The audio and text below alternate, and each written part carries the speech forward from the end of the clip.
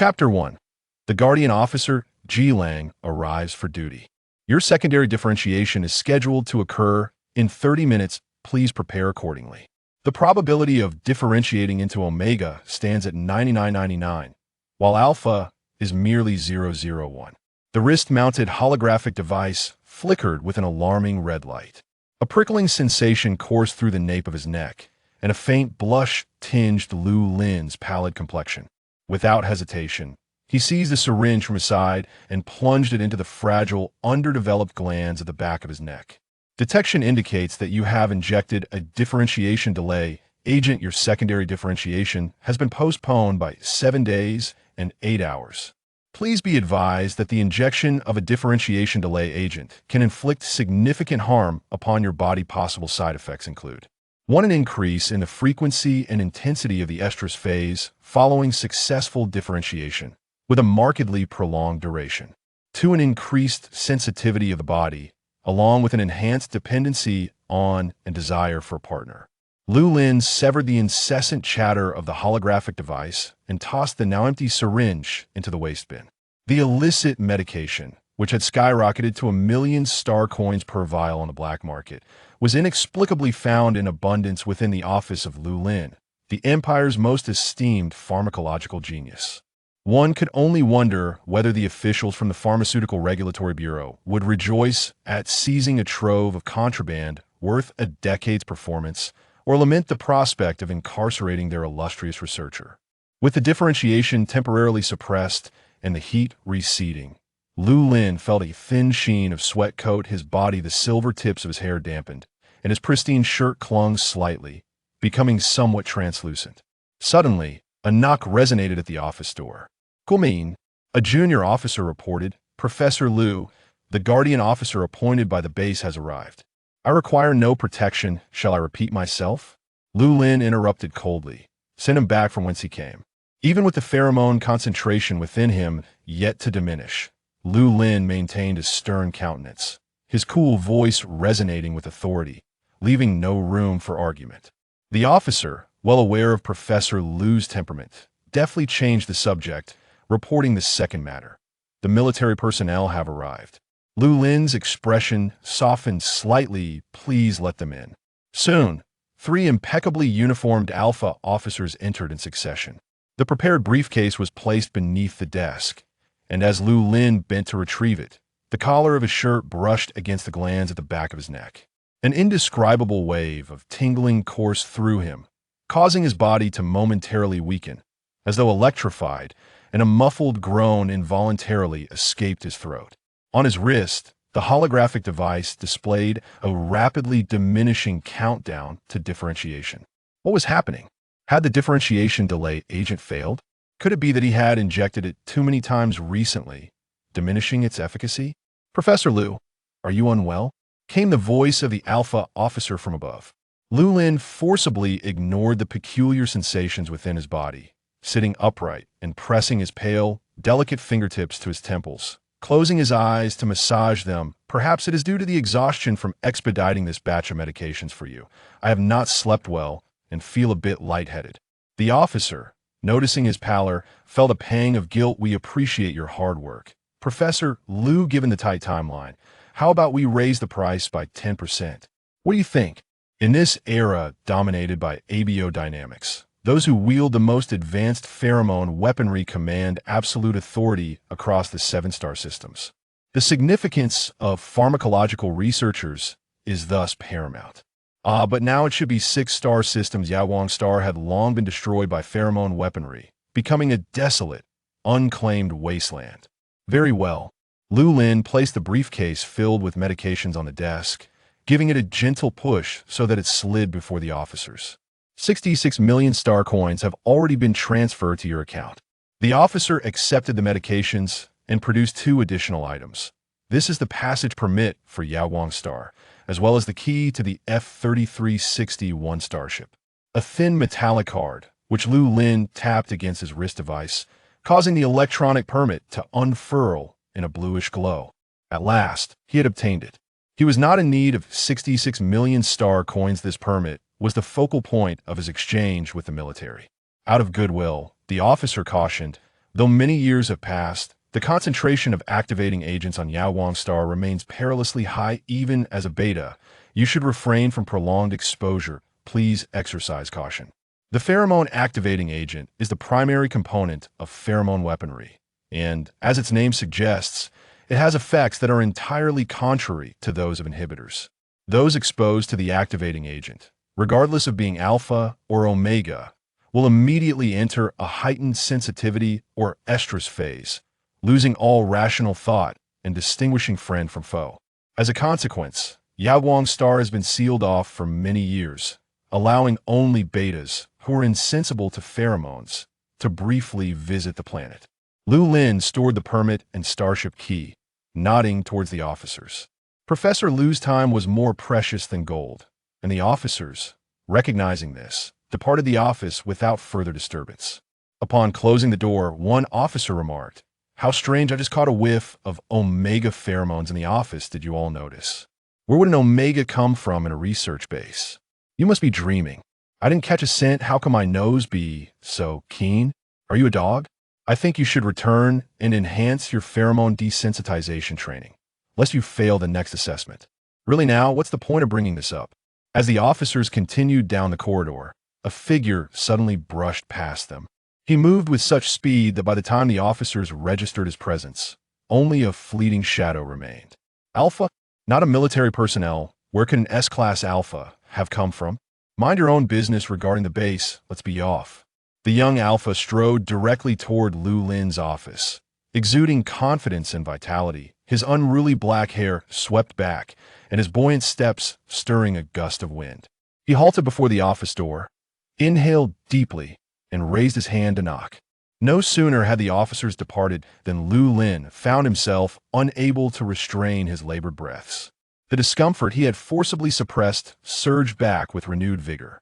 A flush of crimson swiftly crept across his cheeks, and the skin beneath his shirt tinged with a delicate pink. The unbearable pain and itch seemed to gnaw at his very bones, causing his reaching hand toward the drawer to tremble uncontrollably. Within the drawer lay numerous medications, and he rummaged through them in a frenzy. Differentiation delay agent or inhibitor. The differentiation delay agent could only be administered once within 7 days. He had just injected one, and he was uncertain of the consequences of a second. As for the inhibitor, he had yet to complete differentiation. He should still be a beta, and administering an inhibitor to a beta was simply unheard of. Knock, knock. The sudden sound of knocking interrupted Lu Lin's thoughts. The air fell silent. "Hello, may I ask if Professor Lu is present?" A youthful and unfamiliar voice called from outside the door. "Guardian Officer Ji Lang, here to report for duty." ABO, sweet narrative. 1v1 happy ending. Lu Lin as the receiver and Ji Lang as the giver, with emotions taking precedence over plot. Containing personal settings, please do not take it too seriously. It primarily revolves around romance. Please refrain from discussing other characters, games, etc. in the comments, and also avoid mentioning this work beneath others. Let us respect the hard work of every creator and foster a comfortable reading environment for all. Thank you, everyone. Chapter 2. The Duties of the Guardian. Wasn't he supposed to have gone back? Why has he returned? And at such a moment, Lu Lin gritted his teeth, ultimately reaching for the suppressant and injecting the medication into his arm. 1 second, 2 seconds, half a minute passed, yet the heat within him showed no sign of abating. Indeed, it was futile. "Professor Lu?" Outside, the young guardian knocked again. "Are you there?" After a prolonged silence without a response. Ji Lang felt a twinge of confusion. Just then, his keen senses detected an unusual scent in the air, a faint floral fragrance, elegant and crisp, reminiscent of the first plum blossom blooming as winter snow melts away. Omega pheromones? Where could an omega possibly come from at the research base? Wait a moment, could it be? Ji Lang's expression shifted. "Professor Lu." Lu Lin's eyelids twitched ominously. The next moment, a loud bang echoed as the door to his office, which had stood by his side for many years, met its heroic demise, collapsing flat on the ground with a fresh shoe print stamped upon it. The culprit stood defiantly outside the wide-open door. Unruly black hair tousled, their foot suspended mid-air, yet to touch the ground. Ji Lang glanced at the fallen door, then at Professor Lu's icy countenance, attempting to justify himself. No, you can't blame me. It's the door. It's just not sturdy enough. Lu Lin spoke in a frigid tone. The door was not locked. Jilang awkwardly ruffled his tousled hair. My apologies, Professor Lu. I'll fix it right away. He reached to lift the fallen door, forcefully jamming it back into the frame. See, it fits perfectly, as good as new. The door, a hapless victim now forced to rise from the dead. Lu Lin rubbed his aching temples. The heat within him grew increasingly irksome. His vision beginning to blur, he exhaled, I did not permit you to enter. Leave at once. However, the floral scent intensified, and instead of retreating, Jilang took a step forward, leaning both hands upon Lu Lin's desk. He lowered his voice. Professor, your situation is exceedingly precarious. If you do not receive alpha pheromones for reassurance promptly, the situation may spiral out of control. Alpha pheromones? Lu Lin scoffed. You can't even distinguish between genders, and yet you claim to be a guardian? I am beta. I have never needed, nor will I ever require, pheromones, Jilang replied. Beta, is that what you call the floral scent so thick it nearly spills over from this room? Who truly misunderstands gender here? Surely you can't be unable to smell it yourself? Lu Lin retorted. Moreover, I possess ample medication. With technological advancements today, humanity should have long since liberated itself from such base cravings for pheromones. To discuss reassurance in the office of a pharmacologist is rather presumptuous, don't you think? Guardian? Medication? Jilang cast a glance at the syringe in the trash bin. Are you referring to the differentiation delay agent? How did those military officers fail to notice such a banned substance? The Imperial officers truly are blind that if they were to learn that you were secretly using banned medication. Lu Lin's voice turned icy. Do you wish to expose me? How could I? I am your guardian, solely at your command. If anyone dares to expose you, he leaned closer to whisper in the other's ear, then I shall take it upon myself to eliminate them all. Lu Lin, what I mean is, you may trust me completely. The duty of guardian is to risk my life when you are in danger, to stand guard while you work, to warm your bed while you sleep, to observe while you bathe, and when you are in heat. As he spoke, the absurdity escalated, and Lu Lin's brow furrowed.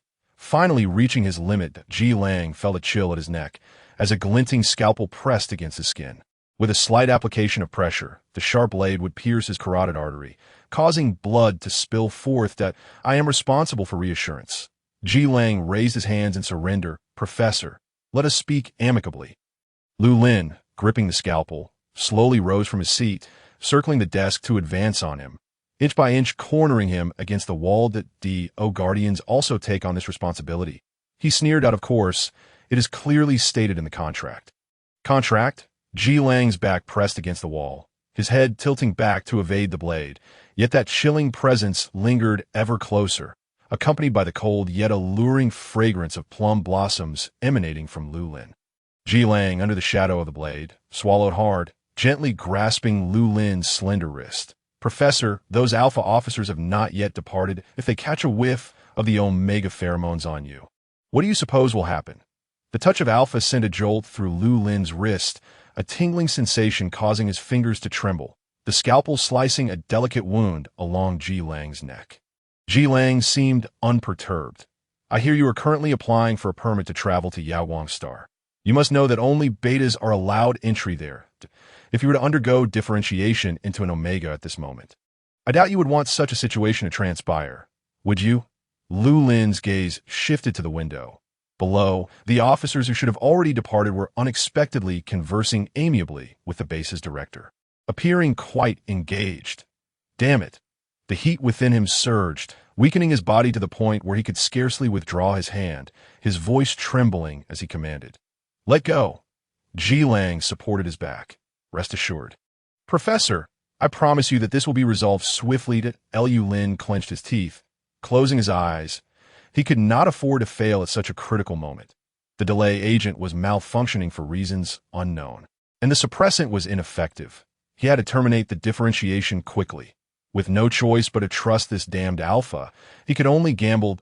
Worst, he could kill him later and pretend it never happened. Jilang's fingertips found the gland at the back of his neck, the sensation far more intense than touching his wrist, causing Lu Lin to tremble violently, unable to support his own knees.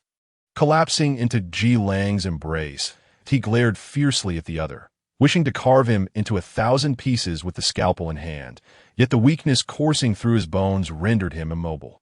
The redness at the corners of his eyes diminishing the threat of his glare, instead rendering him breathtakingly beautiful. Who could have imagined that the Empire's most brilliant pharmacologist, revered by all, the aloof and unapproachable Professor Lu, would display such a loss of composure before a guardian he had just met? Unaware of his imminent demise, the young guardian dutifully massaged Lu Lin's gland, the newly developed organ inflamed and swollen. Even bearing a bloodied injection site, but a thread of alpha pheromones enveloped the gland, the delicate scent of pine intermingling with the plum fragrance. Lu Lin inhaled deeply, a slow and forceful breath. The pine aroma calmed the turmoil within him, as if he were amidst a damp forest after rain, sunlight filtering through the leaves of towering plants, casting dappled light upon the tender grass below. Refreshing, serene, it lulled him into a state of relaxation, tempting him to drift into slumber. Curse it, he found himself appreciating the scent of an alpha's pheromones. All of this was due to that damned secondary differentiation. Professor, might you perform that little act of yours again? You know, the one where you claim that the need for pheromones is a base craving? Lu Lin, Chapter 3, Do Not Call Me Master. The rapidly diminishing countdown on his wrist finally resumed its normal pace. Ultimately halting at 3 days and 19 hours, Lu Lin exhaled in relief. The alpha's pheromones truly proved effective. The excruciating itch within him was subsiding, and the gland at the back of his neck no longer throbbed painfully. How pleasant! The sensation was so delightful it nearly rendered him dizzy with satisfaction. Rejuvenated, Lu Lin freed himself from Ji Lang's grasp, taking a step back to create some distance. The flush that had colored his face faded. Restoring his usual frosty demeanor, he had not noticed before, but now realized that this alpha was exceptionally tall. Even standing straight, he had to look slightly upward to meet his gaze. Lu Lin was already considered tall among betas, even comparable to some alphas. Yet before this young guardian, he still felt diminished. The touch of a stranger alpha made him exceedingly uncomfortable, and the height difference further exacerbated his displeasure, rendering Ji Lang increasingly irksome in his eyes. His lack of decorum, frivolous demeanor, and ostentatious attire. This black leather jacket was flamboyant enough, adorned with an array of silver chains and rings. A ridiculous display that a knife was sheathed at his waist, its scabbard upright.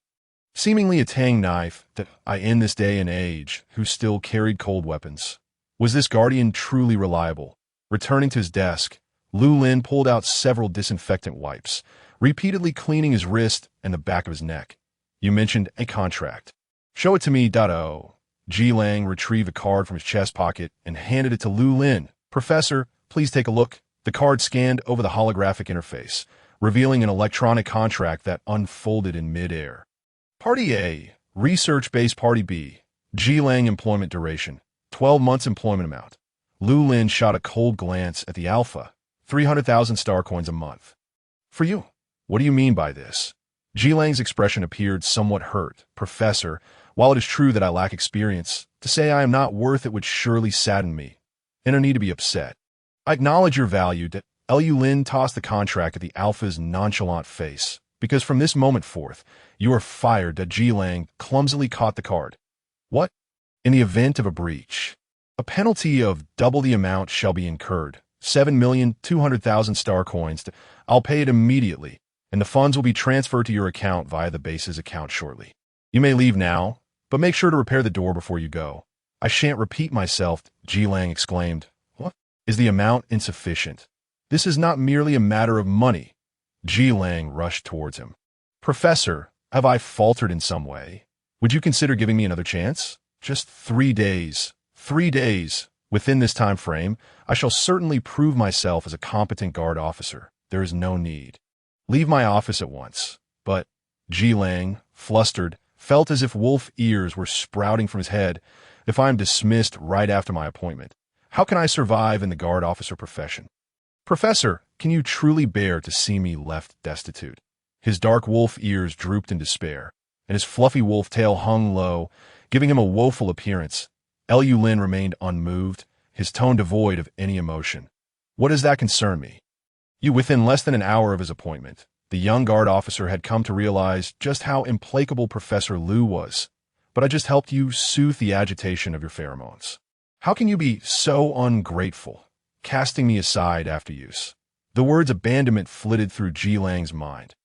Abandonment? Lu Lin gritted his teeth, too weary to engage in a debate with this incessantly chattering alpha. He rose and began to leave. Master, Ji Lang slid to his knees, clinging tightly to Lu Lin's leg, his tail wrapped around the professor's ankle. You cannot leave me behind. Master, we have signed a contract. I am your wolf in life and your ghost in death. You cannot forsake me. Lu Lin's forehead twitched with barely contained frustration, resisting the urge to brandish a scalpel at him. He shook his leg, attempting to dislodge Ji Lang. Get off. I have an alpha phobia. What? Lu Lin's voice was as cold as ice. And what did you just call me? Ji Lang looked up. Master, try saying those two words again. And I have a silencing agent right here. Would you like a dose? Ji Lang tightly shut his mouth, indicating that he was not yet ready to become mute. However, after merely 10 seconds of silence, he couldn't help but whisper, "But we guard officers address our employers like this to Lu Lin. What sort of absurdity our guard Song Jin possesses a slender physique and a strikingly beautiful appearance, resembling an omega at first glance. However, research facilities typically only recruit betas in order to facilitate his employment." Lu Lin misrepresented his gender. Betas are incapable of detecting pheromones, and with Professor Lu's guarantee, no one has ever questioned Song Jin's gender. Yet, alphas are a different matter. Whenever an alpha visits the research base, Lu Lin would ensure that Song Jin hides in the underground laboratory to avoid any complications. Lu Lin shook his head, saying, "Do not concern yourself with him. If he dares to reveal even the slightest detail of your secret, I will have just cause to dismiss him. It seems your first impression of him is not particularly favorable." However, it could also be said that Professor Lu is being disingenuous. Lu Lin recalled the infuriating demeanor of that young guard and smirked coldly. He did not respond, instead shifting the topic. "I will be departing tomorrow. Please assist me in preparing my belongings tonight." Song Jin's eyes brightened, his already radiant golden irises becoming even more dazzling, akin to a brilliant gemstone. "Have you obtained the travel permit for Yawang Star?" "Yes, and I have secured a starship as well." Before the words left his mouth, his peripheral vision caught a shadow. The individuals in the observation room silently approached the window. He was nearly 2 meters tall, adorned with a pair of slightly curved dragon horns atop his head, their rough, spiraled patterns menacing. His dark dragon wings were retracted behind him, and his tail dragged along the ground, each scale distinctly defined. Song Jin took a step back, startled. "Why did you suddenly stand up? You gave me quite a fright," at a pair of blood-red dragon eyes fixated intently on him. Song Jin picked up the remote control and used the mechanical arm to project 2 golden cat's eye stones into the observation room. The sound of the gemstones falling captured the individual's attention. He bent down to pick them up, examining them under the light from various angles, ultimately displaying a satisfied expression as he tucked them away into his treasure box. The box was filled with an array of gold ornaments and jewels, sparkling and radiant. He curled up on the ground, cradling the box and using his wings to cover himself. Lu Lin observed his every movement from outside the window, his expression complex. Previously, he had concluded that Ji Lang could not possibly be the renowned general of the empire, despite their similar physical data. This was because the illustrious General Mu Sun was currently in his laboratory, guarding a box of jewels that, while visually stunning, served no practical purpose and could not venture anywhere. Apart from him, only Song Jin and the base leader would know that the long-deceased General Mu was. In fact, alive 0.6 years ago, conflicts erupted between the star systems, and Tianquan Star unleashed a massive quantity of pheromone activators upon Yawang Star, transforming the entire planet into a living hell. Mu Sun valiantly fought for Tianquan Star, leading the charge and displaying unmatched bravery, causing the defensive forces of Yawang Star to retreat in defeat. Ultimately, Tianquan Star emerged victorious, ascending to become the imperial star that governed the 7 star systems. while Mu Sun himself succumbed to a state of vulnerability after prolonged exposure to the activators, failing to receive solace for 33 days, which led to the collapse of his mental fortitude. This was not the outcome Lu Lin had hoped to witness. When he developed the activator, it was solely to aid the beleaguered Tian Quan star in self-preservation. Little did he anticipate its overwhelming power. Once one possesses a weapon far exceeding their own capabilities, their ambitions inevitably swell uncontrollably. Despite Lu Lin's repeated attempts at persuasion, he could not dissuade the emperor's ambitions. From that moment on, he realized that the man had undergone a transformation. If he were to hand Mu Sun over to the emperor, Mu Sun would undoubtedly face execution. N01 desires an uncontrollable weapon.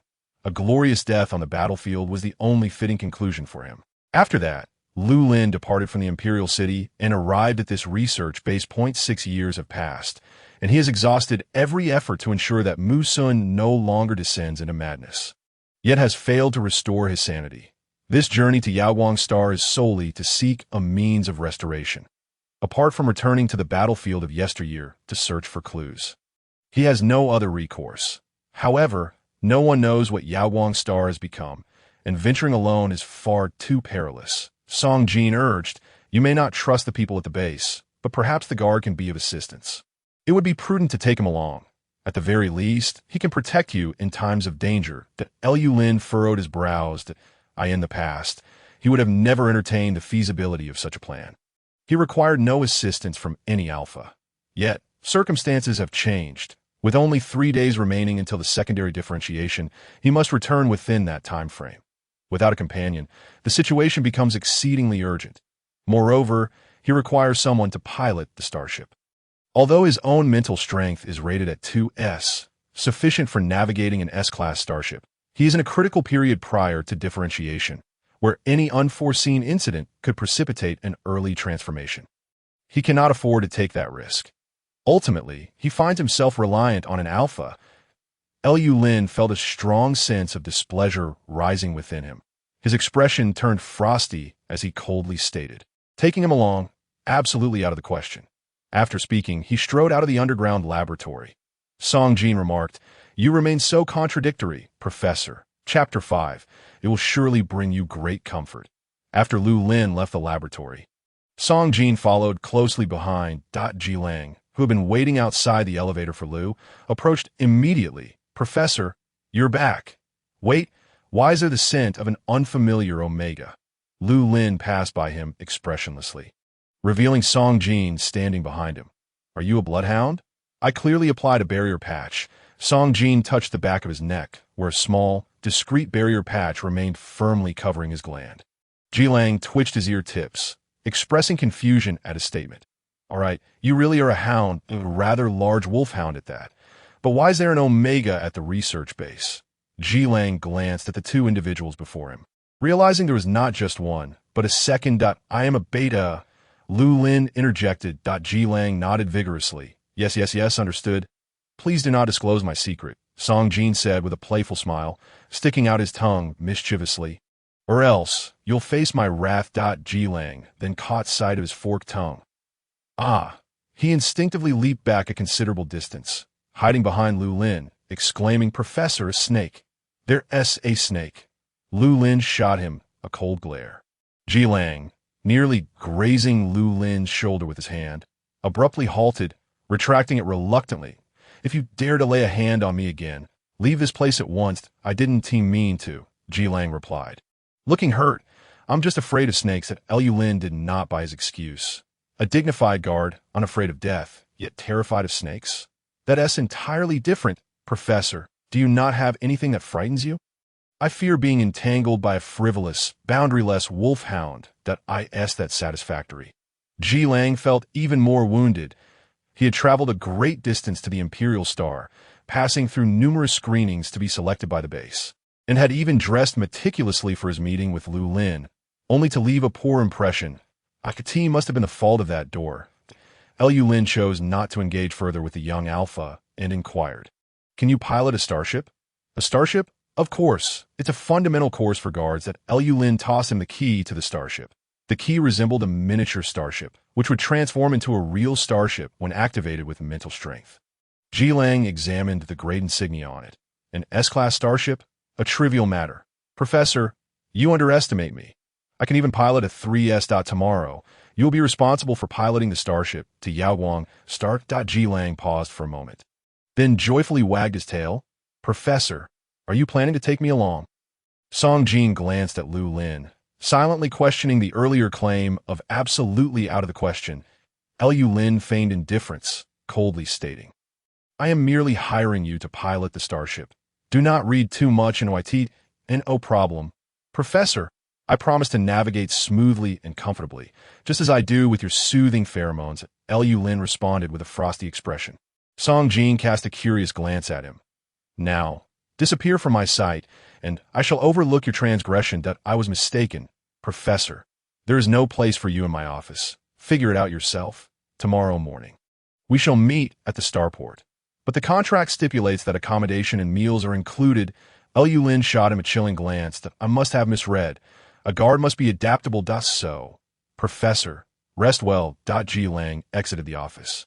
And just as he opened the door, the unbraced door panel came crashing down upon him. The young Alpha, with a reaction speed of 3S, was unfazed by any ambush. He instinctively executed a standard punch.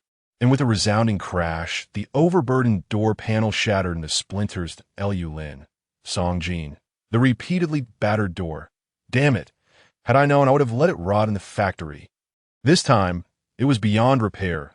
Lu Lin reported to the base and requested a direct replacement with a new one, opting for an iron door. By the next day, the front door was already installed. And Song Jin had arranged all the luggage. Lu Lin's belongings were packed into a modest suitcase. And as he carried it out of the office, he found Ji Lang waiting outside. Didn't I ask you to wait for me at the starport? The starport is too far from here. I was concerned you might encounter danger on the way. Lu Lin said nothing further and nodded. Let us go. The Star Harbor, as its name suggests, serves as a port for starships, where countless vessels ascend and descend daily to gauge the prosperity of a city. One need only observe the throughput of its port. Lu Lin submitted a flight application at the transfer center, and the transfer officer, taken aback, inquired, You wish to travel to Yaoguang Star. Do you possess the necessary passage permit? Lu Lin presented the permit, prompting the officer to regard him with newfound respect. You may take off. But your companion, he glanced at Ji Lang. The passage permit for Yaoguang Star is exclusively issued to Betas S and Alpha. You cannot accompany him. Before Ji Lang could protest, he calmly removed the guard officer's insignia from his chest and affixed it to the officer's light brain. The rights of a guard officer follow the employer and are not constrained by prohibitions. Any issues arising will not be your responsibility. Each guard officer's insignia bears a unique code, making forgery impossible. The transfer officer expressed his astonishment for the second time that day. A guard officer? In this day and age, someone actually graduated from a guard officer academy. Do you look down on me? No, that's not what I meant. The transfer officer replied with a smile. I wish you good luck. Ji Lang reattached the insignia and activated the F-3361 starship with his mental energy. The white starship hovered in the air. Its hatch opening like a staircase. Ji Lang boarded first and extended a hand to Lu Lin. Professor Lu Lin ignored his outstretched hand and ascended the steps on his own. The hatch slowly closed, and the ship's AI began its operations. Destination, Yaoguang Star. Route planning in progress. Please hold on. Ji Lang had connected his mental energy to the starship's network and eagerly began inspecting its hardware. Wait, why are there no weapons? Professor, is this really an S-class starship? You weren't swindled, were you? Have you ever piloted a starship? Lu Lin indeed suspected he had been deceived, but it was by this insufferable guard officer. Starships beginning with fair defensive types. The place we are headed to, Yaoguang Star, requires the most advanced defensive starship to traverse the high concentrations of activation substances safely. He patiently explained that, I see. Ji Lang scratched his head. I have piloted a starship before, albeit the school's training vessel, but it was similar. Lu Lin pinched the bridge of his nose, his head aching. Your training vessels are all equipped with weapons? Of course. Moreover, the school's 3S-class starship was successfully test-flown by me, right after enrollment. I just don't understand why it felt so shabby. Lu Lin replied. There's never been a 3S-class starship specifically designed for training. It must have been a decommissioned military vessel sold to the school for educational purposes. Ji Lang, having just entered school, should have been 16, yet this miner had piloted a 3S class warship. He likely had no idea what that entailed. This implied he might be more exceptional than General Mu Sun, who first piloted a 3S class warship in a battle at 18. All right, I did just speak too loudly, Lu Lin conceded, but he would never admit his mistake to a mere youth. He feigned nonchalance. Let us depart. Chapter 6. Your fierce appearance is quite charming. The AI's mechanical voice resounded. Route planning complete. Recommended Route 1. Estimated duration. 3 hours 22 minutes. Recommended Route 2. The white starship ascended from the port, slicing through the air with a luminous trail, entering the vast darkness of space. What recommended route? That's far too slow. Follow my lead. Ji Lang's eyes sparkled with excitement. Brightening his gaze, where is the nearest jump point? A jump point has been detected. Arrival in 33 seconds. The starship erupted in brilliant light, the space around it collapsing, and in the next moment, it appeared light years away. Replanning route. The AI's voice was cut off as Ji Lang executed another jump. Replanning. Ji Lang completed yet another jump. Finally, the AI fell silent.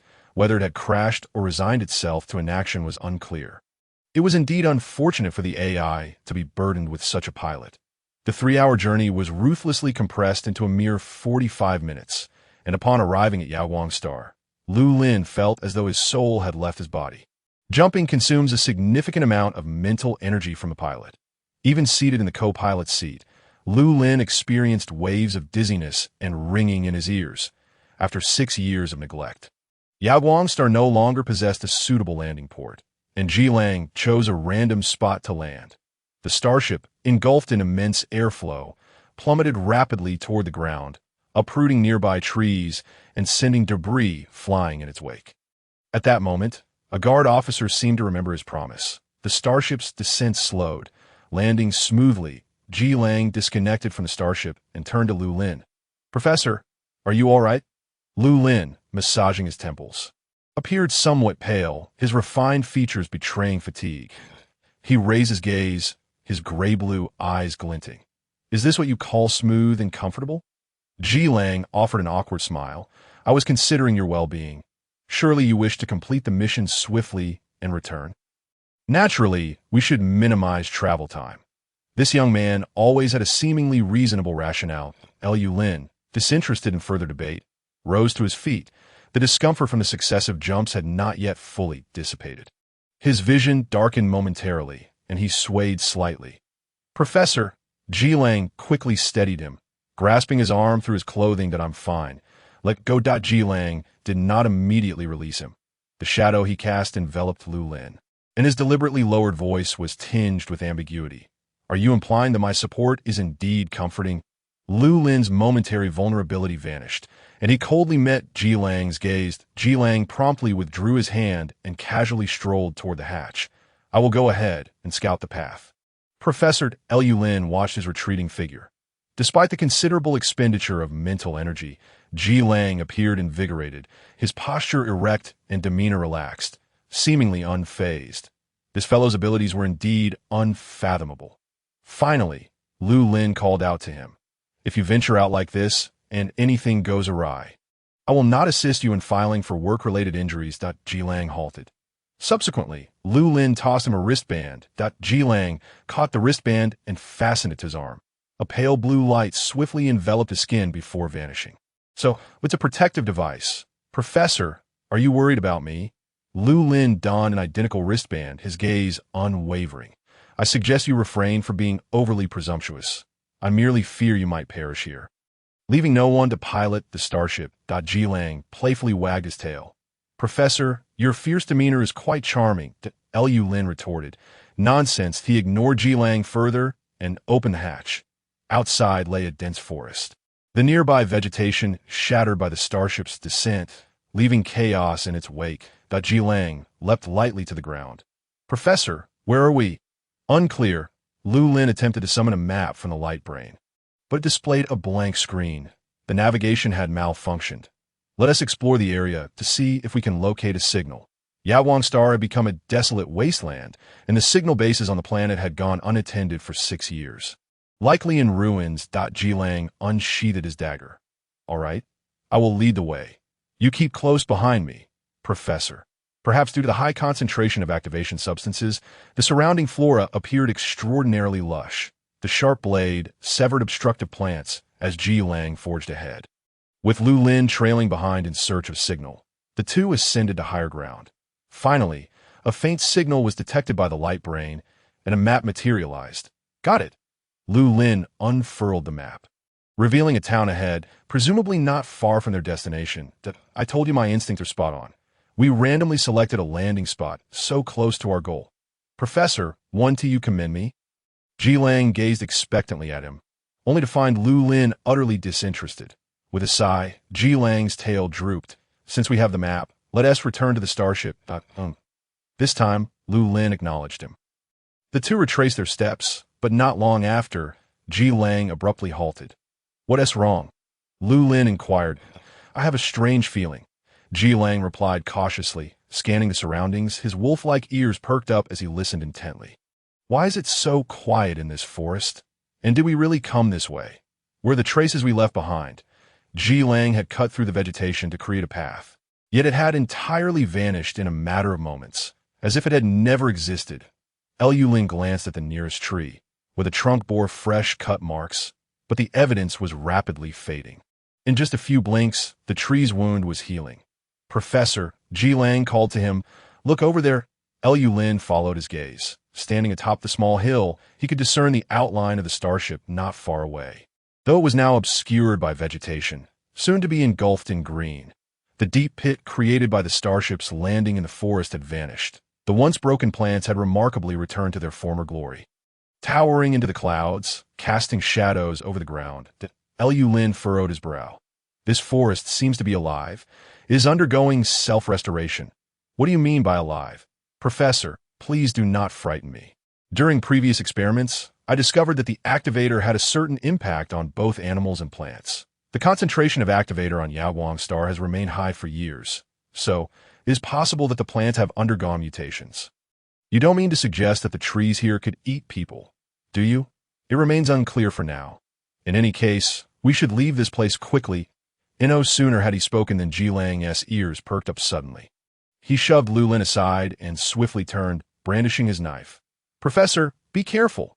A vine fell from the sky, its cut end smooth, green sap splattering onto Jilang's knife. Ugh, that's disgusting. He disdainfully flicked the blade. I detest things that resemble snakes. He then pinched his nose. What an overwhelming scent of alpha pheromones emanating from this plant. He wanted to lean in closer, but upon noticing the writhing vine, he opted to sniff his own knife instead. The unique, fishy aroma of the plant's sap surged to his head, and with just a whiff, he felt as though his soul had been violently pierced. Ugh. Lu Lin, what did you say? Pheromones. Yes, Professor. Can't you smell them? All right. You're a beta at Lu Lin. Leaving aside whether he can smell them or not, how could plants possibly have pheromones? This appears to be an alpha vine. Professor Jilang kicked the vine on the ground. He then used the tip of his knife to slash a nearby tree branch, bringing it close to his nose. This seems to be an alpha tree. He squatted down to pull a few blades of grass, sniffing the broken ends. This is alpha grass. He explored the surroundings. Identification complete. All the plants here are alpha, Professor. So should we not name this place Omega's Joyful Forest? Chapter 7. The Pressure of Pheromones. Have plants differentiated into ABO genders? This is utterly astonishing. Professor, is this what you referred to as mutation? If this were written as a research paper for publication, the entire star network would be in an uproar. Lu Lin furrowed his brow in contemplation for a moment. I will collect some samples. He opened his portable case and began extracting soil and plant samples from the vicinity. Jilang squatted beside him, intensely curious about his case, his paws restlessly reaching inside. Don't fidget. Oh, Jilang retracted his hand reluctantly. I was just curious. How could such a small case hold so many things? Have you never seen a folding space? What is that? Lu Lin, what a scruffy little dog from some remote place. Just look at his attire. It seems he has fallen behind 3-star years. The guard officer school can clearly afford decommissioned warships. Why would they not provide such everyday items? Lu Lin remained silent, focusing on his sampling. Suddenly, he felt a chill at the nape of his neck. Something dripped onto his neck, and when he touched it, his palm came away damp. The liquid was colorless and transparent, with no discernible scent. Water. He looked up, noticing the towering plants overhead. The forest vegetation was dense and humid, so it was quite normal for evaporated moisture to drip down from the leaves. Lu Lin thought nothing of it. As he placed the collected samples into test tubes, Ji Lang stood watch nearby. Professor, I have a feeling this place isn't safe. Less erudite I know, Lu Lin replied, packing his things back into the case. All right, let us go. Ji Lang, as wolf ears twitched. What sound? The faint sounds, imperceptible to human ears, did not escape a wolf's acute hearing. Ji Lang abruptly thrust his knife into the ground, precisely striking a vine that was crawling in the shadows beneath the fallen leaves. The vine seemed to writhe in pain, causing all the leaves on the ground to tremble, and in the next moment, more vines erupted from the earth, charging towards him. The blade flashed, instantly severing the vines into disarray.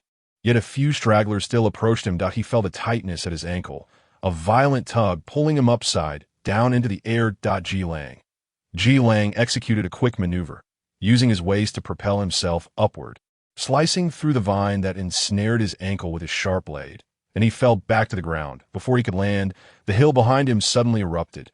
What had seemed like a hill was in fact a gigantic plant towering 3 stories high. Its cavernous maw gaped open beneath him, threatening to swallow Ji Lang whole, and he even had the presence of mind to jest. Wow, these plants really do eat people. The shockwave from the hill's explosion sent dry leaves and stones flying, nearly blinding Lu Lin. He shielded his face with his arm, and when the dust settled, he beheld a certain guard officer already engulfed by the plant. No, rather, he should say, caught in its mawi in a moment of crisis. He thrust the sheath of his knife into the gaping mouth, preventing it from closing. Without hesitation, Lu Lin swiftly retrieved a handgun from his inner pocket, a silver pistol aimed at the distant plant. And without a moment's hesitation, he pulled the trigger. The 2 gunshots shattered the silence of the forest, sap splattered, and the pained plant expelled Ji Lang, who landed and sprinted toward Lu Lin. Professor. Run! There was no need for him to remind Lu Lin. He was already in flight. The 2 small bullets were evidently insufficient to pose any real threat to the mutated plant, which was thoroughly enraged. Countless vines converging from all directions. Ji Lang slashed as he ran. Professor, you actually know how to use a gun. Of course, oh, what in the world is that? A Venus flytrap. A Venus flytrap. That large. Is it a Venus flytrap or a man-eating plant? Do you think I will die if I don't speak for a second? Ji Lang fiercely sliced through a vine that had chased him closely. I'm just trying to lighten the mood. But Professor, thanks for earlier. Lu Lin had already expended his ammunition, reloading with one hand. Save the thanks for when we escape alive. You say that as if I wouldn't protect your safety as your guard officer. As the words fell, both paused abruptly. There was no path forward. Dense trees blocked their way, each thick enough to require a person to embrace with both arms. Were we not heading in this direction when we arrived? Ji Lang surveyed their surroundings in disbelief. Lu Lin glanced at the map. The direction is correct, but I told you long ago, this forest is alive. A 3-story tall Venus flytrap is pursuing us. So it's not surprising that the trees can shift positions. Your method of comforting is quite unique. Turning back, the vines seemed to realize they had cornered their prey, and their attack slowed, beginning to flaunt their might before them. Lu Lin, these should be the predatory tendrils it evolved. Its main body cannot move, so it uses its vines to capture prey and deliver them to its digestive organ, which is precisely that mouth that nearly devoured you. That is actually its leaf. Now is not the time for a science lesson, allowing you, my little guard officer, to broaden your horizons before your demise. Well, I truly thank you for that, but I absolutely refuse to die here. Ji Lang tightened his grip on the knife. Even if I die, it must be in a grand and glorious manner. Being consumed by a Venus flytrap would tarnish my illustrious reputation. Lu Lin, illustrious reputation. Is that the illustrious reputation of one who smashed through the office door upon our first meeting? Ji Lang continued to sever the nearest vines, yet the encirclement tightened. Countless green vines writhing at their feet, causing sanity to plummet. Professor, I actually have an idea. Speak that if these plants have indeed evolved abiogenders, then might we not use the simplest method to deal with them? Ji Lang stepped forward. Professor, please step back. With nowhere left to retreat, how else was he to withdraw? Ji Lang shielded Lu Lin behind him, releasing his pheromones without reservation. The overwhelming pheromone pressure from an S-class alpha flooded the area, causing Lu Lin to feel a buzzing in his head, his knees buckling as he half-kneeled. The surrounding vines, in unison, quivered and quickly recoiled. Ji Lang charged forward. Don't run. Aren't you alpha vines? Let me play with you. The rich scent of pine spread through the forest, and Lu Lin gritted his teeth, his body growing weak, unable to stand at a faint. Unnatural flush crept across his pale face as he glared fiercely at the culprit that had already dashed far away. These damned alphas, that don't they consider whether an omega is nearby before releasing their pheromones? Ji Lang. Professor, you mentioned that you're a beta. Lu Lin. Silence. Chapter 8. Come back after you clean up, leaning against the tree trunk. Lu Lin's chest rose and fell restlessly. The potent alpha pheromones were gnawing at his sanity, causing his nape glands to heat up slightly. Perhaps due to the previous soothing encounter, he had become particularly sensitive to Ji Lang's pheromones. The refreshing scent of pine mingled with the acrid odor of vine sap. Gradually easing his taut nerves, he inhaled deeply, finding the aroma remarkably soul-cleansing and invigorating. Curiously, although he could not detect anyone else's pheromones, nor even his own, he could distinctly perceive Ji Lang's. His glands were aflame, yet he felt no discomfort. His body was relaxed, and he was drowsy. Suddenly, he jolted awake. Lu Lin raised his hand and bit down hard on his wrist. Attempting to stave off sleep with pain, he absolutely could not afford to succumb to slumber at such a moment. Steadying himself against the tree, he stood up and witnessed someone engaged in a fierce battle with a Venus flytrap. Fragments of severed vines littered the ground, and the flytrap had lost its former vigor, succumbing to the overwhelming pressure of hierarchy. The remaining vines retreated underground, their gaping mouths yearning to burrow into the soil. But Ji Lang offered it no reprieve, forcefully grasping the fragile junction of its stem and leaves and severing it with a decisive stroke. The leaves were cut away from the body, and the flytrap writhed in pain. Its entire form contorted. Even a plant could hardly endure such bullying. It retaliated by bursting forth from the ground once more, several massive jaws unfurled in the air, the enormous predatory pincers snapping open and shut. Each spike capable of impaling a person completely. Oh, how many more are there? Ji Lang gazed up at the colossal shadow overhead. Indeed, the professor had mentioned that those were merely its leaves, and certainly, there would be more than one. In that case, let us help you with all of them. As the predatory pincers lunged towards him, Ji Lang rolled aside and swiftly slashed with his knife. He darted agilely between countless leaves, executing precise strikes, and within 5 minutes, he had reduced the flytrap to a mere shadow of its former self. The severed pincers piled up like a mountain, and he triumphantly stood atop it. How about that? Are you convinced now? The severely wounded plant retreated in disgrace, refusing to emerge no matter what he said. After the intense battle, Ji Lang felt invigorated.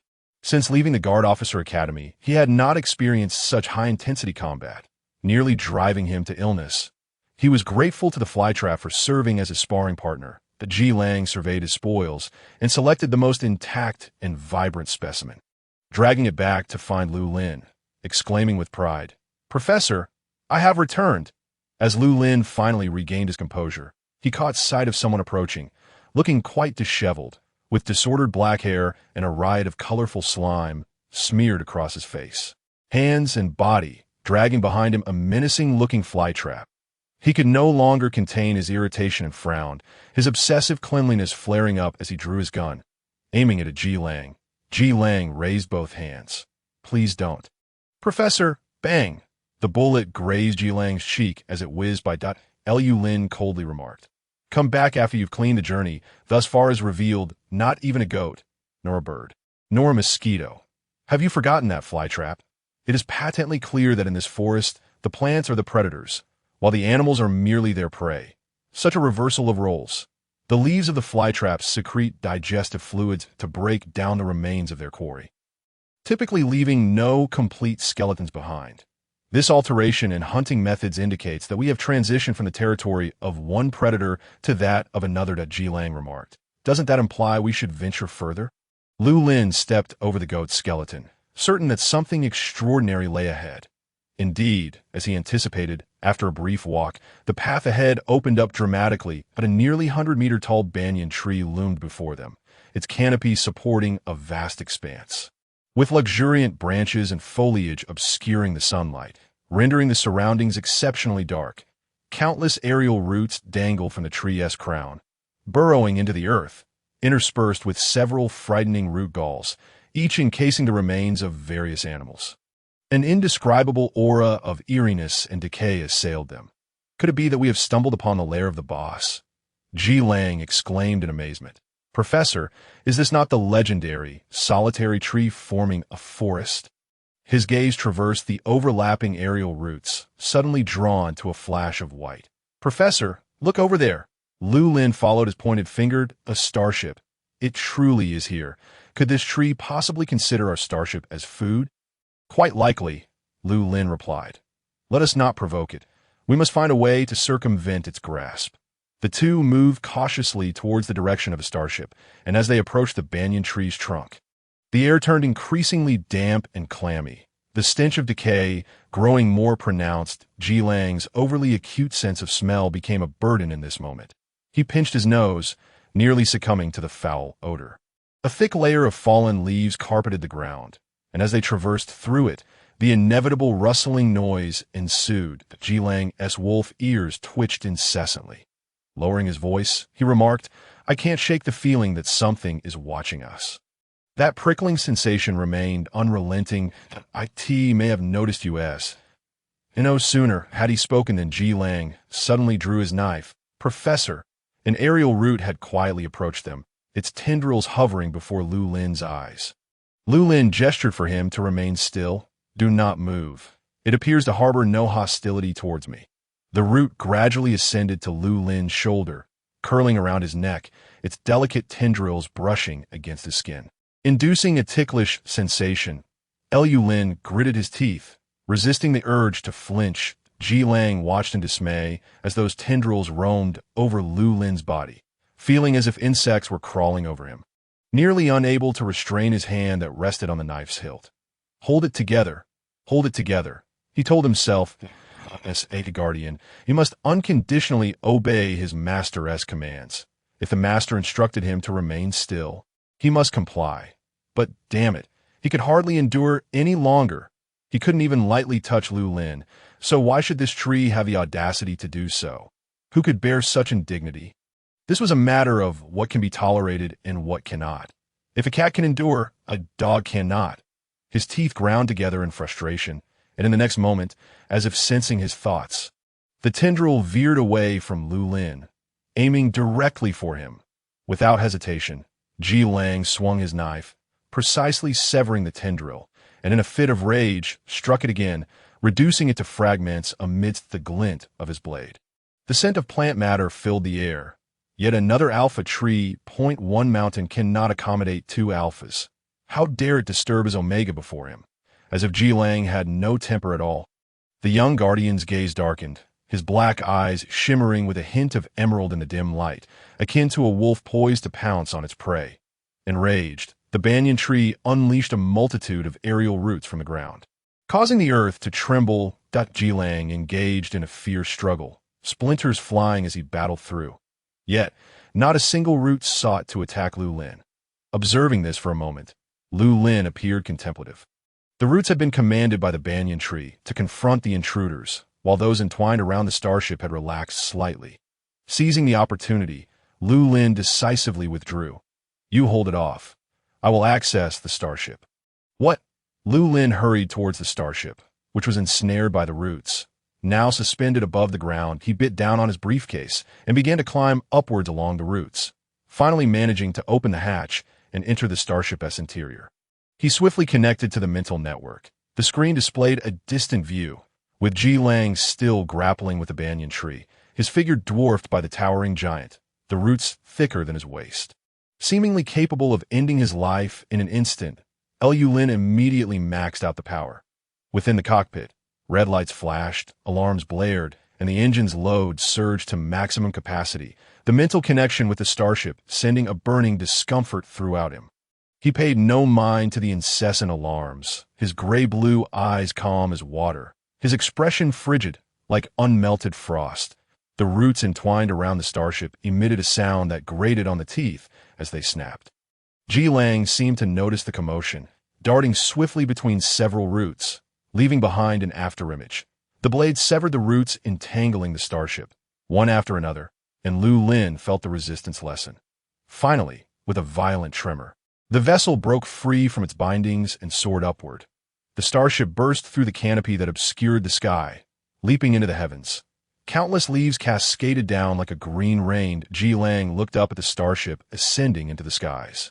Exhaling a sigh of relief, his chest rising and falling slightly, revealing a smile tinged with both loss and relief. "Professor, it seems you have abandoned me." Dozens of roots surged towards him from all directions. Yet Ji Lang's grip on the knife remained steady. To die, protecting Lu Lin would not be a poor fate, but he felt it was hardly something to take pride in to perish at the hands of a plant. Before he could react, the starship, having escaped, plummeted back towards the ground, the tremendous impact shattering the banyan tree's roots into countless fragments. Ji Lang was flung away by the shockwave, while Lu Lin promptly tossed down a soft ladder and opened the intercom. "What are you dawdling for? Get up here." Chapter 10. "Let me hold you." Professor Ji Lang was caught in a gust, his wolf ears blown back, struggling against the fierce wind to open his eyes. He managed to grasp the soft ladder, drifting nearby. The starship ascended once more, leaving the carnivorous forest far behind. Ji Lang clung to the ladder at the ship's tail, glancing back at the banyan tree. Now thrashing in rage with its roots, he let out a melodious whistle directed at it. The high-altitude winds rustled his clothes, and his youthful, handsome features relaxed, embodying a proud and defiant spirit, his bushy tail swaying in the wind.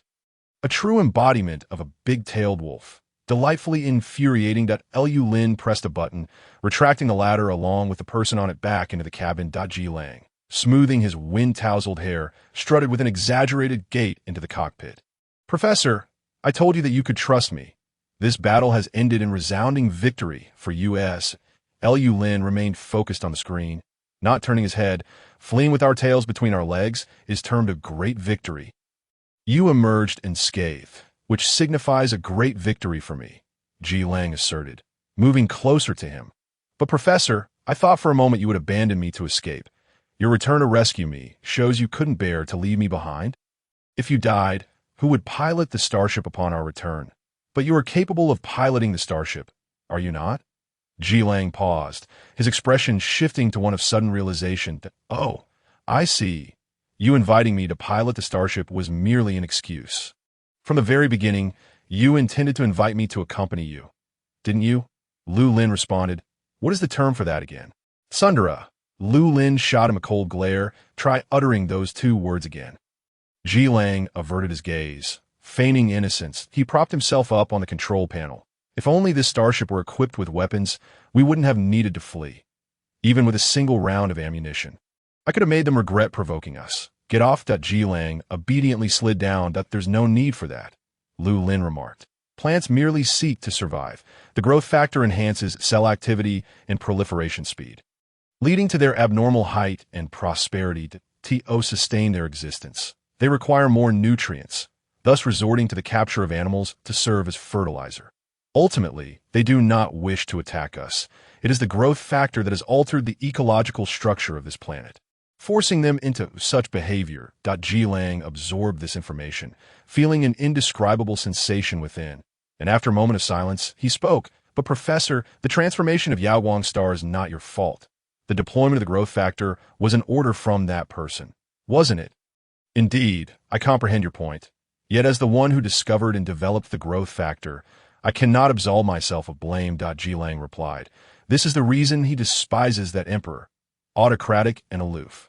He wields Professor Lu's research achievements as a weapon of power, employing any means necessary to solidify his throne. To disdain life and act with brutality.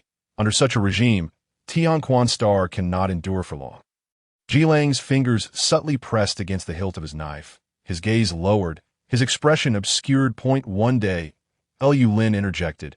We have located that town. That Jilang instantly snapped back to attention, gazing at the screen in shock. Professor, are you certain this is a town? It appears to be a wasteland. Yes, it has been abandoned for 6 years.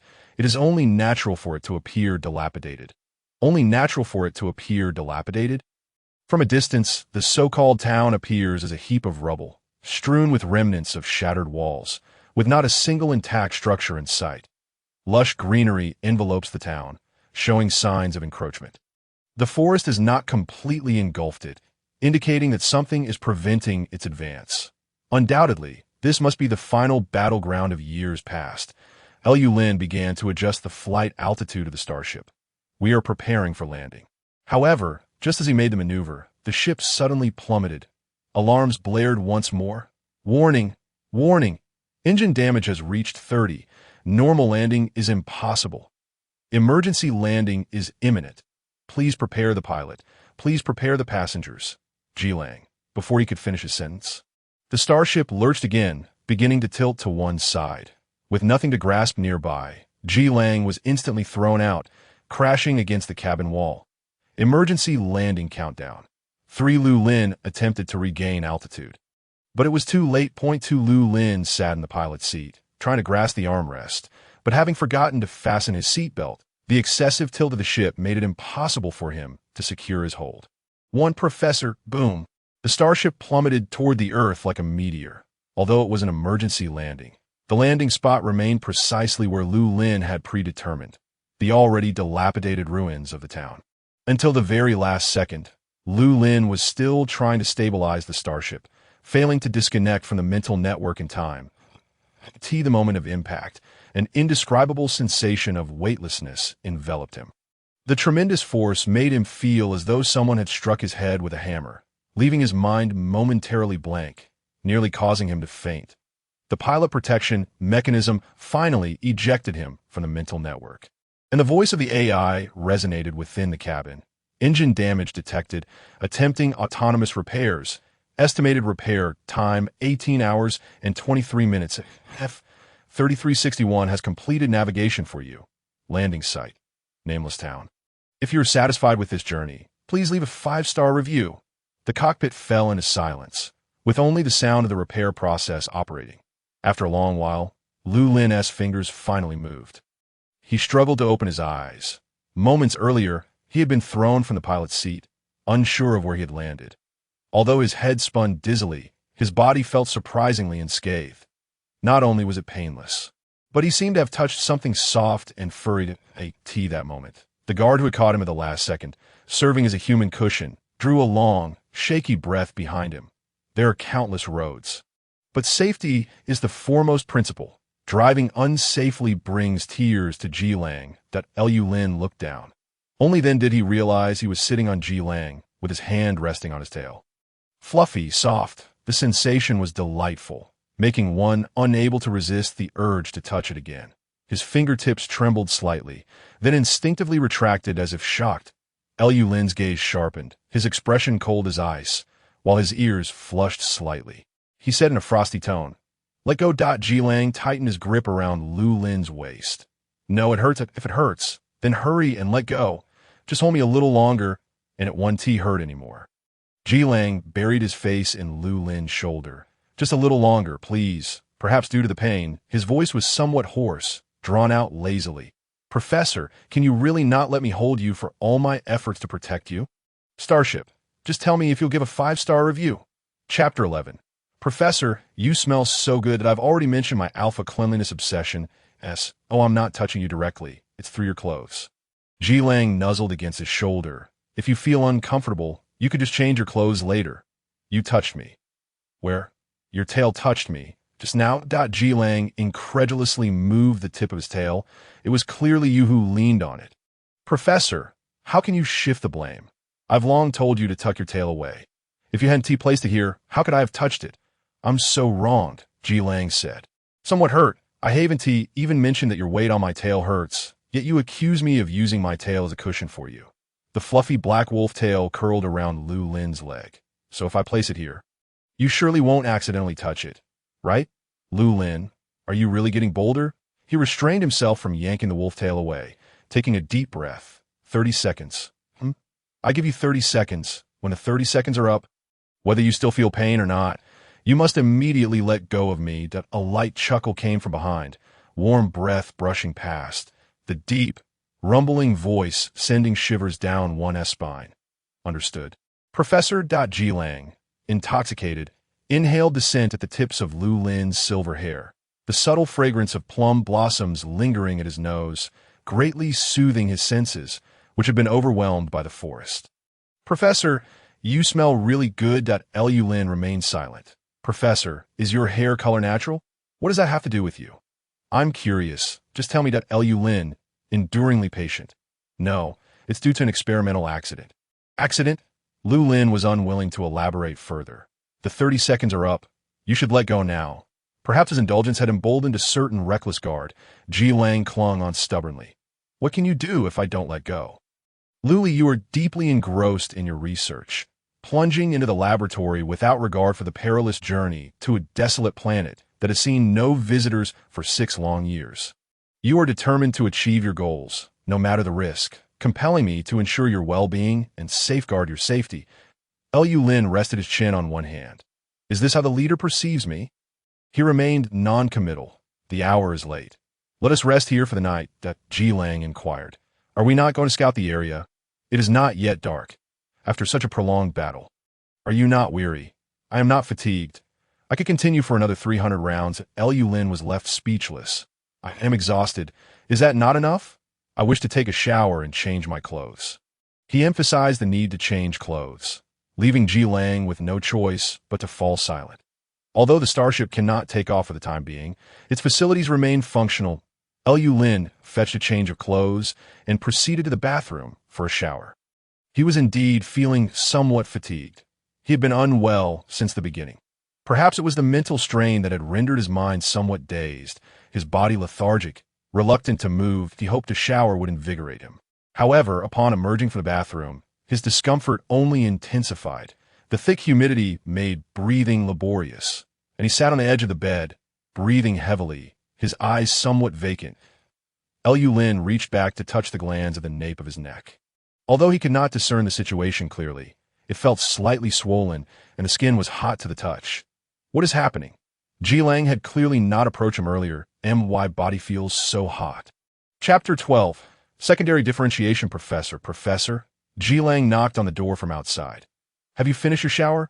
Lu Lin exhaled deeply, summoning his strength to rise and open the door. What is it? I would like to take a shower as well, to spare you from your constant disdain, but it seems there is only one bathroom on this starship. Lu Lin stepped aside to let him in. I have finished my shower. You may go, but do not take too long, as the water supply on the starship is limited. Jilang nodded and brushed past him. After a moment's hesitation, he stopped. Professor, are you feeling unwell? Your face is quite flushed. Lu Lin replied. Perhaps the water was too hot during my shower. No, I mean, ever since we encountered that Venus flytrap, your face has been persistently red. Although it appears to be merely a faint blush, it is quite abnormal compared to your usual complexion. Yes, that's so. Lu Lin was not in the mood for a discussion on this matter. Perhaps he was simply unaccustomed to the climate here, suffering from the local conditions. Seeing him indifferent, Jilang refrained from further inquiry. Then, please rest early. I will go scout the area shortly. Be cautious. Jilang turned back, surprised that the professor would remind him to be safe. It truly is rather peculiar. However, pressing further would only annoy him. Perhaps it is best to shower first. Just as he was about to enter the bathroom, Lu Lin called out to him, Wait, what is it, Professor? Come here. Jilang approached him, and Lu Lin reached out toward the top of his head. Jilang immediately understood, bending down to let Lu Lin place his hand over his ear. Lu Lin, perplexed. What are you doing? Did you not wish to touch me? Lu Lin retrieved something from his hair. It was a root from a banyan tree, and coldly remarked, Who wants to touch you? Do not be so self-important. Jilang sighed. Oh no, the normal professor has returned. The disheartened guard trudged into the bathroom, while Lu Lin prepared to collect the sample once more. The banyan tree's resistance to Ji Lang's pheromonal pressure indicated its high level. Making this data quite valuable, Lu Lin picked up a test tube, attempting to place the root inside. However, for some reason, his vision became extremely blurry, his eyes struggling to focus, and despite several attempts, he failed to succeed. His body felt increasingly unwell. The back of his neck burned with heat, radiating along his spine. Lu Lin placed the item on the table, propping himself on his knees, and began to breathe heavily. The light on his wrist computer began to flash an alarm, the blinking red light finally rousing him. This is secondary differentiation. Ji Lang took a quick shower, using a fragrant orange-scented body wash that left him smelling delightful. The body wash was undoubtedly provided by Lu Lin, who clearly favored this particular brand, even taking it on business trips. He then retrieved his own grooming oil to give his tail and ears a spa treatment. An exemplary wolf always prioritizes the maintenance of its FU. As he applied the oil, he pondered how the professor managed to refrain from touching him. Was it due to his dirtiness, or perhaps because he felt he was not worth touching? After showering, he did not forget to use a blow dryer to dry his tail, which was now glossy and fluffy. Just as he was blowing it dry, his keen sense of smell suddenly detected an unusual scent in the air. What is that? Omega pheromones. The fragrance of plum blossoms. Ji Lang was immediately struck by an ominous premonition. He hurriedly turned off the blow dryer and rushed out to find Lu Lin. Professor? To his shock, he found Lu Lin collapsed on the bedroom floor, unconscious, with a shattered test tube beside him. Ji Lang was startled and quickly rushed to support him. Professor, this temperature. So hot. Lu Lin felt as though he were on fire, especially around the glands at the back of his neck, where the skin was alarmingly red and swollen. The countdown for differentiation displayed on his wrist computer had reached 0. Ji Lang remembered that they had set out with 3 days to spare, and they had not even been on Yaoguang Star for 24 hours. Why is this happening so quickly?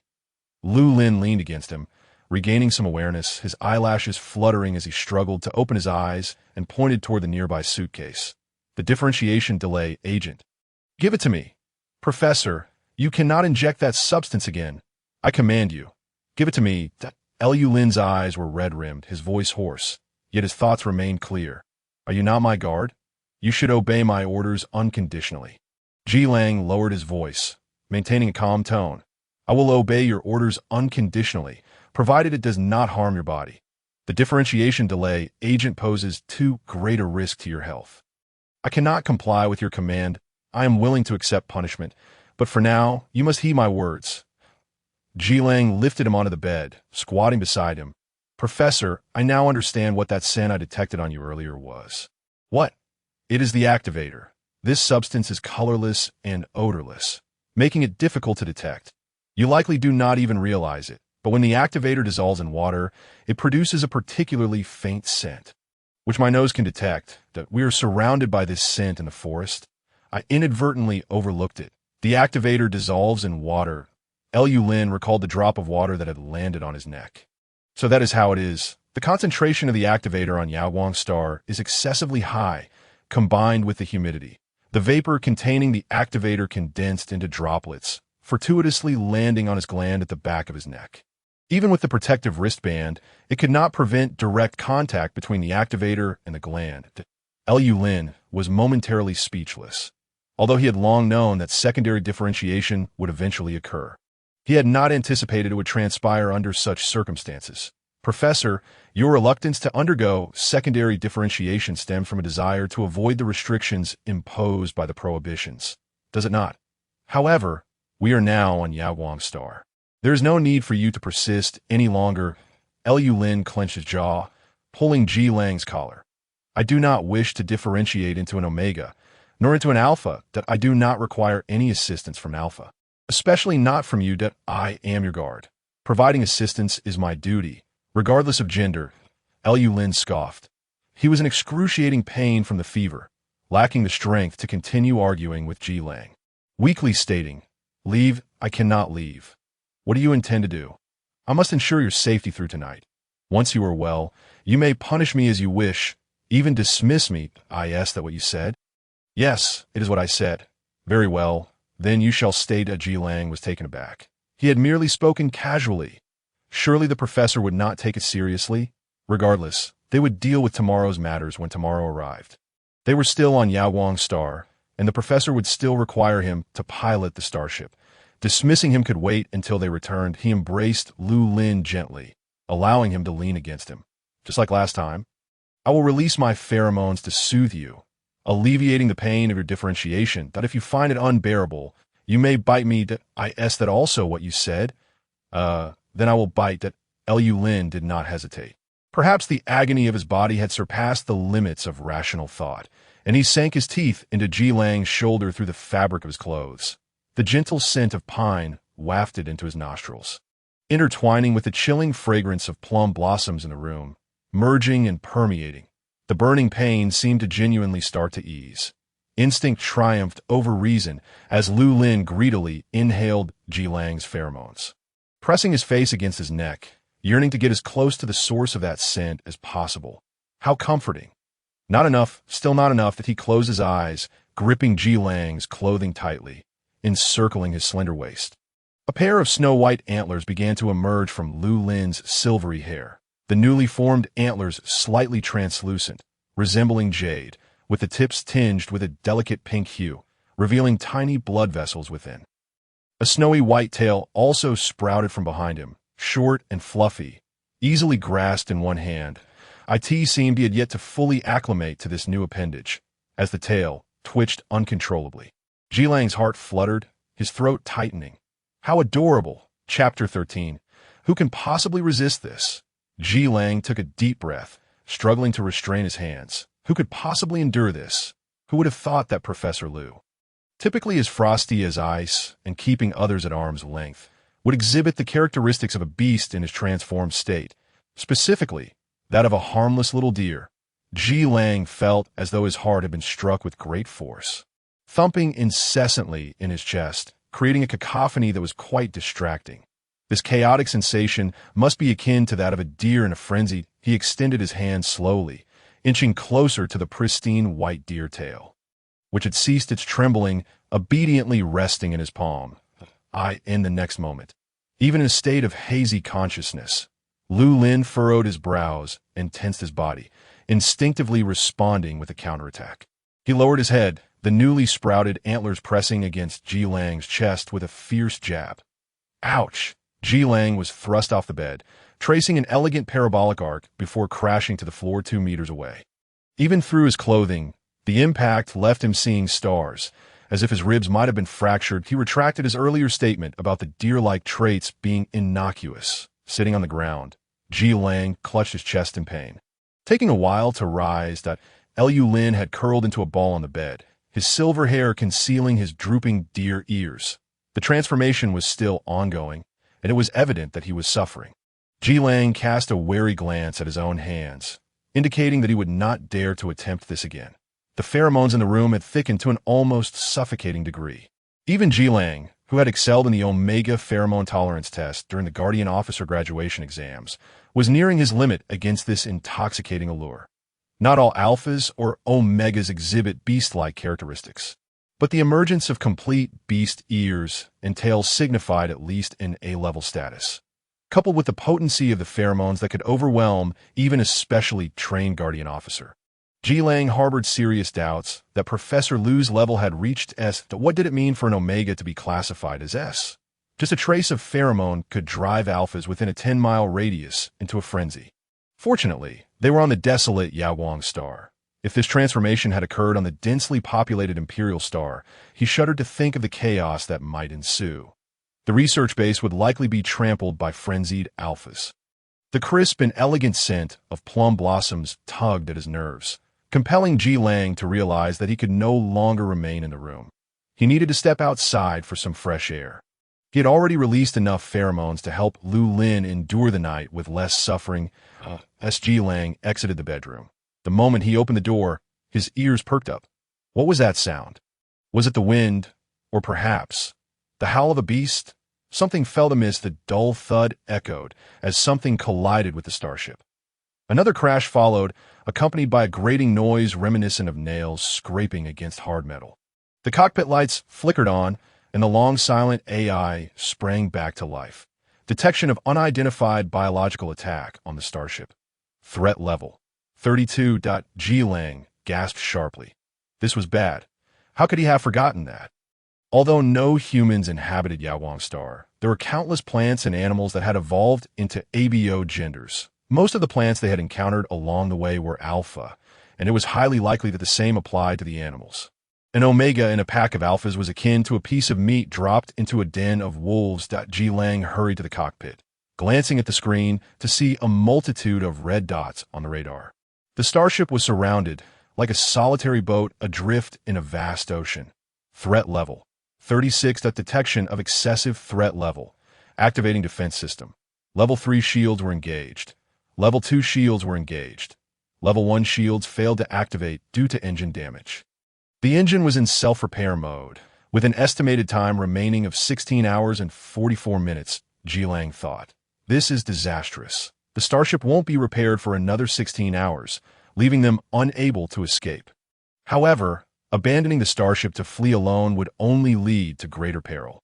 At least the defensive starship could withstand the onslaught of beasts for a while longer, he inquired of the AI. How long can you hold out? I cannot make any guarantees. The attacks are becoming increasingly ferocious.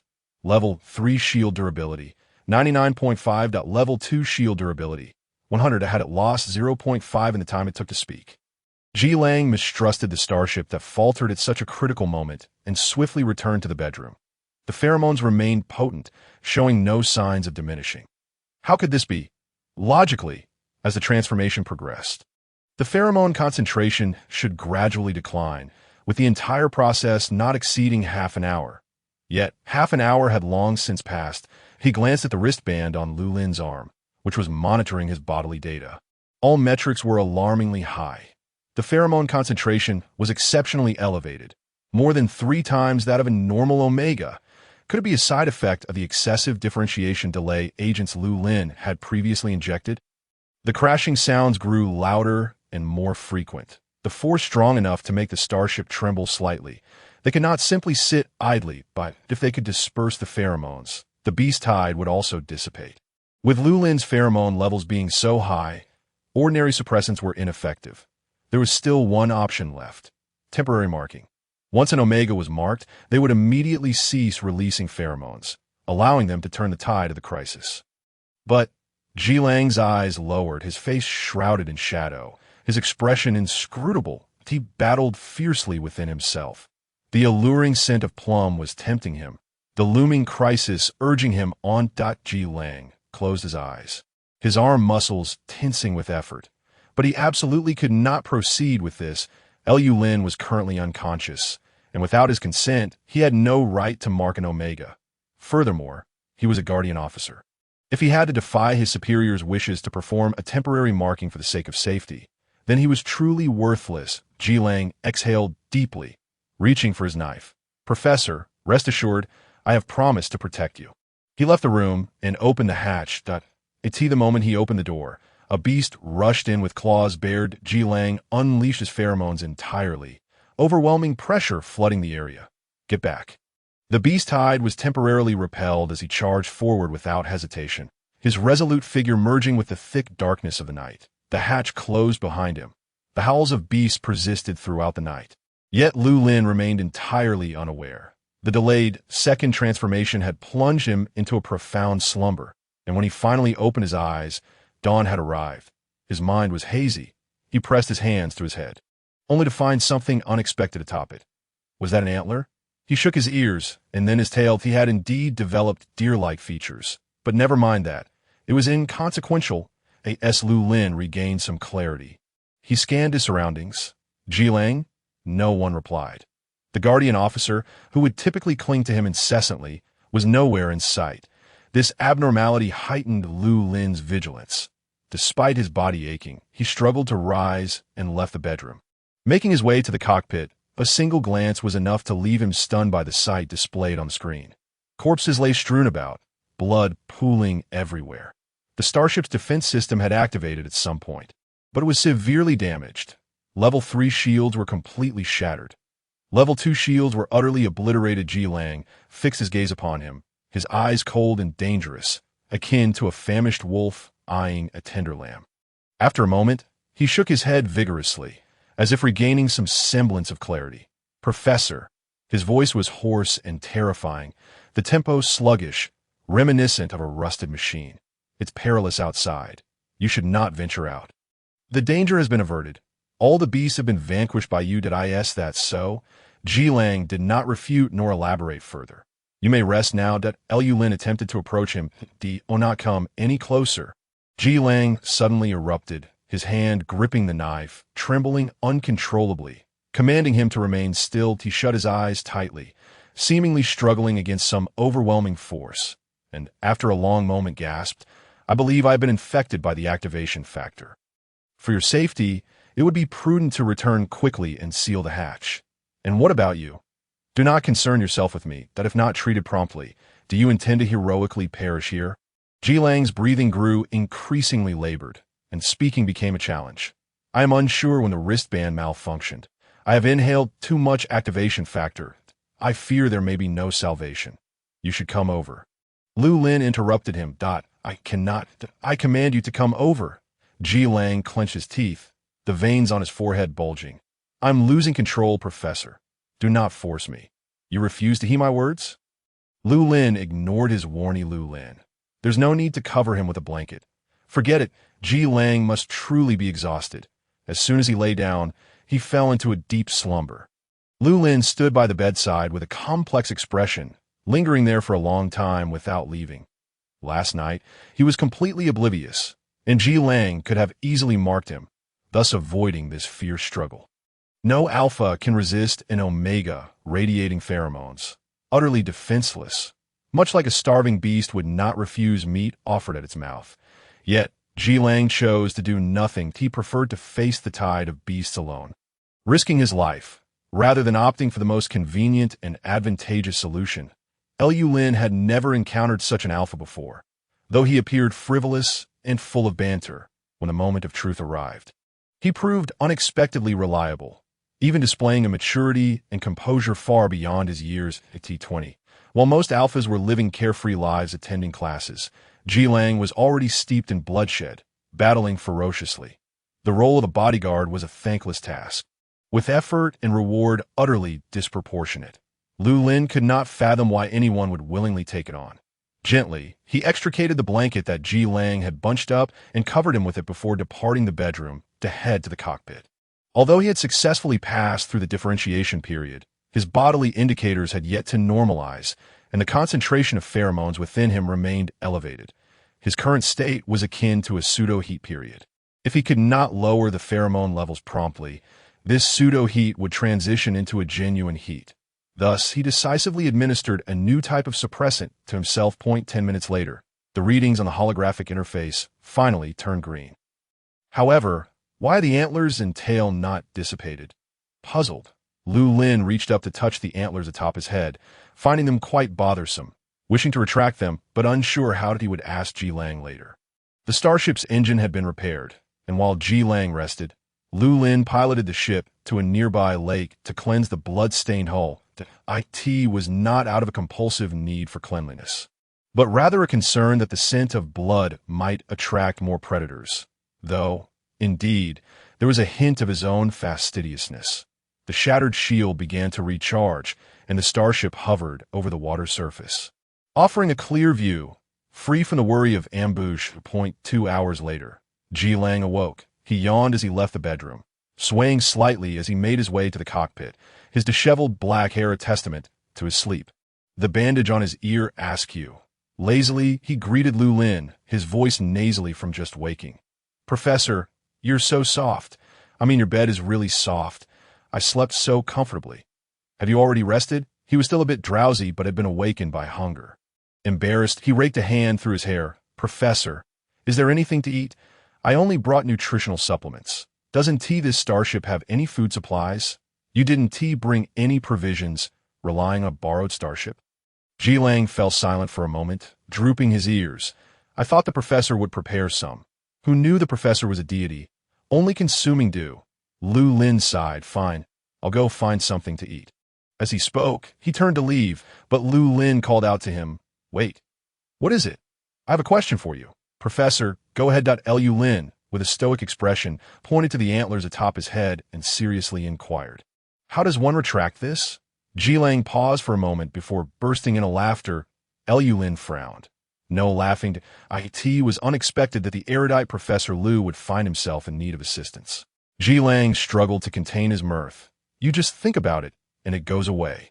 Saying this, he twitched the wolf ears atop his head, and they vanished. The tail trailing behind him also disappeared. "See, it's that simple," Jilang remarked. "It's just as easy to release it." With a swish, the ears and tail reappeared. They grown back. With another swish, they vanished again. Back and forth it went for 3 or 4 repetitions until a piece of white material fell from the air. Jilang halted his playful demonstration. The bandage fell off at Lu Lin. After 2 hours of sleep, the pheromone levels in Jilang's body stabilized, allowing him to control his beastly traits with ease once more. He enthusiastically demonstrated to Lu Lin for a considerable time, even including the extension of claws and the display of fangs. However, Lu Lin still could not master it. The antlers seemed welded to his head, unresponsive regardless of his thoughts. The drooping deer ears also refused to revert to their human form. He maintained a calm demeanor, though his tail twitched anxiously, the snowy white tip nearly leaving a blur in its wake. Jilang remarked, "Professor, if you truly cannot retract them, then perhaps you should not bother. That I surmise it is because you have just differentiated and your beastly traits remain unstable, hence temporarily uncontrollable, that it should resolve itself in a few days." Yet this was quite peculiar. Peculiar? I don't find it so. I think it's rather cute. Cute? Lu Lin's brow furrowed.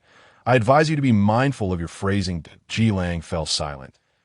Lu Lin continued to wrestle with his beastly traits, his tail twitching more fervently, almost as if it were desperate. Jilang, watching from the side, felt an itch of impatience. He swallowed hard, his face alight with anticipation as he gazed at Lu Lin.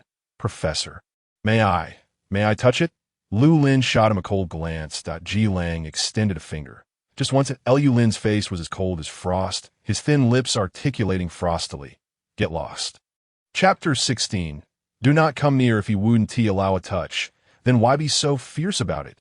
Jilang muttered softly, retracting his hand in disappointment, unable to retract his antlers and tail. Lu Lin had no choice but to relent. He scrutinized Jilang's sorrowful face. "Is your body all right?" Jilang was not ready to give up, extending his bandaged hand. "I'm in pain. I need to touch the professor's tail to feel better." Lu Lin coldly turned away, then continued to endure the pain. "Professor, I was wrong." Jilang hurriedly chased after him. "It doesn't hurt anymore." "Not at all. The bow tie you tied is more effective than medicine. I'm feeling better than ever." Lu Lin's gaze swept downwards. "Why aren't you wearing shoes?" Jilang, barefoot, dashed around the starship, awkwardly smiling. "My shoes are broken." Lu Lin said nothing, returning to his room to retrieve a pair of unused slippers, tossing them to Jilang. "Were these?" Jilang tried them on. "They're too small." "They dude." "Oh." Wearing ill-fitting slippers, Jilang cleaned his blood-soaked knife, replacing the soaked cord on the hilt with a new one. After an entire night of intense battle, the knife, capable of cutting through steel, was now bearing the scars of its burden. Several chips marred its blade, causing Jilang considerable distress. Lu Lin's gaze swept over the menacing blade. While Jilang tidied up, Lu Lin piloted the starship back to the town where they had previously landed. Jilang adjusted his appearance, presenting himself as a handsome alpha once more. If one overlooked the several holes in his boots, he entered the cockpit, gazing at the scene displayed on the screen. His brow furrowed. "Professor." Lu Lin's expression also turned serious. They had only been gone for 3 hours, yet upon their return, the corpses of the beasts had mysteriously vanished. Is this truly the place where we landed before? The traces left on the ground could not be fabricated. Previously, the starship had crashed into the city, creating a deep pit several meters in diameter, filled to the brim with the remains of ferocious beasts. Yet now, apart from a few stragglers, none of them were to be seen. Even the bloodstains had been decomposed, leaving little behind. Only faint drag marks remained, extending into the forest outside the town. Clearly, these creatures had been starving for quite some time. Even if there was something within the city to deter them, they were compelled to take the risk. The environment on this planet was indeed peculiar, and Jilang, in rare seriousness, suggested, "Professor, perhaps you ought to stay on the ship. I can help you wait. You still Haven T told me what we are searching for on Yawang Star. We are looking for plant life not infected by the activation factor, preferably animals. Or to put it in simpler terms, we're searching for betas as you refer to them. Like that bathing tree from before?" Ji Lang stroked his chin, "But I killed so many ferocious beasts last night. If any of them were betas, I would have already killed them." "What a bizarre term, bathing tree." Lu Lin shook his head. "Betas are not attracted by pheromones. You must have only killed alphas. ISNT this generatio, severely unbalanced. The reason why all the flora and fauna infected by the activation factor have differentiated into alphas remains unclear. I need to collect more samples to return for research." Lu Lin's voice was low. "But one thing is certain. If this continues, the ecosystem of this planet will soon collapse that a world populated solely by alphas will be incapable of sustaining species reproduction. In 10 or 100 years, Yawang Star may well become a lifeless wasteland." Lu Lin pressed his fingers against the console, his knuckles turning white, his brow furrowed, casting a shadow over his stern profile. "Professor," Ji Lang gently covered his hand, separated by the bandage. "Let us not dwell on this. There must be a turning point. And no matter what, I will assist you to Lu Lin's expression softened somewhat. He did not resist Ji Lang's touch. "Perhaps lost in thought, or maybe for other reasons. Let us not dwell on this any longer. Let us venture outside. For the time being, it is safe out there. The flora may dare to enter and drag away corpses. Yet they do not have the audacity to attack the living. Once the bodies vanish, the heavy stench of blood dissipates." The two descended from the starship that Ji Lang glanced around. "Professor, this place was already a wasteland. And after our bombardment, it appears indistinguishable from barren land." Lu Lin did not respond, crouching down to examine the scattered stones on the ground. Each stone bore signs of human craftsmanship, perhaps once part of a grand structure, with arches reminiscent of Byzantine domes. Alas, no matter how splendid these buildings may have once been, they have now succumbed to ruin. He collected samples of soil and air while Ji Lang wandered nearby. Suddenly, Lu Lin heard him ask, "Professor, do you think meat that has been left out for half a day is still edible?" Lu Lin. Ji Lang paused before the carcass of a beast. Perhaps due to its size, it had not been dragged away. The creature's visage was grotesque, its height so altered that it was nearly unrecognizable as any known animal, save for its 4 legs, which had yet to sprout a second head. Lu Lin accompanied him in scrutinizing it for a moment before opening his suitcase, donning gloves, and taking an anatomical knife to slice off a small sample of tissue from the carcass. The excised flesh was still fresh, and Ji Lang began to swallow hard. Lu Lin heard the gurgling sounds of his stomach. Lu Lin remarked, "This beast certainly looks as though it does not wish to be consumed. Yet someone is still salivating at the sight of it." After a moment of silence, he produced a suppressor and injected it into the beast's body. "Isn't that the new type of suppressor you gave me?" Ji Lang exclaimed, astonished. "Is there no price for it, Professor? You used it just like that. To me, medicine is the least valuable commodity." The suppressor took its time to take effect, and after what felt like an eternity, the beast's mutations gradually receded, restoring it to its original form. Ji Lang exclaimed, "So it's a wild boar. Can we roast it for a meal?" Lu Lin could hardly contain his exasperation. "You would dare to eat such a thing?" "Let us give it a try. Perhaps alpha pork is more delectable," Ji Lang said, rubbing his hands together as he began to gather wood to start a fire. As night fell, his eyes glowed an eerie green, his dark attire blending seamlessly with the encroaching darkness. In the desolate ruins of the city, they could find no other living creature, not even the buzzing of flies, while the shadows of trees danced faintly in the boundless blackness. Lu Lin could not resist moving closer to the newly ignited campfire. Extending his hands to absorb some warmth, he too felt a pang of hunger, retrieving a bottle of nutritional supplement and inserting a straw to sip. Ji Lang, meanwhile, sharpened his knife. The keen blade sliced through the wild boar's thick hide, tracing along the spine to extract the most tender cut of loin. Lu Lin choked on the nutritional supplement he had just begun to swallow. If memory served him correctly, someone had used that very knife to slay a monster just the previous night. Now it was being employed to butcher a pig, although it had been cleaned. This was rather uncouth. Lu Lin's obsessive cleanliness flared uncontrollably, and he slowly took a step away from Ji Lang. Unperturbed by this, Ji Lang focused intently on trimming the meat, cutting it into small pieces to skewer them on a meticulously whittled branch. He placed the meat over the fire to roast, a small amount of fat dripping down into the flames, producing a crackling sound. The scent of roasting meat wafted through the air, the exterior charred while the interior remained succulent and inviting. Ji Lang produced a bottle of seasoning from his clothing, and Lu Lin had long since given up questioning why he would carry such a thing, sprinkling the seasoning over the cooked meat. The aroma intensified as the fire ignited it. Ji Lang inhaled deeply, suppressing his cravings as he offered the roasted meat to Lu Lin. "Professor, you should try some first." Lu Lin declined. In that case, "I shall not hold back." Ji Lang brought the roasted meat to his lips, eagerly taking a large bite. The next moment, the meat fell from his mouth. "Ugh, this is dreadful," Ji Lang grimaced. "So tough, so gamey. This is the worst wild boar I have ever tasted." "Do you now understand why even the plants refuse to consume it?" Lu Lin kindly reminded him. Ji Lang, thoroughly disheartened, cast the meat aside, wiping his mouth while looking at Lu Lin with the most sincere and hopeful expression. "Professor, about that nutritional supplement." Lu Lin swatted his outstretched hand away, coldly stating, "Do not even think about it." Chapter 17. "Do you like me, Professor?"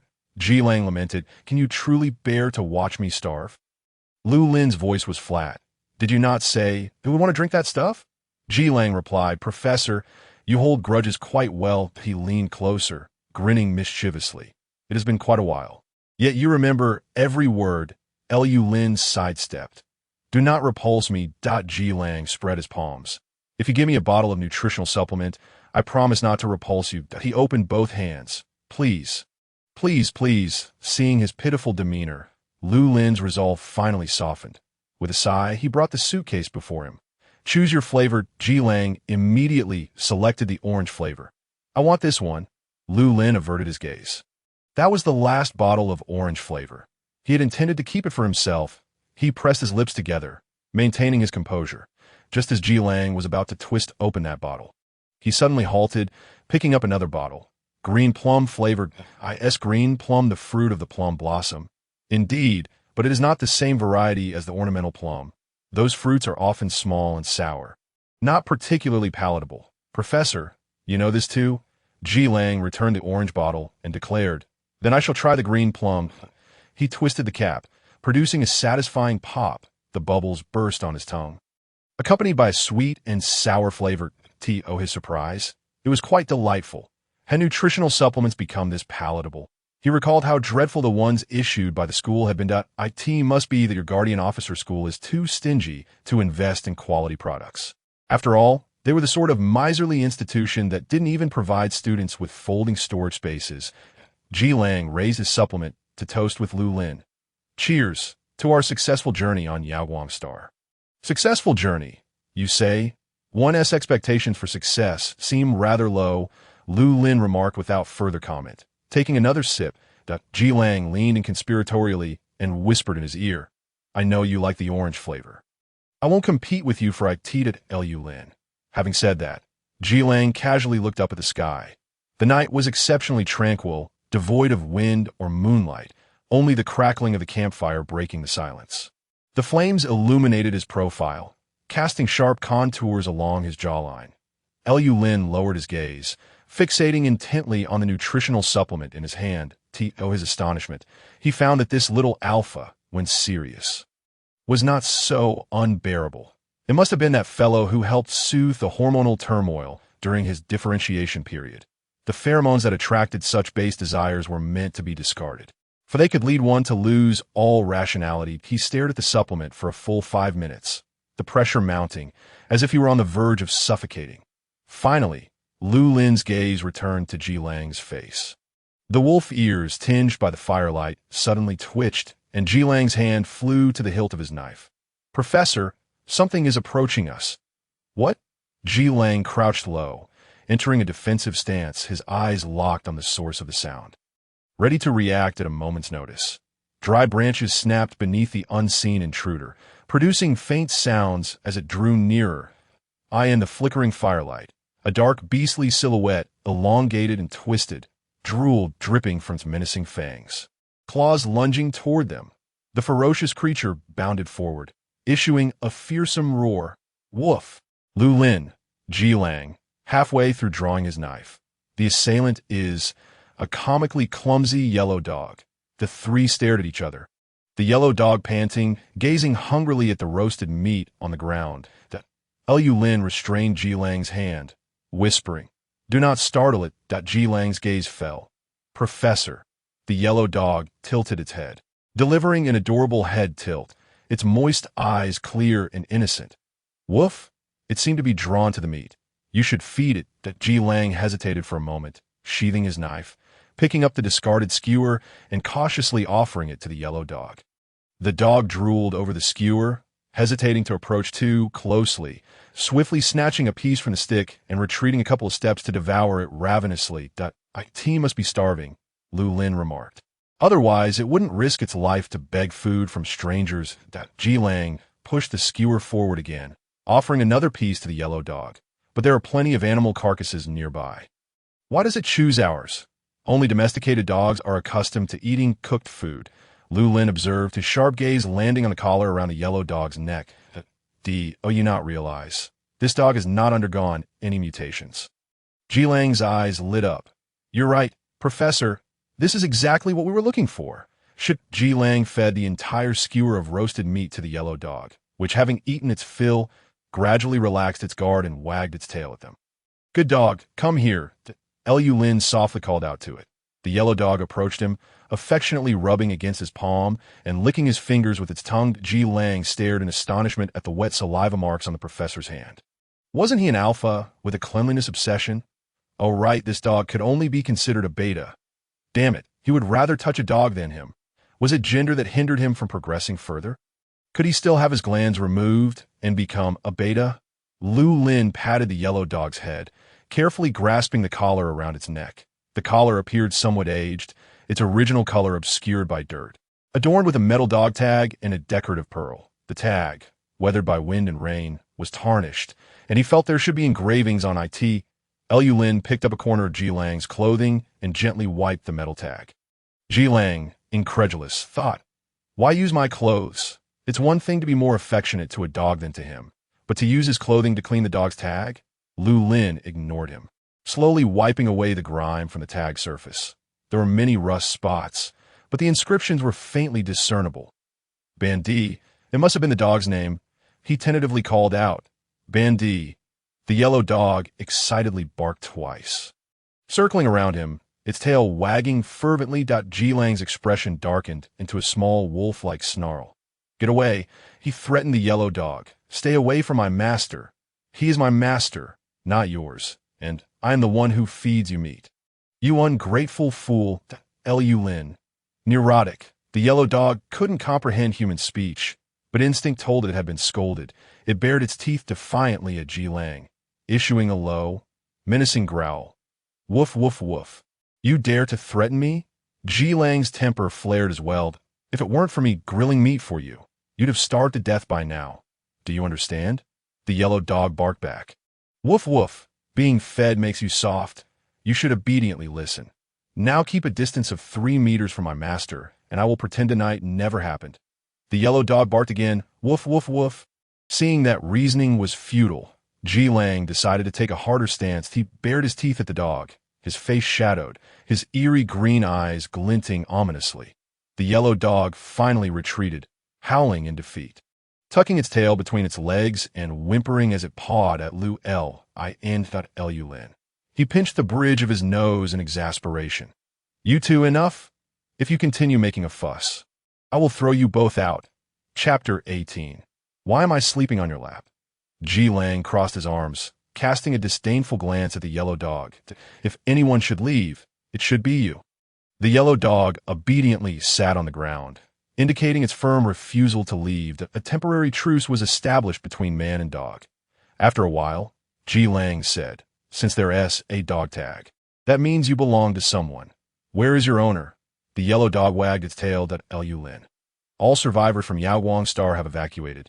Your owner cannot possibly still be here. I suspect it was left behind in the haste of evacuation.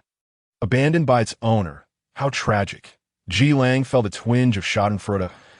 Why Master would never abandon me. He would risk his life to pilot a starship back to rescue me. Right, Professor? Lu Lin. I fail to understand what is so praiseworthy about boasting to a dog about being favored. The yellow dog barked angrily. Ji Lang continued. Since your owner no longer wants you, we can take you in, but I have a condition. With a new master comes a new name. No more bandy nonsense. From this day forth, you shall be called De Huang. Lu Lin. Woof, woof, woof. Even a dog couldn't tolerate this. The yellow dog roared in fury. What's this? You unwilling. Either change your name to De Huang, and we will keep you, or get lost and stop coming to us for food.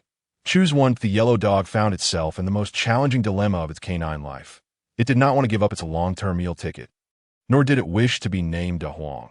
Unable to decide, it simply flopped onto the ground, rolling around and putting on a cute display. Lu Lin, uninterested in the squabble between the two, lazily observed the dog rolling on the ground, listening to Ji Lang's incessant chatter, his taut nerves beginning to relax in this atmosphere.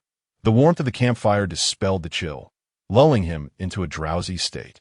He lost track of time, and the empty supplement bottle slipped from his hand, clattering to the ground. Ji Lang, drawn by the noise, looked over at him.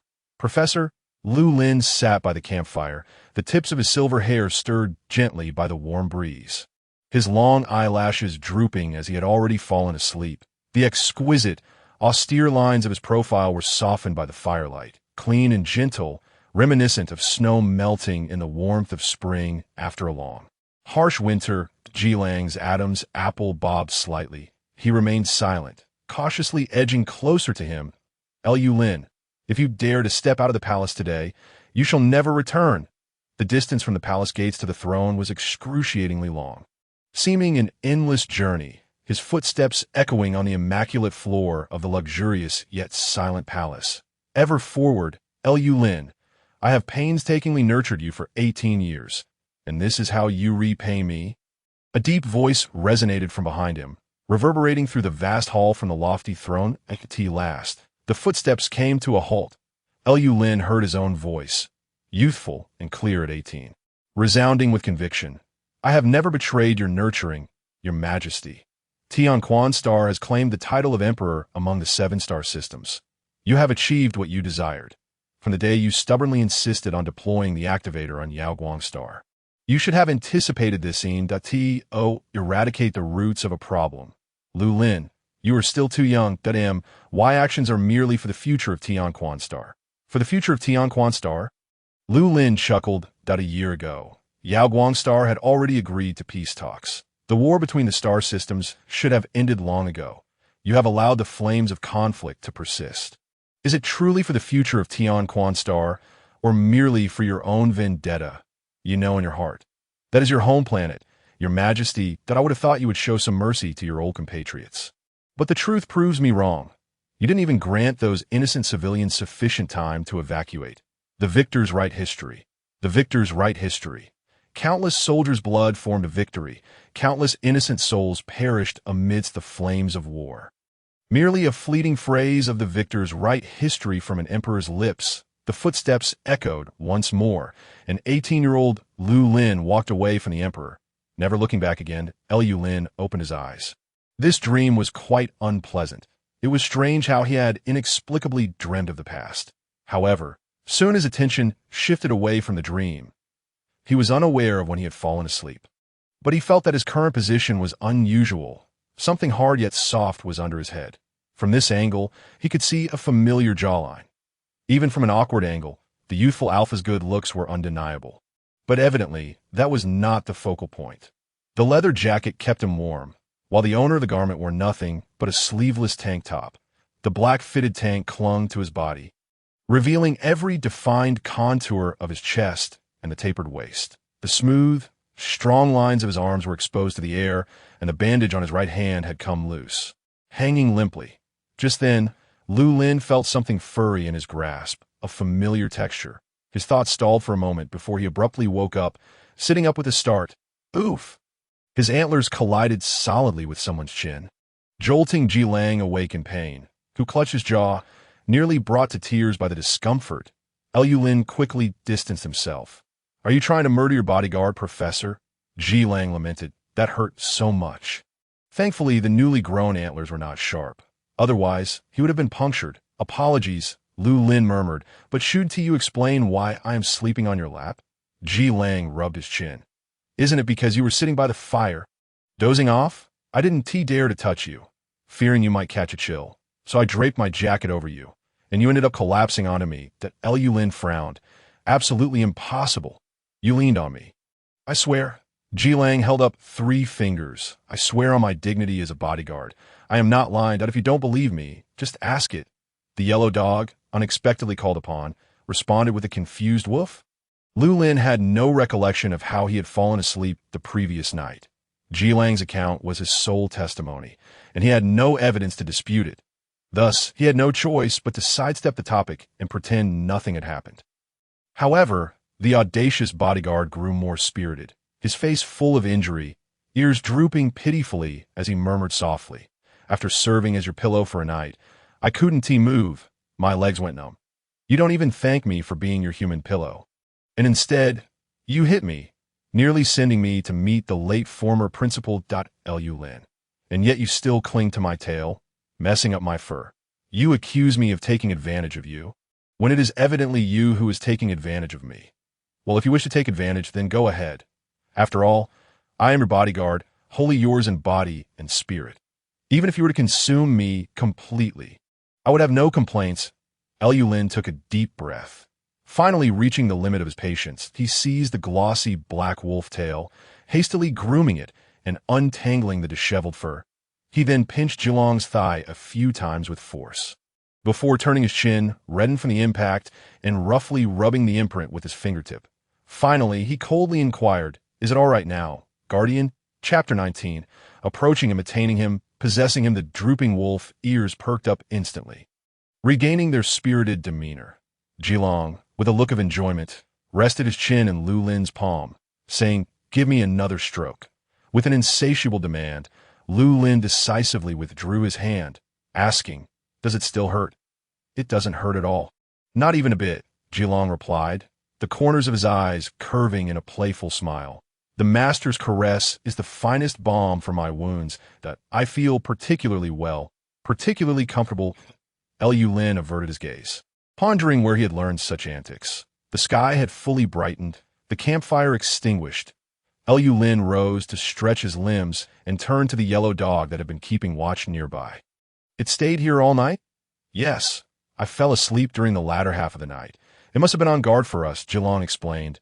The yellow dog rolled on the ground, shook its fur, and wagged its tail, playfully appealing to them. "It seems it has truly taken a liking to us," Jilong remarked. "Professor, what should we do next? Let us continue to explore the vicinity and see if we can encounter more uninfected flora and fauna." "Isn't one enough?" "Of course, the more, the merrier." Jilong nodded, dressed himself, and packed his belongings. Before setting off, he initially intended to carve some wild boar meat to feed the dog, only to discover that a circle of scavenging birds had already picked the carcass clean, leaving nothing but bones. These birds were utterly unafraid of humans, feasting voraciously before Jilong's eyes. Annoyed, he bared his teeth at them, releasing a hint of alpha pheromones. The flock of birds took flight in an instant, scattering feathers in their wake. Lu Lin approached him. "Are all these birds alphas?" "Without exception." Jilong gazed at the remnants of the wild boar and sighed wistfully. "I really want to eat roasted suckling pig." Lu Lin fell silent, clearly still haunted by that thought. On this planet, it seems, finding a suckling pig is a futile endeavor. Let's endure it and discuss it upon our return. Jilong sighed deeply, noticing his despondent expression. Lu Lin asked, "Is it truly just meat that you yearn for? Does your Guardian Academy not provide meals for students?" "They do provide, but it's merely nutritional supplements, the kind that is quite unpalatable.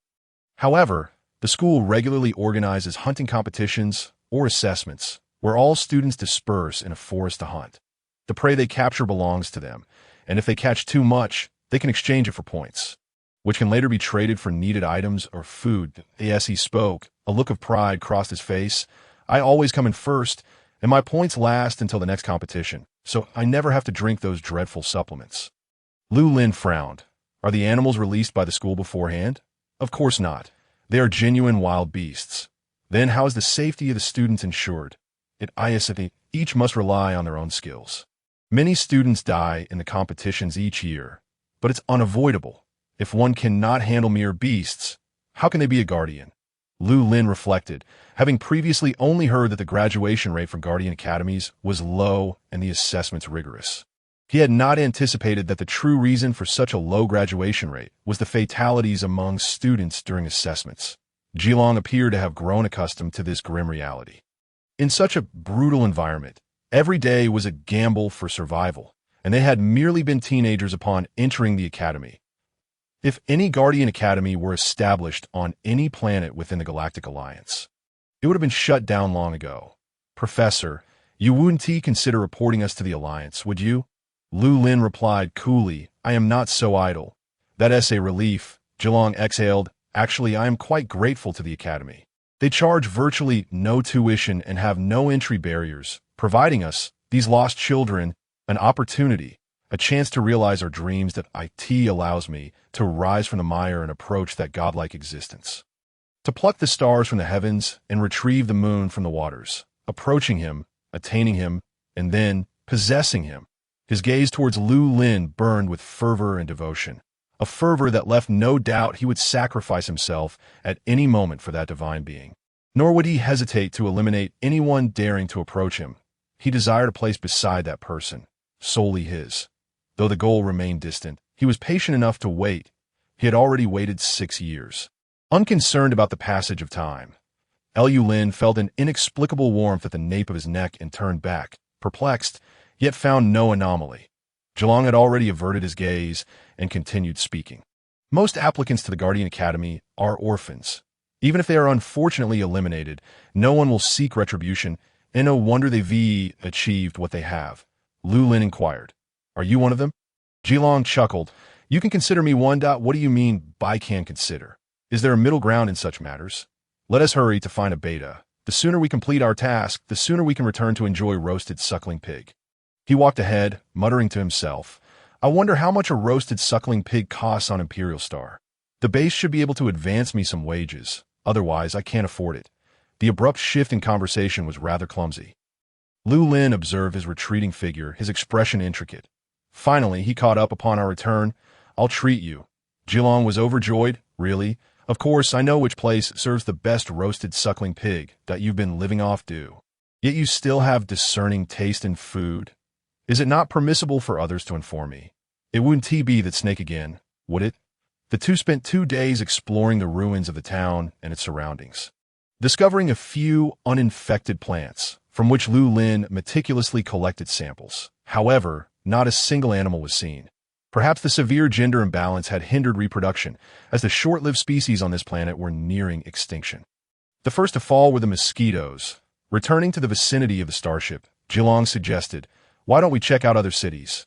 Lu Lin replied, This is already the last refuge. During our rest, the holographic computer redrew the map of this planet. Any area still covered by signal has been overtaken by plants. Then, with all the wild beasts I've killed, am I not accelerating their extinction? Even if you hadn't killed them, they would eventually perish. That a species consisting solely of alphas is no different from extinction. Jilong fell silent. Lu Lin turned to the yellow dog that had been following them. It seems we can only pin our hopes on it, hoping it can lead us to what we need for our return. The two boarded the starship one after the other, only to be surprised that the yellow dog had not followed. Jilong took a leash to try and secure it, but the ever-obedient yellow dog resisted, repeatedly evading him and barking loudly. It1T, let me put it on, Professor. Perhaps you should try. Lu Lin took the leash. But before he could approach, the yellow dog barked at him twice and turned to run away. Bandai, Da Huang. The yellow dog ignored them entirely, dashing off swiftly. That Lu Lin remarked, I told you a stray dog is unreliable. Jilong interjected, When it comes to crucial moments, it's always the domesticated ones that come through. Lu Lin. Chapter 20. The Guardian's metal. Lu Lin shot him a chilly glance. Aren't you going to chase after it? Rest assured, Professor, I've memorized its scent. As long as it remains on this planet, I can track it down no matter how far it runs. Jilong boasted. Moreover, I can sense it hasn't gone far. It should be just ahead. What are we waiting for? Let us go. Indeed, as Jilong had predicted, the yellow dog had not strayed far, wagging its tail about 50 meters away, awaiting their return. As Lu Lin approached. The yellow dog barked and continued to trot ahead. It seems it wants to lead us somewhere, Lu Lin noted. Where could it possibly be taking us? Jilong shrugged, unsure. You can argue with dogs and hold a conversation. Turns out you don't understand their language? Jilong. What a ridiculous statement. It's not a real dog. Lu Lin. Just in case, let us take the starship along. Jilong shrank the starship and tucked it into his pocket. The two continued to follow the yellow dog, which walked intermittently, guiding them towards the outskirts of the city. As they distanced themselves from the city center, the road became increasingly treacherous inside the city. Aside from the deep craters left by the starship and collapsed buildings, the terrain was relatively even. However, as they reached the outskirts, even the semblance of a road was absent. Have we not been here before? Jilong stood atop a pile of rubble, gazing into the distance. With his exceptional eyesight, he could see far ahead, where lay the chaotic graveyard. What does this dog want to bring us here for? Previously, they had searched the vicinity for uninfected flora and fauna and passed through this area. Jilong immediately discerned that no living beings existed in the mass grave, hence he refrained from venturing deeper. Let us take a look back, Lu Lin suggested. The yellow dog led them directly into the burial ground, cawing crows with blood-red eyes screeched overhead, bringing an ominous air. All around them lay disturbed mounds, scattered human and animal bones, where it seemed one could hardly take 2 steps without stepping on a fragment of bone. Jilong muttered apologies to the deceased, hoping to offend no one as he ruthlessly kicked aside the bones. Clearing a path for Lu Lin to pass. At last, the yellow dog halted before a gravestone. The black stone was coated in dust, and Jilong casually tore off a loosened bandage to wipe it clean. Lu Lin glanced at him. Is your injury all right? It healed long ago, Jilong replied, rolling up his sleeve to reveal a wound that had scabbed over, once deep enough to see bone. As for his right hand, it was merely a superficial injury, the trace of which was nearly invisible now. Lu Lin averted his gaze. The recovery ability of an alpha is indeed astonishing. After cleaning the gravestone, the engraved words finally became legible. Lin Xia Casper. Why does that name sound somewhat familiar? Jilong mused aloud. Do you recognize him? I feel as though I've seen him somewhere, but I cannot recall. The yellow dog squatted silently before the gravestone, its tail still, tongue retracted, eerily resembling a statue. They were witnessing sorrow etched upon a dog's face. Lu Lin crouched down. Bandy, was he your master? The yellow dog turned its head, eyes glistening, emitting a whimpering lament. The atmosphere fell into a brief silence, the eerie cawing of the crows adding a touch of melancholy to the quiet. I'm sorry. Jilong whispered softly. It seems I'm misunderstood. Your master didn't abandon you, but left before you. The yellow dog approached their feet, pawing at the scattered white bones on the ground. Jilong pondered aloud. Is it trying to ask us to help gather its master's remains? It seems so. All the graves here have been disturbed, including this one. Who could be so heartless? It may not necessarily be a person. Most likely, it is animals. With food scarce on this planet, starving beasts might come to scavenge the remains.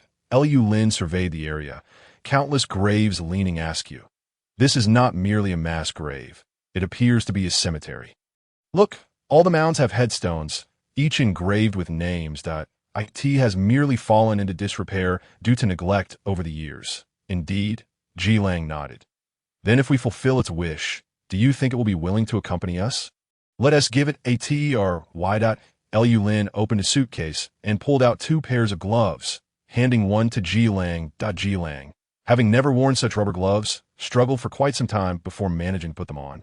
Feeling quite uncomfortable. Can I forego these, Professor? The bones are all scattered, and I doubt they get dirty. The gloves are to protect the wearer. Who knows how many pathogens may be lurking here? Your wound has just healed. Be cautious of possible infection. Jilong raised an eyebrow, his tone teasing. Lu Lin's expression hardened, sensing he was about to make a cheeky remark. Just worried about you. Worried I might die and leave no one to pilot the starship, right? Jilong interjected. I understand. Lu Lin sighed, too weary to argue with him.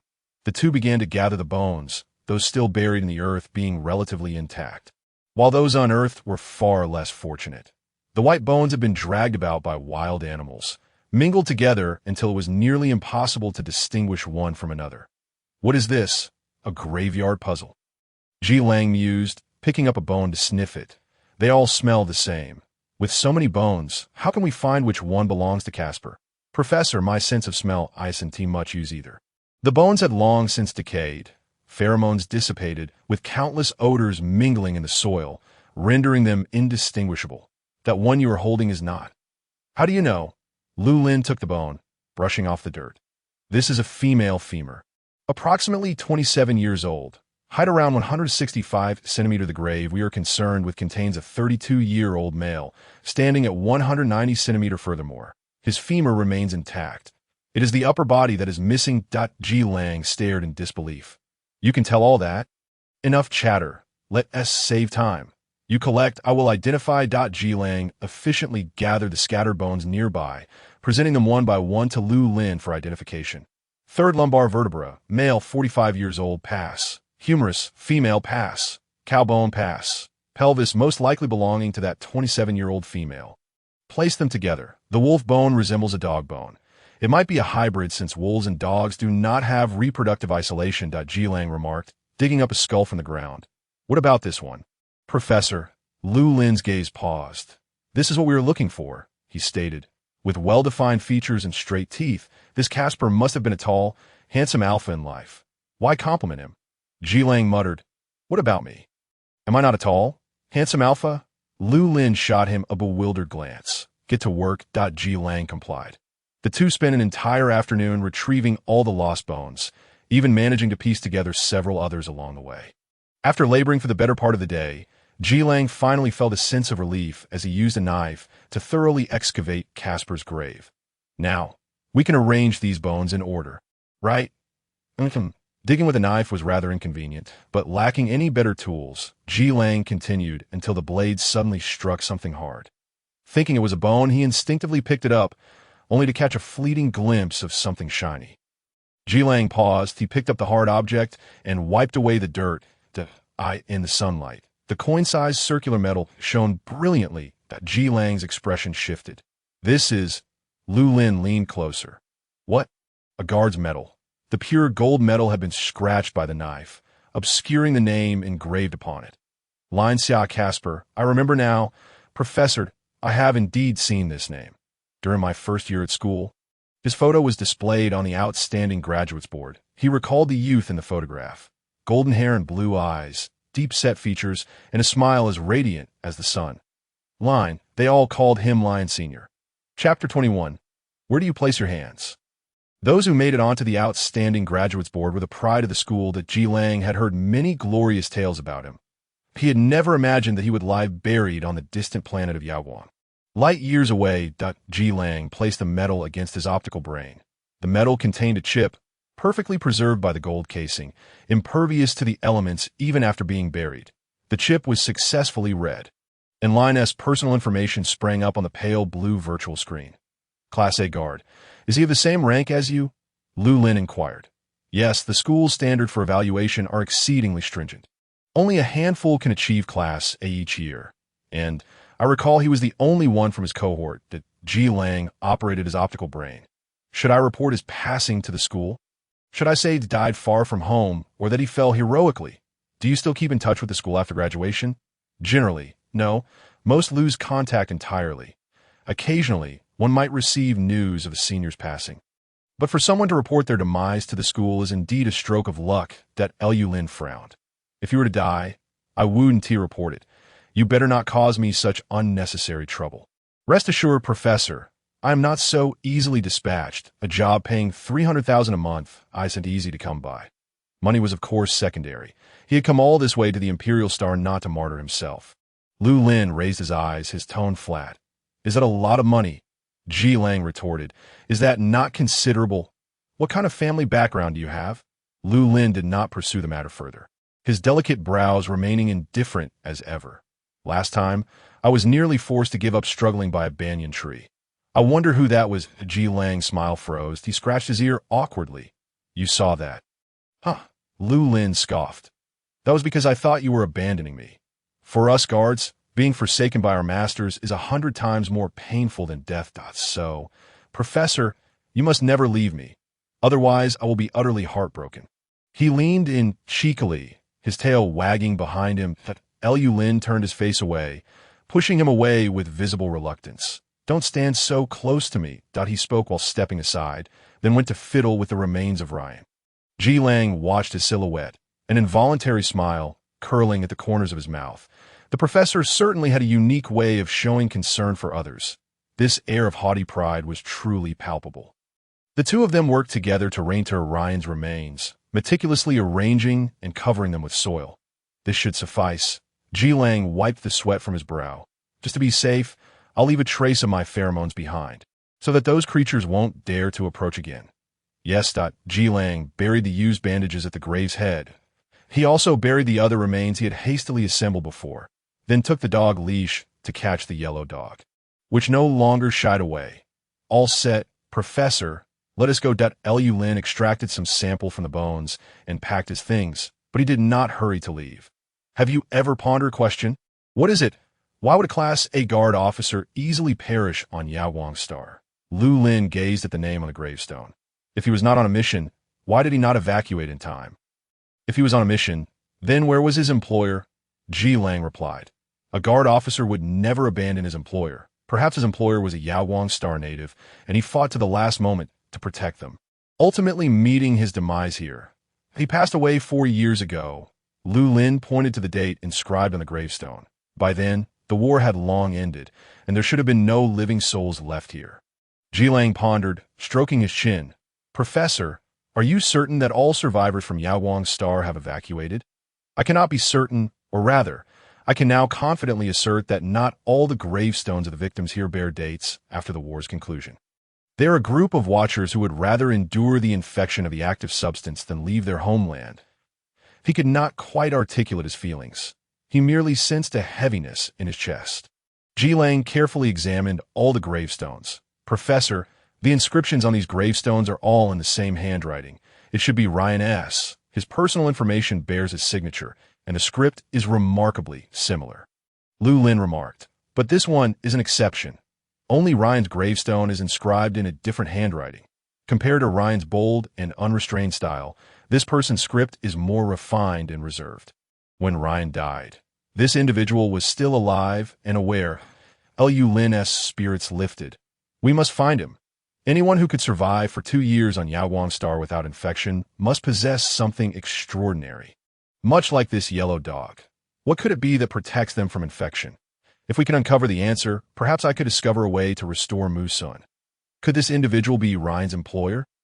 Ji Lang suggested that it is highly likely. Lu Lin called over the yellow dog. Bandy, lead us to the person your master interacted with the most in life, if you would be so kind. The yellow dog seemed to ponder for a moment, then barked twice at them. It wagged its tail and stood up, pulling the leash ahead. Follow it. The yellow dog led them away from the cemetery, back into the city. They finally stopped before a stretch of ruins. Before them stood a long-collapsed building, the shattered walls bearing witness to its former existence. You can't be suggesting that person is here? Ji Lang questioned skeptically. How could anyone possibly inhabit such a place? Even if there were, they must have perished long ago. The yellow dog ignored him and continued to roam the vicinity. The two had no choice but to search through the ruins. Ji Lang took a deep breath. Carefully sniffing the air, there was no scent of any living beings, nor of the dead. Ji Lang. Lu Lin suddenly called him. Come here. What is it, Professor? Lu Lin halted before a fallen stone wall. Look.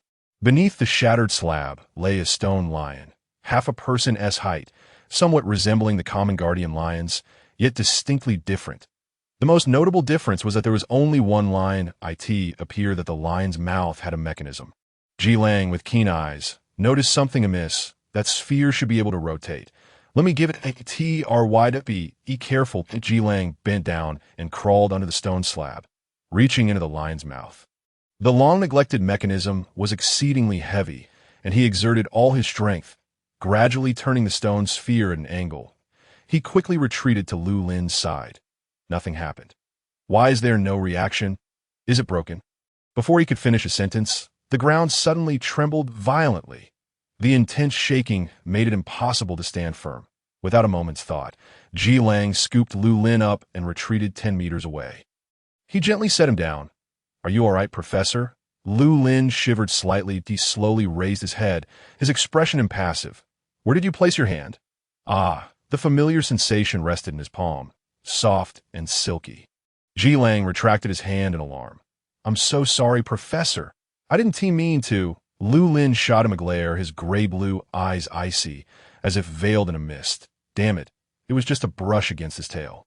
Yet it felt like an electric shock, an indescribable tingling surging up his spine. The tips of his dear ears flushed a faint pink. He dared not linger a moment longer. Hastening forward, "Professor?" Ji Lang hurried to catch up with him. "Professor, wait for me." Chapter 22. Are you allergic to romance? The tremor ceased, and a crack opened in the ground not far away. This appeared to be a downward passage, adorned with a staircase that led into an unseen abyss of darkness. Lu Lin paused before the stairs, his snow-white deer tail quivering uncontrollably. Ji Lang caught up. "Professor, just now." "Do not speak." Lu Lin's breath was somewhat uneven, his voice unusually low and hoarse. Perhaps it was a side effect of the differentiation delay agent. His body felt overly sensitive, the sensation making his scalp tingle, yet subconsciously it felt incredibly pleasurable. Just moments ago, he had nearly uttered a request for Ji Lang to touch him more. How utterly unbecoming. He had never taken warnings from the light brain seriously, but now it seemed. Lu Lin intensely focused on the additional steps, attempting to divert his attention, and hoarsely suggested, "Let us go down and take a look." Ji Lang reached out to stop him. "Professor, I'll go first." Lu Lin did not object, retrieving a flashlight from his suitcase. "Take this. How you have everything? Is your suitcase a treasure chest?" Ji Lang handed him the yellow dog's leash, accepted the flashlight, and entered the underground passage first. It was pitch dark within, nothing but the flashlight's beam illuminating the oppressive gloom. Fortunately, the passage was not too long. After a short while, they came upon a door. Ji Lang stood before the door, the identification device lit up, emitting a mechanical voice. "Identity verification in progress. Verification failed." The sound of verification failed. Ji Lang instinctively jumped back a step, his fur bristling. "There 1 TB lasers, will there, Lu Lin?" After a few seconds of nothing happening, Ji Lang finally breathed a sigh of relief and approached to inspect the door lock. Forcibly breaking in seems a bit difficult. "But without identity verification, we cannot enter." Lu Lin pondered for a moment. "Let us try that metal." Ji Lang took out Ryan's guard officer medal and placed it against the door lock sensor. Identity verification in progress. Verification successful. The lock's indicator turned green, and after the mechanical voice, a refined and melodious male voice chimed. "Welcome back to the secret base, my dear Lioness IR. Lu Lin." "Secret base?" Ji Lang. "Dear Lion, sir." The two exchanged glances, speaking in unison. "Your points of focus are rather peculiar." "Your focus." The two. Lu Lin averted his gaze, his cold and exquisite features maintaining a neutral expression. Enough with the nonsense. "Let us hurry inside." Ji Lang pushed the door open. Upon sensing an entry, the room's lights flickered on, the sudden brightness causing both to squint. Ji Lang regained his composure first, surveying the surroundings, his dark eyes widening. This place. Within the room stood several cultivation devices, housing various species of plants. In contrast to the rampant vegetation outside, these plants appeared considerably more normal in size. As they ventured deeper, they encountered an autopsy table, a chemical preparation station, and an array of instruments and containers. "Lu Lin, it's a laboratory." Having been long abandoned, a layer of dust coated the floor and tables, yet the cultivation devices continued to operate. The sound of the ventilation system could be heard, and the air within was not suffocating. It's astonishing that such a place exists on Yaoguang Star, Ji Lang remarked, turning off the flashlight. "Professor, how does this laboratory compare to yours?" Lu Lin glanced at him, his expression hinting at disdain at being underestimated, and he lightly huffed through his nose. Crude Ji Lang. "No wonder the esteemed Professor Lu looks down on a salary of 300,000 a month." The voice they heard earlier must have belonged to Ryan's employer. He referred to this as their secret base, yet appears devoid of any signs of life for quite some time. I didn't detect any scent of living beings nearby, even if he once resided here. It seems. Lu Lin furrowed his brow, his tone becoming heavier. Let us keep searching, since it's a laboratory. We might find some experimental reports. The two individuals searched high and low when suddenly the yellow dog barked loudly ahead. There is still one room inside, Professor. Let me take a look. Ji Lang twisted the doorknob, and, upon glimpsing the condition of the room within, he suddenly drew his knife. Who goes there? Woof, woof, Bandy. The yellow dog struggled to break free from its leash, rushing to Ji Lang's side, baring its teeth to prevent him from entering the room. The man and the dog faced off, and Lu Lin quickly stepped forward. What happened? His voice trailed off the moment he beheld the scene inside. That IT was an office, and seated behind the desk was a man of strikingly handsome features. With deep-set, beautiful features that left a lasting impression. His flaxen hair cascaded over his shoulders, and he lay with his eyes closed, as if in slumber. The corners of his lips curled slightly, suggesting he was experiencing a delightful dream. If one disregarded the dagger protruding from his chest, the scene was almost picturesque. Ji Lang gradually sheathed his knife, inch by inch, while the yellow dog retracted its fangs with equal caution. Professor, he is already deceased, Lu Lin remarked, his expression remaining inscrutable, though his eyes bore a weight of gravity. He's been dead for quite some time. It appears to be a suicide. Yet why did Ji Lang find it utterly perplexing that the corpse appeared so well preserved? I cannot detect the scent of a living being, nor that of a dead one. That the body is almost indistinguishable from that of a living person, save for its unnaturally pale complexion. Lu Lin approached the desk. It should be a unique characteristic of beastmen, existing solely on Yaoguang Star, manifesting as light sensitivity, a preference for blood, and an exceptionally long lifespan. Only silver can kill them. The dagger happened to be made of silver. Could it be that this is a vampire? Such a legendary creature truly exists? Indeed, but they are quite rare and seem to be linked to a specific bloodline. That IT appears at the employer of Mr. Lion is a little bat. Ji Lang mumbled to himself. That Lu Lin shot him a perplexed glance. That IT seems we have arrived too late. However, since it was a suicide, it indicates he was still lucid at the time of his death. Let us search for any valuable information he may have left behind. He extended his hand towards the desk, and the yellow dog barked warily. Do not be anxious. We shall not disturb him. Lu Lin reassured it. The dog then relaxed, quietly sitting to one side. They did not find the experimental report, but they discovered a locked diary on the desk. As expected, a 12-digit password. Ji Lang mused. Is it in English, numbers, or a mixture of both? A 12-digit password must be a birthday, and an anniversary would typically be 8 digits. Could it possibly be precise to the minute, if it were a random combination? How many possibilities would there be? Will this device malfunction first, or will we grow old and die before cracking it? There wouldn't be a self-destruct mechanism if the wrong password is entered multiple times. Would there? Ji Lang muttered to himself, while Lu Lin pondered for a moment before saying, Isn't your guard officer code 12 digits? I believe so. Let us try using Ryan S. Ji Lang retrieved Ryan's information and input the 12-digit alphanumeric code into the diary. The electronic lock flashed green, successfully unlocking it. Holy moly! Ji Lang exclaimed in shock. It really is this. He truly loves him. Lu Lin asked, What are you talking about? The professor could no longer contain himself. Since entering, Ji Lang had been acting strangely. What is so peculiar about me? What lions and bats, and what do you mean by he truly loves him? Ji Lang replied, Is it not love? The little bat personally carved a tombstone for the great lion. Lu Lin countered, There's only him left alive on Yaoguang Star. Who else would he carve for?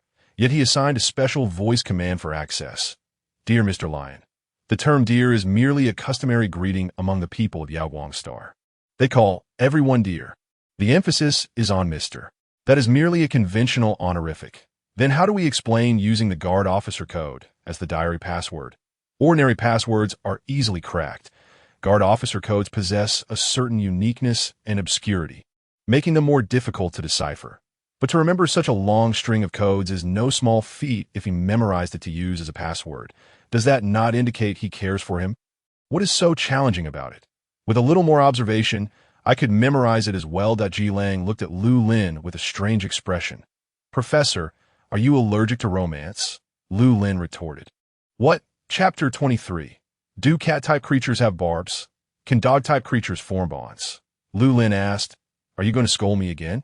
Ji Lang, avoiding eye contact, replied, I've said nothing. Lu Lin, uninterested in further argument, lowered his head and opened the diary. The pale blue virtual screen displayed text, and the title page bore the name of the diary's owner, Yazli Zio. Zio, hearing the surprise in his tone, Ji Lang leaned closer. What's wrong with that surname? Zio is a noble surname on Yaoguang's star, meaning God's blessing. As for Yazli, I vaguely recall that name. He should be the duke who mysteriously disappeared after the war broke out. Lu Lin gazed at the strikingly handsome young man before him. I never would have imagined he met his end here. That great emperor of Zio once bore the same surname, Ji Lang noted. With slender, fair fingers, Lu Lin traced the pages of the diary, slowly turning to the next entry. Galactic year 4776, December 20, clear. Tensions between the star systems have escalated. Just before New Year's Eve, a sense of foreboding has settled upon me. From this day forth, I shall document everything in this diary. Perhaps one day, this diary will serve as my last testament. Galactic year 4777, January 2, overcast. They have actually assigned me some kind of guard officer, claiming it is for my protection. Well, fine, it's my fault for not having differentiated by the age of 18, but is being an alpha really that great? I do not need the protection of an alpha. Once he arrives, I shall send him away. Ji Lang remarked. Professor, his thoughts are quite similar to yours at that time. Lu Lin snapped. Be quiet. Galactic year 4777, January 4, clear. The guard officer has arrived. I did not immediately send him away. I must admit, he is quite handsome. His golden hair is striking, reminiscent of a majestic lion. Ryan, his name, is also lion-like. He requested 3 days to prove himself, and I agreed. Lu Lin inquired, is a 3-day trial period customary for your guard officers? Ji Lang responded, this. Galactic year 4777, January 7, clear. I have allowed Ryan to stay. At the very least, he is humorous and can engage me in conversation to alleviate my boredom. His beastman traits truly resemble a lion. I've heard that cat-type traits have barbs. Is that true? Lu Lin asked. What? Ji Lang was bewildered. Galactic year 4777, January 25, clear. My time with Ryan has been quite pleasant. The war seems to have changed nothing. Life continues as usual. I am researching some interesting reagents. My family does not support me, but that is of no concern, for Ryan will accompany me. Galactic year 4777, March 13, rain god. Ryan actually brought home a puppy that is still weaning. When he found it, it was soaked through. Had it not been discovered, it surely would not have survived the night. Galactic year 4777, March 16, clear. We saved the puppy. It is now eating and sleeping well. After discussing with Ryan, we decided to name it Bandy. The subsequent pages were filled with accounts of his time with Ryan and the care of the puppy, which Lu Lin quickly flipped through. Galactic year 4777, June 5, overcast. I suddenly received troubling news from my father. A brilliant researcher from Tianquan Star has developed a pheromone weapon called the Activator. He asked if I had any countermeasures. I had long warned that one should not provoke an apothecary. Galactic year 4777, June 20 rain. The military vessels of the 2 star systems have engaged in skirmishes several times, and we have been driven back repeatedly. My father remarked that we had never lost before, but this time the pheromone weapon from Tianquan Star is indeed formidable. He is seeking an opportunity to bring some samples back for me. Galactic year 4777, June 22, clear. Ryan went to the port and purchased some peculiar trinkets from Interstellar merchants. Since tensions between the star systems have heightened, merchants have seldom come. Among the items was a beautiful pearl. He said it was for making me pearl earrings, so I will be the prince adorned with pearls. I truly wish I could pry open his head to see what thoughts are housed within. Galactic year 4777, June 23, clear. The pearl was too large. The earrings could not be made. I hung it on Bandy's collar, having felt it lacked decoration, and this pearl fit perfectly. Ryan seems somewhat displeased, but he must acquiesce to my wishes. I sincerely hope he refrains from purchasing such odd items in the future. Galactic year 4777, July 10th. I have obtained a sample of the activator. Damn it, what on earth is this thing? Stellar calendar year 4777, July 11th. I find myself at a loss for words to articulate it. The demon, that prodigious alchemist from Tianquan star, has unleashed a creature of darkness. Ji Lang lifted his gaze from the diary, surveying those around him. Despite Lu Lin's naturally pale complexion, his countenance now bore an unsettling pallor. His lips were pressed into a straight line, and his slender, upright back resembled a taut bowstring. Professor, I assure you I am fine. Stellar calendar year 4778, January 1st. The peace talks have failed. His Majesty of Tianquan Star has rejected our terms. Pandora's box has been opened, and I have learned his name. Lu Lin. Stellar calendar year 4778, May 2nd. My research has yielded no progress. We can only continue to send suppressants to the front lines, but their efficacy is marginal at best. The situation at the front is becoming increasingly dire. If this continues, stellar calendar year 4778, June 6th, we have once again proposed peace talks with Tianquan Star, yet have reached no agreement. His Majesty audaciously demands that Yaguang Star submit to Tianquan Star. What a farce! The citizens of Yaguang Star are human too. The CF family would never betray their own souls.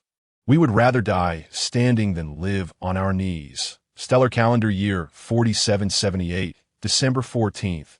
The activator has inundated Yaguang Star, as if a torrential downpour has descended.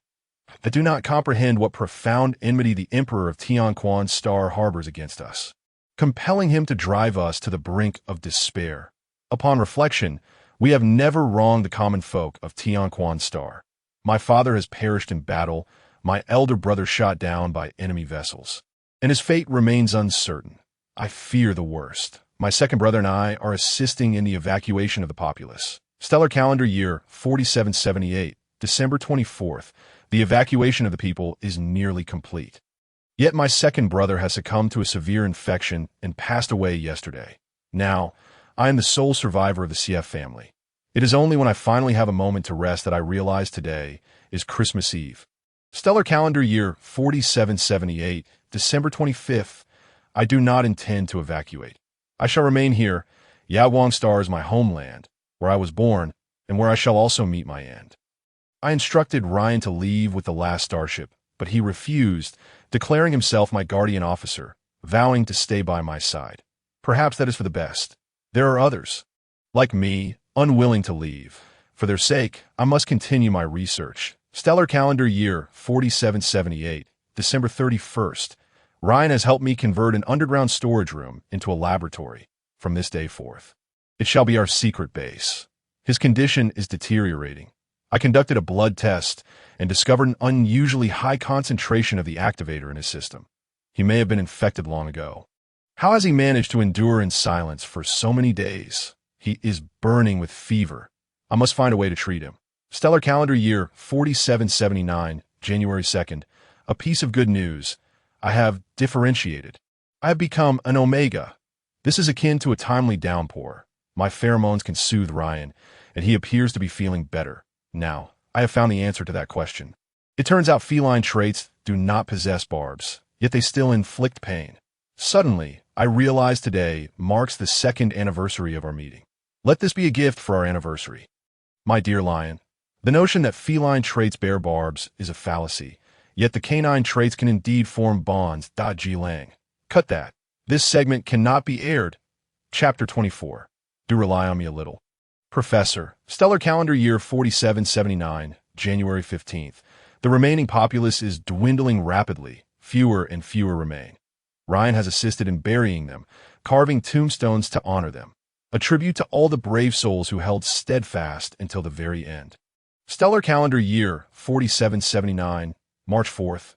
I have made a significant discovery. The activator not only enables beta to redifferentiate, but can also infect flora and fauna.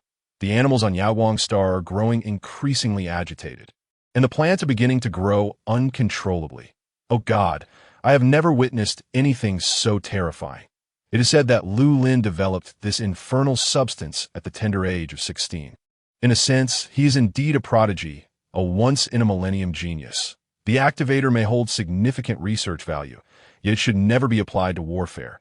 I cannot fathom why he would do such a thing. Stellar calendar year 4779, March 27th. Today, I heard news of the alchemist's rift with the Emperor. This is fortuitous for us. At least for the time being, the activator will not undergo further iterations. It seems I misjudged Lu Lin. He must be a man of principles, merely exploited by those who lack them. Had we met sooner, we might have forged a friendship. Stellar calendar year 4779, May 8th. I am feeling rather fatigued. The animals on Yaowang's star have begun to go berserk, attacking us. Reluctantly, Ryan has sent them to meet their maker. The last remaining citizen has also passed away, leaving only Ryan and me on this planet. Stellar calendar year 4779, August 4th. Ryan is exhibiting signs of madness. My soothing effects are waning. I am ravenous and could not resist drawing his blood. Perhaps this will reduce the concentration of the activator within him. I am uncertain. Yet what if? I had always found the CF family's beastly traits somewhat difficult to broach, yet now I realize it may not be entirely a misfortune. The activator seems to affect me less. I wonder if it is related to my constitution. Stellar calendar year 4780, February 2nd, 95% of the flora on Yaowang's star has been infected. I have researched the remaining unaffected specimens and discovered they carry a specific gene, unique to plants and thus impossible to transplant into humans. My research has hit yet another impasse. Stellar calendar year 4780, April 6th, spring has arrived, and the plants are again growing uncontrollably, encroaching upon my laboratory. I have discovered particular frequency of sound waves that can inhibit plant growth. Stellar calendar year 4780, April 24th. The experiment has succeeded. The sound waves are indeed effective. I have enlisted Ryan's help to construct a sound wave emitter tower. At the very least, this will ensure our final refuge is not submerged by plants. Stellar calendar year 4780, May 18th. Good news. Today I discovered that Bandit has never shown signs of madness. I have been so engrossed in my research that I completely overlooked him. I have heard an old saying from Yuhing Star, for every poison in the world, there's an antidote within 5 steps. Could it be that the antidote is indeed at my side? He may be our last hope. I must do my utmost, Bandit. Stellar calendar year 4780, June 21st. Strange, I have conducted numerous tests on Bandit, drawing blood, yet I find no anomalies. The concentration of the activator in his system is no different from that of other animals, nor has he produced any antibodies. Am I pursuing the wrong research direction? Stellar calendar year 4780, September 30th. Why? Why? I have lost count of how many times I have drawn blood from Bandit. Each time, he remains compliant. I can no longer bear to inflict harm upon him. Yet my research has yielded no progress. It is my fault. I'm simply not skillful enough. Lu Lin furrowed his brow. As he read through the diary, the emotions of the writer began to fluctuate dramatically. He recognized the signs of impending madness. From this page onward, a series of meaningless symbols began to appear, growing more numerous with the passage of time. Eventually, it became increasingly difficult to discern complete entries from a diary. Stellar calendar year 4780, November 8th. I cannot find it. I cannot find it. I am unable to discover a method to counter the activator. I cannot find it. No creature can escape the fate of infection. None. None. None. On the 22nd of November, 4780 in the stellar calendar, the moments of consciousness for Ryan grew increasingly scarce. He stated that the duty of a bodyguard is to safeguard their employer's safety.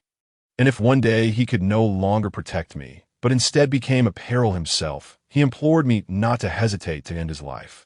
I am acutely aware that this day would inevitably arrive. On the 2nd of January, 4781 in the stellar calendar, Ryan departed. In my embrace, he closed his eyes eternally. I could not ascertain how many days he had neglected to comb his hair. It was disheveled, resembling a lion with ruffled fur. He professed to have no regrets. He claimed that accompanying me until the very last moment was the greatest honor of his life. Farewell, my bodyguard, the one who saved me from peril 1,177 times. My lion, my beloved, please do not mourn my loss, for I shall soon arrive. On the 2nd of January, 4781, under a clear sky, I buried Ryan and inscribed a tombstone for him, just as he had countless times for my people. I exposed myself to the sun for an entire day, and today I discovered that sunlight cannot kill me. Everything I held dear became meaningless. The last person departed from my side, and it was time to conclude this chapter. My lion, do take your time. You have forgotten a little blood-sucking bat. Please take him along. Lu Lin inhaled deeply. His fingers trembled violently, pressing against the diary's pages until they turned pale. Professor Ji Lang softly called out to him. Are you all right? Lu Lin closed his eyes, attempting to mask his discomposure, yet the redness at the corners of his eyes betrayed him that I am fine, he replied. Even though his voice had grown hoarse and unrecognizable, he insisted he was all right. Sometimes it's acceptable not to be so strong, Professor. Ji Lang opened his arms. If you are in distress, just embrace me. Lu Lin opened his eyes. His pale, translucent gray-blue irises were now veiled with a layer of moisture. He lowered his gaze, his long eyelashes shielding the dampness beneath. He did not extend his hand, but softly inquired, Am I truly in the wrong? You are not wrong. Finally, it was Ji Lang who took the initiative to embrace him. I wonder if you were aware that in the old century, both fireworks and cannonballs contained gunpowder.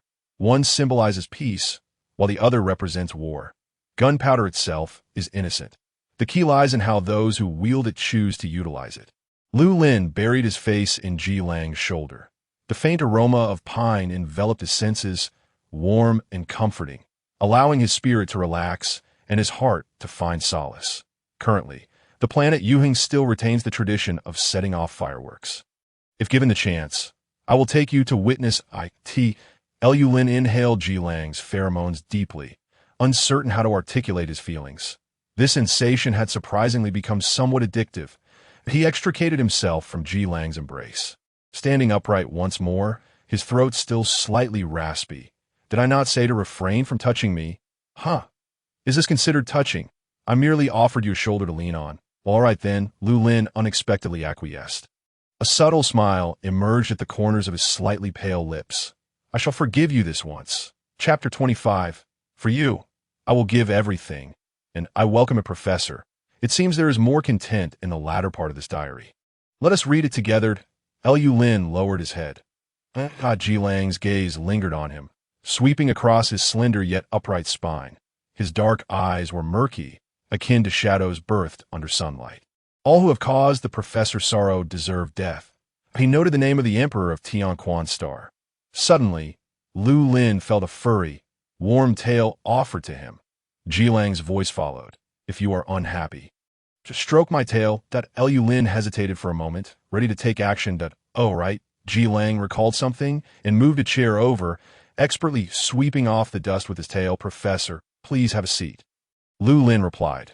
Perhaps it would be best if I refrained from touching. He sat down, flipping the diary to the next page. Dear stranger, if by chance you have obtained and opened this diary, regardless of who you are, I implore you to accept my soul and entire inheritance. This is the culmination of my life's learning and seeking. I entrust it to you, hoping you can bear witness or perhaps personally seal Pandora's box. I am a useless person. I am cowardly and timid, and can only continue the legacy of the Sief family in this manner. Please forgive me. If you encounter a yellow dog, please take it with you. It will gladly become your guide. May God bless you. Wishing you a smooth journey and fulfillment of your desires. Lu Lin fell into a profound silence. After a long while, Ji Lang broke the stillness. Inheritance? Did he leave anything behind? Lu Lin took a deep breath and flipped further back in the diary. The gloom in his eyes was instantly dispelled. This is experimental data. All the experimental data from the year 4777, spanning 4 years, along with the survey reports of Yaowang Star, geological, hydrological, meteorological, and so on, meticulously detailed. Lu Lin glanced at the serene young man asleep. He had never been a coward. He was a hero. I will assist you in completing the experiment. He whispered, I promise. The box he had opened would also be sealed by his own hand. Lu Lin stood up, all sadness and confusion swept away, his slender figure now upright and resolute. Let us take everything here that can be of use, he declared. With this data, I am confident I can restore Yaowang Star to its former state. Everything? Does that include those cultivation pods? Yes, those plants are crucial. Ji Lang nodded, beginning to gather their belongings. The cultivation pods were too large to fit in Lu Lin's suitcase, so Ji Lang activated the starship outside the laboratory. transporting the items aboard. After moving everything, they sought out a nearby sonic wave transmitter. To their surprise, after many years, the transmitter was still operational. Ji Lang inspected it. The circuits are intact, but I wonder how long the power on this planet can last. The signal from the tower was intermittent, and the power system likely wouldn't hold out for much longer. But let's take the spare energy from the starship, Lu Lin suggested. How much? Leave enough for our return journey. Everything else should remain here. Professor, are you not worried that something might go awry on our return? Lu Lin shot him a glare. Do not tempt fate. Ji Lang shrugged, connecting all the spare energy to the sonic wave transmitter. This should ensure that this city won't be overrun by the plants for the time being, Lu Lin concluded. All right, let's depart. There remained one final matter, the most important one. Ji Lang understood. I see. The two returned to the laboratory, retrieving Yazli's remains. Lu Lin carefully removed the dagger embedded in his chest, pouring a small vial of reagent over it, the tarnished silver regaining its luster. They buried Yazli in Ryan's grave. As they laid him down, Ji Lang inadvertently lost his grip, causing the body to roll slightly, one arm resting upon the white bones of the chest, as if meeting a long-lost lover, tenderly cradling him. Let it be, Lu Lin said. They interred Yazli's dagger along with Ryan's bodyguard medal, gradually covering the grave with soil. Ji Lang knelt before the grave, inscribing Yazli's name upon the tombstone with a knife. Each stroke deliberate and reverent. The setting sun began to descend, casting a warm orange hue upon the tombstone. The two names nestled together, indistinguishable from one another. Once the tombstone was finished, Ji Lang returned to Lu Lin's side, standing shoulder to shoulder. I told you they were a pair, Professor. You must trust my instincts. What of it? They still met such a fate. What fate? Ji Lang queried, puzzled. How is their mutual demise not considered a happy ending? Lu Lin, he shot Ji Lang a bewildered glance. Hand me a vial of your pheromones. Ji Lang's ears perked up instantly. Professor, you stay here to guard against beasts. Do not overthink it. His ears drooped again. Oh. After drawing a vial of pheromones, Ji Lang covered the back of his neck, feigning weakness. Ah, I feel as though my body has been drained. With your recovery ability, you will be sprightly again in under 2 hours. Lu Lin retrieved a small device from his treasure box, inserting the pheromones within. Ji Lang asked curiously, what is this? A slow-release device, allowing the pheromones to gradually disperse. Capable of lasting about 10 years. Ji Lang assisted in burying the device near the tombstone, and Lu Lin regarded him, softly asking, do you have any regrets? What? Do you regret being a bodyguard? Why such a strange question all of a sudden? Following me is dangerous. You could perish tomorrow, much like your lion senior. If one feared death, the profession of bodyguard would not exist. Ji Lang gazed at the inscriptions on the tombstone. I do not regret it, Professor. I believe Ryan would not either. Yes, that's so. Perhaps you do not understand. For us bodyguards, to die for our master is an honor, and even in death, is a death well earned. I truly do not understand. One might still harbor doubts as to whether the Guardian Academy is merely a brainwashing organization. This is not your fault. Most people fail to comprehend us, yet I grasp Ryan's intentions. To pass away in the embrace of a beloved at the very moment he closes his eyes must surely render him without regrets. Ji Lang's gaze fell upon Lu Lin, fervent and ardent. He had come for a singular purpose. To become a guardian for him, to arrive at Tianquan Star for him. He willingly sacrificed everything for him, even his life, should it come to that, without a hint of remorse. But I do not wish for you to die, Lu Lin said, turning his head to meet Ji Lang's gaze. Which takes precedence, the employer's command or the guardian's code? Generally, the employer's command prevails, unless it endangers the employer's safety, since my command takes precedence. Listen closely. I do not require you to risk your life for me. Protect my safety, provided it does not compromise your life. That is my request of you, without waiting for a response. He turned and strode forward. It is time to set off. Bring the dog, and you shall pilot the starship. What kind of double death could possibly be considered a happy ending? I shall not accept it. Chapter 26. The little deer in my heart is nearly dead. Professor Ji Lang fixed his gaze on the figure before him, his throat constricting, his chest ablaze, His heart raced uncontrollably, thumping so loudly that even the yellow dog, squatting nearby, could hear it. The professor truly cared for him. The little deer in his heart was on the verge of collapse. He snapped back to reality, only to find himself staring into the dog's eyes. "What kind of expression is that?" Ji Lang inquired of the dog. "Are you envious of the professor's favor towards me?" The yellow dog responded with a puzzled look. "If you're sick, go see a doctor.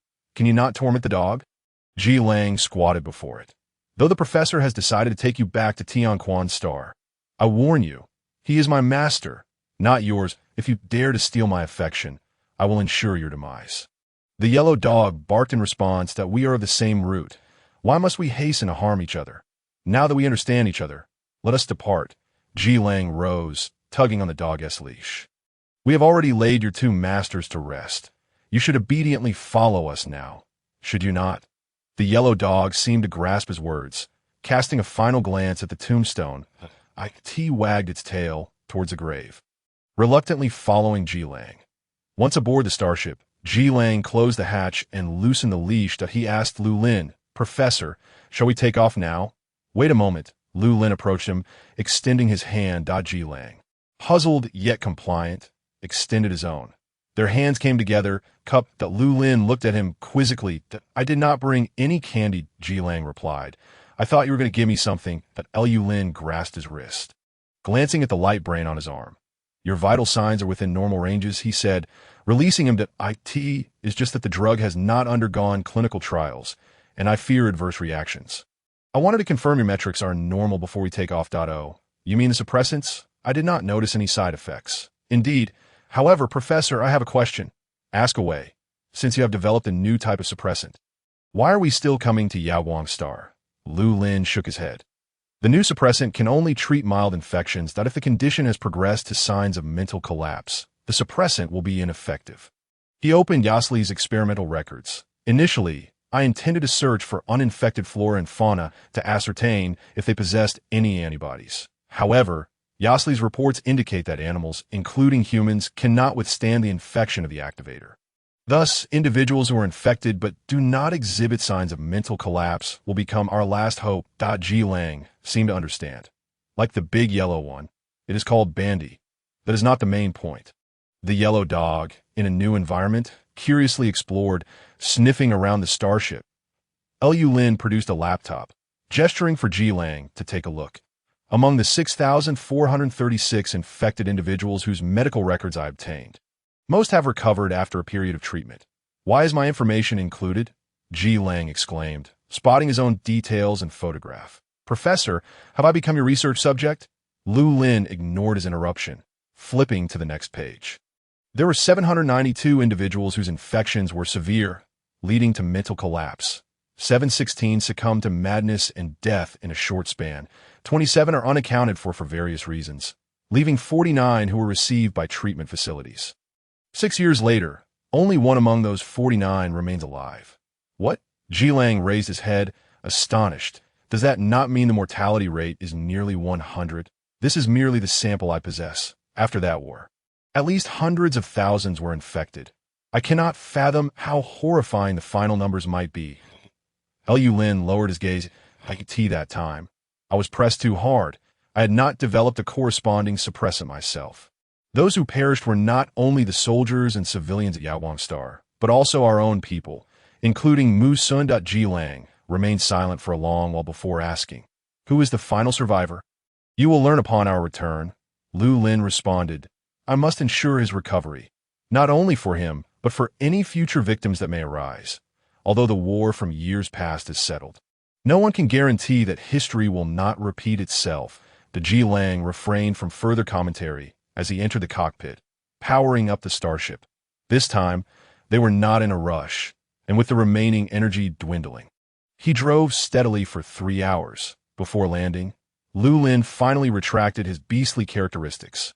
Adjusting to the absence of the deer-like traits he had exhibited over the past several days was somewhat disorienting. His heightened senses and agility during partial transformation had been markedly superior.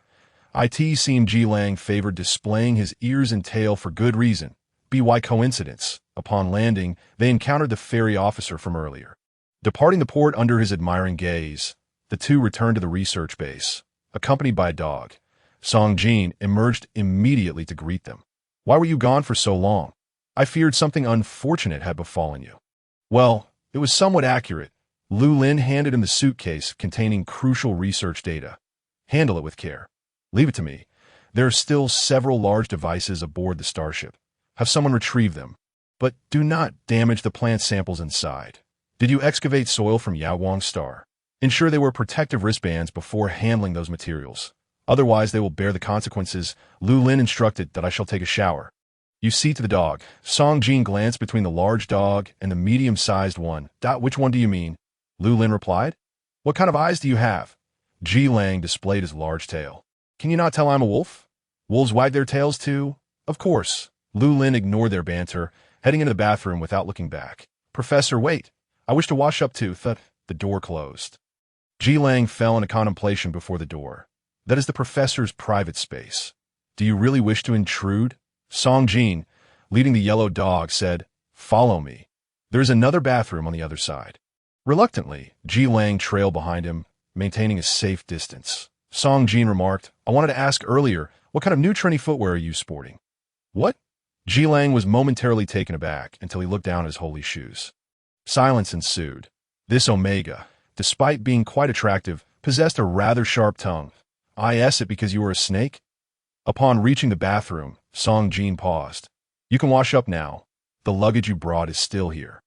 I will place it at the door once you are done. Change into something clean." "Understood." After a shower, Ji Lang returned to Lu Lin's office. Lu Lin had just emerged from the bathroom, and upon lifting his gaze, he met the eyes of a certain alpha waiting at the door. Ji Lang had exchanged his flamboyant leather jacket for a more formal shirt, shedding the odds and ends of his previous attire. Leaning against the doorframe, hands in pockets, sleeves rolled to his elbows, he revealed a well-toned forearm, marred by a few scars that had yet to fade completely. The black shirt accentuated his trim figure, its buttons straining slightly at the front, tapering down to a slender waist. His dark wolf tail coiled around his legs, seemingly bored, flicking its tip absent-mindedly. Lu Lin's gaze lingered on him for 30 seconds, then a full minute, until Ji Lang, taking the initiative, called out, waving his hand before Lu Lin's eyes, "Professor?" Lu Lin hurriedly diverted his gaze, maintaining his usual calm demeanor, though a hint of warmth crept into his ears. "Follow me." Ji Lang inquired. "Private space? From now on, it shall be mine." Chapter 27. "Is this something you can view?" Ji Lang accompanied him. "Where are we going? Do you not wish to know who the sole survivor is?" "I shall take you to meet him." Ji Lang exclaimed in surprise. "He is here at the research base." Lu Lin did not respond, leading him to the elevator. Upon turning back, he found a person who had been closely following him standing 5 paces away. "Come here," Lu Lin commanded. Upon sighting this object, Ji Lang was immediately filled with trepidation and resolutely refused to advance. "I must not have done anything wrong, right? Why are you punishing me so severely?" Lu Lin was rendered speechless. After a lengthy pause, he remarked, "If you do not approach, how can I record your identity information?" Song Jin suddenly emerged from nowhere. "Are you truly going to take him down?" Lu Lin nodded. Ji Lang glanced from one to the other before cautiously stepping forward. The identity information was successfully recorded. The green light illuminated, and Song Jin, crossing his arms, addressed Ji Lang. "Only those whom the professor trusts implicitly are allowed entry into the underground laboratory. You may indulge in your secret delight." Ji Lang's eyes sparkled as he turned to Lu Lin. "Really?" Lu Lin remained silent, pressing the downward arrow. The interior of the private elevator was rather compact. It could comfortably accommodate 2 Omegas, but adding an Alpha made it feel somewhat cramped. Ji Lang dutifully distanced himself from Song Jin, leaning towards Lu Lin's side. The elevator descended slowly, halting at the 2nd underground level. With a chime, the doors slid open to reveal a pristine white corridor, leaving Ji Lang astonished. He had never envisioned the underground laboratory to resemble such a sight. Rather than a laboratory, it appeared more akin to a prison. Following the two, he walked down the corridor, his reflection visible in the glass on either side, immediately recognizing that it was the most advanced bulletproof glass from the Empire, strong enough to withstand small missiles. What exactly was being contained here to necessitate such fortifications? The three ultimately halted before an observation room. Ji Lang peered through the glass, only to behold an inky mass. He turned to Lu Lin with confusion. What is this? The person you wish to meet. Are you certain this is a person? One could say so that a pitch-black dragon wing obscured the figure, with a long dragon tail trailing on the ground, judging by its current state. It seemed entirely unrelated to humanity, until it sensed a foreign presence. Lifting its head from beneath the wing, its blood-red dragon eyes met Ji Lang's gaze. It is. Ji Lang's eyes widened in disbelief. General Mu's son, lower your voice. Although the commotion here won't be heard, it is imperative to emphasize that this matter is known only to us FEW. Lu Lin spoke in a calm tone. I, Song Jin, and the base commander.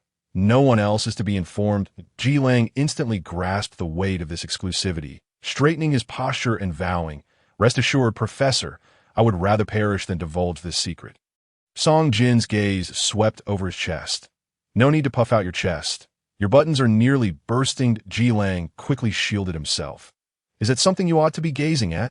Know your boundaries. Song Jin replied, an alpha warning an omega about boundaries. Suddenly, a shadow loomed over them, and the glass emitted a loud crash. The three were startled, and Ji Lang turned to see the figure that had been lying on the ground, now standing. Sharp dragon claws pressed against the glass, its towering form exuding an overwhelming sense of pressure. The blood-red vertical pupils fixated on him. With its sharp fangs and menacing dragon horns, he now understood why bulletproof glass was necessary. However, the Guardian would never bow to anyone other than its master. He confronted the dragon's imposing presence directly. What are you glaring at me for? Have I stolen something of yours? The figure within the observation room emitted a low, rumbling dragon roar. What are you saying? I cannot comprehend. If you have the ability, speak plainly. Song Jin sidled up to Lu Lin, lowering his voice. Professor, what are they doing? I do not know. Lu Lin shook his head. Perhaps it is merely a friendly exchange between alphas that you deemed this scene friendly. The two alphas glared at one another for an extended period, separated by glass, unable to harm each other. Until Musun finally relented and shifted aside, that Ji Lang triumphantly declared, What a general. Hardly impressive. How do you know Musun? Have you encountered him before? Lu Lin inquired seriously as Ji Lang paused. No, but who doesn't know of General Musun's renown? With his dragon traits, there is no second like him in the entire star system. That he lowered his gaze, murmuring, I had once considered joining the military, using General Musun as my role model. I never anticipated you would end up in such a state. If you wish to join the military, why then did you become a guardian? The military rejected me. Lu Lin frowned. Why would they reject you? With your physical capabilities, you cannot have failed the assessments. Perhaps they disdain my background? Ji Lang averted his eyes. Background? To my knowledge, the military does not consider background when recruiting. Let us not dwell on this. Being a guardian is quite fine. It's liberating. Ji Lang awkwardly shifted the topic. Professor, what exactly transpired with General Musun? His death was widely reported, yet now we hear he is alive and imprisoned here. Lu Lin sighed. Years ago, His Majesty ordered that at all costs, Musun must breach Yaoguang's star. He led a battalion in a battle against the defenders of Yaoguang's star. Due to a lack of protective measures, they were all infected with the activation serum, leading to madness or death, though they accomplished their mission at a grave cost. After the conflict, they were taken in and isolated by a medical institution. But by then, Musun's mental state had collapsed, and despite several months of treatment, there was no improvement. An uncontrollable Musun posed too great a danger. His Majesty could not afford to keep him. Hence, I volunteered to treat him, publicly declaring to His Majesty that he had unfortunately passed during treatment while secretly bringing him here. This underground laboratory was constructed specifically for him, with the singular intention of containing him. Should His Majesty discover he yet lives, he would face certain death. Ji Lang clenched his fist slowly. The Emperor again. Although he had never met Musun, no one failed to admire the general. It could be said that without Musun, there would be no present-day Tianquan star, and Musun and Lu Lin were the Emperor's right and left hands. Yet this ruler, exalted above all, treated his trusted confidants with such cruelty that it was precisely due to following his orders that they suffered injuries. Yet in the end, they were rendered mere pawns, easily discarded. I am going to Yaowang's star to seek a cure for him. Though our conversations have been scarce during our collaboration, he has become this way because of me. I cannot bear to watch him face execution. That I understand, Professor. I shall remain tight-lipped. Indeed. Sun appeared disinterested in their conversation, meandering about the room with his tail trailing behind him. Eventually, he halted before Song Jin, tapping the glass with his claws. Song Jin suddenly recalled something important. Oh no! In my haste to welcome the professor, I forgot to feed him. He hurried off to prepare the food, operating the mechanical arm to deliver the tray inside. Sun carefully accepted the tray, ensuring his sharp claws did not puncture the fragile ceramic. Jilang craned his neck to peer inside, his eyes instantly lighting up. Steak! Lu Lin caught the sound of him swallowing. Sun turned away, seemingly wishing to conceal his ungraceful eating manner from them.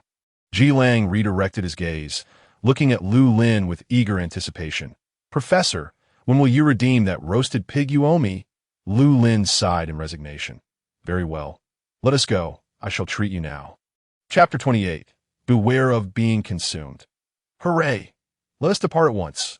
However, Song Jin called out to them. Wait a moment, Professor. Lu Lin turned back. What is it? Have you already undergone differentiation? Lu Lin did not shy away from the question. Did you notice? Yes, I detected your pheromones. Song Jin handed him an item. Apply this. It will save you a great deal of trouble. Lu Lin scrutinized the pheromone barrier sticker, furrowing his brow. Is it that conspicuous?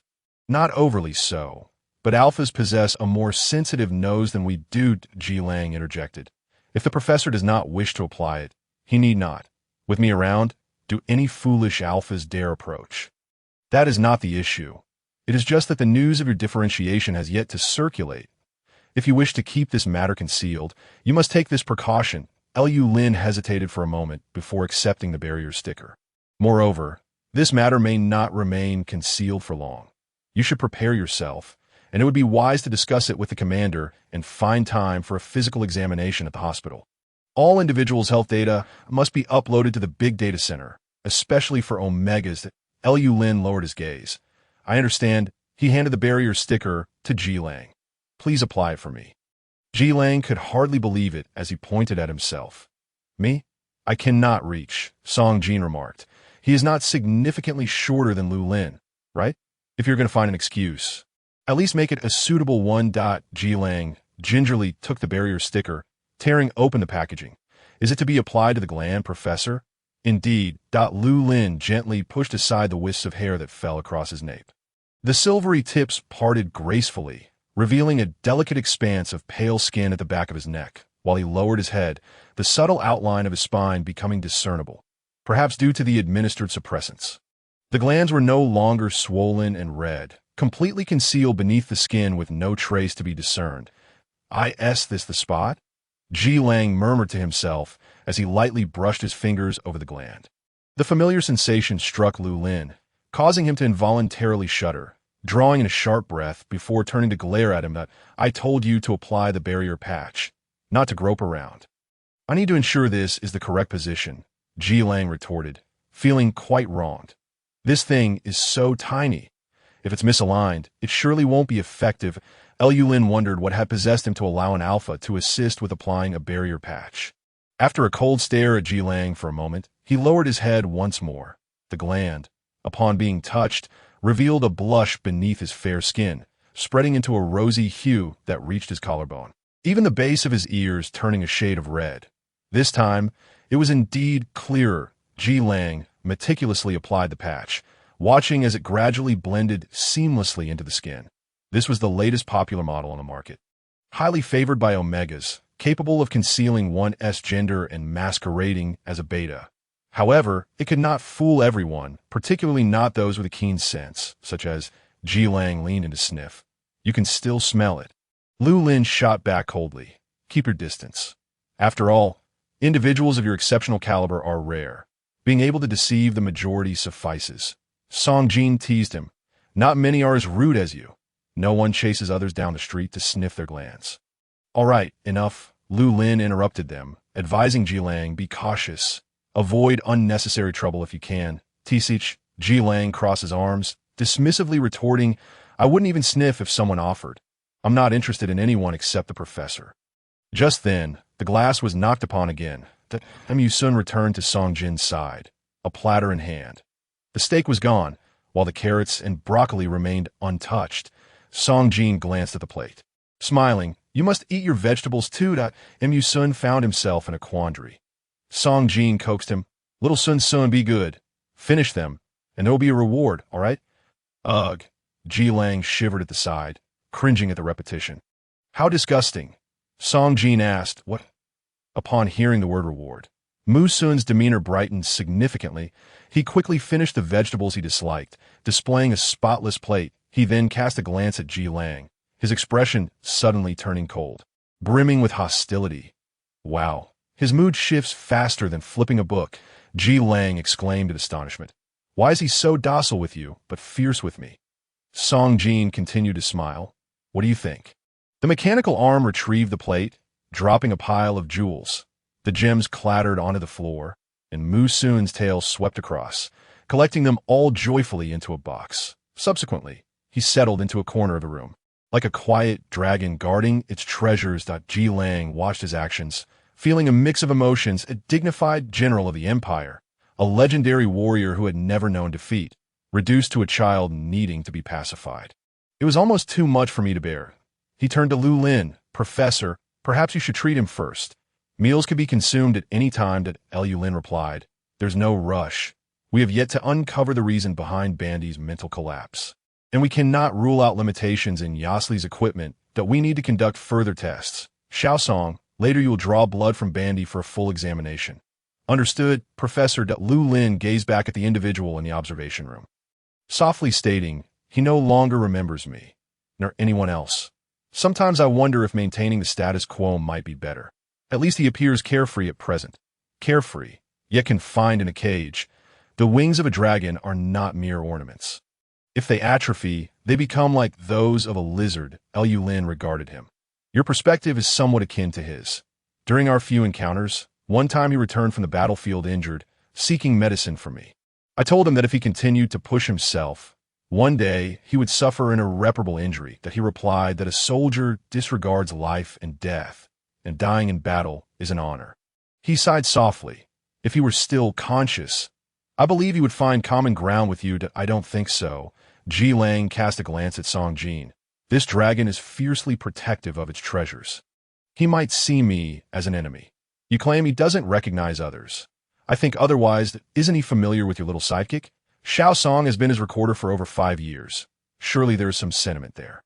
Recorder? Perhaps caretaker would be more fitting, and their bond is anything but trivial. Jilang approached Song Jin, backlit, flashing a small canine tooth, and whispered, taming a wild beast is perilous. One misstep, and you may find yourself devoured. Lu Lin was already waiting ahead. Aren't you leaving yet? Coming, Professor. Song Jin watched them depart, his golden eyes glinting with amusement. This conversation should be relayed to Lu Lin verbatim. The wolf dog attracted by Professor Lu is far more dangerous than the dragon he tends. One wonders who will end up devoured first. Chapter 29. Professor, I adore you. The two took a flying vehicle away from the base. The research facility was situated in a sparsely populated suburb. When Jilang first arrived at Tianquan Star, he had reported in immediately upon landing, leaving no time to explore the customs and culture of the Imperial Star. This was his first venture into the city. He pressed his face against the glass, observing the countless flying vehicles navigating the skies, the ground teeming with buildings and intricate formations, and throngs of people bustling about. The technologically advanced metropolis lay before him in all its glory. He couldn't help but exclaim, is the Imperial Star truly this prosperous? Lu Lin gazed into the distance. It wasn't like this a decade ago. The Emperor's contributions to Tianquan Star's present state are undeniable. Unfortunately, such prosperity is often the beginning of inflated ambition. By the way, Professor, you haven't mentioned where we're dining. Jinwei Xian. The intelligence system detected the keywords, and the unmanned flying vehicle automatically charted a course. Soon, they arrived at their destination. Jilang jumped down first, Reaching out to Lu Lin, Professor Lu Lin took his hand, stepping down from the vehicle that Ji Lang had not brought a weapon. As Lu Lin assured him, it was unnecessary. In the Imperial Star, no one dared to threaten others on the streets to take tea that moment. The two stood at the bustling intersection, appearing as two ordinary people leisurely strolling through the city. Ji Lang marveled at his surroundings. His nose twitched. It smells wonderful. Following the scent, he found their intended destination. Looking up, he saw the gilded sign adorned with flamboyant characters, Zhenwei Xian. This architecture and name are quite antiquated, he remarked, glancing around. Feeling it seemed out of place. After all, it was a restaurant owned by the people of Yuhing Star, which naturally reflected their style. When it comes to dining, one must look to them, Lu Lin commented. Upon entering the establishment, the wooden structure stood in stark contrast to the surrounding technological ambience, exuding an air of antiquity. The intricately carved beams and ornate eaves conveyed a lavish yet grandiosity. Did you not say you had witnessed the fireworks of Yuhing Star? Their streets should be filled with such style. What is there to be surprised about? I have never been to Yuhing Star. The fireworks are merely hearsay. The server approached. Perhaps it was more affectionate to call him a waiter. Do you have any tables available? Lu Lin inquired. Yes, of course. Where would you like to sit? Somewhere with a good view. Lu Lin replied. Got it. To the third floor viewing area for two. Ascending to the third floor, the waiter guided them to their seats, pouring tea and filling their cups. Is this your first visit? Please take a look at the menu. Ji Lang swiped his fingers across the virtual screen, not forgetting his original intention. Do you have roast suckling pig? Yes, of course. It's our signature dish, $6.88 per pig. Guaranteed that after tasting it, you'll want to return. $6.88? Ji Lang was taken aback. Isn't that rather expensive? Expensive? Sir, we are a 300-year-old establishment. Genuine and fair, no deceit here. Order whatever you desire. Lu Lin gestured as I mentioned. It's my treat. Then I won't hold back. Ji Lang replied. All right, that Ji Lang ordered everything he desired, and at the end, Lu Lin added 2 vegetarian dishes. Upon seeing the bill, the waiter beamed. You gentlemen are quite generous. I will hurry along with your orders. Ji Lang, having ordered in a flurry, hadn't really paid attention to the total. Hearing the waiteress' exuberance, he felt a twinge of guilt and asked Lu Lin quietly, Professor, how much did we just spend? Not much. Lu Lin elegantly sipped his tea. Whatever you ordered, I shall cover. Ji Lang clutched his chest. Who can endure this? My heart is racing.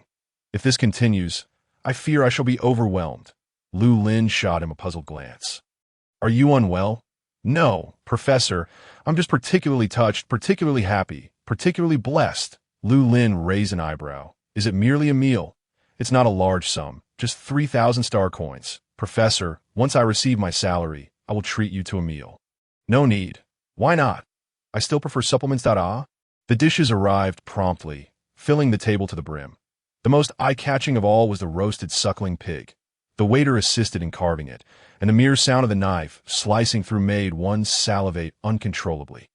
Ji Lang, unable to contain his eagerness, swiftly picked up a piece and placed it in his mouth. The outer layer was crispy while the inside was tender, fragrant yet not greasy. He exclaimed, his eyes sparkling with delight. Professor, this is the most delectable roasted suckling pig I have ever tasted. Lu Lin regarded the young alpha with skepticism, suspecting he had never experienced truly exquisite roasted pig before. He picked up a pair of chopsticks filled with vegetable salad and remarked to Ji Lang, I'm glad you enjoy it, but with such a lavish order, you must finish every last bite. Rest assured, Professor, there is no food I cannot conquer. Ji Lang replied confidently, Lu Lin, lacking any appetite for rich foods. Simply nibbled on a few greens. Soon, he set his chopsticks down and watched Ji Lang eat. The young guard seemed as if he had never encountered fine cuisine before, exclaiming delight at every bite, shoveling morsels into his mouth until his cheeks were stuffed.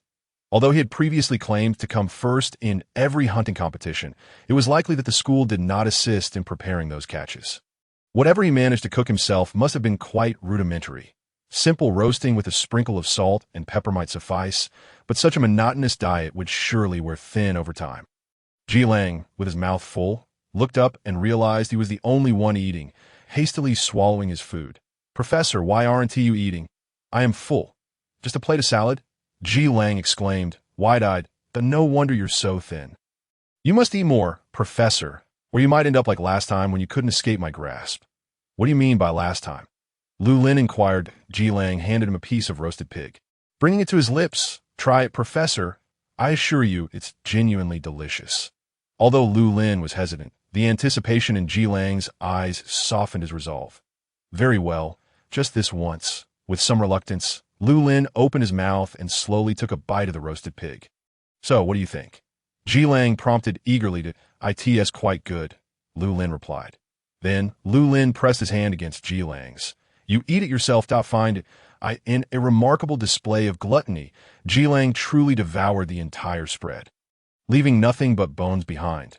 Overindulged, he leaned against the railing, gazing down as he rested. Below, a stage had been erected, and the sounds of traditional opera floated up, though he could not comprehend the lyrics. It was still a delightful experience. However, Lu Lin paid no heed to the opera. His gaze remained fixed on Ji Lang. After a prolonged moment, he stood up to settle the bill. It's time to go.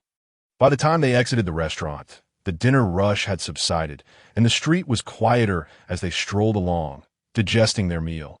Professor, I truly adore you, Ji Lang declared. It was merely a meal. Ji Lang quickened his pace, turning to walk backwards. This was no ordinary meal. What do you mean? It was a meal that Professor treated me to. What is the difference? The distinction is immense. This marks your first invitation to dine with me since my appointment. A momentous occasion that must be commemorated. There is nothing worth commemorating. Why not? Because there will surely be countless more. Chapter 30. A surprise. Ji Lang clutched his heart and collapsed. I can't take it. Lu Lin frowned. Are you truly unwell? Ji Lang sprang back to his feet. I'm fine, Professor. I feel absolutely wonderful. Lu Lin glanced at the glowing device on Ji Lang's wrist. Your heart rate is at 120. And you claim to be fine? I assure you, I am perfectly fine. Are you certain you do not need to go to the hospital? Ji Lang shook his head fervently. This was a matter that could not be taken lightly. Should a doctor discover that his heart rate had accelerated due to being teased by someone he fancied, they would surely expel him. Firm in his insistence that he was all right, Lu Lin chose not to press further, and they returned to the research base together. Upon entering the office, Song Jin appeared. Professor, I have sent someone to retrieve the items you requested. The cultivation pods are located on the basement level. Very well. The starship has also been returned. Here are the keys. Lu Lin took the starship keys and tossed them to Ji Lang. You keep them. Professor, did you not say that the starship was merely borrowed? Do we not need to return it? If they do not ask for it back, then we shan't bring it up. Ji Lang's expression shifted to one of understanding, and he smiled knowingly. I see. It would be remiss not to take advantage of a military boon. Besides, Professor Lu has made such significant contributions to the Empire. Reclaiming a mere starship would seem rather petty. He tucked the keys into his pocket and added, if they do not reclaim it, I could assist you in modifying it, perhaps outfitting it with some weaponry. It would be rather unsatisfactory if it could not fire. Lu Lin raised an eyebrow. You can do that. Of course, back when I was in school, we had several decommissioned starships that we were allowed to tinker with. Such tasks are a piece of cake for me. He then recalled something. But I think we might be lacking materials, Lu Lin remarked. The Guard Academy is both stingy and generous. He shook his head and prepared to head to the lab to check on the cultivation pods. But Song Jin called out to him, Professor, the person in charge is looking for you. Lu Lin halted now. Yes, he said, the sooner, the better. All right, I shall go at once. Shall I accompany you? Ji Lang asked. No need for you to come.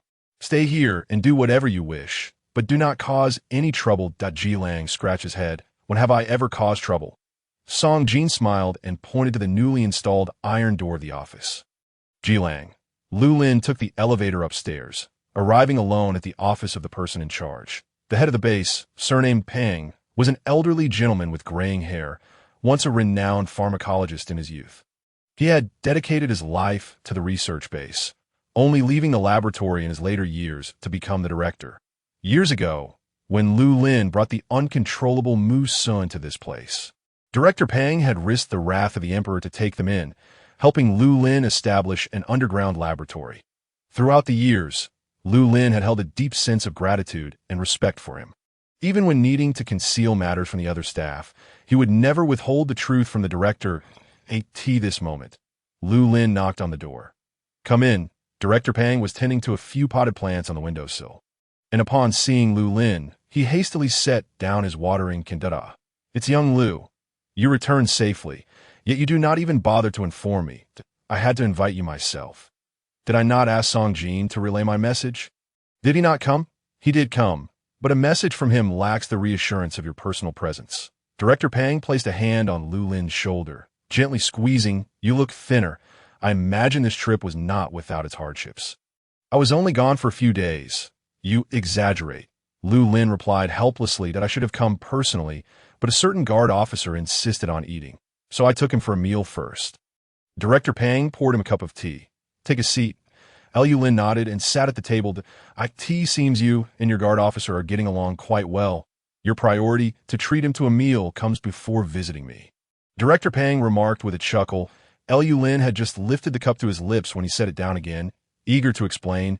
"That's not. Just a joke. Just a joke." Director Pang waved his hand. "Seeing that you two are getting along harmoniously puts my mind at ease.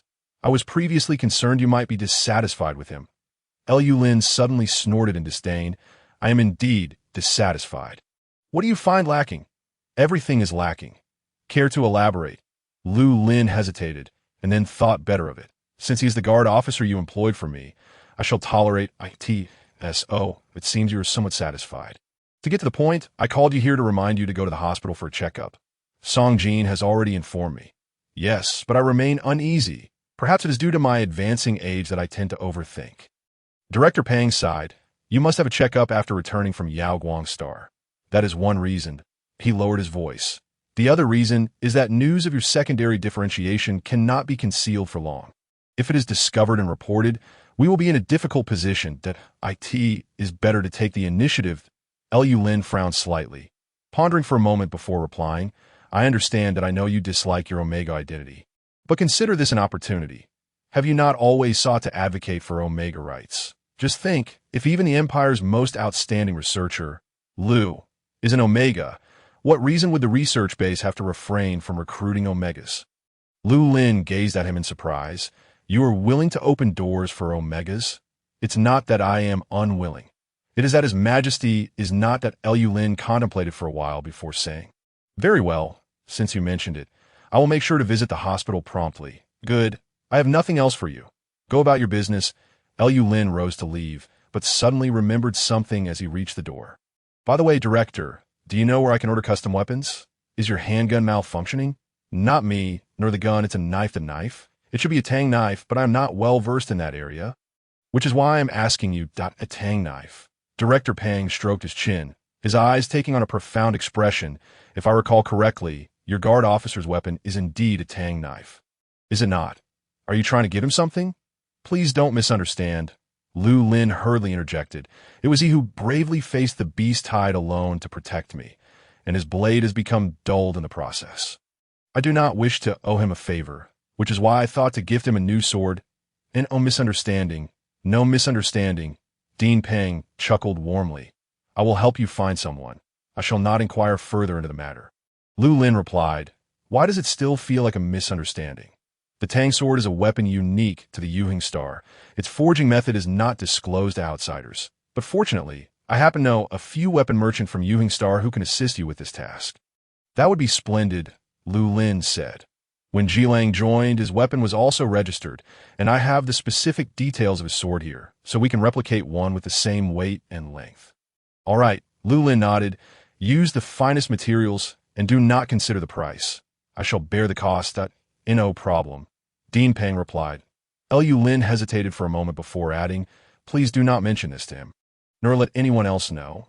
You wish to surprise him, do you?" "No. No need to explain. I understand," Dean Pang said, patting him on the shoulder. "Rest assured, this will be handled by the Dean." Lu Lin remarked, "Perhaps it would be better if you didn't understand." Chapter 31. SC Chart. Dinger's Alpha. Lu Lin pressed his lips together, sensing that remaining any longer would deepen the misunderstanding, so he decided it was best to leave. Dean Pang escorted him to the door, saying, "If you and Xiao Ji can get along well, I shall finally be relieved of concern. It is truly difficult to hire a guard. If you insist on changing personnel, I might lose more hair. Lu Lin recalled the exorbitant salary of 300,000. Perhaps your salary is too low. Dean Pang was utterly astonished, his aged voice trembling. 300,000 a month is too little? Little Lu, my salary is only 300,000 as well. Is that so? Lu Lin said nonchalantly, I apologize. Perhaps I lack a proper concept of money. Dean Pang, still recovering from the shock, patted his chest. Little Lu, please refrain from making such startling statements in the future that I will try. Lu Lin replied. However, if money is not the issue, why is it difficult to hire someone? You mentioned your salary is quite high. There should be many applicants. Indeed, initially there were many guards who submitted their resumes, perhaps a dozen or so. But guess what happened in the end? When I called them in for interviews, none of them showed up. Dean Pang shook his head. Perhaps they learned you would be going to Yaoguang Star and deemed it too dangerous, hence their retreat. Truly, these guards are not as brave as the rumors suggest. Lu Lin furrowed his brow. Was it because they learned he was going to Yaoguang Star that they avoided him? Something felt off. According to Ji Lang, guards were fearless. Those who feared death couldn't even graduate. Since there were so many who graduated successfully, it was improbable that they would all falter at this time. So, how many were left for the interview?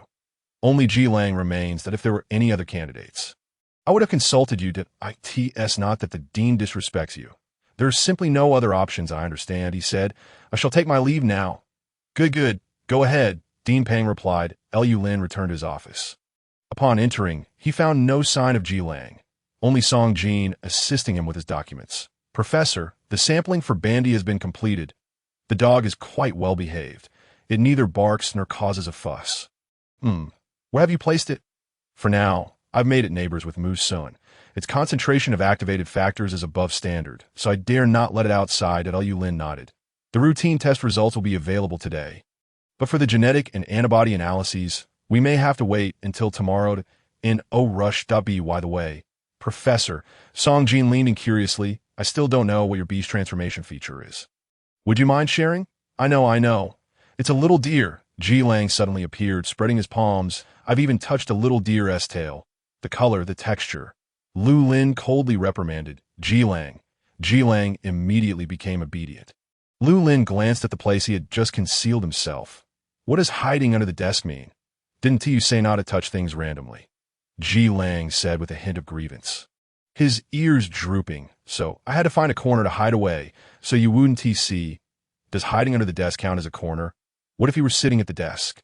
Lu Lin closed his eyes, hardly daring to continue imagining that scenario. He couldn't be bothered to argue further with him, and turned to instruct Song Jin, arrange a place for him to stay. UV both worked hard. Rest early tonight. And Xiao Song, accompany me to the hospital tomorrow. Are you going for physical checkup? Yes, that no problem. What kind of checkup? Wait. Ji Lang interjected forcefully. Professor is going for a physical checkup. Why can't I accompany him? Song Jin retorted. You're an alpha. How can you accompany an omega for a checkup? Who said I'm an alpha? I'm not. I'm a guard. Guards follow their employer in everything, including gender. Song Jin was left speechless by his shamelessness. Your mentor must be SC Char Dinger, right? I don't care. I want to accompany the professor. Please don't leave, Professor. Bang. Lu Lin returned to his room and closed the door. How about that? Song Jin, enjoying the spectacle, remarked, the professor not only doesn't allow you to accompany him for the checkup, but also keeps you at bay. Ji Lang glanced at the tightly shut door and decided to take a roundabout approach. Leaning close to Song Jin, Xiao Song, could you make an exception? What did you just call me? Song Senior. Song Jin crossed his arms. If there's nothing, I'm afraid of snakes.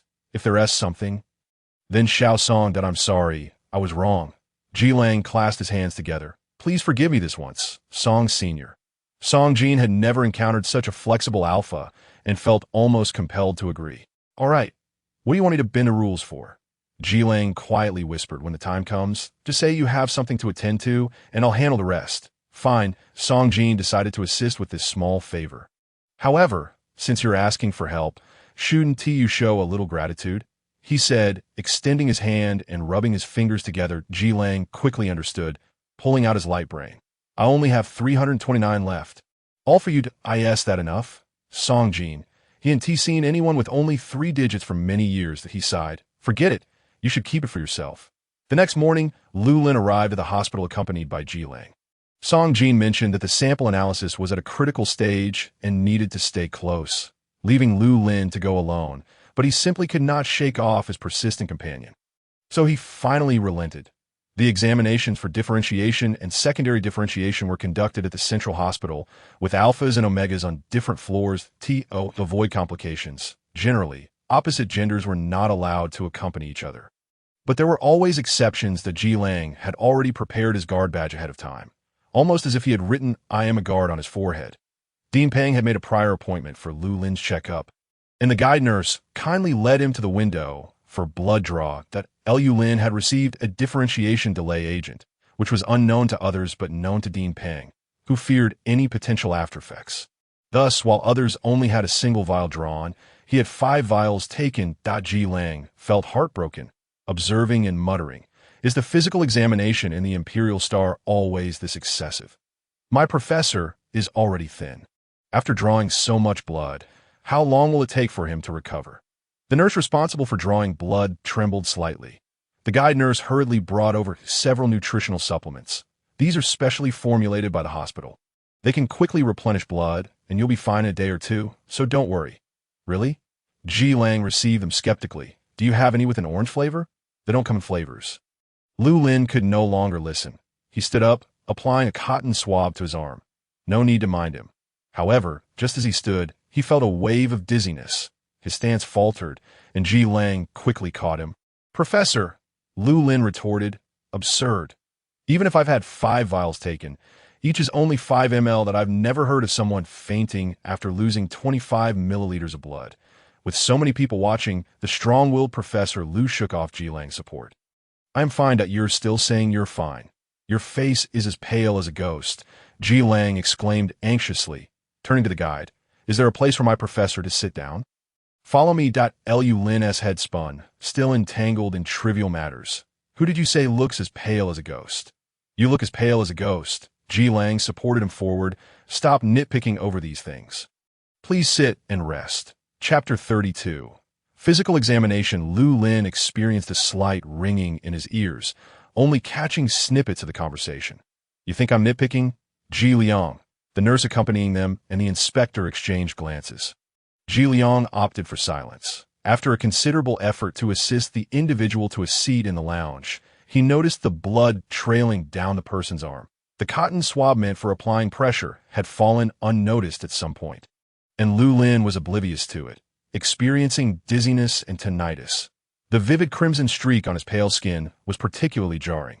Ji Liang exclaimed for 2 more cotton swabs to help wipe away the blood. He crouched before him, carefully pressing on the injection site while blowing gently. "Professor, does it hurt?" The nurse and the inspector whispered nearby.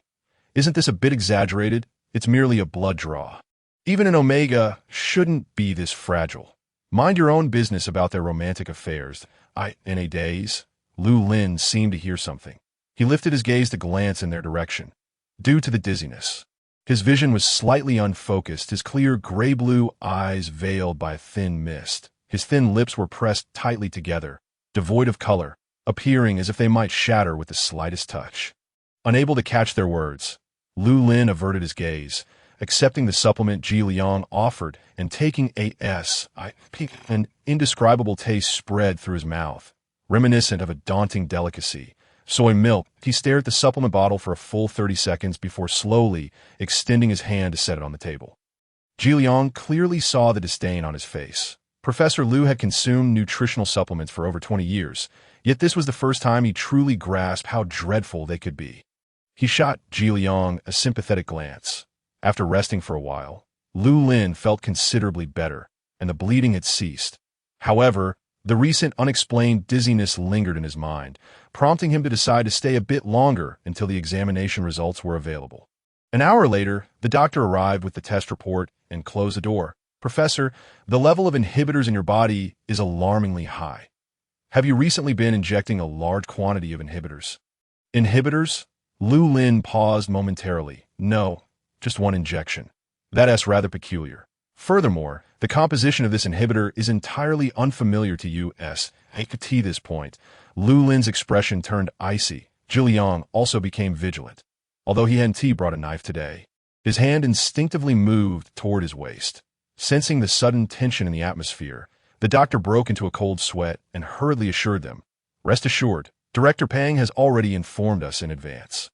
We will not report any anomalies in Professor Lu's examination results." Ji Liang slowly withdrew his hand. The doctor sighed in relief. "However, I believe it is necessary to inform you personally that the potency of this inhibitor is exceedingly strong. You must not inject it again within a short period, and its mechanism of action differs from any inhibitors available on the market.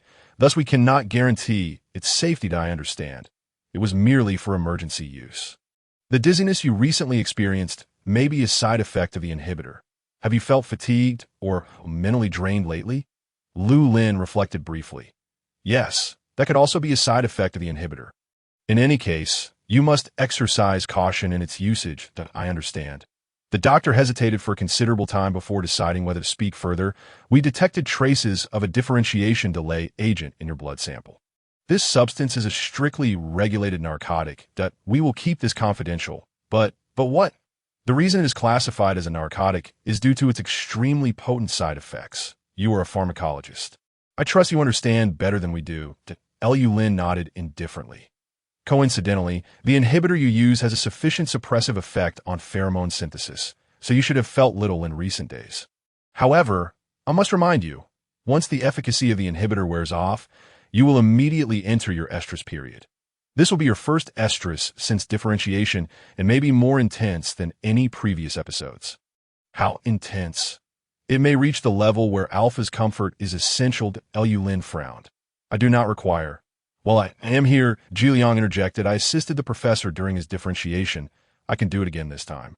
We still recommend seeking an alpha with a high compatibility for comfort. That if the compatibility is too low, it may have the opposite effect. That I do not need alpha's comfort, nor do I require any compatibility testing." Lu Lin coldly rejected the doctor's advice. "Thank you for your discretion. I must return now." "Wait, Professor. Even if you do not accept alpha's comfort, you should at least prepare a vial of synthetic pheromone. Otherwise, you will find it exceedingly difficult to endure this estrus." Lu Lin took a deep breath. Ji Liang. "What is synthetic pheromone?" "It is a product filtered through a big data center to identify the alpha with the highest compatibility with a professor. Then, based on their pheromone composition, a close substitute is synthesized. Generally, it can be completed within a day. There is still time. A substitute." Ji Liang felt something was off. Wouldn't that mean using someone else's pheromone without notifying them? Would they consent? "You need not worry. Over half of the alphas have authorized this, and if not, we will handle the communication." Ji Liang turned to Lu Lin. "Professor, what should we do?" "No need. Return to the research base." Lu Lin began to walk away, but Ji Liang did not follow. He gazed at the synthetic pheromone application instructions the doctor had handed him, his eyelids lowered, emotions obscured in his depths. "Professor, we might as well match and see," he suggested. "After all, it states here that a compatibility above 80 is required for use. Perhaps no one will even reach that value.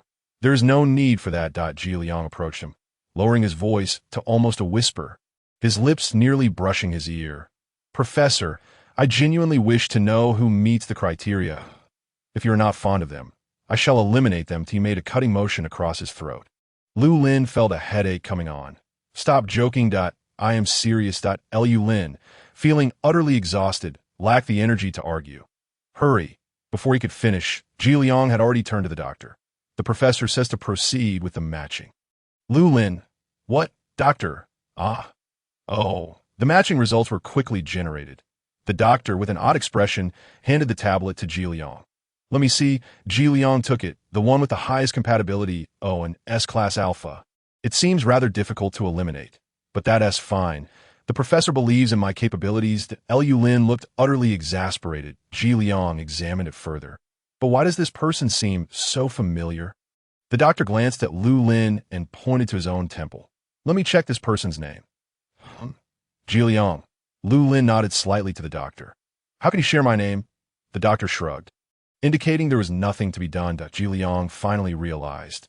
"Wait, I sent this me." Lu Lin's cool brows finally turned toward him, his lips meeting, the words he uttered as frigid as ice. "Still planning to eliminate?" Chapter 33, Matching Degree, 99.9. Ji Liang's face bore the astonishment of someone who had just heard Lu Lin profess his love. How could this be possible? I have the highest compatibility with the professor. Surely, your instruments must be malfunctioning. I would prefer to believe the instruments are faulty, the doctor replied gloomily.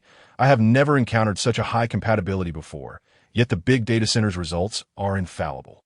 99.9. Such data was virtually unheard of that a compatibility above 90 is already deemed perfect, and achieving 95 is exceedingly rare. What does 99.9 signify? A match made in heaven, destined partners, one of a kind. Lu Lin scrutinized the number that had appeared, lightly furrowing his brow. You are unwilling to accept a high compatibility with me. It is not that I am unwilling. I find it hard to believe, Ji Liang said, twisting his own arm fiercely. Fearing he might be dreaming that, if this is true, I would be so blissful I might faint. His wrist communicator began to sound an alarm. Lu Lin observed his heart rate surging like a roller coaster and turned to the doctor. Report a physical examination for him as well. The Alpha's examination is upstairs. You must come with me. No, there is no need. Ji Liang hastily waved his hands. I genuinely do not require it. I am in excellent health. As he spoke, his heart rate soared to 180. It indeed felt as though he might faint. The doctor glanced at this Alpha teetering on the verge of collapse, and then at the Omega who had just returned from the brink. Deciding that as a Beta, it was best not to meddle in their affairs, he finally asked, Does Professor Lu still require the synthetic pheromone? Ji Liang replied, I have the genuine article right here. Why would I need a synthetic one? Are you foolish? The doctor understood. Time to leave. Lu Lin bid farewell to the doctor, and the two departed from the hospital. Ji Liang's light brain finally ceased its incessant alarms. Upon reaching the entrance to the hospital, Lu Lin paused. The area was bustling with people. Some entered the hospital with worry etched on their faces, while others exited with exuberance. Yet, these myriad emotions seemed irrelevant to the two of them, as the surrounding commotion faded into the background, leaving only the two of them in focus. Despite the cacophony, it was as if only they were attuned to one another. You must have done this quite often before. Haven't you? Lu Lin inquired. What do you mean? Whenever someone obstructs your path, you simply eliminate them, be they a highly compatible Alpha or a rival guard. Ji Liang was taken aback.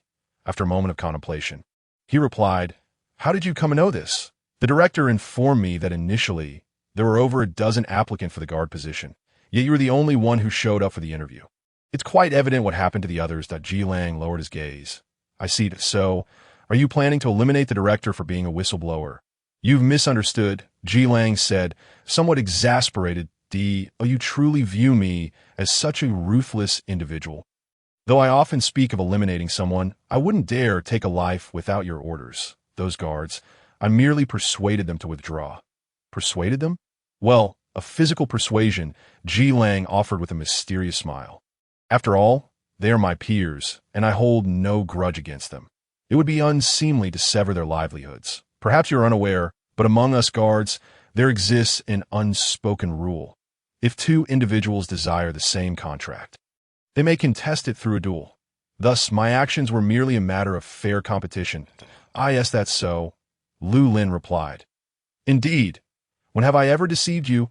Ji Liang appeared slightly hurt. Although I have had two unruly colleagues who fought quite fiercely, I have never harmed them fatally. Your assumptions about me are quite disheartening. Very well, Lu Lin decided to trust him this time, but I fail to understand why you are so intent on securing this contract for the sake of money.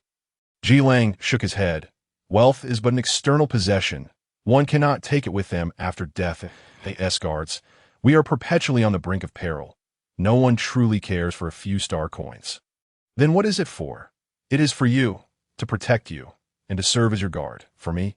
Lu Lin was even more perplexed. Surely, we were once strangers. You truly do not remember me, should I? Ji Liang forced a bitter smile, his drooping wolf ears reflecting his disappointment. That he sighed softly. Never mind. If you don't remember, then so be it. Back then, the professor likely paid him no mind.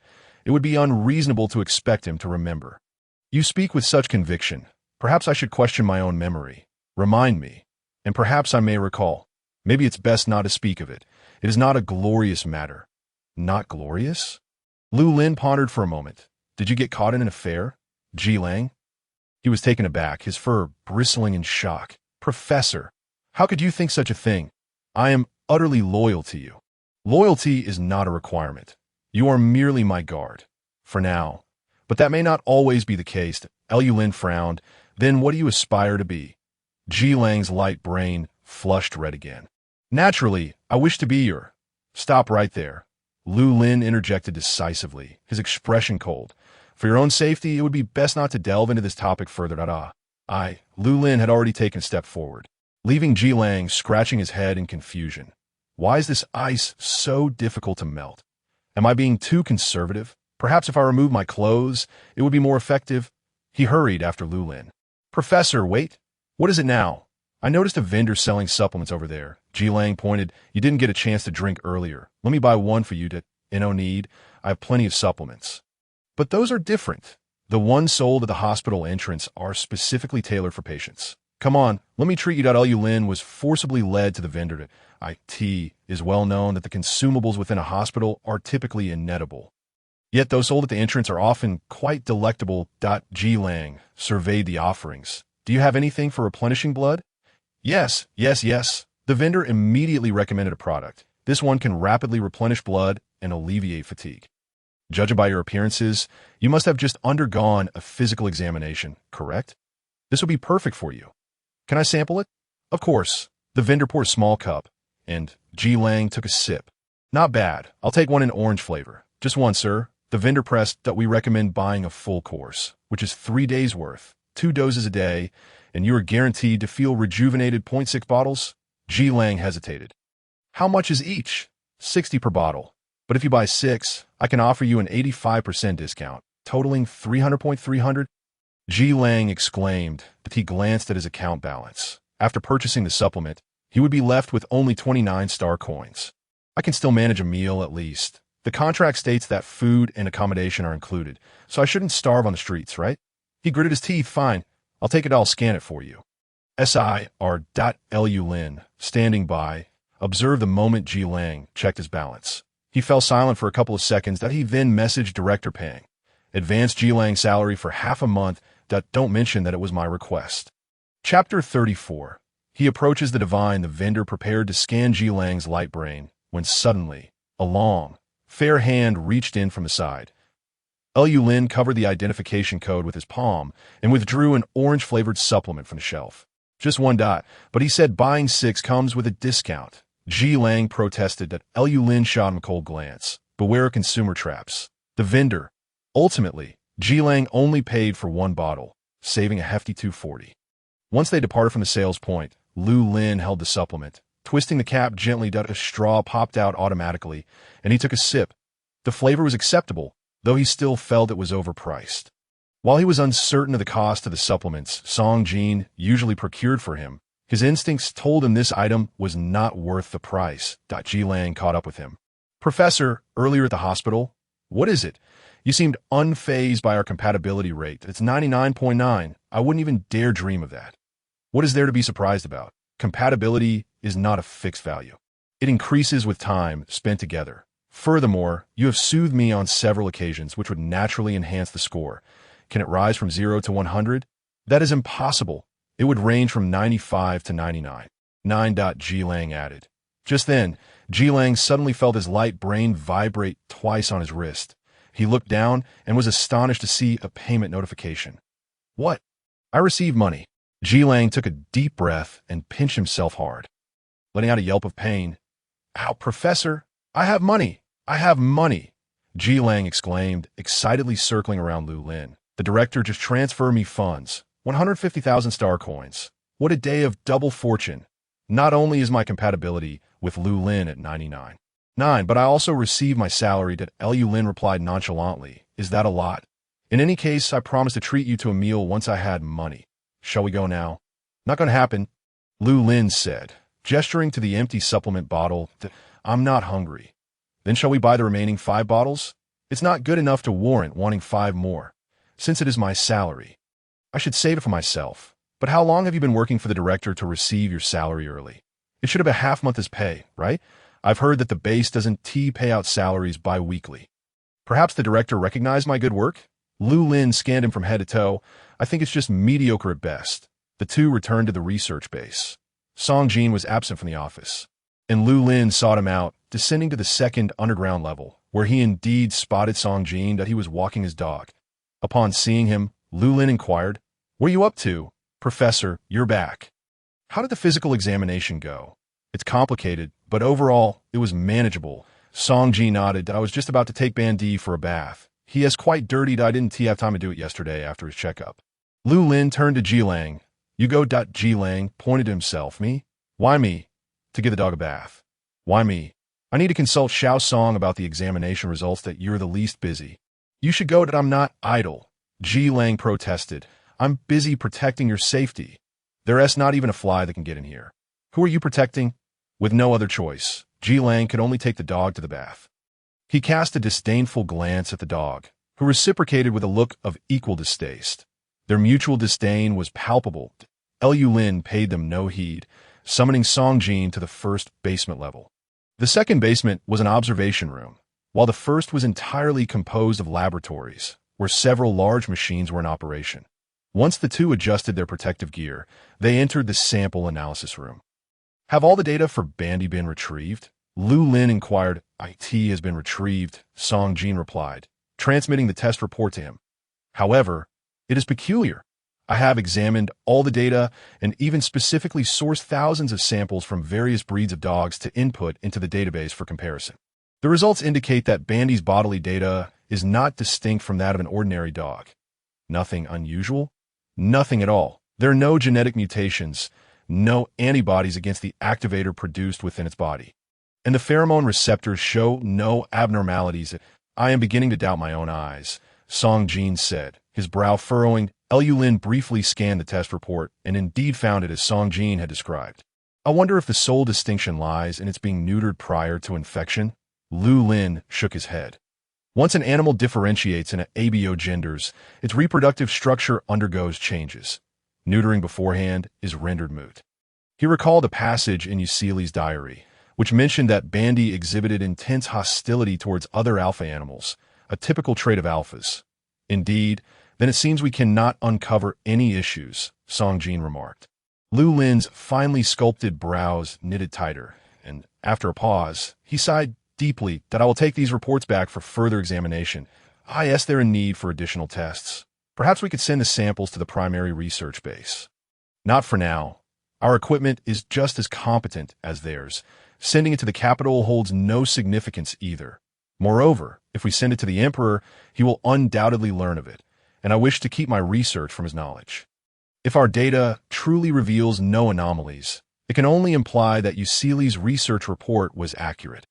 Upon returning from washing the dog, Jilang discovered that Professor Lu had sequestered himself within his room.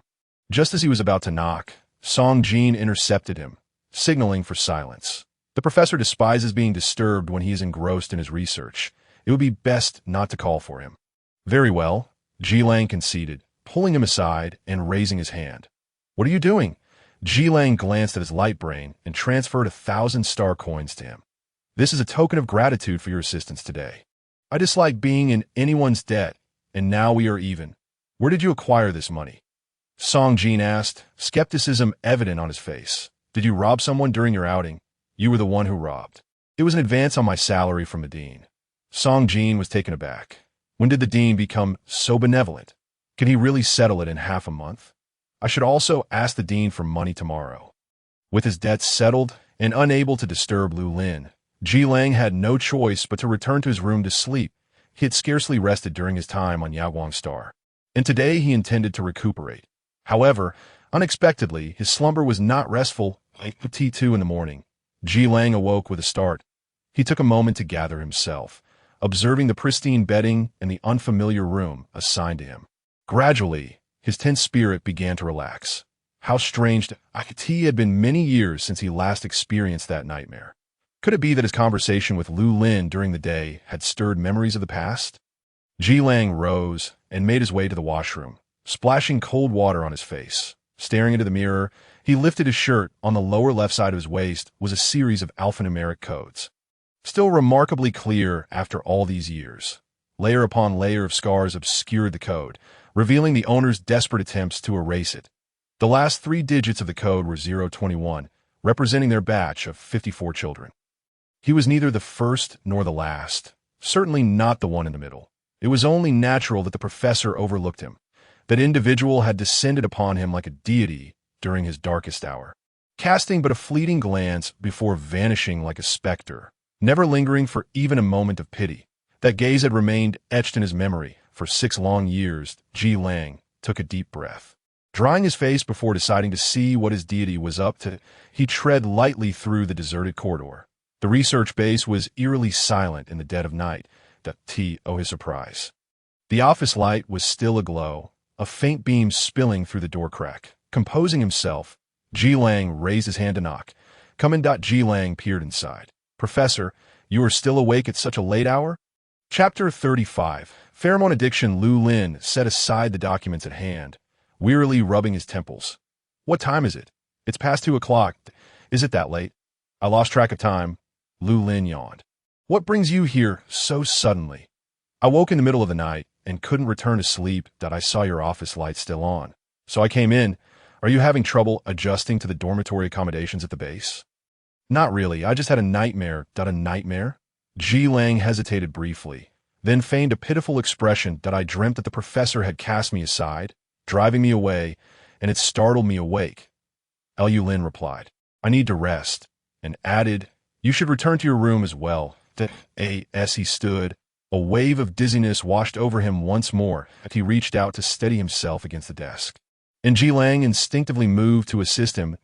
In the ensuing chaos, they collided, but Ji Lang's warm palm enveloped Lu Lin's, a gentle breath brushing against his ear. The dizziness clouded Lu Lin's vision, and for a moment, he forgot to pull away, oblivious to the fact that this was the touch of an alpha. A refreshing scent of oranges wafted from Ji Lang, the aroma of a shower gel warming in the air. Lu Lin found himself leaning slightly against Ji Lang's shoulder, yet he could not detect that familiar scent of pine. His sense of smell was inferior to Ji Lang's, unable to capture the faint trace of aroma in the air without the release of pheromones. Although he enjoyed the scent of oranges, he had come to realize that it was the pine fragrance that captivated him, rendering him utterly enthralled and addicted. He could not help but inch closer. Yet still he caught no whiff of the scent. "Professor, are you all right?" The sudden voice jolted Lu Lin from his reverie. He quickly straightened, stepping back, only to realize that his previous actions had been akin to embracing Ji Lang. A faint blush crept to his ears, but his demeanor remained composed. "It's nothing, just a slight dizziness." Ji Lang seemed oblivious to his lapse, preoccupied with concern for his well-being. "If you're feeling unwell, you should not strain yourself with these documents. Get some proper rest. I must expedite my efforts to find a remedy for General Mu." Lu Lin replied, "I understand, but the more urgent the task, the more you should attend to your health. If you exhaust yourself, no one will be able to complete this mission. Will they?" Lu Lin fell silent for a moment. "You are correct. I shall retire for the night." Good day. As he watched Lu Lin return to his room, Ji Lang did not leave immediately. He remained in place, taking a deep breath. A faint plum blossom fragrance lingered in the air, wrapping around Lu Lin's desk. Elegant and crisp, barely perceptible. The beta at the research base could not detect pheromones, and Lu Lin had applied a barrier patch, rendering even Song Jin unable to sense it. Yet Ji Lang's keen sense of smell could not be deceived. This aroma belonged solely to him, an indulgence he would not share with anyone. Lu Lin had stayed up too late, and the following day he indeed rose late. Upon stepping out of his room, he was greeted by the enticing scent of food wafting through the office. Several food containers adorned the table, each multiple layers deep. Noticing the logo on the containers, he realized they were from Junwei Xian's delivery service. "Did you order this?" he asked, astonished. "I mentioned treating the professor to a meal." "Breakfast is still a meal," Ji Lang replied, opening the food containers one by one. "I've been waiting for you for ages. If you hadn't woken up, I would have starved." The containers were specially designed, and the food released steam as if freshly cooked.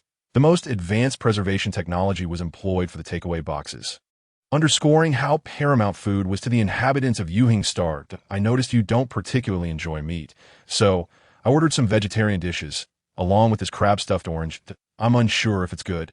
But let us give it a try, Ji Lang said, setting a lavish spread on the table. Why waste time eating when supplements are more convenient? But since it's already purchased, it cannot be returned. And not eating would be wasteful. With no choice, Lu Lin sat at the table. You ordered too much. The two of us cannot finish it. This how you intend to squander your freshly received salary? With me around, how could we possibly not finish it? Even if we truly can't, we still have Song Jin, right? And where is he? I have no idea. I haven't seen him. Lu Lin shook his head. He scooped a spoonful of the crab-stuffed orange, the flavor surprisingly unique. The crab roe was fresh, complemented by the citrus sweetness of the orange. Ji Lang, seemingly famished, busied himself with the meal, hardly engaging Lu Lin in conversation. Halfway through their meal, the elevator in the office suddenly ascended, the noise catching Lu Lin's attention that he looked up just in time to see Song Jin emerge from the elevator, his expression frantic. Clutching his hand, "Professor, there's an incident." Blood dripped from his hand, trailing behind him as he stepped into the office. Lu Lin quickly rose. What happened? Bandy went berserk. Song Jin's face was ashen. I just wanted to feed it. And it lunged at me and bit me. Lu Lin was momentarily taken aback, as if plunged into a frigid abyss. What? Ji Lang also leaned in, glancing at Song Jin's wound.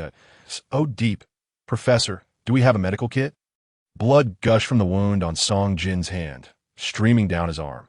The vivid crimson stains sent a jolt through Lu Lin's nerves, and countless thoughts flashed through his mind. How could Bandy suddenly go berserk? Bandy was their last hope, and its test results had shown no abnormalities. Now it exhibited signs of madness, which could only imply, was it truly impossible to cure Mu Sun? Were all his efforts over the years to be in vain? Had he unleashed a demon he could not even control? He was about to betray the promise he made to Yasli. Yet, Ji Lang's voice pulled him back to reality. Lu Lin firmly closed his eyes, forcing himself to regain his composure. When he opened them again, his expression had returned to normal. Follow me, he beckoned Song Jin to the sink, where he began to clean the wound with antiseptic solution. Song Jin's face turned pale from the pain, gritting his teeth to stifle any cries. Lu Lin carefully tended to the wound, applying medicine and bandaging it to Ji Lang, standing nearby. Inquired, Professor, could Bandy be rabid? Impossible. That I stayed up late reviewing Bandy's test results yesterday.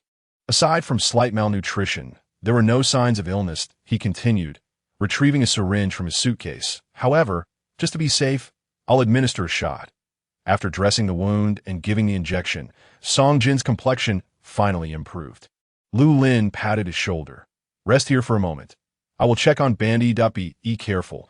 Please. Lu Lin led Ji Lang to the second basement level. Before they could approach, they heard fierce barking, peering through the glass. Lu Lin observed the yellow dog baring its teeth, barking wildly, its eyes bloodshot and drooling. It was indeed a sign of madness. Lu Lin, disregarding the worst possible outcome, took out a tranquilizer. We must find a way to calm it down. I'll handle it, Ji Lang offered. Be cautious. Do not disturb Mu Sun. Despite the distance of several rooms, an alpha's perception should not be underestimated. If that dragon were to go mad as well, a single tranquilizer would not suffice.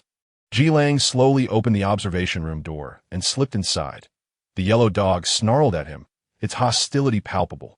Given their history, the dog seemed to regard him as an adversary. Ji Lang looked down at it. Releasing his pheromones, the pressure emanating from the S-rank alpha instantly filled the room, causing the yellow dog to whimper and crouched. A familiar scent of pine wafted toward Lu Lin's nostrils, causing his brow to furrow slightly. Chapter 36. Give me your pheromones. Ji Lang swiftly restrained the yellow dog and turned to Lu Lin. Lu Lin had no time to dwell on anything else. He approached them and, based on Bandy's weight, administered a quarter of the tranquilizer. The yellow dog continued to whimper under Ji Lang's grip, rendered motionless by the pheromone pressure, producing nothing but howls in protest. The tranquilizer quickly took effect, and the redness in its eyes gradually faded, clarity returning to its gaze. All right, let it go, Lu Lin instructed. Ji Lang cautiously released his hold, allowing the yellow dog to stand, momentarily confused as it looked at them. Before it began to wag its tail, it appeared to be fine now. and Ji Lang breathed a sigh of relief. Yet he pondered why it had suddenly gone in IT. IT had remained stable on Yaoguang Star for 6 years. There was no reason for it to lose control after being rescued. The ground still bore the bloodstains from where it had bitten Song Jin.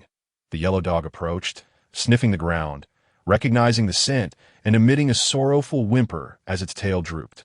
"Now you feel regret? You were quite fierce when you bit him," Ji Lang remarked. The yellow dog, chastised, looked even more dejected. Raising its paw to cover its face, Lu Lin furrowed his brow, observing the yellow dog. Sensing something was amiss, IT seemed to lack something, appearing different from before. Finally, his gaze landed on the dog's neck. "Where is its collar?" "Collar?" Ji Lang paused. "Oh, you asked me to wash it yesterday, and I thought it was too dirty. So I removed it to clean it separately, but I accidentally broke it." "You threw it away?" "No, I left it on the balcony to dry. It should be ready now. Go fetch it." Though he did not understand why Lu Lin insisted on the collar at this moment. Ji Lang complied and returned with the item. The collar, worn for many years, was now tattered and had broken into 2 pieces after washing, its fabric faded. "What is wrong with this collar?" Ji Lang asked. "During its years on Yaoguang Star, it always wore this collar. And after you removed it yesterday, it went mad today. Don't you find that too coincidental? It is a bit strange, but what does that prove?" "Perhaps we have been mistaken all along," Lu Lin mused, examining the collar in his hand. "The truth behind its infection, yet stable behavior, may not lie within the dog itself." "Is it because of this collar?" Ji Lang found it hard to believe. "I don't understand. What is so special about this collar?" "The collar itself is nothing extraordinary, merely a simple strip of fabric." "What about the dog tag attached to it?" "Just an ordinary copper piece." "Then what remains is this pearl." The pale pink pearl emanated a gentle luster, significantly larger than an ordinary pearl, surpassing even the size suitable for earrings. You recall the contents of Yasli's journal? This pearl was purchased by Ryan from an Interstellar merchant, and they likely never investigated its origins.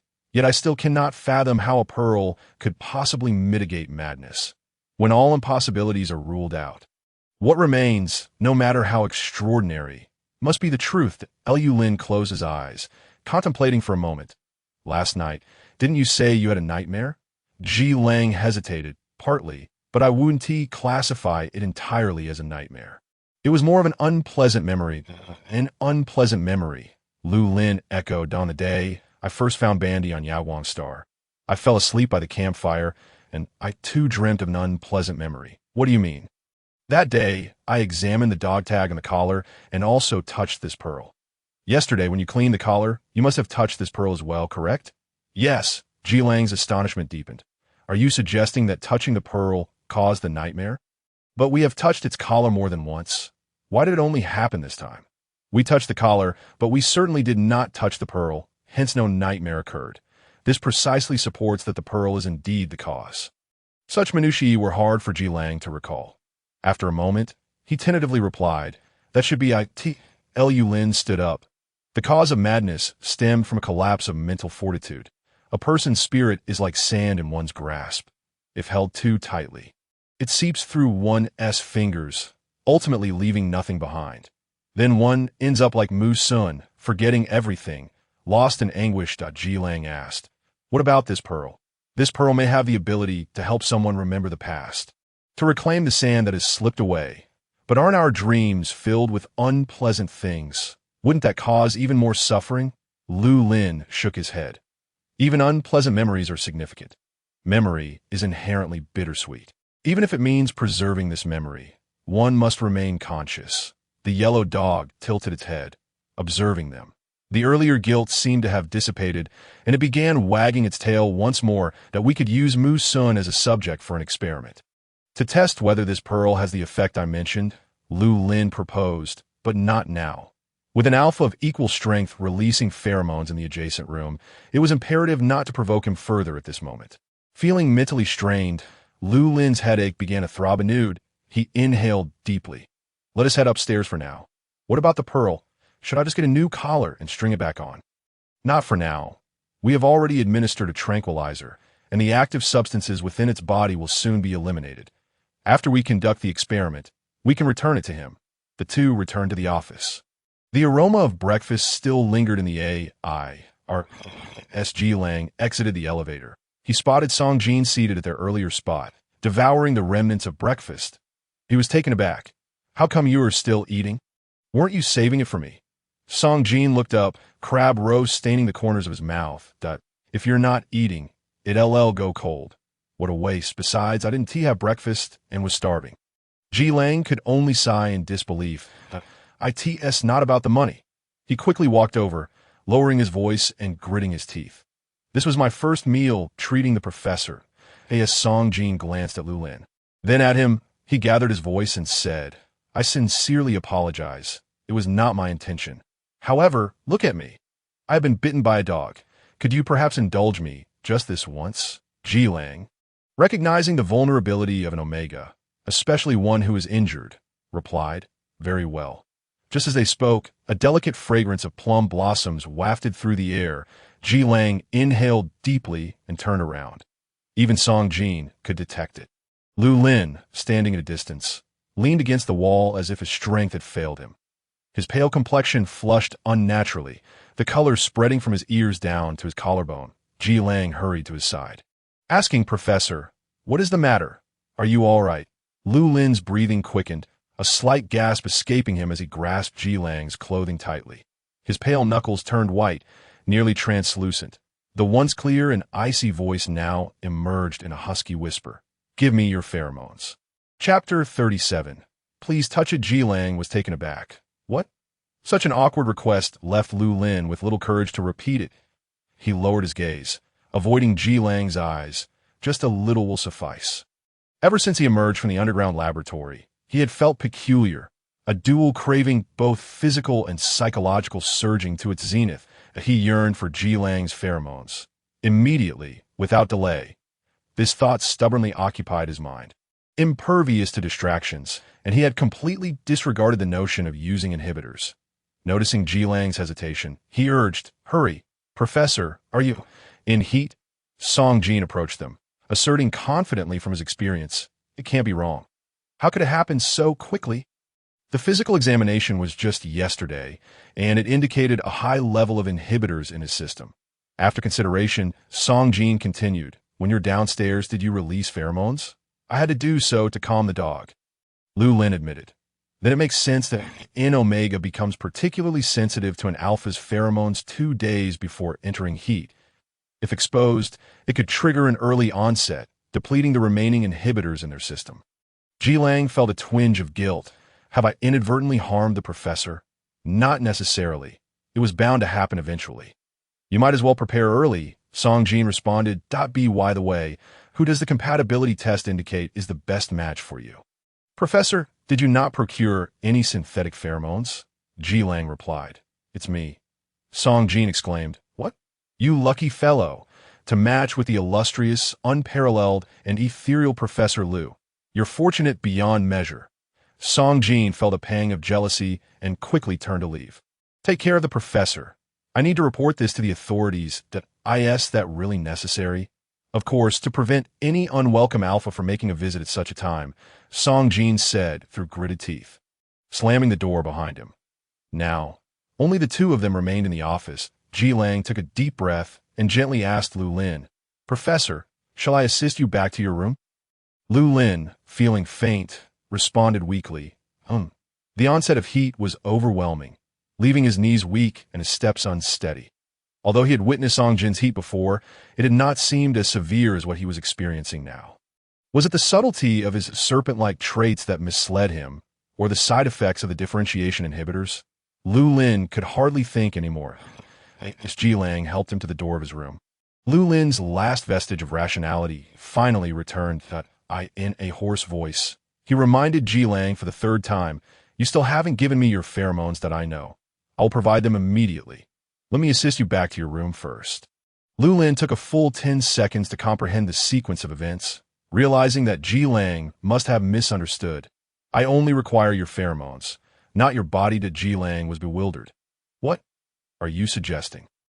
Lu Lin felt a feverish heat wash over him, causing his ears to buzz, and he weakly replied, There's an extraction needle in my box. You may retrieve it and draw a vial for me. Ji Lang stood frozen in shock. After all this commotion, it turned out that was all that was needed.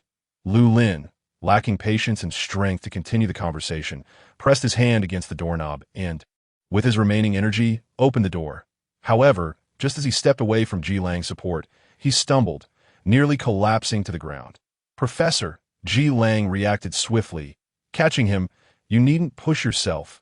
Lu Lin leaned against him, his chest rising and falling rapidly. His vision blurred, and the skin near his ears burned crimson as he breathed out, "I did not invite you in." Yet this time, Ji Lang was resolute in ignoring his words, scooping Lu Lin up effortlessly and cradling him horizontally. Ji Lang gently placed him on the bed, remembering to lock the door behind him. "I will provide you with my pheromones now." Lu Lin felt a surge of irritation. This audacious little bodyguard dared to ignore his orders and invade his personal space that he struggled to sit up, intending to dismiss him, but the familiar scent of pine wafted into his nostrils, brazenly and unreasonably stripping him of his final shred of composure. The alpha's soothing pheromones poured forth generously, overpowering the room's fragrant plum essence. Lu Lin's body yielded, collapsing back against the bed as his primal features began to emerge uncontrollably.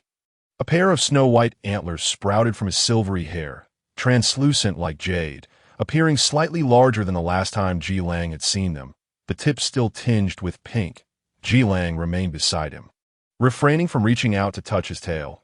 The scent of plum blossoms was so intense that he feared getting any closer would cause him to lose control entirely. Yet Lu Lin refused to grant him that last vestige of distance. Ji Lang's pheromones provided Lu Lin with some relief, and after a moment of tranquility, he began to crave more. Slowly, he turned to embrace the fluffy wolf tail, pulling it close to himself. Ji Lang's tail twitched, and he suppressed the urge to struggle. Although the tail bore no pheromone scent, it surprisingly brought him a sense of comfort. He tightened his grip on it, burying his face within, inhaling the aroma of the orange-scented wolf tail that had been infused with body wash. The growth of his antlers brought an intense itch that Lu Lin found unbearable. He rubbed his antlers against the wolf's tail, but aside from disheveling the fur, it did little to alleviate his discomfort. Lu Lin struggled to rise. Searching for his next target, he quickly focused on the alpha sitting motionless beside him. If he remained still, he must be a mere object, an object meant to scratch against. Instinctively drawn to Ji Lang, he inched closer, his newly formed antlers not sharp enough to pierce. They grazed Ji Lang's chest, roughly sliding over his shirt buttons. The sensation brought immense relief to Lu Lin, and his snow-white tail flicked excitedly, continuing to rub against Ji Lang. "Professor," Ji Lang exclaimed in astonishment. Lu Lin paid him no mind, eyes closed as he rubbed against Ji Lang, but miscalculating the angle.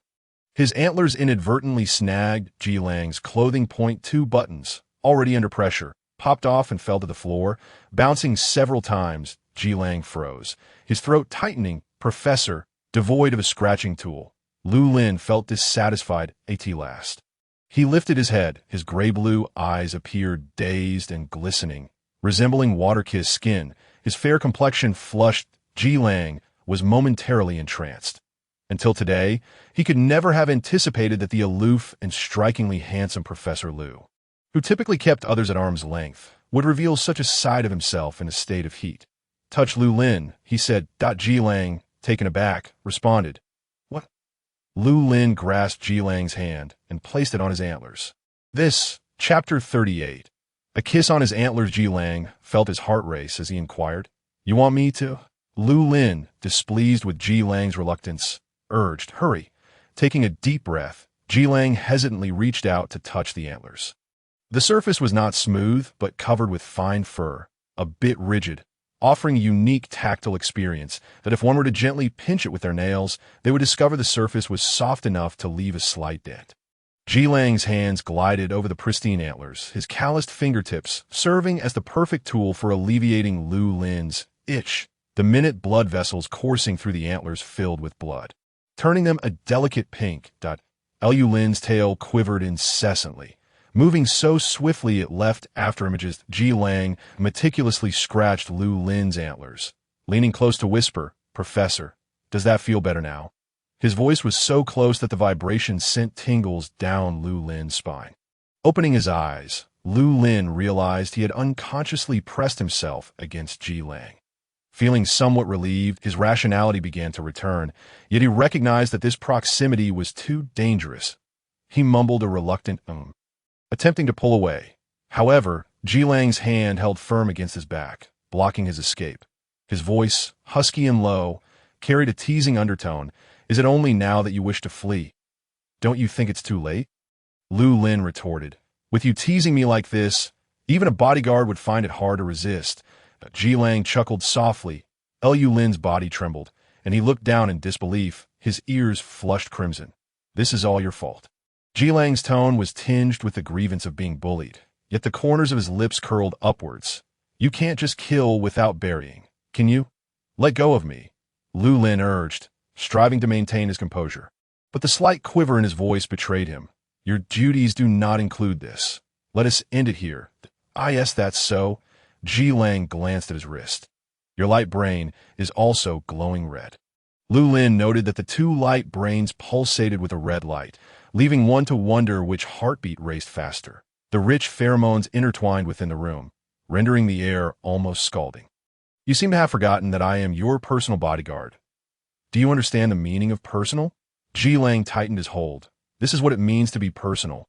I could hold you even closer. If you wished, that's enough. Lu Lin hastily interjected, fearing he might hear something inappropriate from Ji Lang's lips. Even the composed Professor Lu found his breath uneven in this moment. Ji Lang, stop messing around. Where am I messing around? Clearly, you were the one who provoked me first. Ji Lang's dark wolf tail swayed, his voice deliberately elongated, sounding even more languid and slightly mischievous than usual. Have you been a beta for too long to understand the consequences of provoking an alpha? Do you know what an S-class omega signifies to an alpha? S-class. Lu Lin recalled seeing those words on his health report, but had never paid them much mind that IT means one cannot survive without it. Ji Lang's mouth opened, revealing two sharp canine teeth. Lu Lin attempted to struggle, but his body felt weak, leaving him no match for the alpha. He could only shout at the top of his lungs. How dare you? The tips of Ji Lang's teeth brushed against Lu Lin's neck, a mere inch from the gland, yet he did not press closer, instead giving a light bite as if to vent his frustration. Two white marks remained on the flushed skin. Indeed, I do not dare, Ji Lang replied. I would rather forsake my humanity than harm you. He even feared causing him pain, even though it was his own body that was throbbing painfully. Lu Lin exhaled in relief. He had nearly succumbed to the urge to use his antlers against him.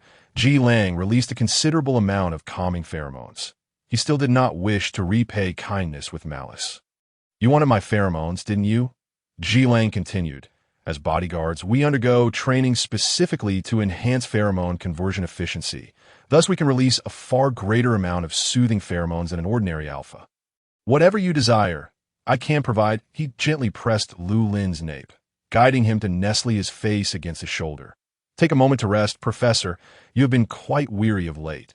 The refreshing scent of pine enveloped them, warm and humid, reminiscent of a sunlit forest after rain. Whether it was the calming effect of the pheromones, Lu Lin truly found himself slowly closing his eyes. The accumulated fatigue from days past swiftly overwhelmed him. Ji Lang pressed his fingers against Lu Lin's heated nape, gently peeling away the now ineffective barrier patch. A more intense fragrance of plum wafted forth, starkly contrasting the usual cool and subtle scent. Sweet as honeyed green plums. Just a whiff could render one senseless. Ji Lang clenched the discarded patch in his hand, wrapping his wolf tail around Lu Lin's waist, completely concealing the snowy white deer tail. Time passed, long enough for Ji Lang to feel numb from the ache. He finally eased Lu Lin down onto the bed, his movements careful and gentle, fearful of waking him. Gazing at the slumbering figure on the bed, he felt a mix of joy and grievance. Joy at seeming to draw closer, grievance at having given so much yet seemingly gained nothing in return. He needed to secure some benefits for himself. Leaning over the bedside, he pondered deeply until he resolved to gently kiss Lu Lin's snow-white antlers. His lips barely grazed the tips that sensation, soft and prickly. Having furtively committed a mischievous act, Ji Lang hurried to the bathroom to attend to himself. With Lu Lin asleep, he could not bear to share the same bed, so he settled at the desk, lost in thought. The scent of plum was overwhelmingly strong, prompting him to open a window for ventilation. His gaze landing on the windowsill. There lay several miniature cultivation pods housing unfamiliar plants, one of which bore a striking resemblance to deer antlers. Unable to resist, he picked it up for a closer examination. And the likeness only grew stronger. Just then, his wrist-light brain vibrated, and upon checking, he found a message from Song Jin. "You didn't just enter the professor's room, did you? Well, if you did, there are a few points you must adhere to for your safety. First, do not sit on the professor's bed. He is extremely particular about cleanliness and detests others touching his personal belongings." Ji Lang glanced at the disheveled sheets. What to do now that he had already sat on them? Second, do not disturb the plants on the windowsill. They are crucial to his research. Ji Lang hastily returned the plant to its original place, frightened. Third, do not touch the books on the professor's desk that are already open. If you must move them, please use a bookmark. Ji Lang looked at the untouched books on the desk, his heart racing. At least that was a relief. Suddenly, a gust of wind blew through, causing the open book to flutter several pages. Ji Lang's fingers trembled as he replied to Song Jin. "What if I broke all 3 rules?" Song Jin. 6. Ji Lang felt as if his heart had turned to a it was over. Ji Lang would not see the light of tomorrow. Chapter 39. Truly enjoying himself, Ji Lang frantically attempted to restore the book to its previous state. Which page had been opened? He had glimpsed an image on it in his hurried glance. This should be the page, right? Wait. Ji Lang's gaze fixed upon the open page, scrutinizing the content before flipping the book over to inspect the spine. The principles of pheromone synthesis and inhibitor function. The content was overly academic, far beyond his comprehension, but that was not the point. The point was, why were there so many physical books in the professor's room? Ji Lang raised his head. Beside the desk stood a shelf crammed with paper books, all bearing similar titles, predominantly concerning pheromones and inhibitors. In this interstellar age, where big data centers benefit the masses, physical books have nearly become extinct. People need merely search in the database for anything they wish to read, and it is readily available. Even if Lu Lin had a penchant for printed books, he need not amass so many, as they are cumbersome to handle and inconvenient for locating critical content. Could it be? Ji Lang activated his light brain, summoned a virtual panel, and searched for the title of the book in the database. The search results were shockingly empty. Unwilling to accept defeat, he randomly selected several other books from the shelf, only to find the same outcome. Clearly, he lacked the permissions to access these books. Some confidential texts are indeed not available to the general public, yet if even Lu Lin could not gain access, it becomes quite intriguing. All information regarding inhibitors was sealed. The Emperor's intentions could not be more apparent. He possessed the most advanced pheromone weapon in the entire galaxy, but forbade others from developing inhibitors to counter it. No wonder Lu Lin previously mentioned that the new inhibitors were his private research. This project must have been conducted without the Emperor's approval, or else with Professor Lu's intellect and the Imperial Capital's resources. How could 8 years have passed without a new inhibitor being released?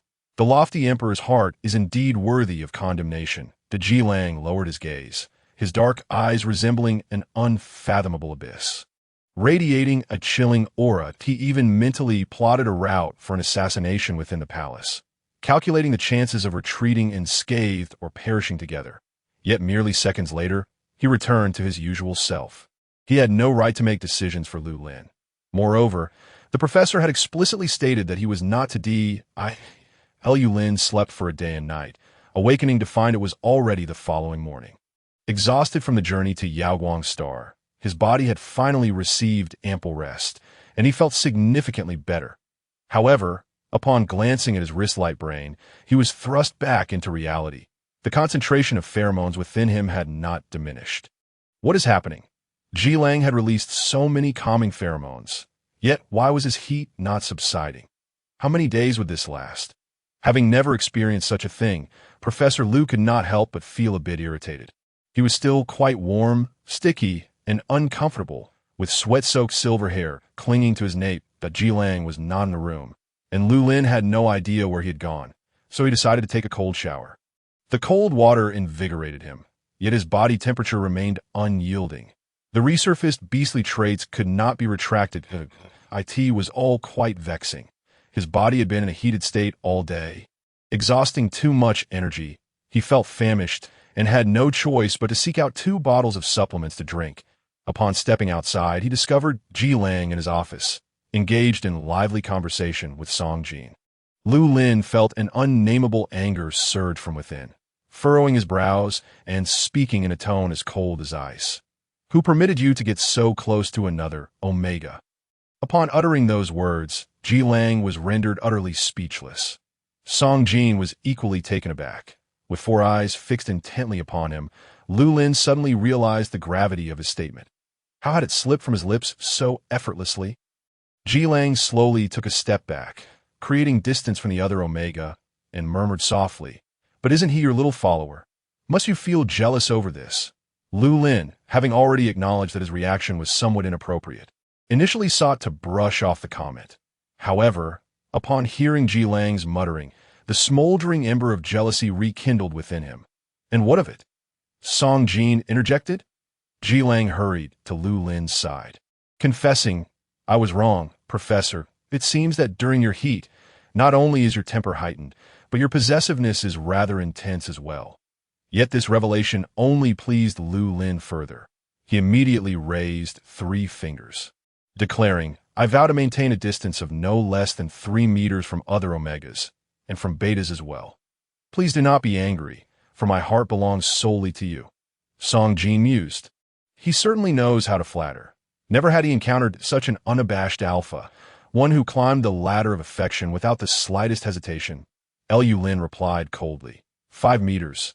Song Jin conceded, "Very well. It seems the professor and Ji Lang are a perfect match." A bond sealed, the Ji Lang's lips could not help but curve upwards in a smile as he placed a hand over his chest, and, with exaggerated flair, performed a gentlemanly bow. "I shall heed my master's teachings." Finally realizing that he was the superfluous party, Song Jin took a step back, then another, until he retreated to a distance of 5 meters from Ji Lang before resuming his report. The distance was too great for comfort, and he had to raise his voice. "Professor, I have significant research progress to share with you." Lu Lin nodded, seated himself at his desk, and extended his hand towards Ji Lang. Upon seeing Lu Lin's outstretched palm, Ji Lang instinctively rested his chin upon it. Lu Lin withdrew his hand, his expression icy. "I did not request this. What would you like, then?" "Nutritional supplements." "Oh." Ji Lang quickly retrieved 2 bottles of orange-flavored supplements. "Professor, please indulge." The supplements had been chilled, and Lu Lin downed half a bottle in one gulp, the refreshing sensation alleviating some of his internal heat. He glanced at Song Jin, who seemed eager to retreat from the office, and gestured towards a desk. "Come here and stand here to speak." Song Jin replied, "I must maintain a distance of 5 meters from Ji Lang." Lu Lin decisively commanded Ji Lang, "You may leave." Ji Lang exclaimed, "Huh?" In a swift exchange, Song Jin approached Lu Lin, adopting a formal tone. "Professor, yesterday I discussed the matter of the pearl with your alpha, and he mentioned that you suspect the pearl to be the reason for Bandy's clarity." Lu Lin, with a straw in his mouth, responded, Thus, I extracted samples overnight for testing, and the results just came in for your review." Lu Lin accepted the report. The findings indicated that the pearl's composition was akin to that of ordinary pearls. Yet it exhibited an unusual energy fluctuation that I could not currently identify. The wave frequency did not match any energy recorded in the database. Lu Lin furrowed his brow slightly. "What of the pearl's origin?" "That has yet to be determined. I have enlisted the help of the dean, who assured me he would provide a prompt response." "Good." Lu Lin pinched the bridge of his nose, feeling fatigued after only 2 pages of the report. Perhaps it was the influence of his heat, but he found himself inexplicably weary and uncomfortable, with a scratchy throat and difficulty concentrating. It felt as if something essential was missing. The familiar scent of pine was absent from the office. Given the presence of others, Ji Lang had undoubtedly suppressed his pheromones. He pondered the peculiar effects of those pheromones. When they were present, he felt a calming relief, but in their absence, discomfort enveloped him. Reluctantly, he instructed Ji Lang, "Come here." Ji Lang protested, "You just told me to leave, and now you want me to come back. Am I some sort of desperate alpha?" Ji Lang retorted. You truly understand me. I indeed am. Chapter 40. Just let me have a taste. Ji Lang exuberantly returned to Lu Lin's side, a victory smile adorning his face, just as Song Jin was contemplating a tactical retreat. Lu Lin called out, for the next few days, I will refrain from visiting the laboratory. You take the pearl to Mu Sun for testing IT. It may not be possible for the next few days. Why? When I went to feed him today, he noticed the injury on my hand and appeared somewhat agitated. I think it best to wait a few more days. Lu Lin nodded. Very well. We shall postpone until I recover. Earlier, Ji Lang had been meaning to inquire. Glancing at the bandage on Song Jin's hand, Professor always wraps my injuries with a bow. Don't you have one? Song Jin replied. Lu Lin, exasperated, pinched the bridge of his nose. Come here. He summoned Ji Lang back into the room. The scent of pheromones had dissipated significantly, and after a brief period, Lu Lin felt that his discomfort had not subsided. Ji Lang waited patiently. After some time without further instruction, he ventured, Did you call me for a specific reason? Lu Lin, avoiding his gaze, replied, I need more. More of what? Pheromones. Ji Lang held his composure for 3 seconds before bursting into laughter. Lu Lin maintained a stern expression. No laughing. Ji Lang could hardly contain his mirth, cheekily responding, Do you truly enjoy my pheromones so much? Enough chatter. Will you provide them or not? Yes, of course. Ji Lang spread his arms wide. Come on, Professor. Feel free to indulge. Do not hold back. Would you prefer to stand or sit while you partake? Lu Lin. That insane. Do you think you're catnip? He pointed to the bed. Sit there. Ji Lang complied. Sitting up straight. This time, he refrained from overwhelming the room with his pheromones, ensuring only Lu Lin could detect them.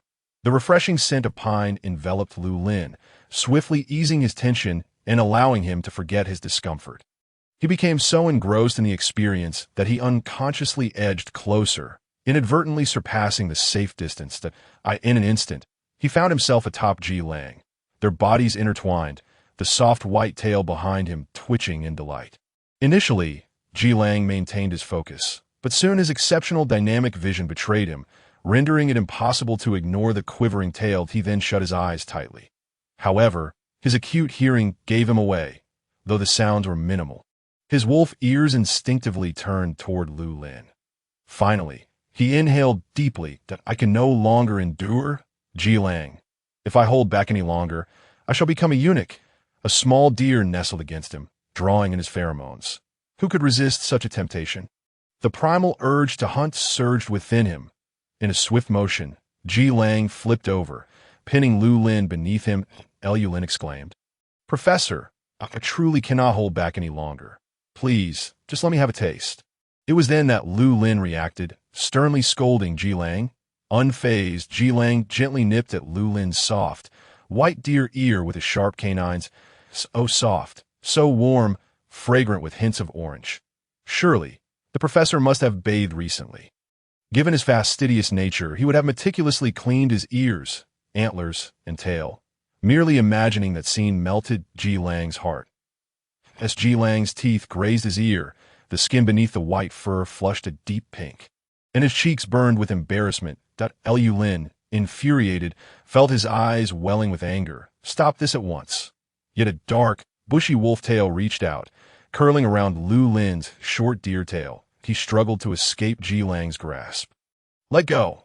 Ji Lang firmly held him down, showing no intent to release his hold. Lu Lin's slender hands began to tremble with frustration, and at last he could no longer contain himself. In the next moment, Ji Lang screeched, Oh! Song Jin, in the office, distinctly heard that anguished cry. Bang! Thud! A cacophony erupted from the room, likely a result of some indiscreet alpha being unceremoniously tossed from the bed. Soon after, another cry echoed. Are you attempting to murder your personal guard? This is domestic violence, pure and simple. Crash! Bang! Professor, I was wrong, Song Jin. He clicked his tongue in curiosity, shaking his head. Perhaps he should request the dean to install an additional soundproof barrier on the professor's office door. As he tidied up Lu Lin's documents, he awaited the inevitable ejection of Ji Lang from the room. Yet, as time passed, nothing transpired. Instead, the room grew silent. Despite the chaos, the professor seemed to be indulging that alpha. Song Jin's golden eyes lost their luster as he mournfully remarked, "How I long for a slice of lemon. Just a slice of lemon." After delivering a well-deserved reprimand, Ji Lang finally settled down. He sat on the floor, grinning and rubbing his chest, which was marked with red imprints from Lu Lin's antlers. Thankfully, his muscular build had withstood the impact. Otherwise, he might have suffered a broken rib. Lu Lin sat at the table, his expression impassive as he wiped his ears with a wet wipe. His ears bore the unmistakable saliva marks of a certain wolf, leaving his fur damp and disheveled. "You really went too hard, didn't you?" Ji Lang complained, still recovering from the pain. "That let's see if you dare to do it again next time. That of course I dare. I am a brave wolf, unafraid of challenges." However, Ji Lang refrained from voicing this thought. After a moment, Lu Lin's blush gradually faded, and as he turned his head, he suddenly noticed a small black circular object on the floor beneath the desk.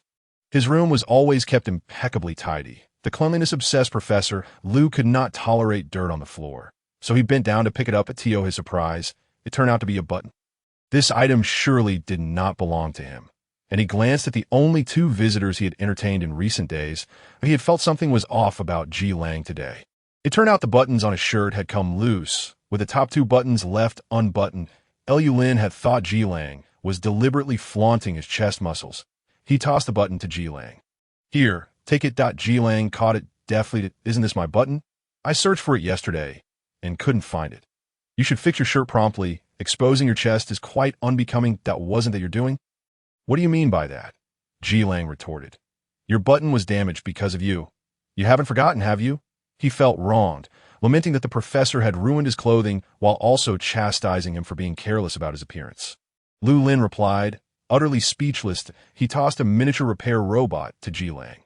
"Use this." "What is this? I don't know how to use it. Just give me a needle and thread." The repair robot ejected a sewing needle and a spool of thread.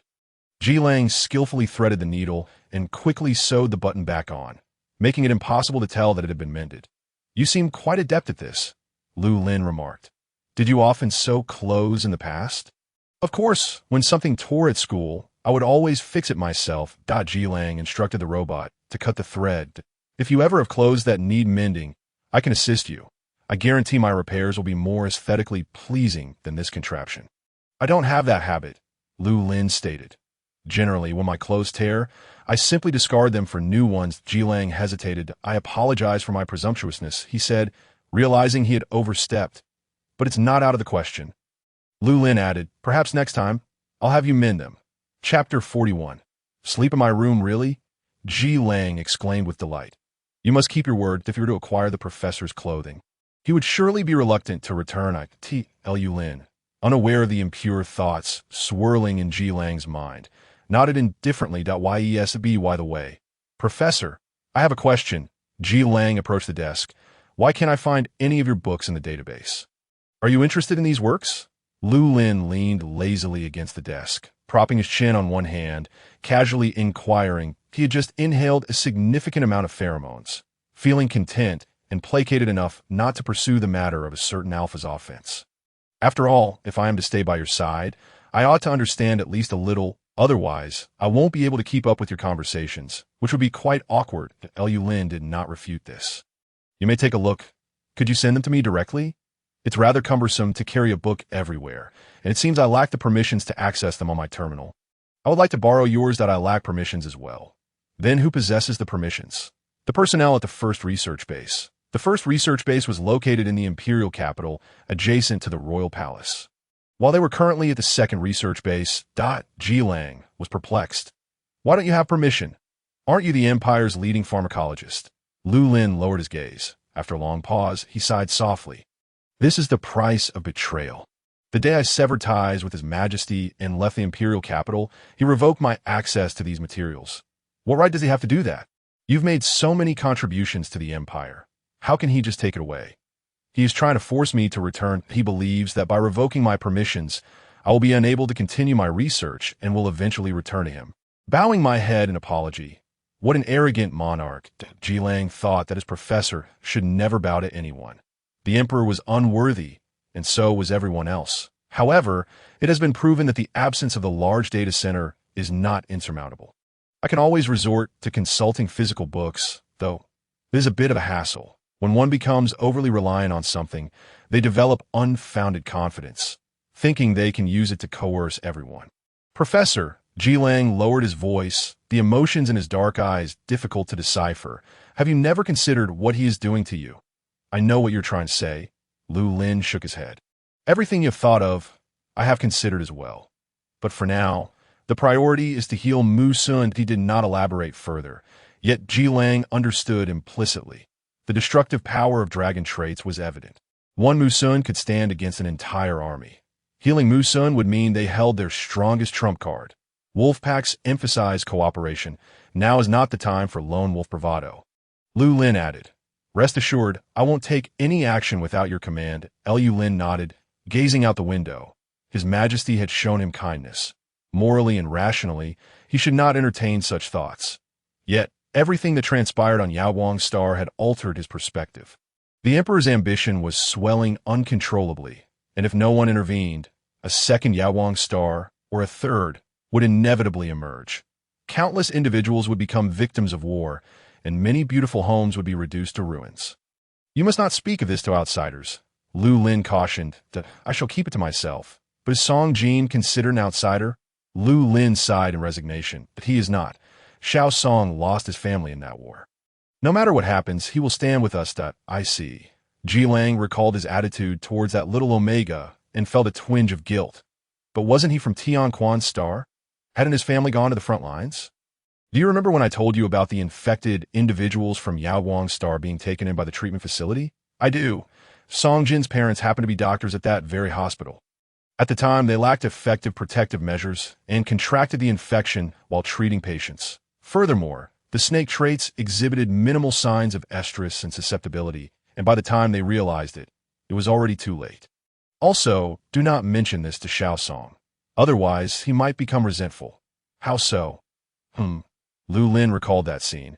He would probably turn into a shadowy little snake, devoid of its former brilliance. Lu Lin had been cooped up in his room for 2 days, repeatedly attempting to find a solution, only to discover that if he did not inhale Jilang's pheromones within 10 minutes, he would feel utterly unwell. Reluctantly, he had no choice but to keep Jilang within 3 meters of him at all times, ready to release calming pheromones for him to absorb. However, that posed a dilemma for how they would sleep at night.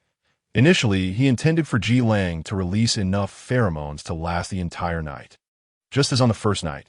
However, Jilang pointed out that Professor Lu's estrus period could last several days, and if he were to release so much calming pheromone every night, even he would be drained. Thus, Lu Lin resorted to extracting a vial of pheromones from Jilang, placing it in a slow-release device and setting it on his bedside table. Finally, he could sleep soundly. When he awoke the next morning, he found Jilang sleeping on the sofa in his office. That sofa was hardly spacious enough for such a large alpha. Jilang's sleeping position was quite cramped. He couldn't stretch his legs or move freely. The moment he heard the door open, he jolted awake and tumbled off the sofa. Lu Lin frowned and inquired, Why didn't you sleep in your dormitory? Jilang, bleary-eyed, rubbed his tousled black hair and yawned. I was worried in case you needed me, and I wouldn't be able to reach you in time since my dorm is so far away. If I need you, I'll send you a message. Jilang glanced at him, chuckling. You could forget about that. The other day when you were in a fit, you could hardly speak clearly and still sent me a message. So, you settled for sleeping here? Isn't this just fine? Don't worry. During field training at school, I even slept in trees, so a sofa is already quite comfortable. The more Lu Lin listened, the more absurd it seemed, and eventually his heart softened. Tonight, don't sleep here. Where should I sleep then? I'm truly fine, Professor. You can sleep in my room. He paused, but you'll have to take the floor. Jilang's eyes lit up instantly. Is it really okay? Lu Lin averted his gaze. Come if you want. Since you've said it, I will definitely come. Jilang quickly scrambled up from the floor and headed to wash his face. As he brushed past Lu Lin, a triumphant smile played on his lips. That night, as Lu Lin lay in bed, he turned his head to see Jilang happily setting up his sleeping arrangement on the floor of his room. His pheromone-clouded brain finally caught up to the realization. Had he been outmaneuvered by this little rascal? Chapter 42. The secret kiss was discovered, however. Lu Lin said nothing. Professor Lu was concerned about his reputation, as long as he remained silent. It was as if nothing had transpired on the 5th day of the mating period. His condition finally began to improve. Although the concentration of pheromones within him had not yet diminished entirely, the application of a barrier patch could somewhat mask the scent. Upon replacing the old patch with a new one, he realized that the previous one had long since fallen away from his gland, and he couldn't recall when it had disappeared. Perhaps it had been washed away in a shower without his noticing. Lu Lin paid little mind to it, eager to test the effects of the pearl. Song Jin's injury had healed, and Mu Sun's condition had stabilized once more in the past few days, in order to avoid being a third wheel. Song Jin had moved to sleep on the second basement level. His time spent with the caretaker had significantly increased, much to a certain dragon's delight, when Lu Lin and the others arrived at the laboratory. Song Jin was engaged in a game of charades with Mu Xun. Lu Lin glanced at the patterns fogged on the glass. Are you drawing a duck? It clearly resembles a swan. Lu Lin, where does it look like a swan? The swan on the glass gradually faded as Lu Lin explained his purpose to Song Jin. Song Jin nodded. He is in good spirits now and can undergo testing. A mechanical arm deployed the pearl into the observation chamber. Mu Sun, still standing by the window, turned his head curiously at the sound of the pearl hitting the ground before returning to watch Song Jin. Song Jin coaxed him. Go pick it up. It's your reward. Mu Sun emitted a delighted dragon's roar and retrieved the pearl from the floor. The pale pink pearl was remarkably beautiful. Even a dragon, accustomed to countless jewels, paused to admire it. Holding it under the light, Mu Sun inspected it closely. Captivated, Song Jin remarked. He immediately placed it in his treasure chest. He must truly like it. With great enthusiasm, Mu Sun began to play, tossing the pearl into the air with his tail and catching it, thoroughly enjoying himself. Ji Lang, observing from outside, felt a mix of emotions, if he were to also experience a mental breakdown and regress to a childlike state. Trapped here as a test subject, he feared he would be driven to madness. How humiliating it would be to appear so pathetic before the professor. Lost in thought, Mu Sun's actions suddenly halted. The pearl slipped from his grasp. Lu Lin frowned slightly. This is not good. One moment, the dragon was relaxed and joyful. The next, he collapsed to the ground, clutching his head in agony. It was as if something was about to explode within his mind. A piercing sensation stabbing deep into his soul, accompanied by a chilling scream. This battle allows for no defeat. Only victory is acceptable. The deep voice echoed, reverberating through the spacious room, laden with an imperious authority that brooked no dissent. You will not disappoint me, will you, Mu Sun? You have never let me down. You have never known defeat. My invincible general shall return victorious once more. Mu Sun, this battle concerns the future of Tianquan Star, and it rests upon your shoulders. The 300 million citizens of Tianquan Star await your triumphant return. Countless voices rained down like boulders, crashing through the dragon's sturdy scales and shattering his once proud spine. He struggled to breathe, pain radiating through his head, his body battered. He felt utterly incapable of shouldering the future of 300 million people. He could not bear the weight of that person's trust. That trust was unbearably heavy, a weight like a mountain. A command is as heavy as a mountain. He had no choice but to comply, but he did not understand. Why must he prevail? Why was this battle imperative? Mu Sun, Song Jin, you mustn't go in. Mu Sun, regain your composure. Familiar voices reached his ears from afar, yet his mind was clouded, rendering him unable to discern who was speaking. All he felt was a profound warmth and familiarity, more comforting than any voice he had previously heard. Little Sun, it's me, Song Jin, that I'm here. The person gently placed a hand on his back. Though slightly cool, it was a relief against his feverish body. The cool hand softly patted his back. Do you not remember me? Just moments ago, we were playing charades.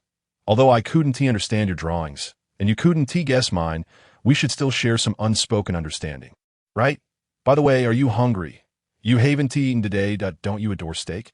I've cooked it medium rare for you, but this time, you mustn't leave any carrots uneaten. Who, pray tell, would feed a dragon carrots? Under his soothing presence, Mu Sun gradually relaxed, the rigidness of his spine easing. He lifted his head from beneath his wings and met a pair of golden eyes. They were stunning, more beautiful than any gem he had ever possessed. radiant like the sun. Song Jin gazed at him softly. "Little Sun Sun?" Mu Sun lowered his eyelids and, with a voice rusty from disuse, uttered his first words in 6 years. "Do not eat carrots." Song Jin, the two outside.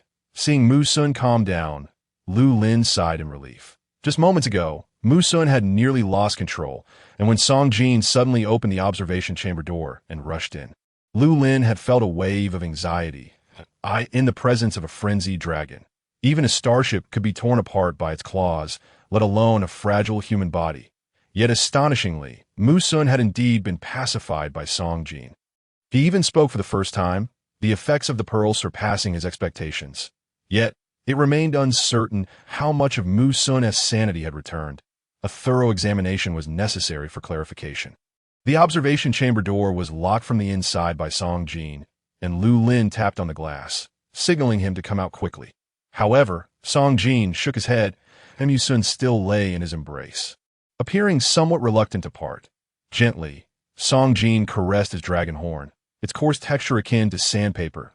Mu Sun seemed to enjoy the touch, though Song Jin's palm soon reddened. Ji Lang, observant and ever cheeky, remarked, "It seems the dragon horn is not as pleasant to touch as our professor's antlers." Lu Lin shot him a cold glare to Mu Sun, noticing that his horn had reddened Song Jin's skin. Grasped Song Jin's hand, seemingly pondering how to address the situation. "Don't worry about it. Our serpent kind is not particularly sensitive to pain. It will heal shortly," Song Jin reassured. Yet Mu Sun was insistent. He studied Song Jin's hand for some time before slowly burying his face in the palm. The warm, moist tip of his tongue brushed against Song Jin's hand, the wet and slightly ticklish sensation swiftly alleviating the pain. Just moments ago, Ji Lang had been reveling in delight. Now, jealousy surged within him, and he blurted out, "Wait, is this how you play?" The professor's antlers pricked my lips, yet he didn't help me lick it better. Lu Lin slowly turned his head, taking a deep breath. "What did you just say?" Chapter 43. "The professor treats me like royalty." Ji Lang instantly fell silent. Oh no, oh no, oh no. How had he carelessly let that slip? Panic-stricken, he scrambled to amend his words. "No, no, no. I meant my hand. It pricked my hand. I'm not deaf." Lu Lin's voice was icy, and I haven't lost my memory. Ji Lang. "It's over. It's completely over." His loose tongue had betrayed him. With no way to defend himself, he swiftly resorted to his second tactic. "I'm sorry. I was wrong." Lu Lin remained unresponsive. I simply couldn't resist the charm of the professor's antlers. I couldn't help but steal a small kiss, just a tiny one, very shallow. I didn't even get a taste before I was pricked on the lips. Lu Lin closed his eyes. What more could he desire to taste? Did he wish to suck on it? Ji Lang stole a glance at him and continued, "I am guilty. My fault lies in my lack of willpower. Succumbing to the professor's irresistible allure, failing to uphold the standards of a guardian, blending in with the other alphas. That I deeply reflect on my actions." Lu Lin. He was so furious that words failed him. His dear ears, hidden within his hair, turned crimson from the roots all the way to the tips. Ji Lang actually dared to kiss him. Not only that, but he also dared to complain about the fur on his antlers pricking his lips. Was that even a place meant for kissing? Lu Lin's face flushed crimson, his pristine white deer tail flicking impatiently behind him, until finally he fell silent and turned to leave. "Professor, where are you going?" "Please don't be angry. I truly regret it." Ji Lang hurriedly followed, their silhouettes disappearing into the elevator. Inside the observation chamber, Mu Sun, drawn by their commotion, curiously peered through the glass. Song Jin promptly shielded his eyes. A proper dragon should not learn from this. Mu Sun. Half an hour later, having calmed Mu Sun down, Song Jin headed to the office to find Lu Lin. The esteemed professor appeared to have returned to normal, seated behind his desk while sipping a nutritional supplement. Song Jin surveyed the room but found no one else. "Where's your guardian?" "I sent him away. It's best not to concern yourself with him. Let us discuss business." "Oh," I retrieved the pearl. Song Jin opened his palm. "After you left, I had Mu Sun try it again, but it seems this item has lost its effect." Lu Lin regarded the exquisite pearl. "He allowed you to take his treasure?" "He likely would not desire this any longer. Just now, I allowed him to touch it again, and he exhibited considerable reluctance. It seems that the pearl indeed evokes certain memories for him." most likely unpleasant experiences. However, I find myself perplexed. According to your account, both you and Ji Lang experienced nightmares on the very night you touched the pearl. So why did Mu Sun react so strongly at that moment? Lu Lin pondered for a moment. Given that it awakens one's consciousness by invoking memories, I speculate that its effect might be more pronounced on those with disordered minds than on ordinary individuals. That does make sense. Let us procure a device from the dean. We shall conduct an examination on Mu Sun. Very well. Song Jin swiftly acquired the instrument and returned to summon Lu Lin to descend together. Lu Lin rose and called out, Ji Lang. Song Jin, puzzled as to where Ji Lang might be in the room, witnessed the nearby file cabinet opening on its own, and Ji Lang emerged. Crouched low, Song Jin. He stared in disbelief at Lu Lin. Is this what you meant by disappearing? Lu Lin's expression remained indifferent. Did he not disappear? Song Jin. This is an epic case of burying one's head in the sand. As Lu Lin exited the office, Ji Lang instinctively followed, maintaining a distance of 1 meter, but remaining within 3. The three of them returned to the second underground level, where Song Jin placed the borrowed EEG device atop Mu Sun's head. Wearing such an apparatus made Mu Sun feel quite uncomfortable, and he wished to shake it off. Could you endure just a little longer? Song Jin gently coaxed him. We all know that our little Sun is the most obedient. Mu Sun swished his tail. Lu Lin sat opposite him and inquired, Do you remember me? Mu Sun lifted his gaze, meeting Lu Lin's eyes. For the first time, Lu Lin beheld such clarity in Mu Sun's eyes. The blood-red hue had faded, revealing a deep and tranquil black. In his recollection of their few encounters, this legendary general of the empire, who had never tasted defeat, had always appeared hurried, his eyes dark and desolate, imbued with a lifelessness he presumed stemmed from years of bloodshed. Now, upon reflection, he realized that what he saw through those eyes was akin to a dragon imprisoned in a deep well by heavy chains. It was the emperor who had forged that well, binding the 300 million subjects of the empire into those chains, each individual a link that shackled the dragon's wings and bent its spine. I do not recognize you, Mu Sun declared, but I feel that you are familiar. His voice still lacked the accustomed human timbre, sounding somewhat hoarse and slightly off-key. I also know that you should not be a bad person. Mu Sun added that Lu Lin was momentarily taken aback, that he chuckled helplessly. How do you know I'm not a bad person? What if I'm the worst of them all? Mu Sun shook his head. I just know that you are not. Very well, then I shall accept your trust, Lu Lin replied. D. Oh, you know your own name? Mu Xun. D. Oh, you remember what you used to do? Mu Sun contemplated seriously for a moment before shaking his head. I only remember that I did not like my job. Lu Lin sighed softly, removing the device from atop his head. You performed admirably. I will have Song Jin prepare an extra piece of steak for you later. Mu Sun eagerly inquired. Can you ensure he does not include carrots? Or broccoli? I cannot make that promise. Mu Sun's expression immediately fell. Song Jin asked, Professor, how did it go? Let us speak outside. The two exited to the observation room, where Lu Lin remarked, His memories have yet to be restored, but he has begun to form a preliminary impression of the past, mostly emotional and instinctual. In other words, he is recovering, but will require further stimulation. However, that pearl is no longer effective, that we should first visit the energy analysis department and inquire whether they can replicate the energy fluctuations from the pearl. As they prepared to leave, Lu Lin noticed that Ji Lang had not followed. Inside the observation room, the two alphas sat facing one another, as Mu Sun's gaze swept over Ji Lang from head to toe. You, like me, are an alpha. Alpha, Mu Sun repeated, but why do you not look like me? You mean this? Ji Lang shook his ears and flicked his tail. You belong to the Dragon Clan, whereas I am of the Canine Clan. So, of course, we appear different. Given Mu Sun's current understanding, he likely did not comprehend the distinction between Dragon and Canine clans, yet he silently accepted this knowledge. Did you just have a quarrel with Lu Lin? Not at all, Ji Lang insisted, refusing to admit defeat before another alpha. The professor treats me exceptionally well.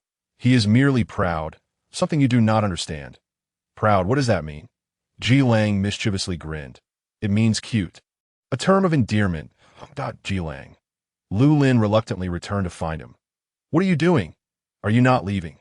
Coming, I am on my way to Song Jin prepared to depart. He recalled his promise to Mu Sun regarding the steak and turned back. Little son, I have something important to attend to, so you must wait here obediently. When I return, I will prepare a steak for you. All right. Mu Sun appeared less than enthusiastic. Fine. After repeatedly promising but failing to deliver, Song Jin felt a pang of guilt. Today, I shall make an exception. No carrots or broccoli will be included. Really? Mu Sun's eyes brightened, and he joyfully exclaimed, Song Jin, you are so proud, Song Jin. Chapter 44. A harmonious union. Jilang could no longer contain himself and burst out laughing. Ha ha ha ha ha. Song Jin immediately realized the situation and turned to Jilang with a menacing glare. Are you seeking death? Try teaching him anything else and see what happens. Jilang swiftly hid behind Lu Lin. I did not expect him to actually believe it. Song Jin turned back to Mu Sun, cautioning, do not play with him in the future. He is not a good person, and you must not believe anything he says. That Mu Sun looked somewhat puzzled. So, you are not proud? Song Jin. What does proud even mean? Can your curiosity not be directed towards more sensible matters? The forbidden term had been mentioned repeatedly, causing Lu Lin's expression to darken further. His gaze grew icy enough to freeze. What have I told you before? Do not let me hear those two words from your lips again. Jilang promptly pinched his fingers together, mimicking a zipper motion before his mouth. Lu Lin had already grown weary of being angry with Jilang. Otherwise, he would surely be driven to his demise. He called for Song Jin. Let us go. The three departed the laboratory and entered another office building, arriving at the energy analysis department. Previously, they had asked the technician, Xiao Zhang, to analyze the pearl, and upon their entrance, Xiao Zhang immediately took notice of them. Professor Lu, what brings you here personally? Xiao Zhang exclaimed, excitement evident in his voice. That I was just about to inform Senior Song regarding the pearl, as I have made new discoveries that Lu Lin produced the pearl. Let us not rush. First, please check whether the energy fluctuations on it still persist. Xiao Zhang placed the pearl beneath the instrument for analysis and was taken aback. It is gone. The energy fluctuations have completely vanished. Professor, what have you done to it? As expected, the energy from the pearl is not static.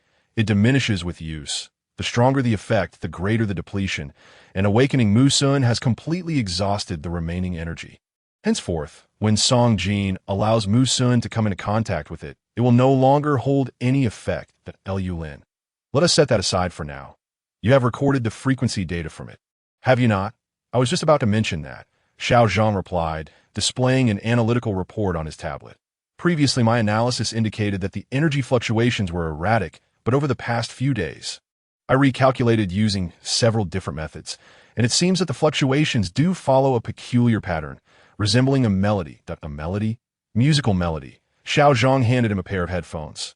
You may listen. This is the clearest rendition I have managed to restore. Lu Lin donned the headphones, and Jilang leaned in closer, his wolf ears perked towards the sound. The melody was unclear, interspersed with static and electrical noises. Yet one could faintly discern it as a recognizable tune, reminiscent of someone's song. Oh, here, singing emanating from a pearl is nothing short of extraordinary. Lu Lin passed the headphones to the other two, then inquired of Xiao Zhang, is it possible to replicate this energy? Xiao Zhang shook his head. I fear it would be quite difficult. As you heard, the frequency is incomplete, too many fragments are missing. Even if we attempted to forcibly recreate a portion of it with the damaged frequency, it likely would not achieve the desired effect. Lu Lin fell into silence. The fragmented frequency likely resulted from excessive depletion. Thus, the energy would only serve to awaken Mu Sun's consciousness, while further progress would necessitate the complete frequency. If we cannot restore the energy itself, then we must trace the origins of this pearl. Therefore, he stated, Thank you. You have been immensely helpful. Xiao Zhang appeared somewhat bashful. Professor, you are too courteous. It is merely my duty. Please send me the analysis report. Certainly, Lu Lin waited for him to deliver the report. Another staff member, who had been observing them from a distance for quite some time, finally approached. Isn't this Professor Lu? What brings you to our department today? Lu Lin glanced up briefly. He rarely visited the energy analysis department and hardly recognized anyone there, apart from the staff member Xiao Zhang assigned by the dean. Unable to discern the identity of the person before him, he merely responded with a feint, whom the staff member lowered his voice and remarked, "Professor, are you perhaps in your heat cycle?" Lu Lin paused. Since his recent health examination, news of his second differentiation into an omega had spread like wildfire within the base. He was somewhat astonished. Can betas also detect pheromones? No, that's not it. I haven't seen you for many days, so I was just guessing. Lu Lin chose not to elaborate. Oh. After a moment, the staff member continued, "Since you're in your heat cycle, why are you still out and about? Shouldn't you be resting? What pressing matter requires your personal attention? We can handle any data you need. We can organize it and send it to you." While there was no outright inaccuracy in his words, they were undeniably perplexing. His persistent questioning irked Song Jin, who was on the verge of losing his temper. Lu Lin intervened, directing his gaze at the staff member. "In your view, should an omega in heat simply lie in bed, waiting to be marked by an alpha, with nothing else to do?" As soon as he spoke, all eyes in the department turned toward them. "No, that's not what I meant," the staff member stammered, visibly embarrassed. "I meant that pheromones can interfere with our instruments. You should really return soon." Lu Lin regarded him calmly. "Where did the notion that pheromones disrupt experimental instruments originate? I stand here, and your instruments are unaffected, are they not? Well, you must have applied a barrier patch when you left. With such a low concentration, of course." Ji Lang understood immediately, walking over to the staff member's workstation and releasing pheromones toward his instruments. The readings on the instruments showed no fluctuations. Nothing occurred that if S-grade alpha pheromones had any effect, your instruments would be malfunctioning right now, Lu Lin stated coolly. "You are all researchers to give credence to such baseless rumors. I truly do not know what to say to you." The staff member's expression darkened, his face gradually turning crimson. In this era of widespread ABO gender recognition, the creation of any experimental instrument should take the influence of pheromones into account, to ensure there are no interferences before they leave the factory. If there is indeed an issue with the instruments, you should consult the manufacturer, not trouble an omega or alpha. His clear voice rang out like ice beads striking a jade plate. The room fell silent.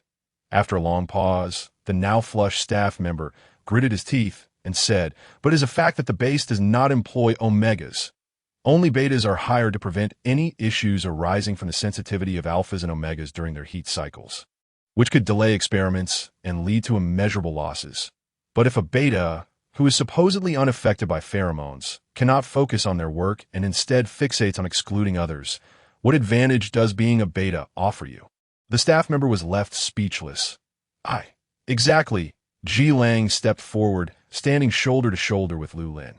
"Even in his heat cycle, the professor remains focused on his work, while you betas are here, stirring up trouble. Do you not feel ashamed?" The onlookers averted their gazes, returning to their tasks. Ji Lang stood resolutely before the instigating staff member, declaring vehemently, "Let me remind you, regardless of whether the professor is a beta, omega, or alpha, his status as the Empire's foremost pharmacologist remains unchanged. Personal achievements are independent of gender."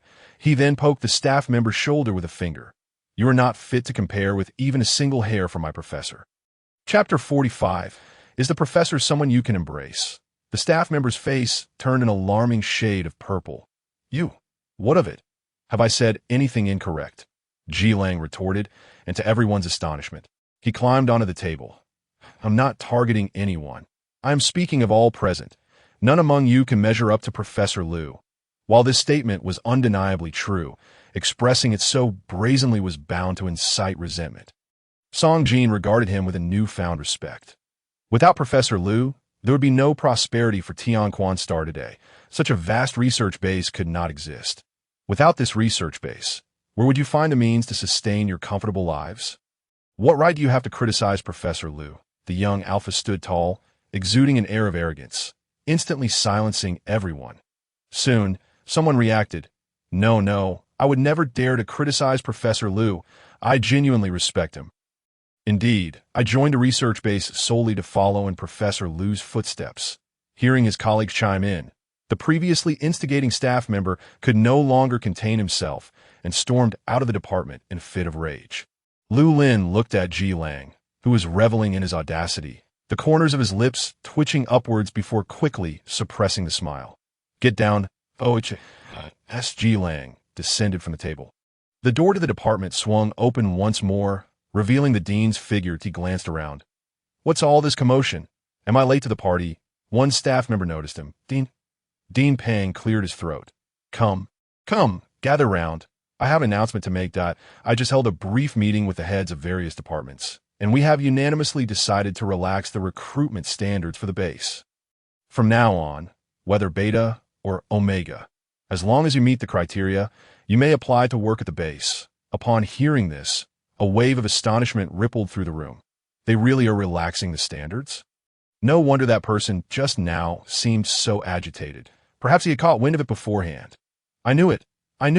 Professor Lu is the trendsetter of the Empire. From now on, life will improve for Omegas. Dean, I know an Omega senior who frequently consults with him on StarNet.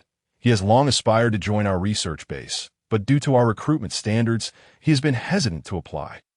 Now that the standards have been relaxed, may I recommend him to the base? Of course, Dean Pang pointed at him. Consult your department head and ensure this matter is resolved within 3 days. Dean Pang clapped his hands a few times, signaling for silence. If any of you have recommendations, feel free to submit your applications. That I assure you that the review standards for Omegas will be the same as for Betas. No favoritism. No discrimination. All right, I must notify other departments. Once you finish discussing, get back to work. The staff members engaged in fervent discussions, while Lu Lin had already received the analysis report transmitted by Xiao Zhang and chose not to disturb them further. As the three departed the department, a sudden tranquility enveloped them. Ever since the dean's arrival, Song Jin had not spoken a word, nor had he even looked up. When Lu Lin finally turned to observe him, he noticed the redness around his eyes. That he spoke softly. Xiao Song. Song Jin sniffled, throwing his arms around Lu Lin. Thank you, Professor. Lu Lin was taken aback. He had known Song Jin for many years and had rarely seen him display such genuine emotion, let alone cry. Over time, he had almost begun to regard him as a beta. Gently patting Song Jin's back, he asked, For what do you thank me? For the relaxation of the recruitment standards. It was you who spoke with the dean, wasn't it? I know you have always wanted me to remain at the base with proper standing. Without you, I would not have made it this far, and I am at a loss for how to express my gratitude.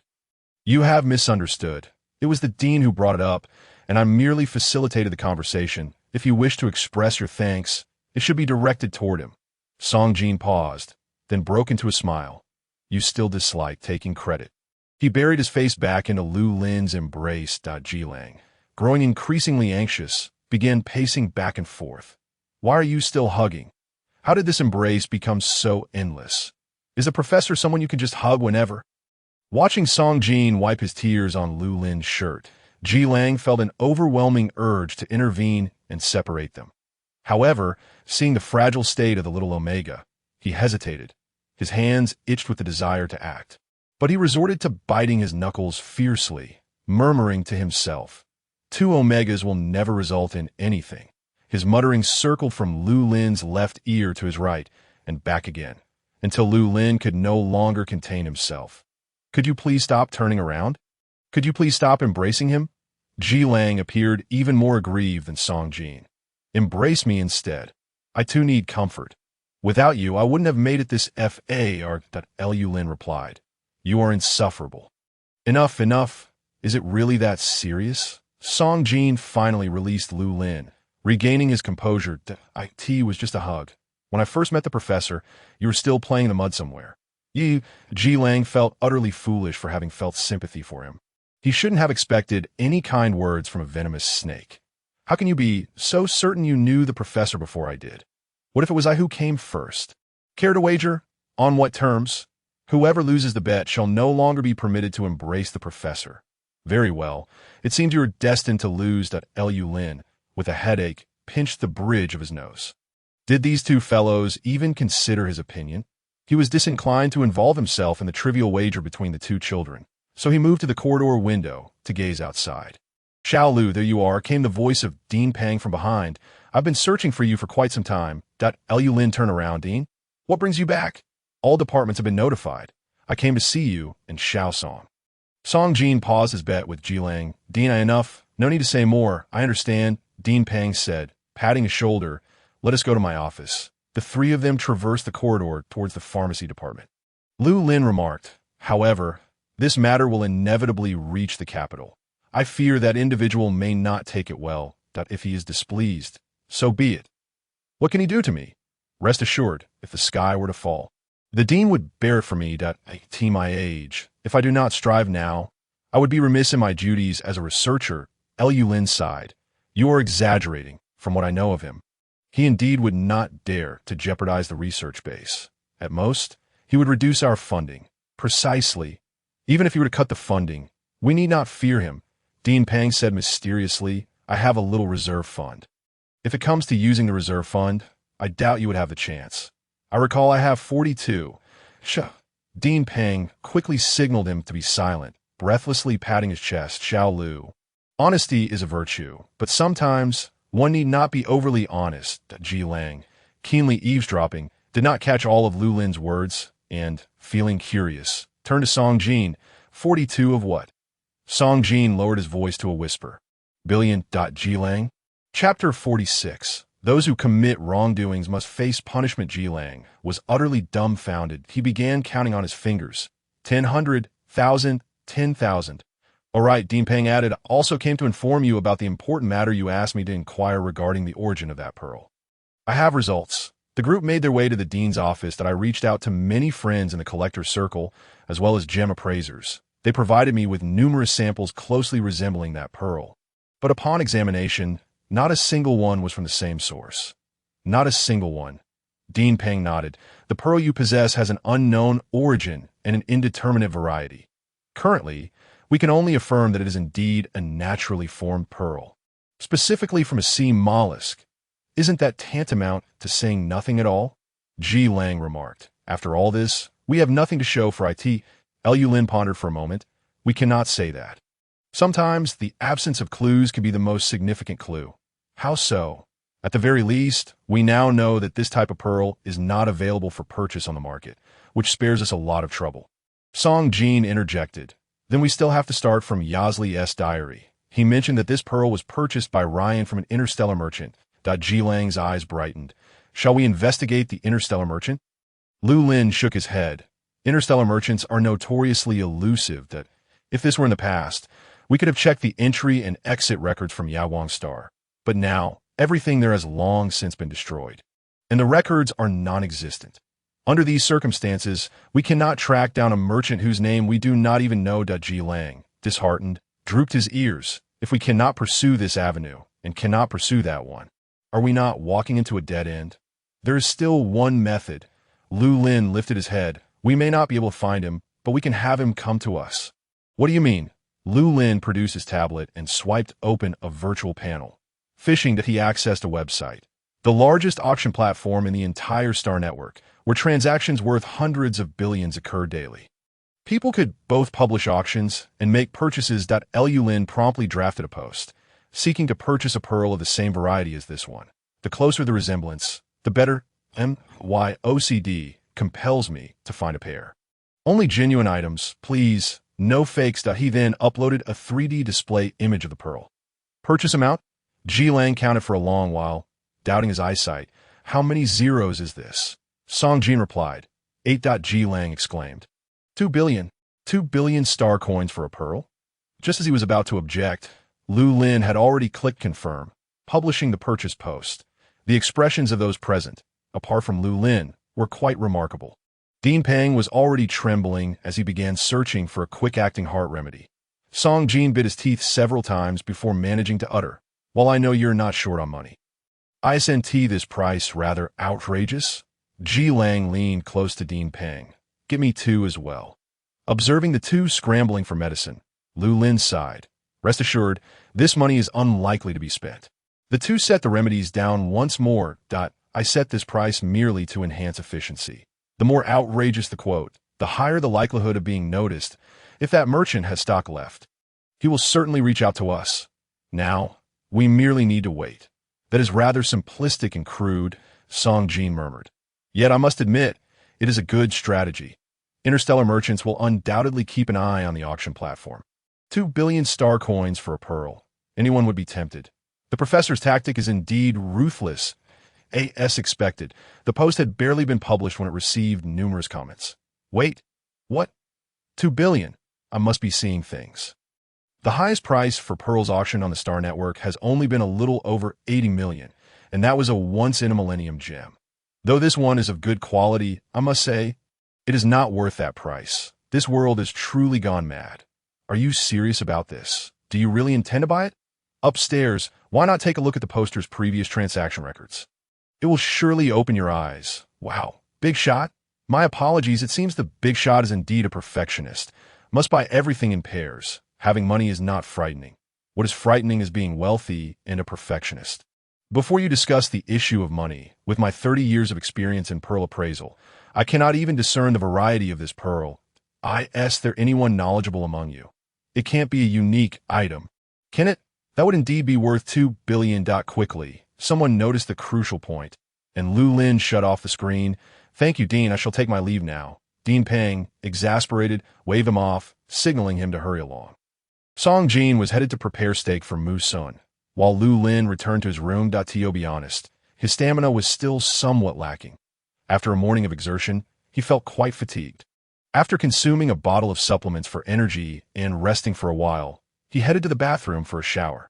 The hot water washed away the fatigue of the day, leaving him feeling languid as he sat on the edge of the bed.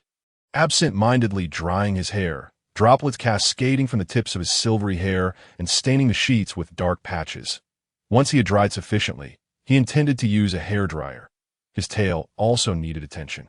It was troublesome not being able to retract his beastly traits. The tail was too short, and since he could not see behind him, it was quite difficult to manage. Just as he was becoming a bit impatient, he heard a voice beside him. Professor, let me help you dry your hair. Lu Lin jumped slightly. He looked up. When did you come in? Ji Lang replied. Just now, while you were drying your hair. The noise of the hairdryer was so loud that he had not even heard the fellow's footsteps. Lu Lin coldly responded. No need, I'll do it. Ji Lang took the hairdryer from his hands. Your tail needs to be dried promptly, or it will be quite uncomfortable. The warm air swept over the base of his tail, making Lu Lin shiver uncomfortably. The sensation of self-drying was entirely different from having someone else assist. The barrier on the back of his neck had come off while showering, releasing a faint plum fragrance. Perhaps the water had been too hot. His fair skin had developed a rosy hue. And the loose collar of his nightwear was open, revealing his delicate collarbone. Ji Lang meticulously dried his tail, restoring the snow-white fur to its fluffy softness. I need to rest now. You should leave. Lu Lin stated. Leave? Am I not supposed to sleep with you? Ji Lang replied. It seems your earlier claim of being wrong was merely a formality. Huh. Ji Lang did not grasp the implication immediately and took a while to comprehend he was referring to the earlier incident of stealing a kiss.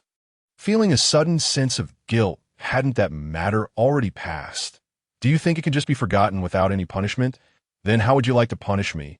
Lu Lin pointed at Ji Lang's bedding. Take your bedding and leave. Please don't. Ji Lang could accept any punishment, but being sent out of the professor's room was simply unacceptable. He began to negotiate. Let us change it. Change it. Are you certain? Certain. Lu Lin pulled out his tablet. Then you shall resolve this matter by finding that potential interstellar merchant from all the private messages. Just that. Just that. Deal. Ji Lang cheerfully accepted the tablet. Rest assured. I'll handle it. Lu Lin's gaze turned profound as he lay down. Good luck. Ji Lang thought to himself that the professor indeed had a sharp tongue, but a tender heart. This minor punishment was hardly a punishment at all. It was clearly a reward. However, when he opened the tablet and accessed the auction site, his smile froze to what? How many? In just 2 hours, 794 private messages. Ji Lang inhaled sharply. Was it still possible for him to leave with his betting? Chapter 47. Punishment? Reward. He glanced back at Lu Lin, who was already asleep. His keen hearing picked up the steady rhythm of Lu Lin's breathing. He had fallen into a deep slumber. How quickly he had drifted off. He must have been truly exhausted. The mating season undoubtedly drained one's energy. Given this, Ji Lang resolved to alleviate the professor's troubles. After all, it was merely 18,000 private messages. He was determined to sift through them all by the end of the day. Wait, when did it become 19,000? Just a few minutes had passed. He dared not delay any further and began to examine the messages in chronological order. Many were devoid of substance, inquiring whether he truly intended to make a purchase, asking where the pearls were sourced from, and questioning how many mines his family owned. Ji Lang disregarded these entirely, swiftly blocking them. Then there were those attempting to peddle pearls, as the professor had stated. These pearls were not available on the market. He blocked all such messages as well. After a thorough initial screening, the number of private messages had already diminished considerably, yet the remaining ones were even more challenging to discern. Some claimed to have sold the pearl themselves. Upon posing a few questions, their deception was revealed. Others introduced themselves as appraisers, offering to authenticate the pearl's origin, but immediately demanded a consultation fee of 5,000. Some asserted that the pearl had been passed down through their family, lost years ago, and now they sought its return. Such messages were collectively deemed fraudulent, and Ji Lang not only blocked them, but also reported them. The task of discerning truth from falsehood consumed a significant amount of time. Ji Lang found himself reviewing messages from day to night, and the total count of private messages received had surpassed 25,000. Yet he had filtered out less than half. He felt overwhelmed, hunger gnawing at him as his eyes threatened to glow green. He paid little mind to his meals, grabbing 2 bottles of nutritional supplements from Lu Lin's office refrigerator. At 2 in the morning, he slumped over the table, clutching his tablet. To avoid disturbing Lu Lin's rest, he left the lights off. The room was enveloped in darkness, illuminated only by the faint blue glow of the virtual screen. Ji Lang battled drowsiness as his eyelids waged war against one another. Yet he persevered. Last, a peculiar private message caught his eye. The owner of this pearl should no longer be among the living. How did it come into your possession? Ji Lang's gaze lingered on the words for 3 seconds, his sluggish mind slowly processing their significance. In an instant, all his drowsiness vanished, and he became acutely alert. This message had been sent within 2 hours of the post. He wondered if the sender was still online at this hour. After some deliberation, Ji Lang replied, "How do you know the owner is no longer alive?" To his surprise, the sender responded, "Which planet's time zone are you in?" "Of course I know, because I sold the pearl to him." Ji Lang, "You are an interstellar merchant." Sender, "I used to be." Ji Lang, "What was the buyer's name?" Interstellar merchant, "That is the customer's private information. I cannot disclose it." Ji Lang, "How can I verify the truth of your claims?" Interstellar merchant, "Because he resides on Yaoguang star. I know he has not left. You think there are still living beings on that planet?" It appeared they had indeed found the person they were searching for. The professor's method was evidently effective. Interstellar merchant, "Now, it's my turn to ask you. How did the pearl come into your possession?" Ji Lang pondered for a moment, choosing not to mention Yaoguang star. Over the years, only Lu Lin had applied for travel permits. If he informed the sender that they had set foot on Yaoguang star, the identity of this account would be immediately evident. Thus, he replied, "I am his friend. He has not evacuated, but entrusted his beloved dog to me. This pearl is merely an ornament from the dog's collar. He sent a photo he had taken of the yellow dog previously." Interstellar merchant, "Damn, a pearl so exquisite, he must have truly cherished it to part with it. Yet he used it to adorn a dog collar?" Ji Lang, "Is that the crux of the matter?" Ji Lang, "If you are indeed the merchant my friend spoke of, you must know the secret of the pearl, correct?" Interstellar merchant, "What do you mean?" Ji Lang forwarded the audio analysis conducted by Xiao Zhang. This time, the interstellar merchant remained silent for a long while before finally responding. "I understand now. The owner was not seeking to acquire the pearl, but rather the secret it holds." Interstellar merchant, "I can assure you that this melody is a blessing from the sea god." "That a blessing from the sea god?" Ji Lang, "You have heard it, haven't you?" Interstellar merchant, "Of course that I presume you deciphered this frequency through some means. When the pearl first came in my possession, I could hear this melody simply by holding it to my ear." Interstellar merchant, "However, because of this, I attempted to sell it multiple times, but no one was interested. They claimed the melody was sinister and reminded them of painful memories."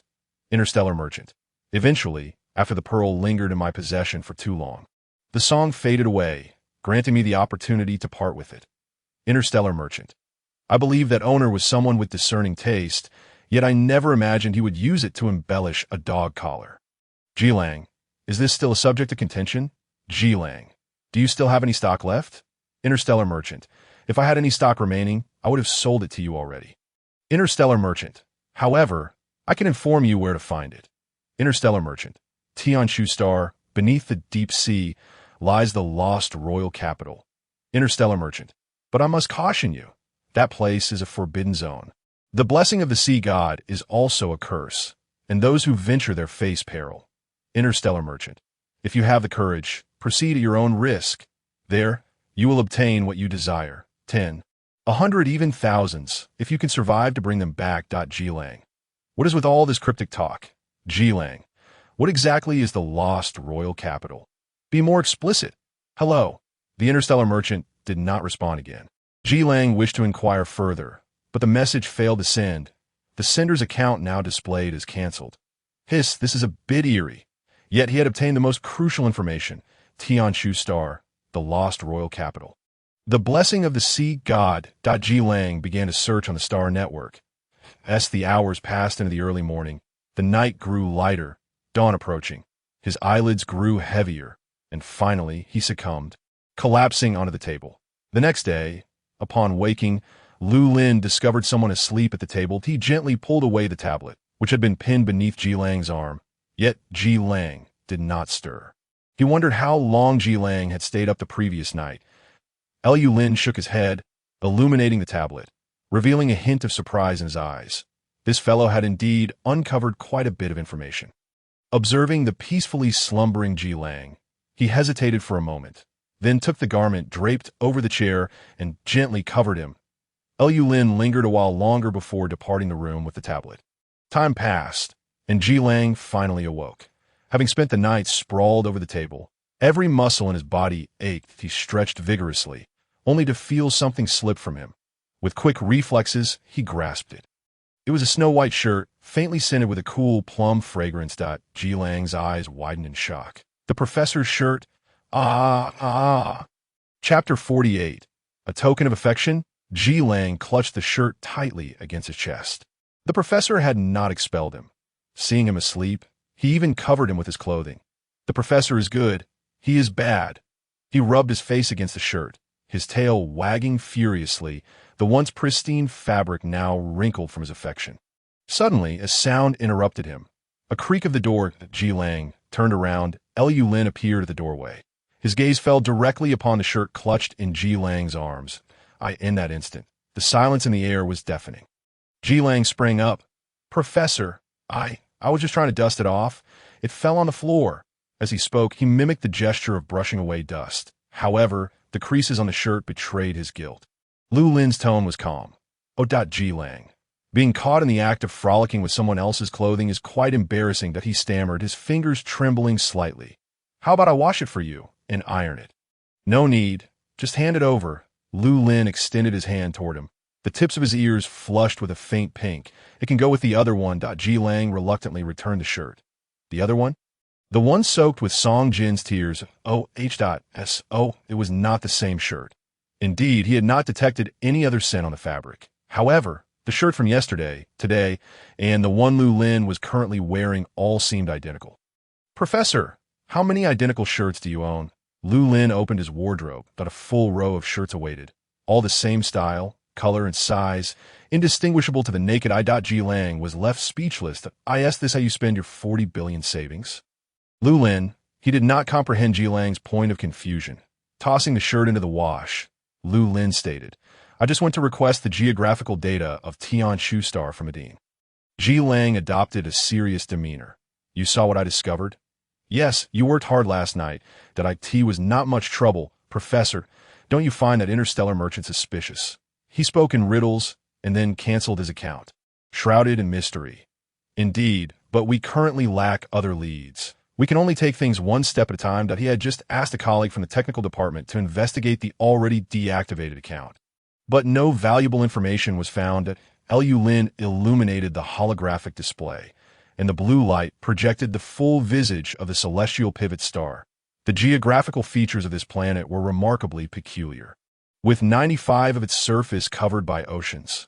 Additionally, a unique magnetic field existed on the planet, which caused electronic devices to malfunction almost entirely, resulting in a significantly low level of technological advancement. Ji Lang remarked, with 95 being ocean. Doesn't that align perfectly with what the merchant referred to as beneath the deep sea? Lu Lin nodded in agreement. Indeed, I believe that despite the merchant's eccentricity, his words hold a kernel of truth. We can only take a chance now. By the way, Professor, I researched that so-called lost royal capital last night, but the useful information was scant, mostly consisting of legendary tales, for the blessing of the sea god. I couldn't find even a trace of it. He retrieved his tablet and opened the page he had saved from the previous night.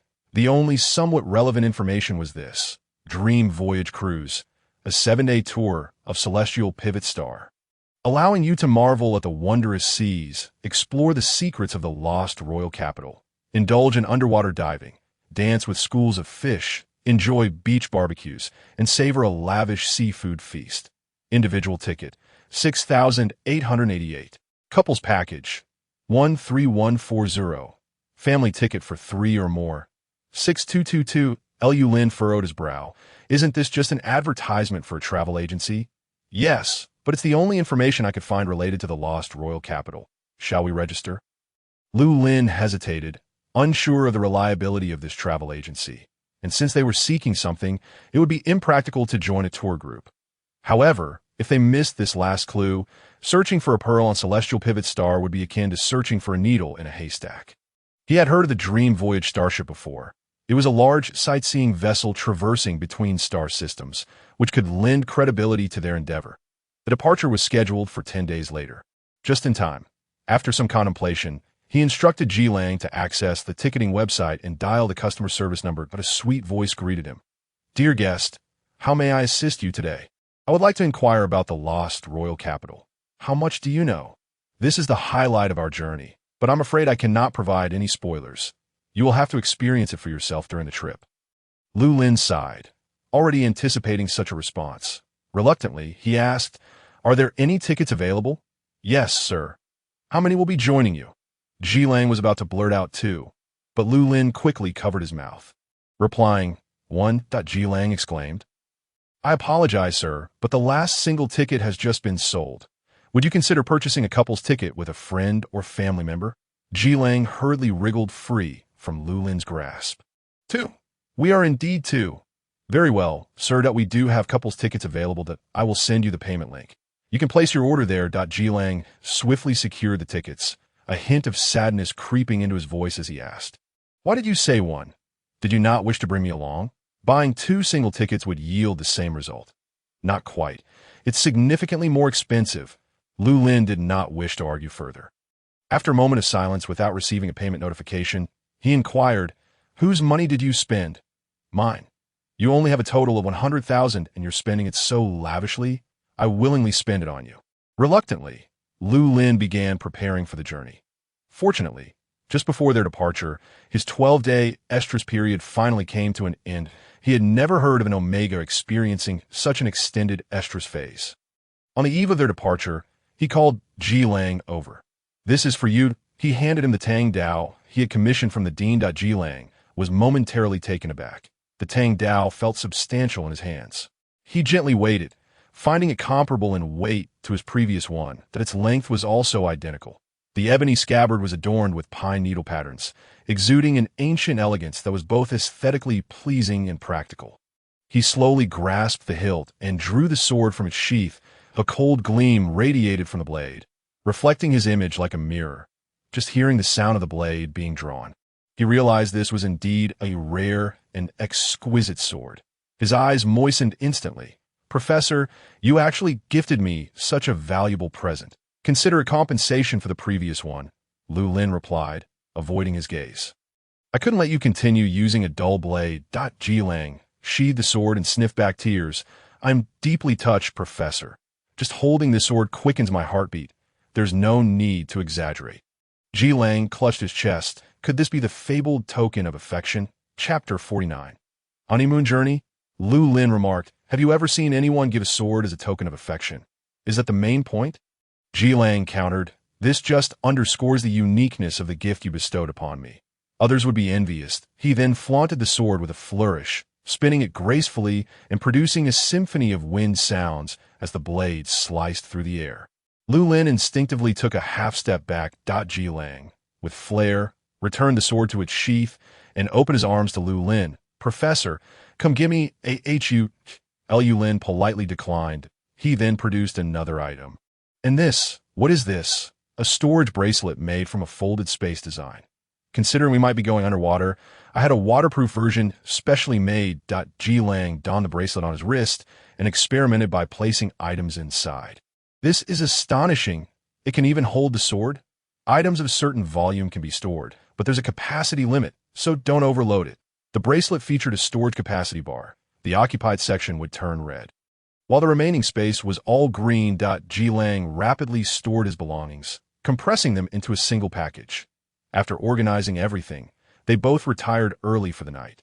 The following morning, they arrived at the laboratory to bid farewell to Song Jin and the others. Mu Sun curiously observed them. Are you two going on a long journey? During this time, Mu Sun's condition had stabilized significantly, and Lu Lin had instructed Song Jin to stop confining him. A small observation room felt too restrictive for a dragon. Now he could roam freely throughout the underground laboratory, though the experimental equipment was still off limits. Yes, we are embarking on a long journey and will return in due time. Lu Lin replied. Travel safely. Your horns and tail seem to have vanished. I tucked them away, but I think you look better without them. You have taste. Ji Lang cast an appreciative glance at Mu Sun. I shall hold you in higher regard. Lu Lin shot him a glare. He then crouched down to the yellow dog sitting at his feet. The dog now sported a new collar, and the tag had been polished and reattached. Lu Lin retrieved the pearl and gently hung it back onto the dog's collar. We made a promise. It belongs to you. The yellow dog, upon recognizing the familiar object, wagged its tail vigorously and spun in circles, barking joyfully, "Woof! Woof! Professor, are you not bringing the pearl with you to Celestial Pivot Star?" Song Jin inquired. Lu Lin shook his head. Upon reflection, I believe it's best not to. After all, it belongs to Bandy. What if we don't return? Ugh, ugh, ugh. Ji Lang swiftly interrupted. Don't speak such ominous words before we've even set off. With me around, I assure you, you will be safe and sound. Very well, Lu Lin conceded, not dwelling on the matter. Another crucial reason was that the news of his previous 200 million purchase offer for the pearl had already circulated. Carrying it might inadvertently expose their identities and attract danger. Song Jin pondered for a moment. That's true. It's probably for the best not to bring it along. Rest assured, during your absence, I will take good care of Mu Sun and Bandy. Mu Sun glanced at them, feeling compelled to say something. I will also take good care of Song Jae. Lu Lin gently patted his shoulder. Good. After a brief farewell, the two took the elevator down. Just before the elevator doors closed, Song Jin shouted from a distance, Professor, enjoy your honeymoon. Lu Lin, honeymoon. As the elevator ascended, a certain wolf's tail wagged like a propeller. Lu Lin coldly remarked, Stop wagging. Ji Lang grasped his rebellious tail with his hand. As they exited the research base, they encountered numerous staff members along the way, all of whom regarded them with notably ambiguous gazes. Some even approached to congratulate them. Professor, are you off on your honeymoon? Have a pleasant journey. Happy honeymoon, Professor. Have fun. I hear Celestial Pivot Star is a popular tourist destination. Since we can't go, please enjoy it for us, Professor. If you have the chance, could you bring back some local specialties?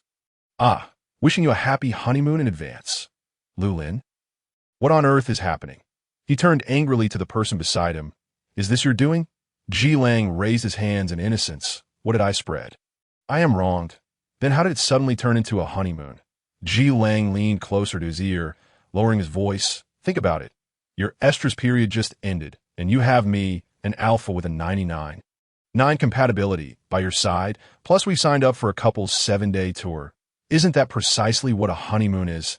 It's no wonder others might overthink, I teeted Lu Lin. He merely stated that purchasing a double ticket was ill-advised.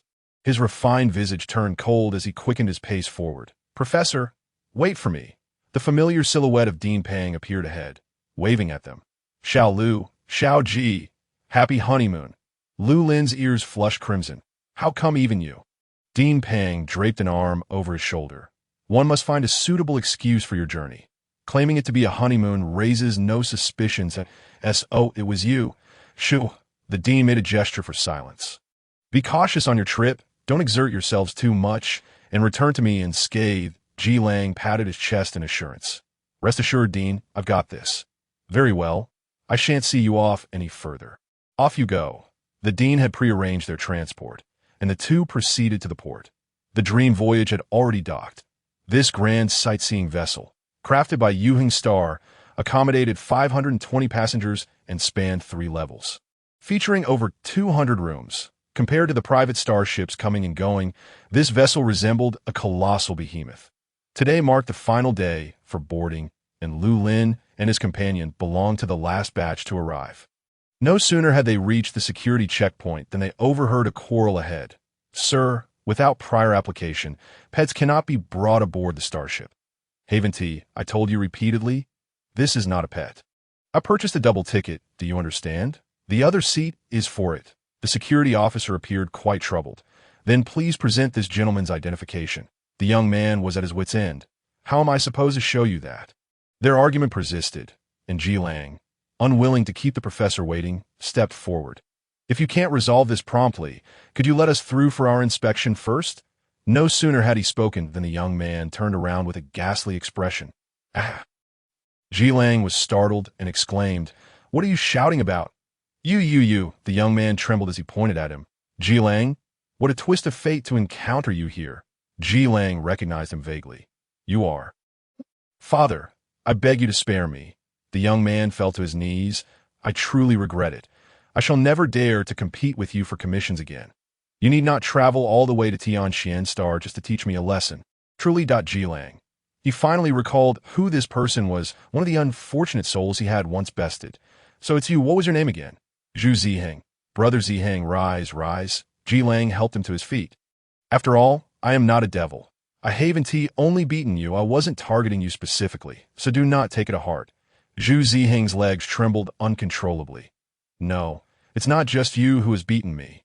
It is even more terrifying. Lu Lin, listening nearby, suddenly grasped a certain truth.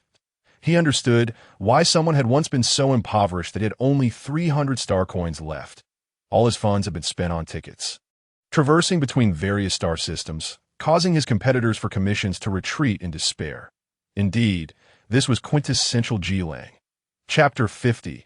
Couple's double bedroom. The security officer reminded. Gentlemen, boarding time is nearing its end. Please expedite your passage through security. Lu Lin and Ji Lang successfully passed through, but when it was Zhu Ziheng's turn, the officer reiterated. Sir, regarding the pet. I've said it 100 times. This is not a pet. Zhu Ziheng finally lost his composure. This is my employer. Do you understand, employer? Employer. Where is the employer? Ji Lang turned back. Then the breeding box he held was a small, entirely green, adorably naive creature, staring with 2 round, glistening eyes, emitting a single croak. Quack! Ji Lang couldn't hold back his laughter. Even you mock me. Zhu Ziheng despaired. Is it so strange that my employer is a frog? Is it really that strange? Ji Lang, ha. Seeing that he was not only unhelpful, but also reveling in his misfortune, Zhu Ziheng rushed to Lu Lin and pleaded. Kind sir with a beautiful heart, please help me. My employer truly has a ticket. Could you persuade that security officer to allow me aboard? The young man looked utterly distressed, and Lu Lin pondered for a moment. You claim the frog as your employer. Do you have an employment contract? Yes, indeed. Zhu Ziheng quickly produced a contract for embassy. I carry it with me. I'm not deceiving you. Lu Lin scan the document. Very well, considering you're the first living body I have encountered aside from Ji Lang, who has been beaten by him. Have you ever seen the dead? Zhu Ziheng pondered this sentence earnestly. Looking dazed, Lu Lin did not respond. Zhu Ziheng's legs began to weaken again.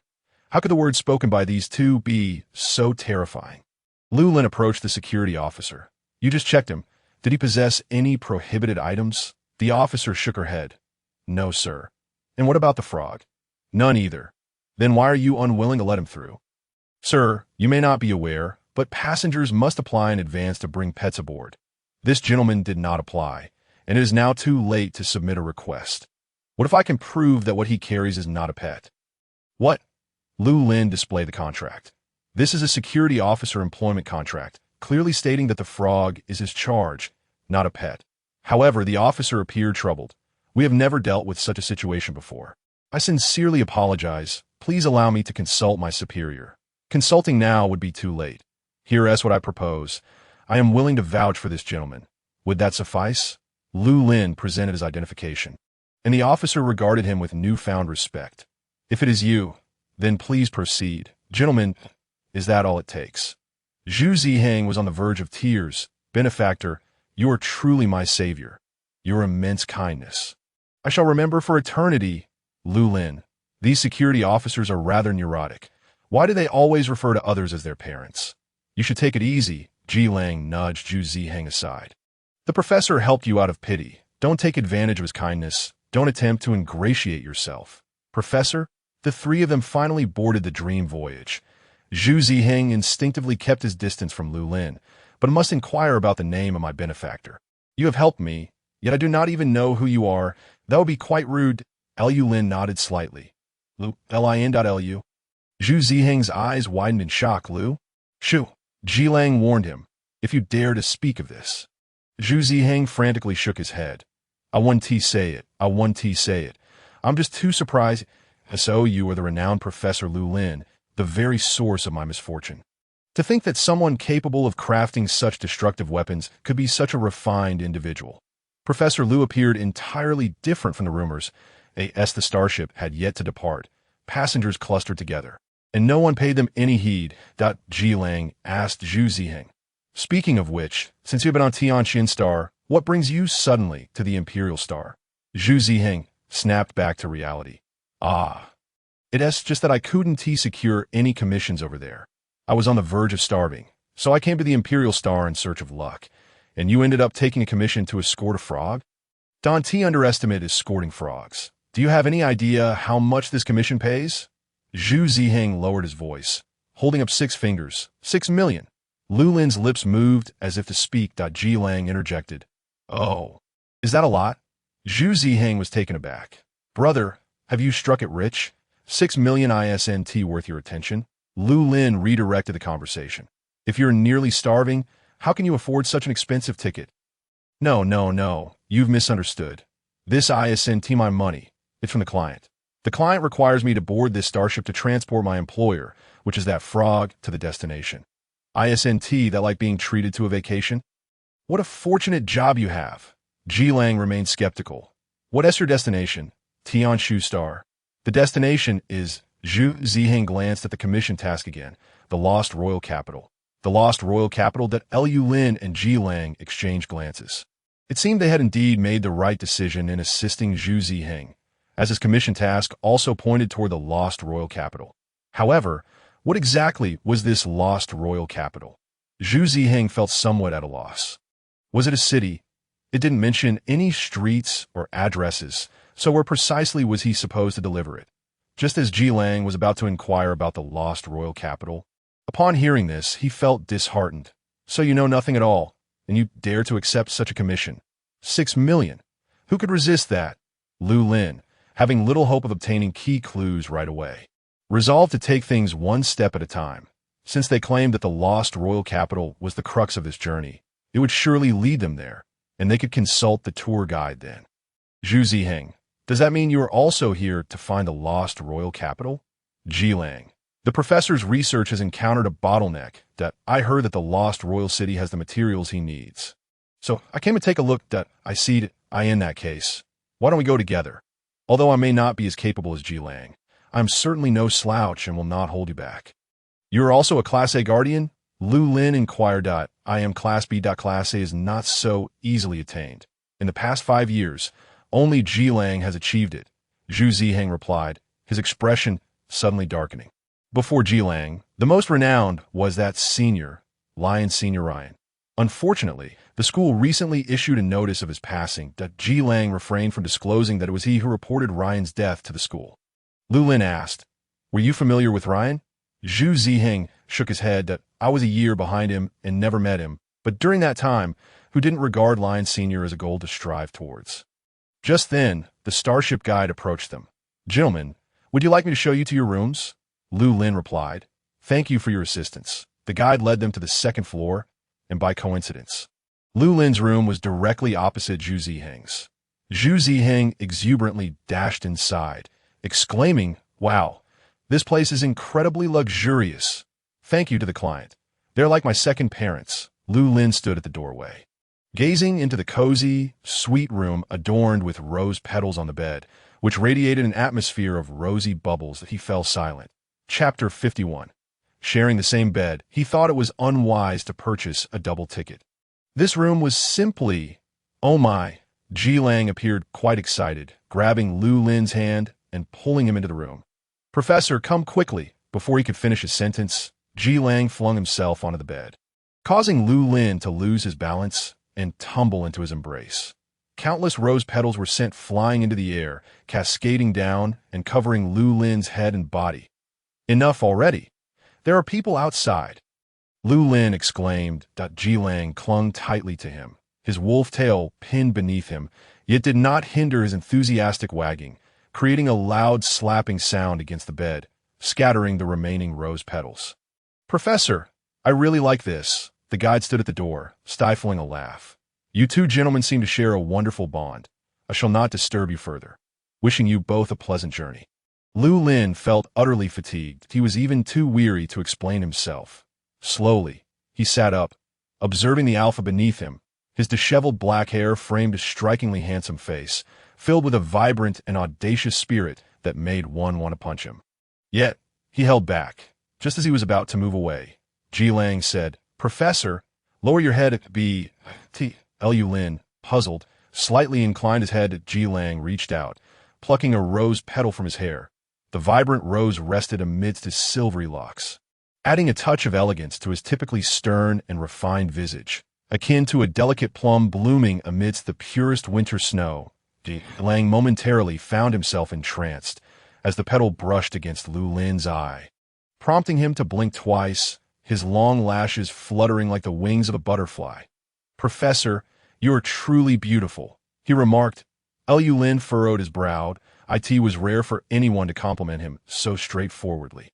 He was unaccustomed to it and found it difficult to respond. He instinctively averted his gaze, his ears tinged with an imperceptible warmth. Zhu Ziheng, who had been watching from the doorway, couldn't help but smirk. "You two, are you really here for research?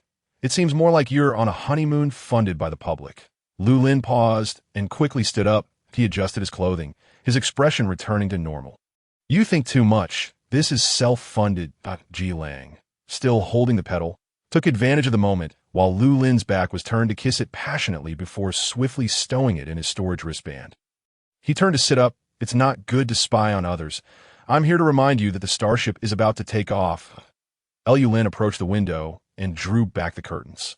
The starship slowly ascended, and the bustling port gradually receded from view. Zhu Ziheng remarked, "It's almost lunchtime. I heard the restaurant on the starship is quite good. Are you two going?" Ji Lang glanced at Lu Lin, noticing his lack of reaction, and spoke on his behalf. "I think not. Places with too many people are easy to be recognized. Let's just order room service later. All right, then I'll go alone and gather some information about the lost royal city." After Zhu Ziheng finished speaking, he departed, and Ji Lang closed the door. Although he had previously shared a starship with Professor Lu, this time felt distinctly different. That he glanced at the soft, large bed and cautiously reminded, "Professor, this room only has one bed. How shall we sleep tonight?"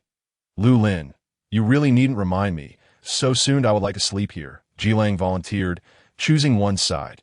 "Professor, is that all right?" Lu Lin hesitated between taking the floor and sharing the bed. But seeing Ji Lang's eager expression, he finally sighed. "Fine, it's just sleeping in the same bed. Nothing will happen. Besides, my heat is already past." Ji Lang was overjoyed, gathering the scattered rose petals. "Professor, what would you like to eat? I can order for you. I brought supplements."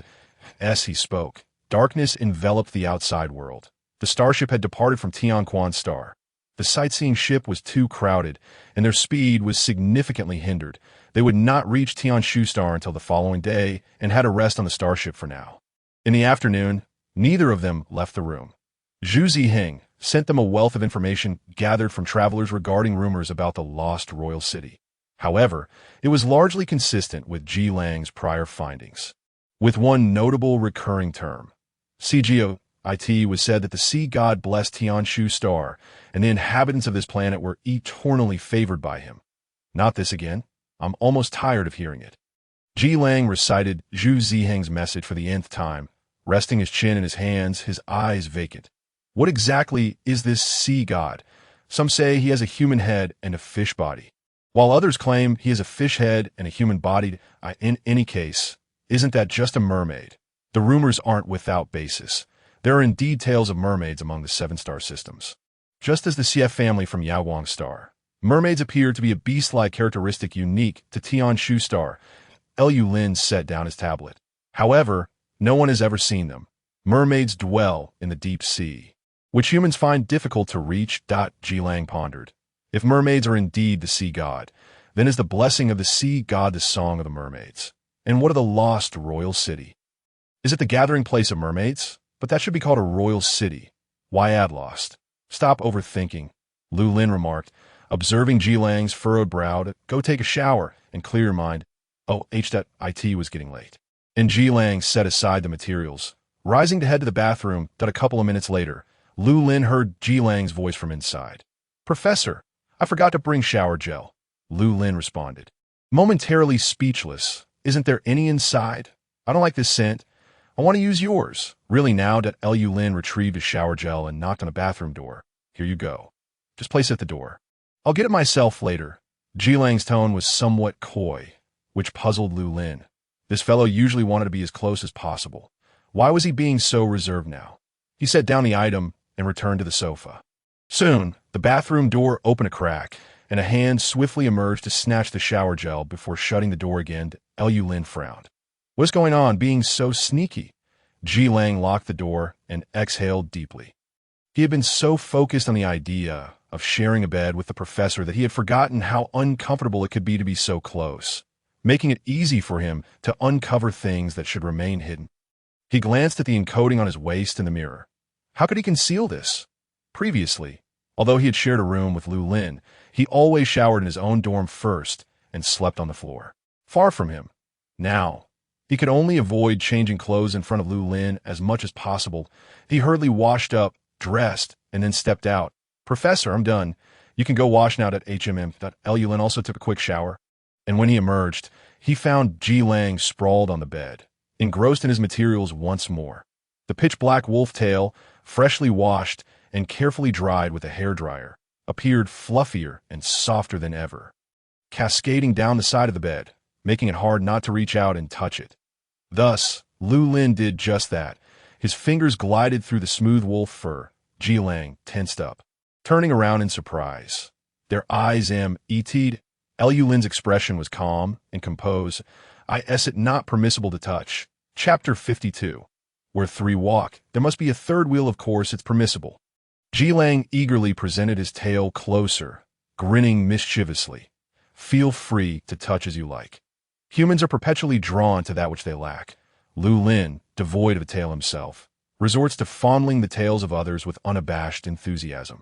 He absent-mindedly caresses it, at times burying his face within, inhaling the citrusy fragrance it exudes. Ji Lang dares not move or turn back, feigning an intense focus on his documents, perhaps influenced by the season of desire. Lu Lin has become notably more uninhibited in his presence, occasionally exhibiting unexpected behaviors. Although the season has ostensibly passed, he still clings to his previous habits. This leads Ji Lang to feel as if the imposing glacier is gradually melting. The once piercing chill of the fresh snow atop its peak now softened. After a while of clutching the tail, Lu Lin, feeling drowsy, nudges Ji Lang aside and reclines on the bed, with the one he cherishes lying beside him. Ji Lang finds himself devoid of the inclination to continue studying, casting aside his tablet in favor of slumber. Yet he soon realizes that sharing a bed is far from the simplicity he had envisioned. In the darkness, the room enveloped in silence, his overly sensitive hearing complicates matters.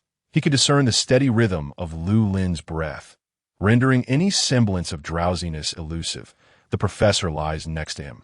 On the same bed, the distance between them is less than half a meter. Lu Lin turns, his hand nearly brushing against Ji Lang's. Oh dear, how can one possibly sleep like this? Ji Lang lies stiffly on his back, his gaze fixed intently on the ceiling. Stop it, Ji Lang, he chastises himself. No more thoughts. If he continues, he might truly transgress. Yet his thoughts, akin to his tale, remain uncontrollable. Ultimately, he cannot resist and gradually turns to draw nearer. Lu Lin's visage suddenly looms close, the darkness failing to obscure his keen eyesight. Ji Lang's heated gaze settles upon Lu Lin's face. He holds his breath and softly calls out, "Professor." Lu Lin's brow twitches, but he remains asleep.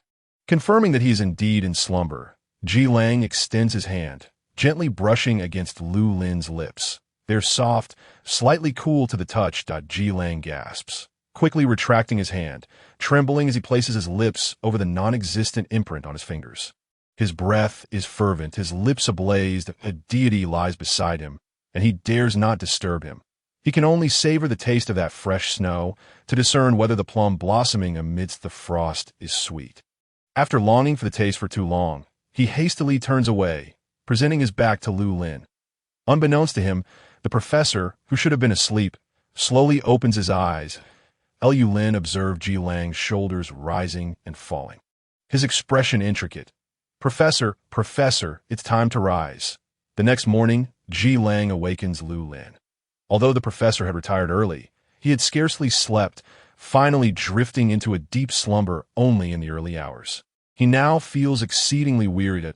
In contrast, Ji Lang appears invigorated, showing no signs of sleepless night. "Professor, hurry up, we've arrived at Tianshu Star." Urged by Ji Lang, Lu Lin reluctantly sits up, casting his gaze out the window. Instantly shaken awake by the breathtaking sight, outside lies an endless expanse of ocean, the azure waters glimmering with dancing reflections. Rarely does one encounter the sea on Di Xing, and even he is momentarily awestruck by such a vista. He hastily splashes water on his face and heads out to meet Zhu Ziheng. "Why are you all just getting up?" Zhu Ziheng has been waiting at the door for ages. They have already disembarked. "If we don't hurry, we shall fall behind." Although they had no intention of following the others, it seemed prudent to survey the area before making any plans. Lu Lin nods.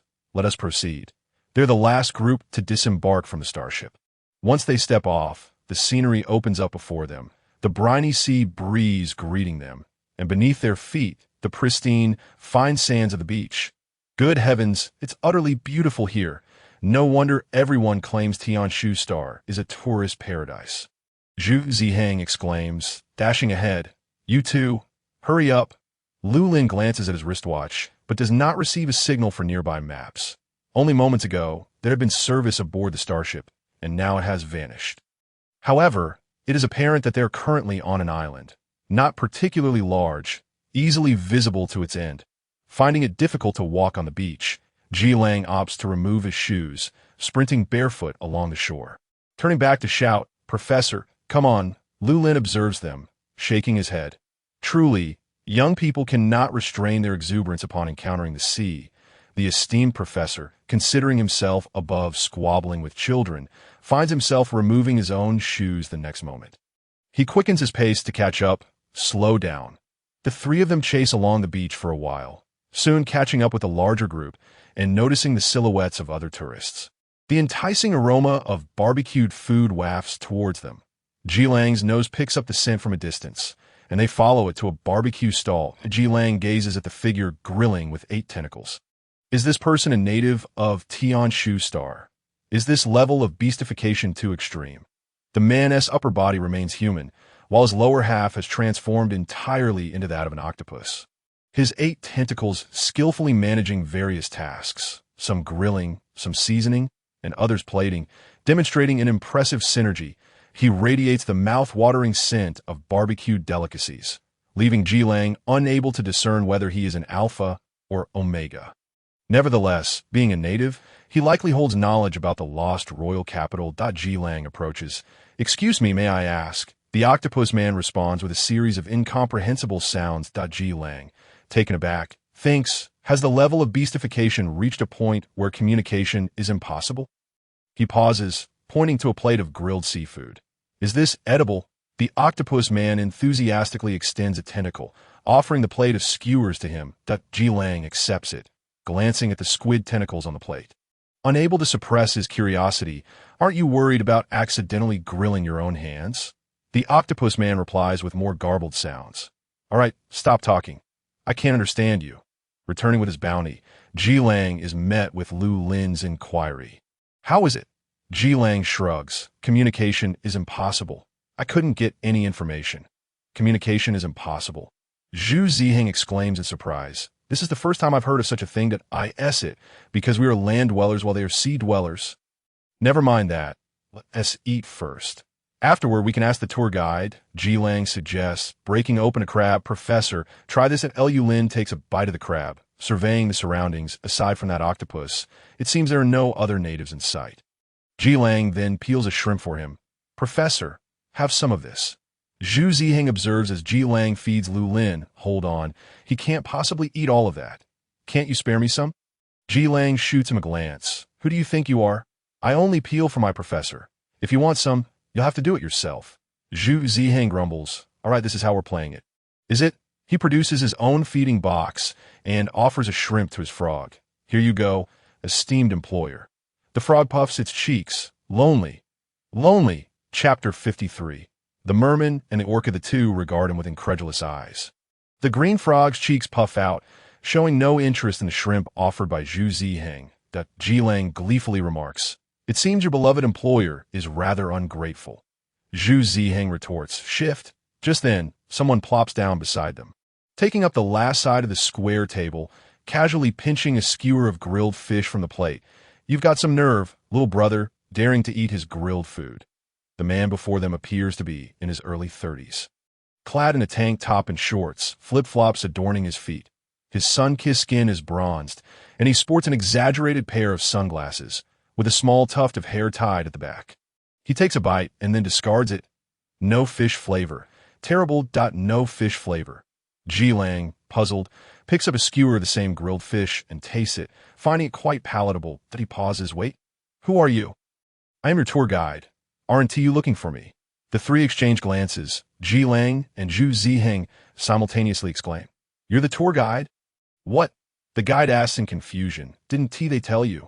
Lu Lin interjects. Since you're the guide, could you tell us about the lost royal capital? The lost royal capital? The guide lowers his voice. This is the place. This is it? Ji Lang glances around. Seeing nothing but beach. Are you pulling our leg? This is clearly an island. The guide shakes his head, pointing downwards. Of course it's underwater. Then how do we get down? That depends on your own capabilities, but I must warn you. The guide pushes his sunglasses up, revealing his eyes. That place is forbidden. Once you go, you won't come back. Ji Lang declares. Then we must go. Zhu Ziheng adds, otherwise, what will happen to my commission? 6 million. The guide rises with a smile. Be careful. You might earn your life, but lose the chance to spend it. Lu Lin surveys the area, noticing numerous tourists retrieving their personal starships, but he calls out to the guide. Personal starships can navigate here. Of course, but the navigation will malfunction. The guide replies, as long as you're not afraid of getting lost in the vast ocean, you may pilot them as you wish. How does the dream voyage distinguish its course? The guide points to the octopus grilling in the distance. We have him. Upon finishing his words, he ambled forward in his flip-flops, waving goodbye to them. The dream voyage will dock here for 7 days. And if you do not return within that time, it shall not wait for you. Ji Lang watched his retreating figure, pondering. What an eccentric guide this is. Zhu Ziheng interjected. Eccentric? Ji Lang ignored him and turned to Lu Lin, inquiring, Professor, what should we do now? Should we enter the water? After posing the question, he felt it inappropriate. How proficient are you in swimming? Not very well, Lu Lin candidly admitted. Let us not rush into the water. The magnetic field of the Tianshu star is erratic. Without a guide, we will surely lose our way in the water. Let us attempt to communicate with that octopus and see if it is willing to lead us. Ji Lang replied. But we have no common language. How do we ask? Lu Lin contemplated for a moment. Earlier, Zhu Ziheng mentioned that we are land dwellers while they are aquatic beings. Therefore, he retrieved his suitcase from his storage bracelet and extracted a vial of reagent. This is a case of folded space within folded space. Zhu Ziheng exclaimed, taken aback by the technology. Lu Lin produced an empty test tube and instructed Ji Lang, go fetch a sample of seawater. Understood. Ji Lang swiftly dashed to the shore, rolled up his pant legs, and plunged the test tube into the water, filling it with seawater. The waters of the Tianshu star were crystal clear, devoid of impurities, and the seawater appeared a delicate blue within the transparent test tube. Lu Lin divided the reagent into 3 equal portions. Adding a drop of seawater to each, the originally colorless reagent transformed into a light blue hue. Ji Lang, filled with curiosity, inquired, "Professor, what is this?" This is one of the legacies of Yazli, the beast transformation modifier, which can temporarily alter beastly traits. I happen to have the materials, so I concocted a vial, Lu Lin explained, lifting one of the vials and downing its contents. Ji Lang followed suit, consuming the vial closest to him. Zhu Ziheng hesitated for a moment before pinching his nose and drinking it down. Surprisingly, it bore little taste, merely a hint of the saltiness of seawater. Once the potion was ingested, Ji Lang felt a peculiar tingling in his head. He reached up to touch the top of his head and gasped in horror. "Where are my ears?" He glanced behind him. My tail. His once proud tail had vanished, and Ji Lang was distraught. "Professor, compensate me for my tail. Without it, I cannot assist you." Lu Lin was at a loss for words. "I will replace it with something grander later."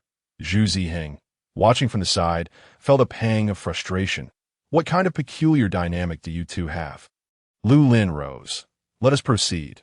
The 3 returned to the skewered food stall. This time, Ji Lang posed all his previous questions. "We wish to go to the lost royal city. Can you guide us there?"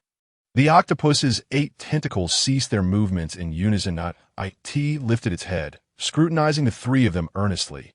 Then it bowed. "I am the gravekeeper Yu Zhang, and I have awaited your arrival for some time. Our future new kings." The alteration of their beastly traits had indeed enabled them to comprehend his language. Lu Lin queried. "Gravekeeper?" Ji Lang added. "Yu Zhang?" Zhu Ziheng remarked. "Future new kings?" The name Yu Zhang, when reversed, resembles the word for octopus. Such casual naming suggests it is an NPC. Ji Lang could almost envision a golden exclamation mark hovering above its head. My king, please hold. The octopus's 8 tentacles resumed their activity, swiftly grilling the remaining skewers, while one tentacle lifted a small bucket from the ground, scooping up half a bucket of seawater to extinguish the burning coals. Fire safety is a responsibility we all share. Ji Lang couldn't help but commend it silently. Yu Zhang led the 3 to the shoreline. My king, please stay close to me, it instructed before diving into the sea. The moment the octopus submerged, it vanished from sight. Lu Lin, watching where it had disappeared, was the first to wade into the water. The effects of the beast transformation modifier were unpredictable. He had no idea how he would transform upon entering the water. Hopefully, he would not turn into a sea serpent. As the seawater enveloped him, his human traits gradually morphed.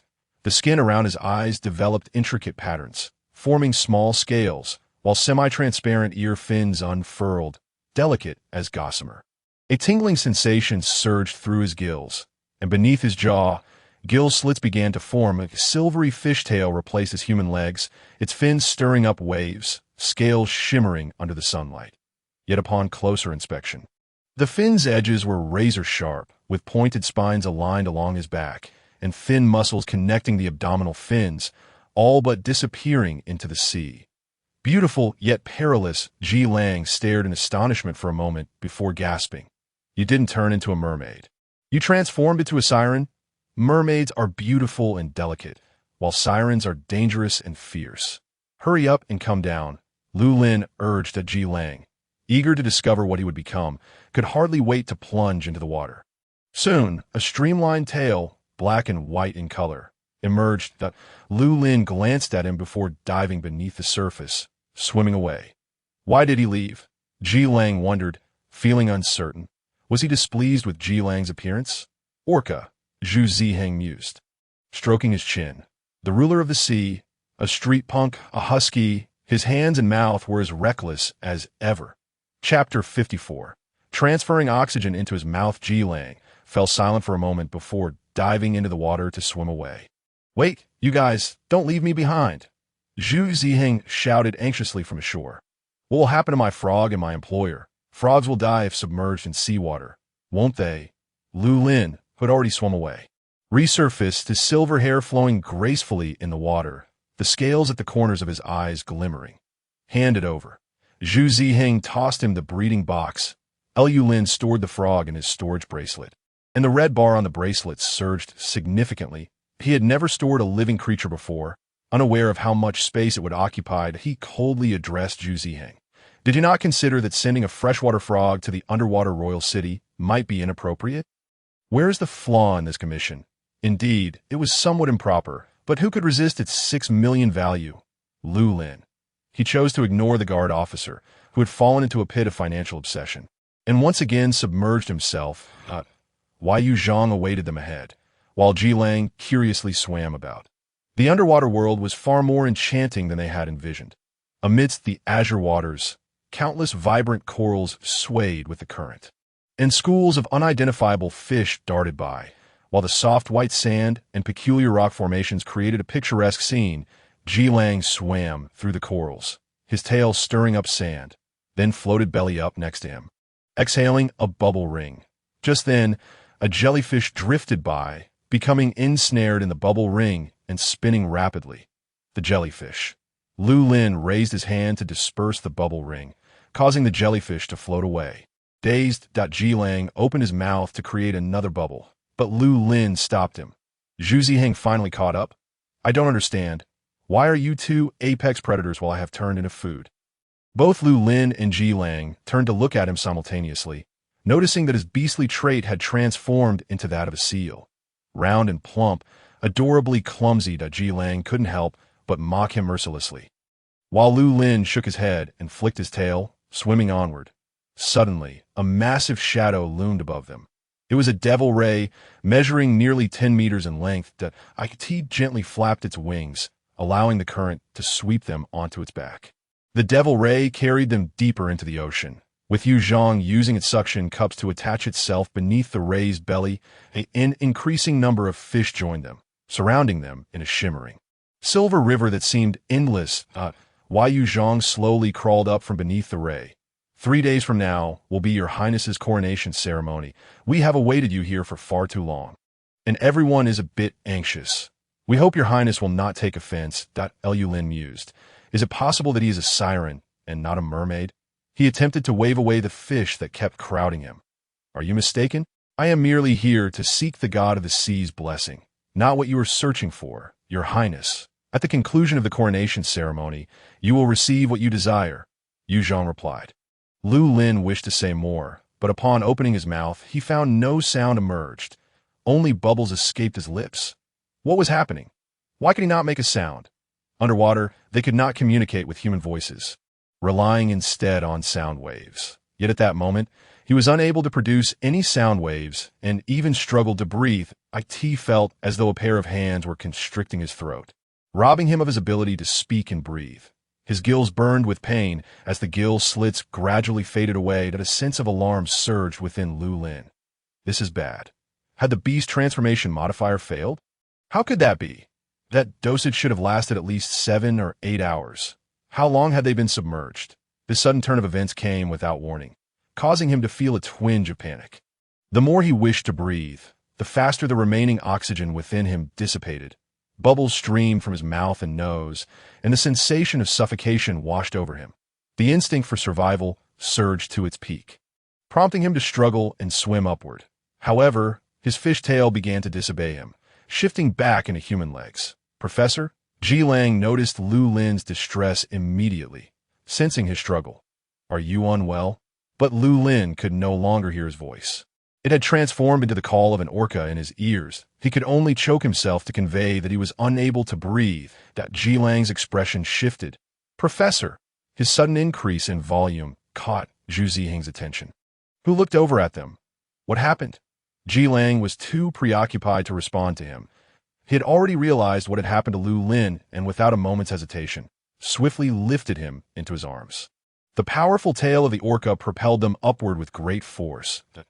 In an instant, they had surged several meters away, but unbeknownst to them, they had descended far too deep, the sunlight from the surface barely visible. Ji Lang dared not pause. In the pitch-black depths of the ocean, silence enveloped them, save for the sound of him cradling Lu Lin, rising, ever rising. The shimmering surface of the sea seemed so distant, the span between them suffocatingly long. His heart thundered, urging him onward. Yet the body in his embrace squirmed less and less, until it fell utterly still.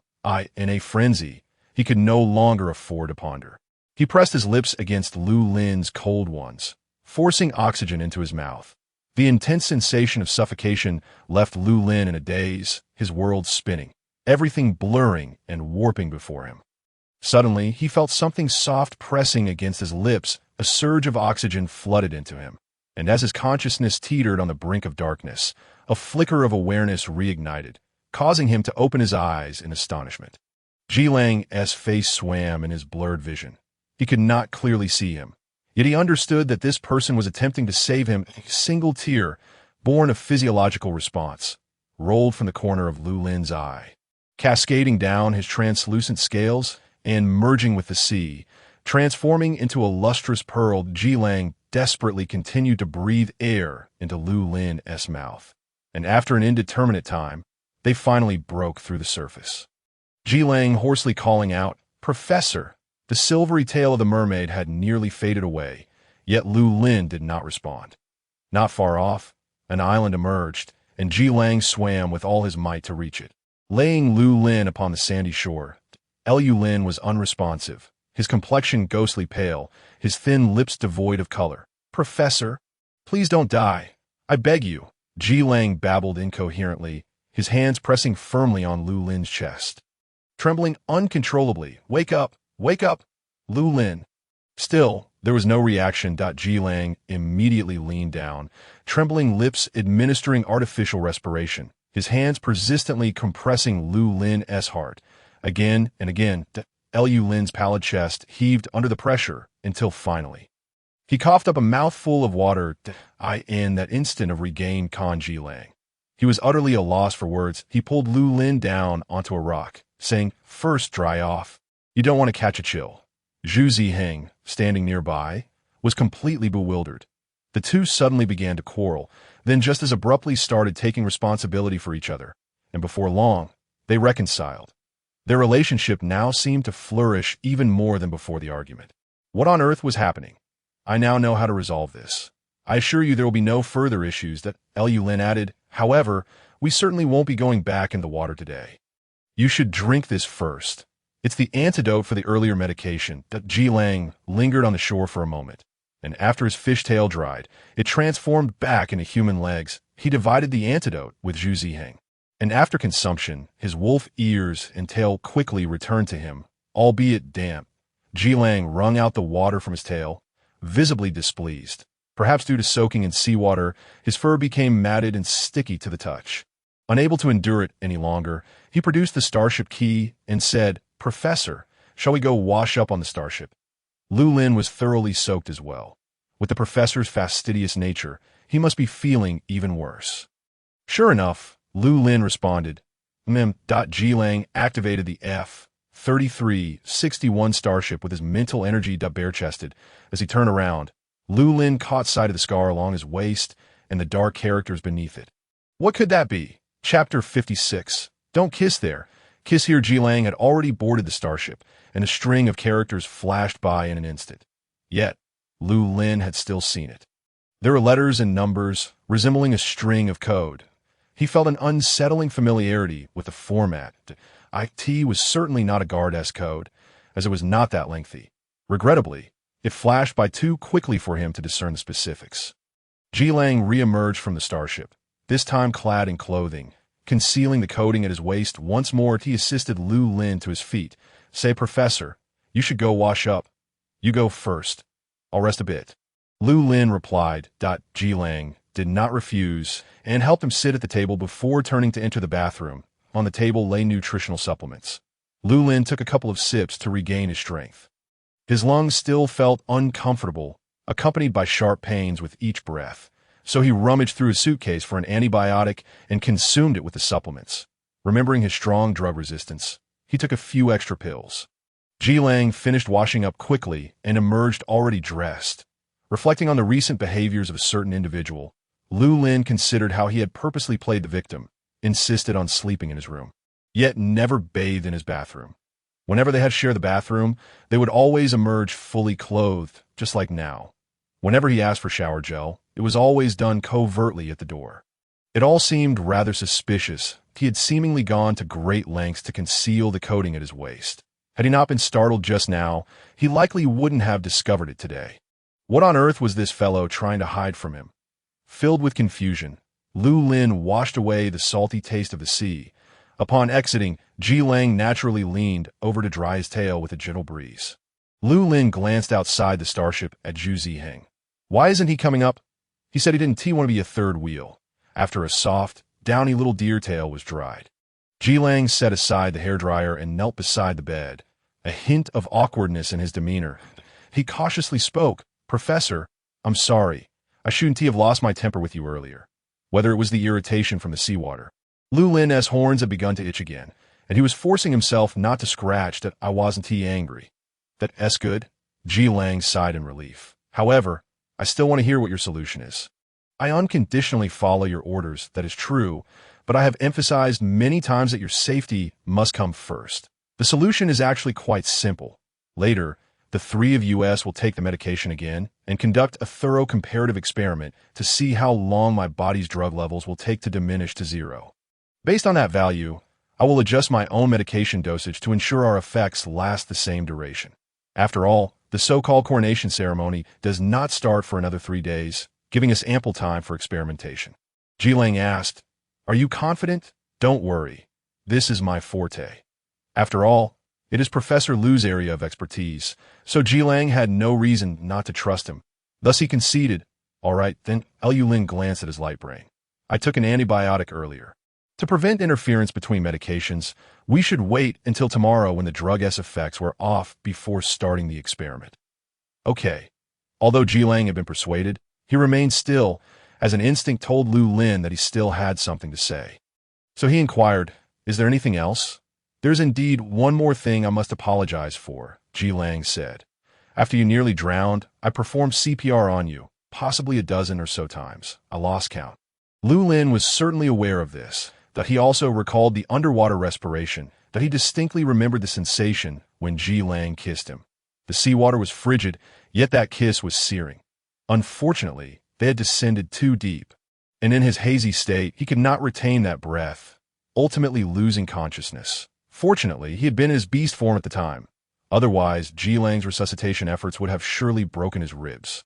He still felt pain in his chest. He seriously suspected that the dozen little pearls were indeed pressed out by Ji Lang, that of course.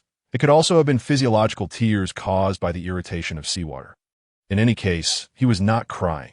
Seeing Ji Lang remain silent for a long time, he quietly raised his eyes. "Professor?" Lu Lin snapped back to reality. Observing Ji Lang's obedient demeanor, he could not help but be taken aback. Usually, he was rather irreverent, teasing him at every turn. Yet at such a moment, he appeared so cautious. Sometimes it was truly baffling to understand what he was thinking. That Lu Lin sighed silently. "What is there to apologize for?" "Because I kissed you, not just once," Ji Lang murmured softly. "Last time, I secretly kissed your horn. You made me read over 20,000 private messages as punishment that I think it's better to admit my mistakes proactively."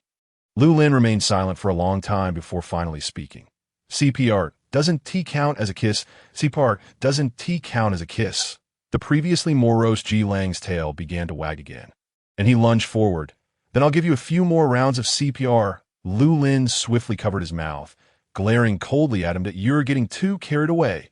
Ji Lang felt a pang of reluctance as he was scolded, and he sneakily extended his tongue, giving a gentle lick. The warm, moist tip of his tongue brushed against Lu Lin's palm, akin to a feather's caress, igniting a ticklish sensation that coursed through him.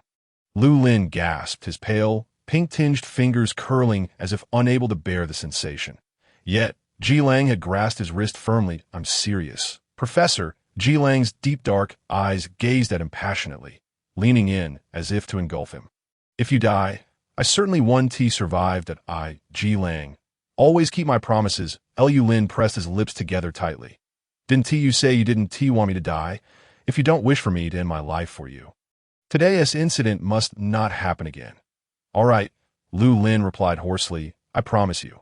Ultimately, he truly did not care much for his own life. Having entered the laboratory at 8 years old, he had endured numerous accidents over the past 16 years. Explosions, corrosive liquid spills, inhaling toxic gases. These were all unavoidable. Ascending to Yaoguang Star was not a significant matter for him. Otherwise, the dean would not have employed a guard for him, but he merely did not want to see Ji Lang in a state of panic, nearly losing his mind. That sight reminded him of Yasli's final note. His palm inexplicably grew itchier.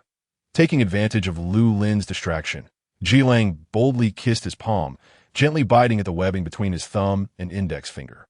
Lu Lin, what are you doing? Giving you CPR. Does your hand require CPR? You can't prove it doesn't need it, Ji Lang replied unabashedly. You said it yourself. CPR doesn't count as a kiss. Lu Lin was utterly exasperated by him. He forcefully withdrew his hand, which was now damp from Ji Lang's licking. With 2 small red marks imprinted from his sharp canine teeth, the itch intensified. Not in his hand, but in his antlers, he felt an urge to ram his antlers against a wall. He leaned down towards Ji Lang. Your hand does not require CPR.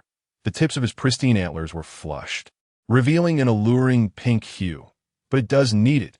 Chapter 57. Can the professor shed a few more pearls?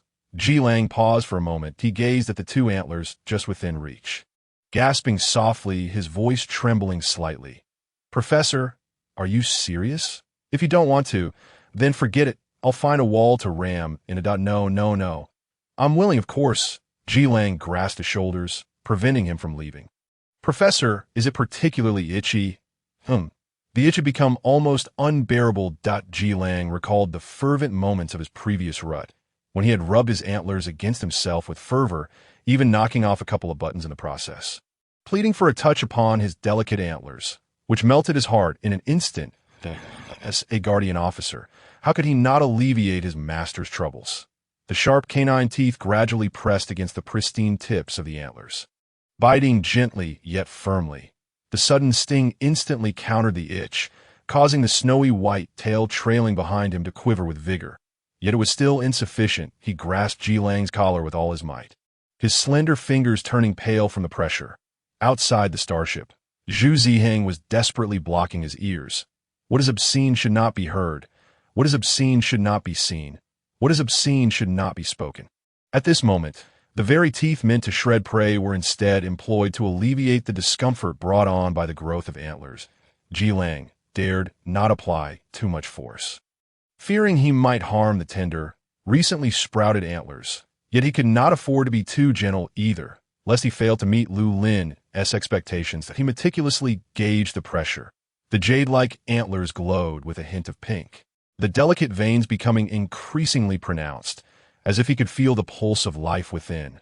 The soft fur becoming damp. Lu Lin, utterly drained of energy, could only tremble as he uttered. Enough he had no understanding of why his antlers possessed so many sensitive nerve endings. Nor did he comprehend why he had offered them to the wolf. He was bewildered by his own actions. Perhaps it was merely a form of compensation for his frightened little guardian officer. Lu Lin tightly shut his eyes, the corners tinged with a hint of moisture. Ji Lang kissed away the dampness from his eyes, resting his forehead against the antlers, his voice low and sultry. Wasn't it you who asked for my assistance? Professor, yet here I am helping you, and you appear as though you've been wronged. Lu Lin opened his eyes, his gray-blue irises misty, struggling to glare at him, but the haze blurred his focus. The usual icy sharpness melting beneath the fog. Ji Lang could no longer contain himself and laughed. This only served to infuriate Lu Lin further. He attempted to scold Ji Lang with a cold tone, but his voice trembled, transforming the reprimand into a quivering admonition. Taking advantage and then playing the innocent, Ji Lang found his current demeanor irresistibly adorable and chuckled softly. Professor, you are truly charming. Lu Lin's ears and antlers turned crimson. He had no desire to continue the conversation. Rolling over on the bed and covering his head with a blanket, a snowy white tail continued to twitch outside the cover. Ji Lang crawled beside him, tugging him out from beneath the covers. Professor, are your antlers no longer itchy? Not itchy. Then that means my artificial respiration was quite effective. Otherwise, you wouldn't have been moved to tears. Lu Lin paused. After a moment, he regained his usual cold composure, coldly reclaiming the blanket. I did not cry. Why won't you admit it? I have evidence, Ji Lang declared, retrieving a handful of small pearls from his storage bracelet. See, I still have my little pearls. The lustrous pearls had mysteriously vanished, leaving only a trace of moisture in his palm. Why pearls? My pearls are gone. Jilang wailed as if he had lost a beloved treasure. What should I do, Professor? Professor? Lu Lin remained unresponsive that of course they were gone. The temporary transformation had been unstable, and losing them at the moment of reverting was inevitable. They wouldn't last long, and the pearls would soon revert to tears. But he wouldn't say that. Without the little pearls, there would be no evidence. No one could prove he had cried. The hint of a smile appeared at the corner of Lu Lin's lips as he ignored Jilang's lamentations and turned over to sleep. With the itch gone, he slept soundly. The next day, he sought out Zhu Ziheng for a comparative experiment. Zhu Ziheng had spent the night outside the starship, having built a bonfire on the dry sand and feasting on the seafood caught by Yuzhong. Upon seeing Lu Lin, he immediately retreated several paces. Professor, please don't come any closer. Lu Lin was perplexed. Why? Zhu Ziheng, still haunted by the events of the previous night, replied, I fear being tainted by the scent of love. Lu Lin frowned. Who are you talking about? Nonsense. Suddenly, Jilang appeared at his side, sniffing himself. Even if it were the scent of love, it would be sweet like oranges. Tell me, are you just sour grapes because you can't have any? Zhu Ziheng covered his ears in terror. What is obscene should not be heard. What is obscene should not be seen. What is obscene should not be spoken. Jilang leaned in closer, declaring loudly, You're just jealous. My employer shows me his little antlers, while yours only shouts lonely. Lonely? Ah! Zhu Ziheng finally snapped, kneeling on the ground. What sin have I committed to deserve this? I was wrong. Father, perhaps you should just beat me. Lu Lin could no longer tolerate it, taking a deep breath. Enough! The two guardian officers fell silent. He seized Jilang by the shoulders and tossed him aside. Addressing Zhu Ziheng, I came to you hoping you could assist me with an experiment. That he succinctly conveyed his request, and Zhu Ziheng dusted off the sand from his knees, replying seriously, No problem. Shall we begin now? Lu Lin nodded, returning to the starship to start reconfiguring the potion. Professor, Jilang leaned in beside him, still lamenting about the events of the previous night. My little pearls are gone. If they're gone, they're gone. Once you turn to a merfolk, can you not cry me another too? Lu Lin paused in his preparation. Zhu Ziheng looked on in horror. Did Jilang really dare to ask Lu Lin to cry little pearls? Surely he must be mad. Lu Lin's expression turned cold, his handsome features starkly different from the previous night. You're dreaming that if you want tea, give them to me. That's fine, Jilang said, his ears drooping in disappointment for a moment before perking up again. It's all right. I still have one. Lu Lin. Jilang opened his palm to reveal a single lustrous, adorable white pearl, the size of a thumbprint. I searched for a long time to find this. Lu Lin was incredulous. How is that possible? Those unstable pearls should have all turned back into tears. Don T, you remember? When we were underwater, I passed you air, and you dropped one. Luckily, I was quick enough to catch it. And this one is even bigger than the others. He mischievously cupped his hands. Just this one little gem. I shall treasure it, perhaps make it into a necklace or earrings. Lu Lin ground his teeth. G. Lang, Chapter 58. Is this something you can view without payment? Jilang feared that in the next moment, he might be met with the barrel of a gun at his waist, and before Lu Lin could draw, he dashed out of the starship.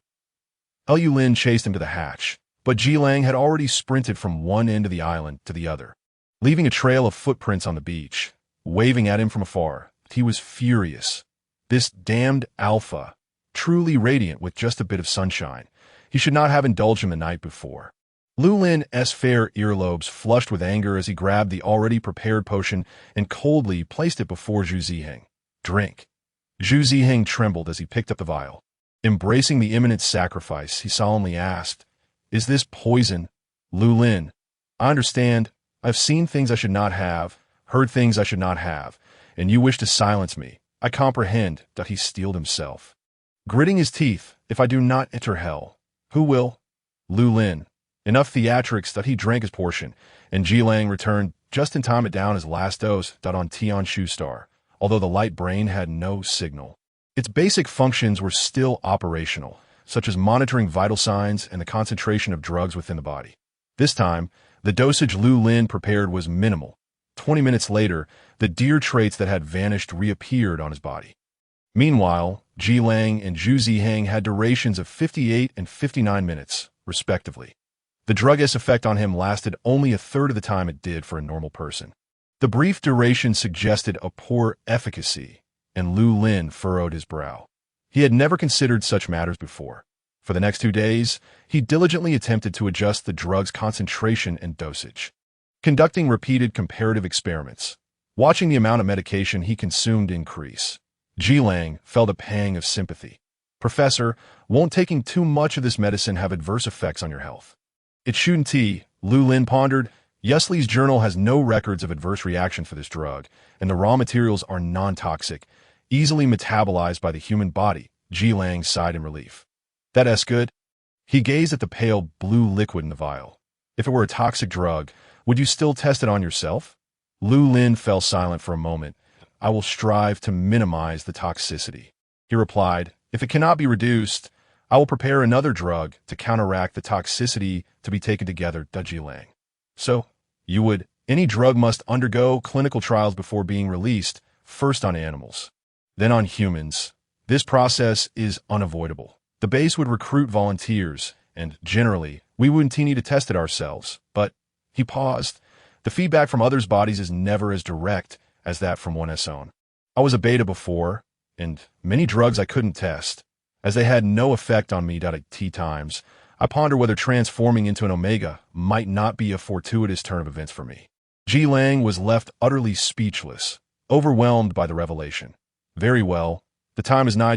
Lu Lin has concluded this discussion. Let's seek Yu Zhang to guide us into the depths." Ji Lang lowered his eyelashes, murmuring, "Understood." To be on the safe side, Lu Lin had opted to consume a dosage potent enough to last 3 days, reasoning that should it exceed the required amount, an antidote could be administered in advance, though he feared it might prove insufficient. Just before their departure, Ji Lang posed one final inquiry. "Was your pursuit of pharmacology a matter of choice?" Lu Lin found the question rather peculiar, responding, "Of course. Although I have been groomed for this path by the Emperor since childhood, it is indeed a passion of mine." He added, "My studies aim to benefit a greater number of individuals, alleviating the troubles posed by estrus and susceptibility periods, allowing everyone a second avenue to explore. The activator was a misstep I took, and such an error must be rectified by my own hands." As he spoke, he waded into the ocean, his silvery fishtail unfurling gracefully in the water. "Indeed," Ji Lang hurried to catch up. "Whatever you choose to do, I shall forever support you." The manta ray once more bore them into the abyss. This time, no mishaps occurred, and they arrived at the fabled lost capital without incident. "Is this truly lost?" Zhu Ziheng inquired, glancing around. "I find it rather beautiful. There is not a trace of desolation," he remarked. "I ask you, Yu Zhang, were you not truthful with us?" Yu Zhang led them into an underwater palace fashioned from coral reefs, a narrow passage winding ahead. Countless luminous specks floated in the darkness. Ji Lang reached out to touch one. "What is this?" "A legendary night pearl." Suddenly, the small light moved, startling him. "Is it alive?" As the glowing entity approached his gaze, he discerned it was a lanternfish. "Buddy, you're rather unfortunate looking," he could not help but exclaim. "Could you possibly offer a more aesthetically pleasing light?" The lanternfish drooped in dismay, the small light atop its head extinguishing.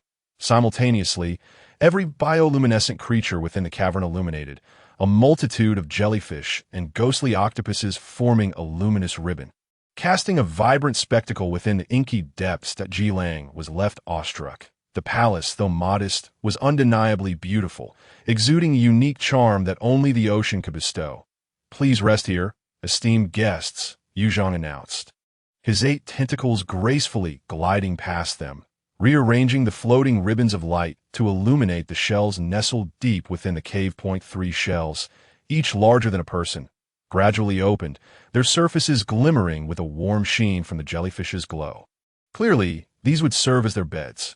"Now, I truly am a merman prince, Professor," Ji Lang exclaimed, the first to swim into a shell, bouncing upon the soft flesh within. The shell snapped shut with a swift motion. "Ah, my tail is caught." Zhu Ziheng clicked his tongue. "That's the first time I've heard a shell cry out." Wei Yuzhang led 2 exquisitely crafted young attendants to Lu Lin's side. "Tonight, They shall attend to your highness's needs. And the coronation ceremony will take place at dawn. The two attendants possessed ethereal beauty, their features so delicate that their gender was indiscernible, each crowned with leaf-shaped ears resembling those of a small rabbit. Lu Lin extended his hand. "You mustn't touch," the little sea hare chimed. "For I am toxic," Lu Lin replied. "If I touch you, then I may touch." Ji Lang emerged from the shell, grasping Lu Lin's hand and placing it upon his fishtail. The orca's tail was slippery and cold. Lu Lin withdrew his hand, not pleasant to touch, that he favored the soft, furry tail of a wolf. Beneath the deep sea, distinguishing day from night was futile, yet Yu Zhang claimed it was nighttime. So it must be so. The trio acquainted themselves with their surroundings, preparing to rest. Just as Lu Lin nestled into his shell, Ji Lang swiftly slipped in beside him. Lu Lin furrowed his brow. "What are you doing here?" "To sleep. Your bed is beside you. That shell is too clumsy. It will pinch my tail that I wish to sleep with you." The shell let out a stream of bubbles in indignation. Accommodating one person was manageable, but two made it rather cramped, forcing Lu Lin towards the inner side, his semi-transparent fin brushing against Ji Lang's contrasting fishtail. Upon turning, Ji Lang noticed Zhu Ziheng watching them, his expression mirroring that of the nearby lanternfish. "What are you staring at?" Ji Lang inquired. "Curious about how clingy you both are," Ji Lang retorted. "Is this something free to observe?" He decisively shut the shell. "Even with payment, you cannot watch." As the shell closed, the light dimmed instantly. Lu Lin was squeezed against the curved fin, uncomfortably shifting. "Professor," Ji Lang's voice resonated within the tranquil shell, "do you not find something peculiar about this lost capital?" Lu Lin shut his eyes. For a merfolk to substitute for a siren at the coronation is inherently odd. Moreover, this merfolk is a temporary creation altered by drugs. Not only that, Ji Lang continued. Shifting closer, have you noticed that all those we have encountered thus far lack the scent of pheromones? Logically, a higher degree of beastification indicates a higher ABO level, yet the indigenous beings of this planet possess a greater degree of beastification than those from other planets. While the pheromone concentration is paradoxically the lowest, Lu Lin frowned, attempting to push him away. "Are you certain? In the ocean, is your sense of smell not compromised? There is some interference, but it is negligible. At least I can ascertain that none of the individuals near us, save for Yu Zhang, possess pheromones. Aside from Yu Zhang? Additionally, Zhu Ziheng just remarked that this place is not lost at all, which makes it even more perplexing. If it is not lost, why is there not a single siren in sight? It is evidently a royal capital, yet the royal family is nowhere to be found." Lu Lin pondered for a moment. "These matters should reveal answers by tomorrow." "You make a valid point." Ji Lang wrapped his arms around Lu Lin's waist. "Then let us sleep." Lu Lin cast a cold gaze at the hand that had encircled him. The little guard was becoming increasingly audacious, the contrasting fish tails entwined, the translucent fin becoming disheveled, swaying ceaselessly with the current. Growing drowsy, Lu Lin chose to ignore Ji Lang, but the more he allowed it, the bolder Ji Lang became. The side fin at his waist drew closer, curiously nudging against him, prying open his tightly closed abdominal fins. Ji Lang gasped, "Wow, so this is the anatomy of a merfolk." Finally, unable to endure any longer, Lu Lin swung his tail, sending Ji Lang sprawling away. "Get lost." Ji Lang was ejected from the shell. One could not deny the strength of a merfolk's tail. It was a stark contrast to the harmless little deer tail, leaving him with a ringing in his ears. "Ouch! Brother, no, no, no." Zhu Ziheng hastily covered his eyes. "I haven't paid. I cannot witness such excitement." "Shut up." Ji Lang gazed at the shell that had once again closed before him, sensing that the professor would not permit him back inside tonight, and swam back to his own bed in a daze. The shell, incensed that he had the audacity to return, expelled a flurry of bubbles in his direction. Ji Lang laid down within his shell, a glowing jellyfish settling beside him. He propped his arm behind his head, his dark eyes reflecting the myriad colors. After a while, he softly remarked, "Do you not feel that everything here is too beautiful, too dreamlike, like a fairy tale?" Within the closed shell nearby, Lu Lin had shut his eyes. "So beautiful that it seemed almost a pity to shatter the illusion." "Is there?" Zhu Ziheng flicked away a jellyfish that drifted into his path. I find it rather mundane. Is this not how the ocean ought to be? Marvelous and resplendent, encompassing all manner of extraordinary and bizarre life that we, who dwell on land, would remain oblivious to the ocean's grandeur if we did not experience it firsthand. Ji Lang, too, closed his eyes. Indeed, you speak true. Yet, I have a question. Zhu Ziheng interjected. The octopus mentioned that after the coronation ceremony, you shall receive what you desire. What of me? How will my commission be fulfilled? If Professor Lu is crowned, does that mean he becomes the king of the sirens? Would handing the frog over to him count as completing my task? Ji Lang fell silent for a moment. You must help me devise a plan. Is this not correct? Think for yourself. How am I to think? Use your brain. The following morning, the trio was roused by Yu Zhang. The coronation ceremony was set for that day. Lu Lin stretched his tail fin, which had been coiled within the shell throughout the night, and turned to Ji Lang for confirmation. Are you truly certain you want me to conduct this ceremony? There is no one more suitable than you.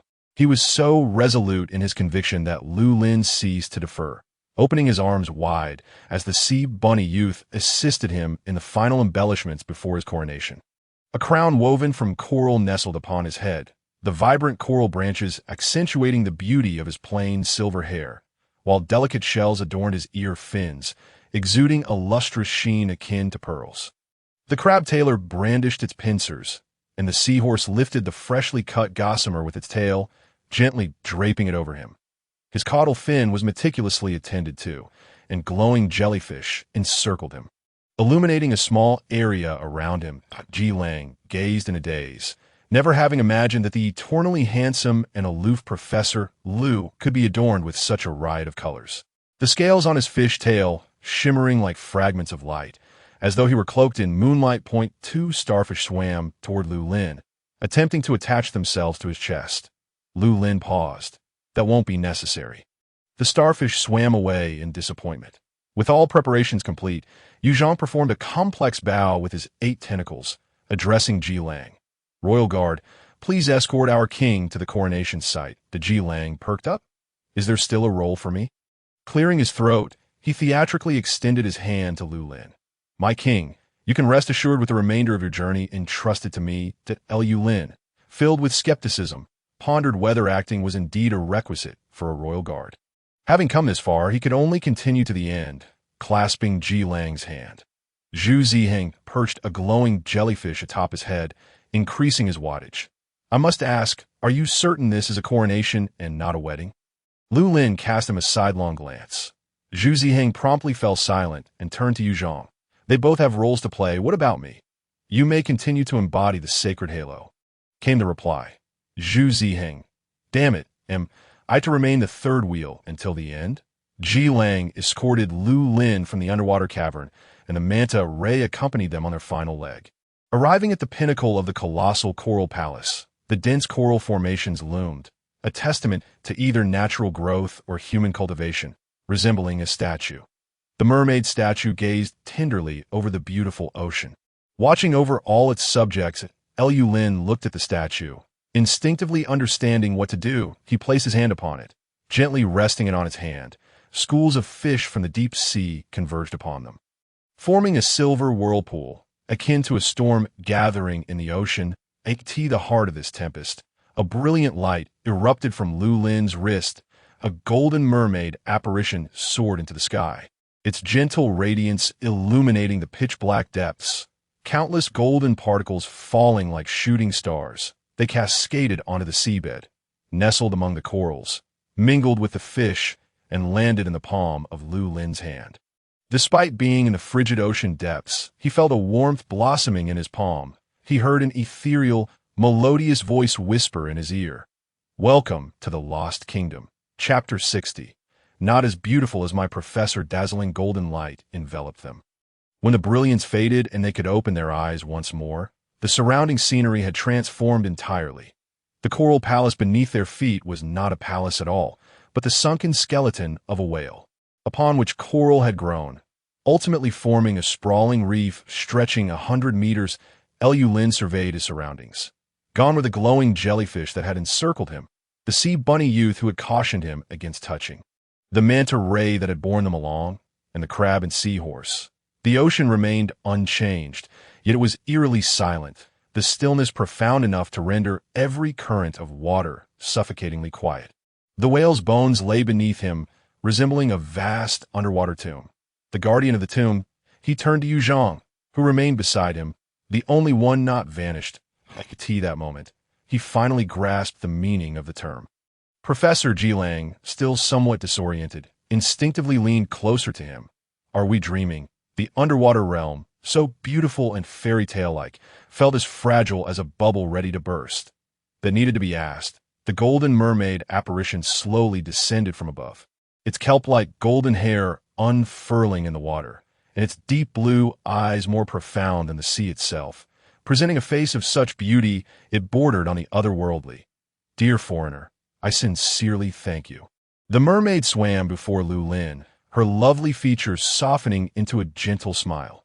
Thank you for helping me fulfill my dying wish. Prince Yu Zhiyao of the Tianshu Star, at last, has completed the long-overdue ceremony and has successfully been crowned here. Lu Lin glanced at the storage bracelet on his wrist. A red segment had fallen away. It turned out that it was not the frog that had occupied storage space, but rather another consciousness attached to it. Though he had long anticipated this, the arrival of the truth still stirred a complex mix of emotions within him. He let out a barely audible sigh. Now, tell me, what is the meaning of all this, Interstellar Merchant? Zhu Ziheng looked around. Interstellar Merchant? Where is there an Interstellar Merchant? Even at this juncture, he continued to feign. Zhu Ziheng rubbed his face awkwardly. When did you discover my identity? The moment I first laid eyes on you. Though aware that he could not possibly deceive the astute Professor Lu, this answer left Zhu Ziheng utterly stunned, as he struggled to believe his acting had been so clumsy. Stammering. How could that be? I should say, from the moment you sent me a private message, I began to harbor suspicions about you. Lu Lin flicked his tail, swimming close to him. How could an interstellar merchant concern himself with a fleeting guest, even knowing precisely whether he had left Yawang's star or not? Zhu Ziheng fell silent. In the brief interlude, Yu Zhiao curiously swam around Jilang. Are you also a royal guard? Jilang quickly crossed his arms, warily stating, Don't touch me. The professor instructed me to stay 5 meters away from any other Omega. You have crossed the line? Haha. Yu Zhiao joyfully spun in the water, transforming into a beam of golden light that landed atop the statue, then shifting back to his mermaid form. I can't touch you. And besides, how did you know I'm an Omega? Someone as beautiful as you couldn't possibly be an Alpha? Lu Lin shot him a glance. And no matter how beautiful, none can compare to my professor. Jilang emphasized that you're only worth a single hair of my professor.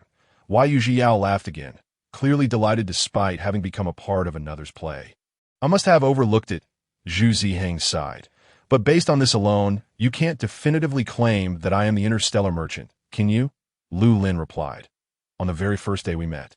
You mentioned receiving the news of Ryan's passing, as if deliberately trying to distance yourself from the interstellar merchant. However, these aren't fatal flaws. What truly confirmed my suspicions was that commission.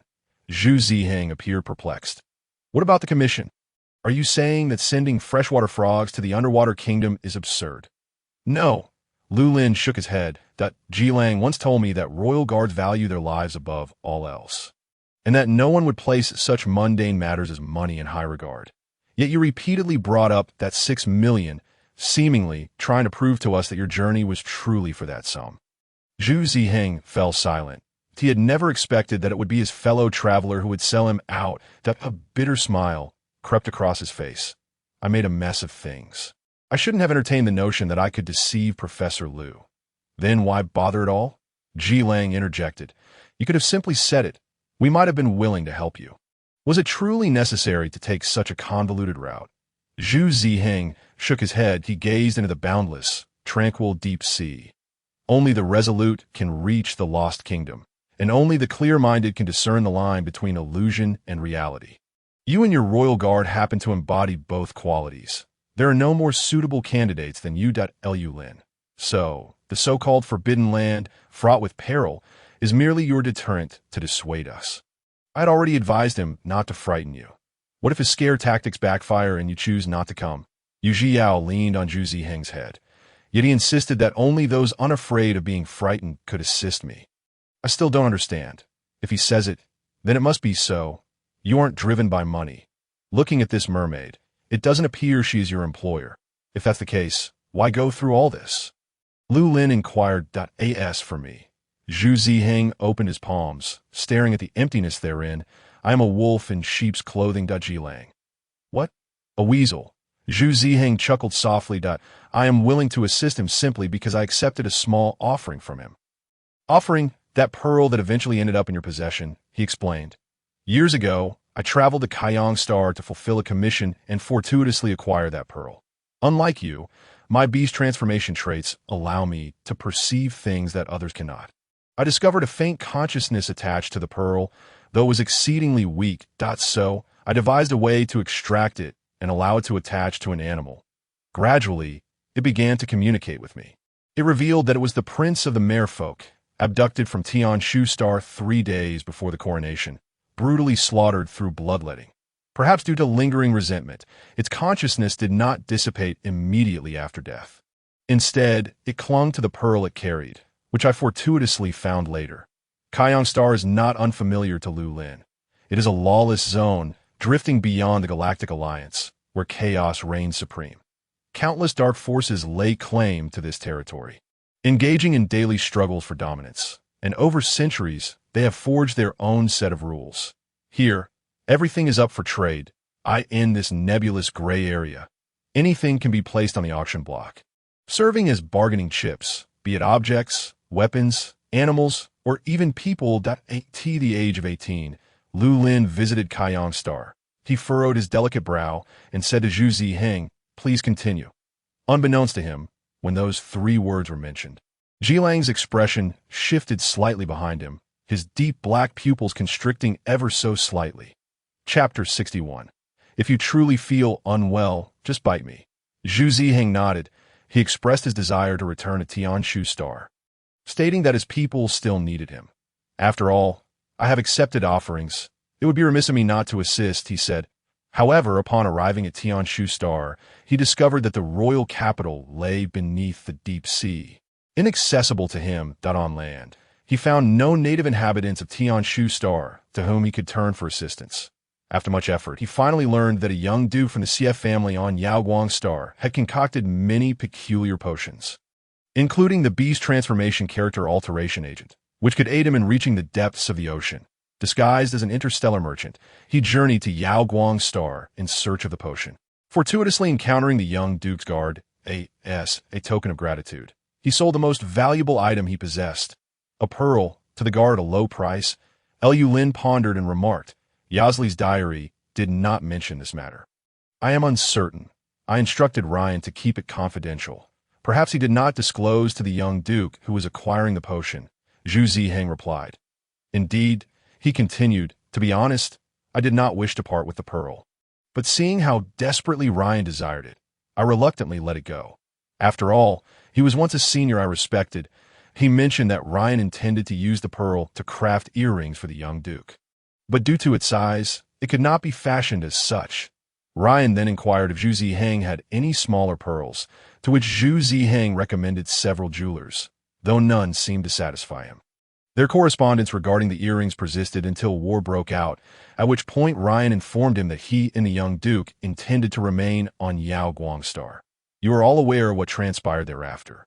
So you knew he'd already passed away, Lu Lin stated. Your pretense of caring about the pearl's purpose is merely an act of a merchant, prioritizing the value of goods above all else. Adept as you are, Professor Lu, there is no need to expose my crude performance. Zhu Ziheng sighed. In truth, I held on to a sliver of hope until the school issued Ryan's obituary. I suspect his death was reported to the school by Jilang. In recent years, only you have set foot on Yaoguang Star. Your guard is indeed remarkable, Lu Lin sincerely assessed. Compared to Professor Lu, they are still somewhat lacking. I do not intend to flatter your intellect. I merely observe that each of you is quite adept at acting. Zhu Ziheng. Lu Lin glanced back at Jilang, the individual who had played a crucial role during this journey, now feigning ignorance as he looked around. The 3 of them were acutely aware of each other's thoughts, yet none chose to break the silence. Continuing their charade, Lu Lin felt a change within himself. Prolonged interaction with the guard was beginning to taint him. What happened after you obtained the potion? Lu Lin inquired further. Why did you fail to complete the task? This time, Zhu Ziheng remained silent for an extended period. Eventually, he softly replied, In truth, I did enter the deep sea that time, but the merfolk's royal capital had become a hellish realm. Countless merfolk were slaughtered, and innumerable marine creatures suffered calamity. In that moment, I realized I had arrived too late. I failed to protect the prince of the merfolk and his people. Wai Yujiao sensed his sorrow and comfortingly patted the top of his head. Even though she could not truly reach him, not worry. None of my people were lost. Not a single one. They're all here. I still find one thing puzzling. Lu Lin interjected, his exquisite brow furrowing deeply. If even you could not easily reach the deep-sea royal capital, how did they manage it? And why did they resort to capturing the merfolk? Zhu Ziheng turned to him and explained, It is said that the blood and flesh of merfolk grant immortality. Of course, that is merely a legend. Research has shown no such efficacy. However, it is a fact that the lifespan of merfolk vastly exceeds that of other races. Lu Lin's heart suddenly chilled, a strong and ominous premonition blossoming in his mind. The beast transformation character alteration agent could only temporarily alter the user's beastly characteristics, yet a special gland transplantation surgery, if successful, could permanently retain those characteristics. Lu Lin felt the blood in his veins turn to ice, the color draining from his face. You mean to say that if they successfully acquired the merfolk's beastly characteristics, they could attain a lifespan equal to that of the merfolk? However, gland transplantation requires a high degree of compatibility.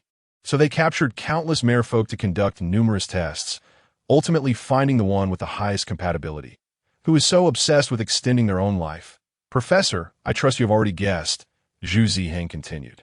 Lu Lin's pale fingers tightened as he forced the words through clenched teeth. Alexis, yeah. Alexis? Who is that? Ji Lang questioned, unfamiliar with the name. Does he share the CS surname? Perhaps you're more familiar with his other name. Moon. Is that not the Emperor of Tian Quan Star, their current majesty? The weight of this revelation overwhelmed Ji Lang, who struggled to process the information. Wait, His Majesty once bore the surname Xia. So, he is of Yao Guang star lineage. He is a half-blood, an illegitimate child. The beastly characteristics of the CF family only have a 50% chance of being inherited. Clearly, he is the one not favored by fate. One may not strongly desire something they have never possessed, but upon realizing they were meant to have it yet missed the opportunity, an endless wave of disappointment and regret can ensue. Thus, he set his sights on the merfolk. Ji Lang found all of this utterly incomprehensible. So, the war on Yao Guang Star was... Lu Lin did not respond. There was no need for an answer. There is another matter you should be aware of, Zhu Ziheng spoke again. Yao Guang Star was never the primary battlefield of the Vitality Serum War. What did you say? Did you not inquire how they managed to capture the merfolk? The unique magnetic field of Tian Shu Star repels any outsiders, providing its inhabitants with the most natural protection. However, the residents of Tian Shu Star possess a high degree of beastly characteristics and are thus more sensitive to vitality serums. Be wise simply pouring the activator into the sea and adding a hint of pheromone. They would flock to it, unwittingly entering preset traps. The sea became the testing ground for the first vitality serum, and these marine dwellers, unable to survive on land, became silent test subjects. Lu Lin's complexion turned ashen. As though struck by lightning, do not speak any further. Zhu Ziheng. Ji Lang pushed him aside and tightly embraced Lu Lin. Professor, are you all right? Professor, Lu Lin bit down hard on his lower lip, the metallic taste of blood mingling with the seawater. Ji Lang, witnessing the blood that trickled from Lu Lin's bite, felt as if his heart were shattering. He pried open Lu Lin's clenched jaw and inserted his fingers, pleading, Please do not harm yourself. Professor, if you truly feel unwell, just bite me. Chapter 62. Ji Lang, come back to me. Lu Lin indeed felt the urge to crush something to vent his frustration. Yet, nothing could be Ji Lang's fingers. His aching jaw gradually relaxed as he turned his head away. I am fine, but he should have anticipated this. The hastily concocted potion he submitted had not been thoroughly tested by himself. How could he have such confidence in its efficacy? So that was it. Never before had he felt such a chilling anger as he did today. What am I doing, Lu Lin? Assisting the wicked, becoming an accomplice. Why did I not recognize that person's ambition sooner? Why did I not awaken to the truth earlier? Professor Lang gently pressed on the back of his neck, encouraging him to bury his face in his shoulder, if you wish to cry. Then Lu Lin remained silent, simply leaning quietly against Lang's shoulder, his long lashes casting shadows upon his porcelain-like face, fragile and exquisite, although he could not sense Lang's pheromones in the water. The warmth of this embrace was enough to soothe his troubled spirit. After a long while, Lang's voice broke the silence once more. Why haven't you dropped your little pearl yet, Professor? Lu Lin, the weight of his melancholy, was abruptly lifted by these words, and he looked up, somewhat exasperated. Must you always lighten the mood? I was merely concerned that you might overthink and become too sorrowful, Lang replied, gently brushing the corner of Lu Lin's eye with his fingertip. Is it truly not so? Lu Lin gently brushed his hand away and rose from his embrace. Although the method of consolation left much to be desired, he indeed felt considerably better now. Yu Xiao floated above him, resting on his coral crown. Though I couldn't comprehend your conversation, I am immensely grateful to return to the constellation of the celestial pivot. His fingers traversed the coral crown, and a hint of melancholy graced his beautiful visage. The only regret is that I can no longer wear it myself. He circled around Lu Lin. You donning it appears even more splendid than I could ever look. This is quite all right.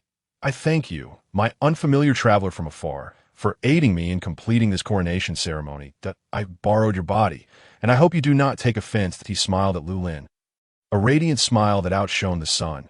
You need not express gratitude to me. Lu Lin lowered his gaze. You may thank anyone but me, for I am the very cause of the destruction of your homeland. Professor, why do you say such a thing? Yu Xiao tilted his head. I know who devastated my homeland. Although Ziheng often claims that we mere folk exchange our intellect for beauty, I am not foolish enough to be unaware of my enemies. Ziheng. Ahem. Ziheng said he possesses the innate ability to perceive what others cannot. He sees your soul as pure, and I trust his judgment. Lu Lin. I trust myself as well. Yu Xiao paused before Lu Lin. I believe I have not misjudged you. Since you can fulfill my wishes, you must also be capable of rescuing my homeland and saving countless suffering souls. His luminous fingers touched Lu Lin's cheek. May the sea god bless you. My chance acquaintance. I wish you a smooth journey and the fulfillment of your desires. The golden mermaid once again rode the waves upward. The blessing words Ziheng taught me are rather nice. Aren't they? He said they are the most sincere blessings among the guardians. His words faded. An ethereal melody resonated from the depths of the sea, a tune so familiar, though composed of an unintelligible foreign tongue. It bore an enchanting, stirring power, the sea god's blessing. That fragmented melody finally coalesced into harmony at this moment. The golden mermaid danced in the ocean, and Zhu Ziheng gazed upward, his eyes captivated by the brilliant golden light. Lu Lin observed his profile for a long while. Do you like him? Those 4 words should never have escaped the lips of Professor Lu, and Zhu Ziheng was left astonished, his mouth agape. What? Isn't it so? Lu Lin inquired, perplexed. Some say I lack romance, unable to discern others' feelings. I thought I would give it a try. Professor Lu, known for never conceding easily in any domain. Who? Who said you lack romance? Lang was the first to disagree, his mouth rather audacious. I'll take care of him for you. Zhu Ziheng, must we always engage in such disputes? He remained silent for a long while, neither confirming nor denying, only stating. He does not belong to me, he belongs to no one. He only belongs to the sea. The golden mermaid swam freely in the ocean, singing and frolicking, ultimately transforming into countless beams of golden light. Countless bubbles ascended from the ocean floor, the entire sea quietly simmering. Amidst the bubbles, a beam of golden light swam towards them, brushing against Zhu Ziheng's cheek, gliding past Lu Lin's palm, and sweeping over Lang's head. Ultimately landing in the statue's hand, it transformed into a fish egg the size of a pearl. If only the last mermaid remains in this world, the sea will aid him, allowing him to be reborn from death. Zhu Ziheng murmured. Lu Lin. But will the him who is reborn still be him? Zhu Ziheng chuckled softly. Who knows? Lu Lin swam forward. Removing the coral crown from his head, he placed it in the statue's hand. Encircling the golden fish egg, protecting it from being swept away by the currents.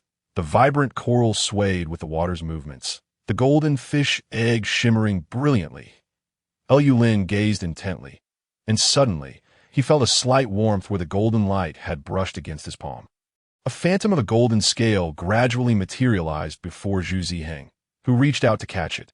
The sea god's blessing is also a curse, for it is the key to unlocking the doors of memory. All memories will be awakened by the song, joyful, painful, furious, sorrowful, that a string of codes appeared on the golden scale. MI 6584-01. Kaiyang Star, the 6584th auction, Class D item, number 001.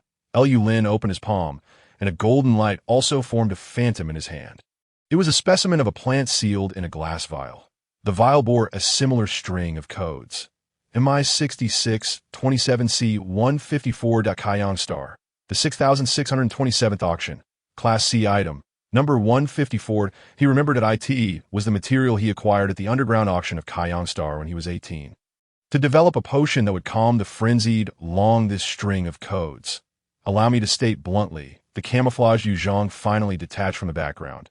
Re-establishing a presence, my king, your guardian seems to have abandoned his post. What? Lu Lin abruptly turned around, only to find Ji Lang, who had just been beside him, had vanished without a trace. When did he leave? Just half a minute ago. If you hurry, you should still be able to catch up. Before he could finish, Lu Lin had already flicked his tail. Ji Lang, come back. Chapter 63. Stubborn as a little wolf prepared to bite. Yu Zhang attempted to intervene. Not that way, my king. Lu Lin had already swum several meters away before suddenly stopping. What is happening? Once he departed from the whale-bone coral reef, he became utterly disoriented. No matter which direction he looked, the scenery appeared almost identical. An eerie sense of dizziness making it impossible to ascertain his location. The magnetic field of the celestial pivot star is rather peculiar. Without a native guide, outsiders would find it nearly impossible to navigate underwater, let alone enter the royal capital. Yu Zhang caught up. My king, you should follow me. It's easy to get lost at the ocean, floored. Lu Lin, having calmed down after his earlier impatience, trailed behind Yu Zhang, pursuing the direction in which Ji Lang had disappeared. Unfortunately, the octopus's speed was rather slow. Yu Zhang utilized all 8 tentacles, propelling himself forward. The distance seems to be increasing. Lu Lin. There's no helping it. After all, he is an orca, with remarkable speed and explosive powered. It is normal that we cannot keep up. Yet he felt somewhat perplexed. I cannot discern direction underwater. Can he? It is possible that some individuals have strong adaptability and can quickly acclimate to the magnetic field of the celestial pivot star. This has become troublesome. If Ji Lang insists on fleeing, they would never be able to catch up with him. Shall we return and ask another guardian for assistance? Yu Zhang suggested. Summoning a seal to pursue an orca? Lu Lin shook his head, ultimately deciding against the pursuit. After lingering in place for a moment, he called out, Ji Lang, I am drowning. The sound waves spread through the water, traveling an extensive distance. Before long, a black and white figure swiftly swam towards them. Moving even faster than when he had just left, Ji Lang charged towards Lu Lin, the immense inertia knocking him down, the two tumbling into the sandy seafloor. The pristine sand was stirred up by the currents, cascading around them and dusting Ji Lang's black hair with flecks of pearly white. The distance between them was less than an inch. He almost kissed Lu Lin, but noticed Lu Lin's expression remained unchanged, showing no signs of drowning. Of course, if he were truly drowning, he could not possibly vocalize that he genuinely fell for his trick. Ji Lang felt a mix of astonishment and grievance. How could you deceive me back like this? It's too much.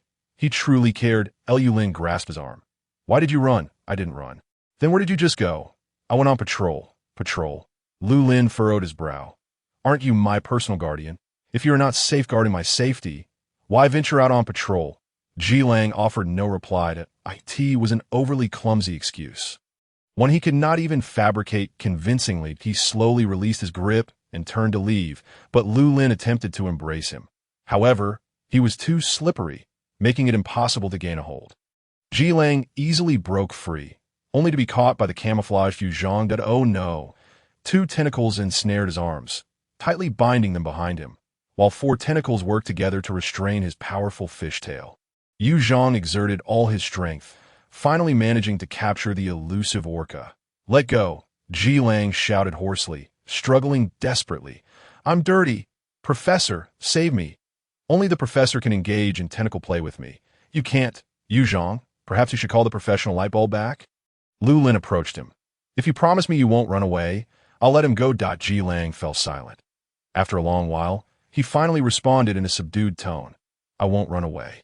Yu Zhang released him, decisively melding back into the background. Ji Lang remained motionless at the ocean floor, and Lu Lin's semi-transparent tail gently glided over him, sweeping away the sand that had settled on him. "Why did you run?" Ji Lang remained silent. "Are you afraid of me seeing something? You've been concealing things from me all this time. Did you truly think I hadn't noticed? Only upon realizing that you had noticed me did I feel compelled to flee." Ji Lang's voice was heavy with gloom. "Hadn't you long desired to dismiss me?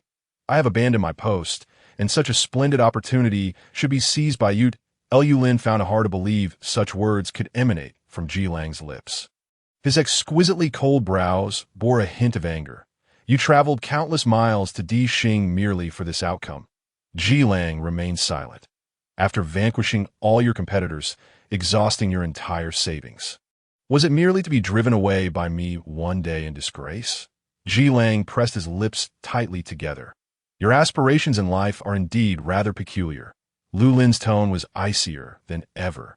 His porcelain-white visage seemed to be encased in frost. "When we first met, you inquired whether I had seen you before. Why now, upon recollection, do you wish to evade? That is different." Ji Lang finally emerged from the depths of despair. "At that time we were still strangers. At least you were unfamiliar with me. Regardless of whether your feelings towards me were neutral or negative, I still had the chance to redeem myself. But now it is no longer the case. We have spent so much time together. I fear tarnishing the image I hold in your eyes. What image do you believe I hold of you?" Ji Lang replied, "Your words are rather hurtful, aren't they?" He forced a bitter smile. "After all this time, have I truly left you with no favorable impression?" Lu Lin did not respond. "I have endured too many instances like this." Ji Lang brushed past him, turning his back as he recalled escaping from that wretched place. "Utterly destitute, I scoured various locales for work. My diligence and willingness to endure hardships initially elicited smiles from all my employers. However, once they discovered my identity, their expressions instantly soured. Their gazes turned as if I were something filthy. Some even expelled me on the spot, refusing to pay me for my labor. After much effort, I finally saved enough to leave that cursed Kaiyang star, my heart brimming with anticipation for the outside world, that I believed that the people outside would surely differ from those I had encountered before. With the vastness of the seven-star systems, there must be a place for me. I applied to a military academy, nearly acing their entrance examination.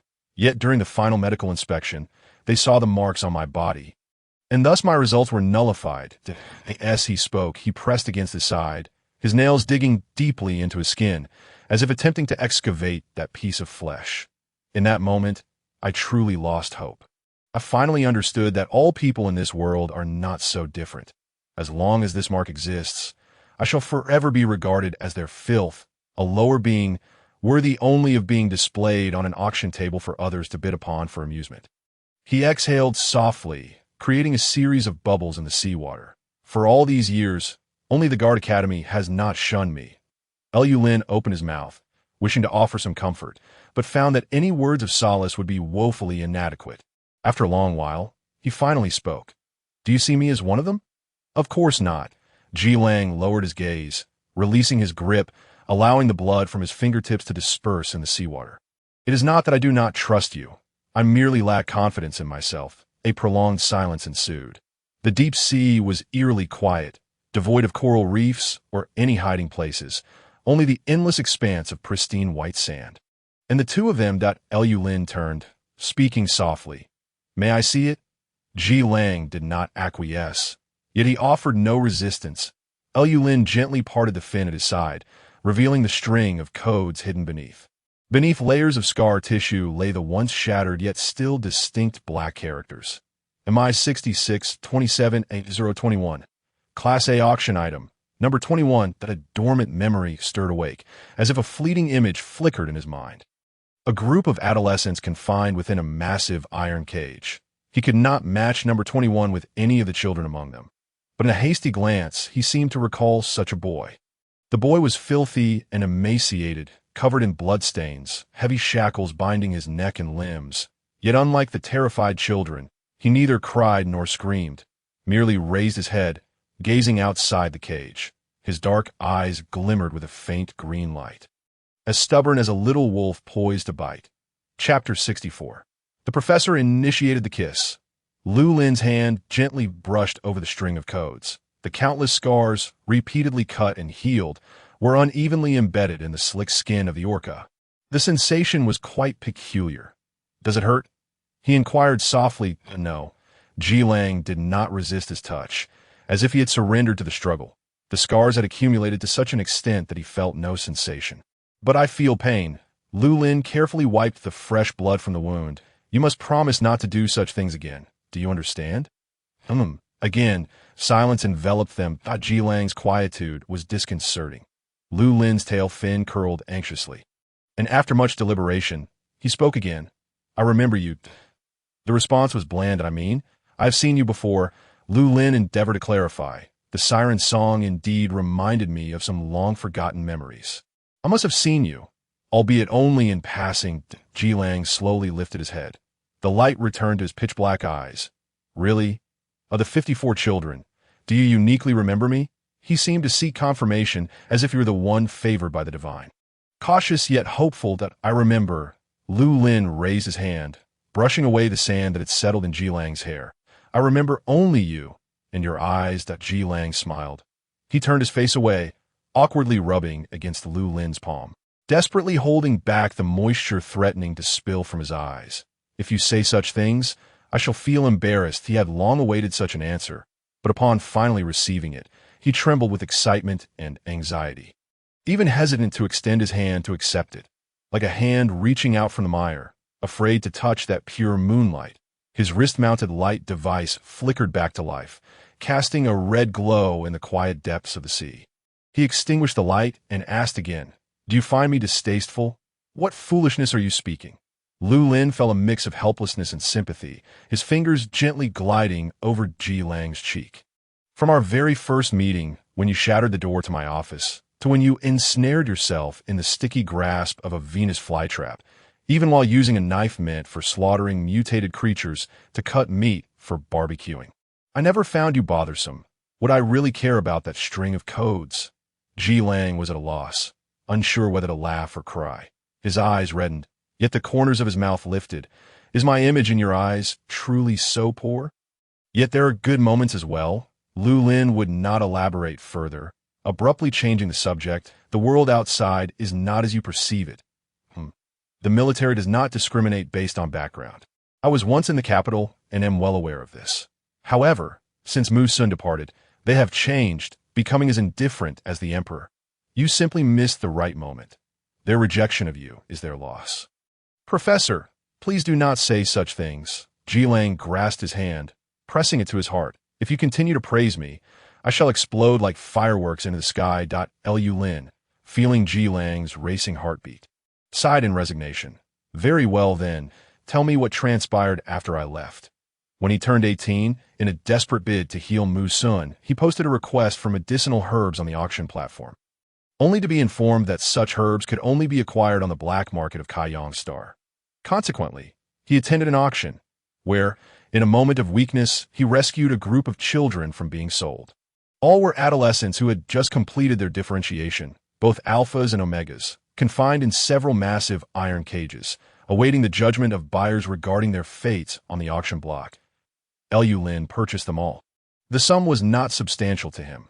When averaged out, it amounted to a mere 3,000 star coins per child. 3,000 star coins, merely enough for a meal at Jinwei Xian, yet it determined the course of those children's lives. At that time, he was in a hurry, unable to tend to so many children, and after the auction concluded, he released them, providing them with some money to carve their paths, but he was unaware that each of these children bore codes. Nor did he comprehend the implications of those codes. In hindsight, his actions may not have been entirely correct, that Ji Lang said. After you left, we all dispersed. I do not know where they went, and I have never seen them again. I only later heard that some returned to the auction house in tears, pleading to be sold again, but they were turned away. Only the buyer could decide whether to auction off the item again. This was one of the few rules in Kaiyang Star, yet it protected us, for although we were not taken by buyers, at least no one would attempt to capture us again. Did I err again? Lu Lin asked. I should not have left you there. I ought to have taken you away. Ji Lang shook his head. You were already exceedingly kind.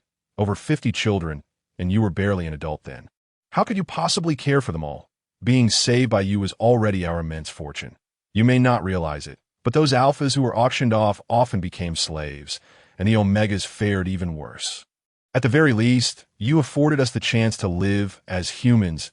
Lu Lin fell silent. I spent another 2 years on Kaiyang Star, during which I inquired about your identity. After 2 years, I finally earned enough to buy a ticket and boarded a starship to the Imperial Star, hoping to enter the military academy, but I failed AT that time. I was at my wit's end, having exhausted all my funds, and just when despair was about to engulf me, I heard about the guard officer school. I hurriedly made my way there and finally boarded the starship bound for that planet. The vessel was in such disrepair that I thought it might disintegrate mid-journey. It only cost 5-star coins to ride. Professor, do you grasp the significance of 5-star coins? Lu Lin inhaled deeply, salt water filling his lungs. And then, eventually, I managed to enroll. All the students, like me, were orphans, discarded and looked down upon by no one. That there, for the first time, I truly felt alive, even though each day I faced the specter of death. Yet I held no regrets. The school granted students a vacation every 6 months, lasting only 10 days, during which they reimbursed all travel expenses. You know what I did on my first vacation? Lu Lin, what did you do? I killed the one who sold me to Kaiyang Star. Who was it? My biological father. Initially, I had no intention of killing him. I merely wished to give him a good beating. However, when I found him, I discovered he was humiliating an Omega, and I couldn't hold back, inadvertently killing him. That was the first and only person I've ever killed. Ji Lang looked down at his hands. My hometown is on a nameless little planet, where the law and order is worse than Kaiyang Star.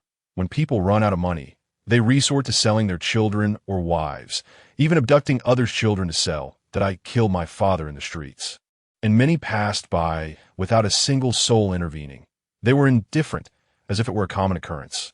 Many years later, I learned that not every planet is like this. Ji Lang. Professor, would you think less of me? Ji Lang repeatedly confirmed. Standing beside you makes me feel inferior, as if merely touching you would tarnish you. No. Lu Lin shook his head. Not now. Not ever. Never. Ji Lang's eyes glimmered slightly, like a child who had never tasted candy and now craved more. Can you give me a kiss? Lu Lin replied coolly. No. Oh. Ji Lang's spirits sank once more. But artificial respiration doesn't count as a kiss. Halfway through his disappointment, Ji Lang rekindled hope, decisively clutching his throat.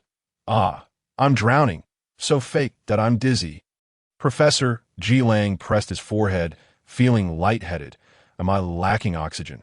I haven't breathed for too long. Professor, I'm suffocating. Glug glug. He expelled a series of bubbles from his mouth, releasing the remaining oxygen in his lungs. You needn't. Lu Lin was speechless. His gill slits pulsated, and his ear flaps opened and closed, swiftly filtering oxygen from the seawater. Then he gently pressed his lips against Ji Lang's. Chapter 65. Professor, thank you. Oxygen flowed continuously into Ji Lang's mouth. The translucent ear flaps opened and closed, a hint of pink emerging from the base. The deep sea was silent, the water cold, leaving only the warmth of that kiss. For a moment, Ji Lang's mind went blank. He forgot everything, only hearing his heartbeat thundering in his chest. Thump, thump. Having provided sufficient oxygen, Lu Lin immediately withdrew, his tail fin curling slightly in discomfort. Then he saw the oxygen he had just given Ji Lang bubbling back out between their lips. Tiny bubbles drifting away one after another. Ji Lang remained motionless, as if turned to stone. Lu Lin, have you frozen? You didn't want to give him another breath, expressionless as he covered Ji Lang's mouth with his hand. The bubbles were deprived of their escape route, and a certain guard officer seemed to transform into an inflated orca balloon, slowly ascending to Lu Lin. That's enough, he grasped the other's tail to prevent Ji Lang's spirit from truly floating away. The moment he did, Ji Lang seemed to spring back to life, emitting a series of high-pitched sounds. Ah, ah, ah, ah, ah. The professor kissed me. Ah, ah, ah, ah. I didn't kiss you, Lu Lin coldly corrected, merely wanting to prevent you from drowning. Ji Lang was already deaf to his words, vigorously swimming in circles nearby, inadvertently flipping over a camouflaged octopus resting on the seabed. Finally, he returned to Lu Lin's side, carefully holding his hand, fingers intertwining within Lu Lin's. Their 10 fingers clasped tightly in the water, and Lu Lin instinctively tried to pull away, yet felt the pulse throbbing from that point of contact. It was intense. He heard the excited fellow tremblingly whisper, "Professor, thank you." Lu Lin relaxed his grip slightly. Ultimately, he did not pull away, his tone remaining indifferent. For what? As if nothing had happened, save for the faint blush on his ear flaps. "Thank you for not despising me, for not treating me as something filthy. You are not filthy. There is no need for gratitude." The pulse quickened once more. Ji Lang's heart raced continuously. He wondered how this fellow had not fainted yet. Ji Lang gently rubbed his tail against Lu Lin's, fingers intertwined, shoulders touching, wishing they could meld into one. The smile at the corner of his lips could hardly be contained. "Shall we go back?" "Professor, do you know the way?" "I do. Adapting to the environment is a prerequisite for us guard officers. The magnetic field of Tian Shu Star is indeed unique, but it's just that, feeling a sense of pride. Hadn't he just been complaining about how they regarded him as something filthy and of lower status? Lu Lin shook his head. "Let's hurry." Ji Lang led him towards the whalebone coral. A mound of stirred sand moving alongside them. Lu Lin glanced at the sand mound. "Why are you still here?" Yu Zhong poked his head up from the sand. "I must protect the safety of my king. There doesn't seem to be any threats around. I am the professor's guard officer. With me here. Do you need to protect him?" The little guard officer, having regained his composure, began to assert his position. "Weren't you just fleeing?" "Ji Lang, speaking of which, since you found your prince, why do you still refer to me as king?" Lu Lin inquired. "The prince has turned back in a fish roe. Who knows how long it will take for him to be reborn? After your coronation ceremony, theoretically speaking, you are our king, and we will continue to address you as such until the prince is reborn." Lu Lin furrowed his brow slightly. "But I won't be staying on Tian Shu Star. In a few days, I must leave. That doesn't matter. You needn't fulfill the duties of king. After all, we have been without our king for so long. Your presence or absence makes no difference to us." This time, Lu Lin understood. A nominal king holds no practical power, likely serving merely as a spiritual support. He said nothing further as the three returned to the whalebone coral. A massive shadow suddenly swept overhead. Ji Lang looked up to find a group of manta rays gliding gracefully, their bodies intertwined. He couldn't help but reveal a look of astonishment. "What is happening?" "Everything that had vanished before has returned." Bioluminescent jellyfish illuminated the dark ocean floor. Countless fish swam in schools, crabs scuttled across the sand, leaving delicate tracks, and seahorses swayed among the dancing seaweed, rising and falling with the waves. The little sea bunny awaited them on the coral reef. Chirping, "Why has the king only just returned?" The once silent seabed burst back to life, more vibrant than ever before. Whether this was real or not no longer mattered. Lu Lin whispered, "Isn't this how the ocean should be?" He swam forward, gently stroking the little sea bunny's leaf-like ears. The little sea bunny covered its ears. It's said to be toxic. A faint smile appeared at the corner of Lu Lin's lips. Indeed.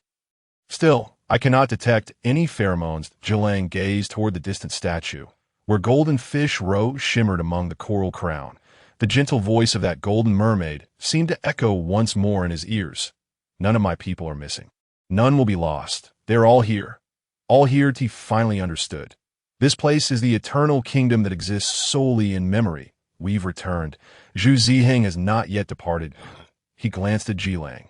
"What? You abandoned your post and weren't punished by Professor Lu? What nonsense. My relationship with the professor is the best in the world. He wouldn't dream of punishing me." Ji Lang pressed against Lu Lin, nudging his shoulder.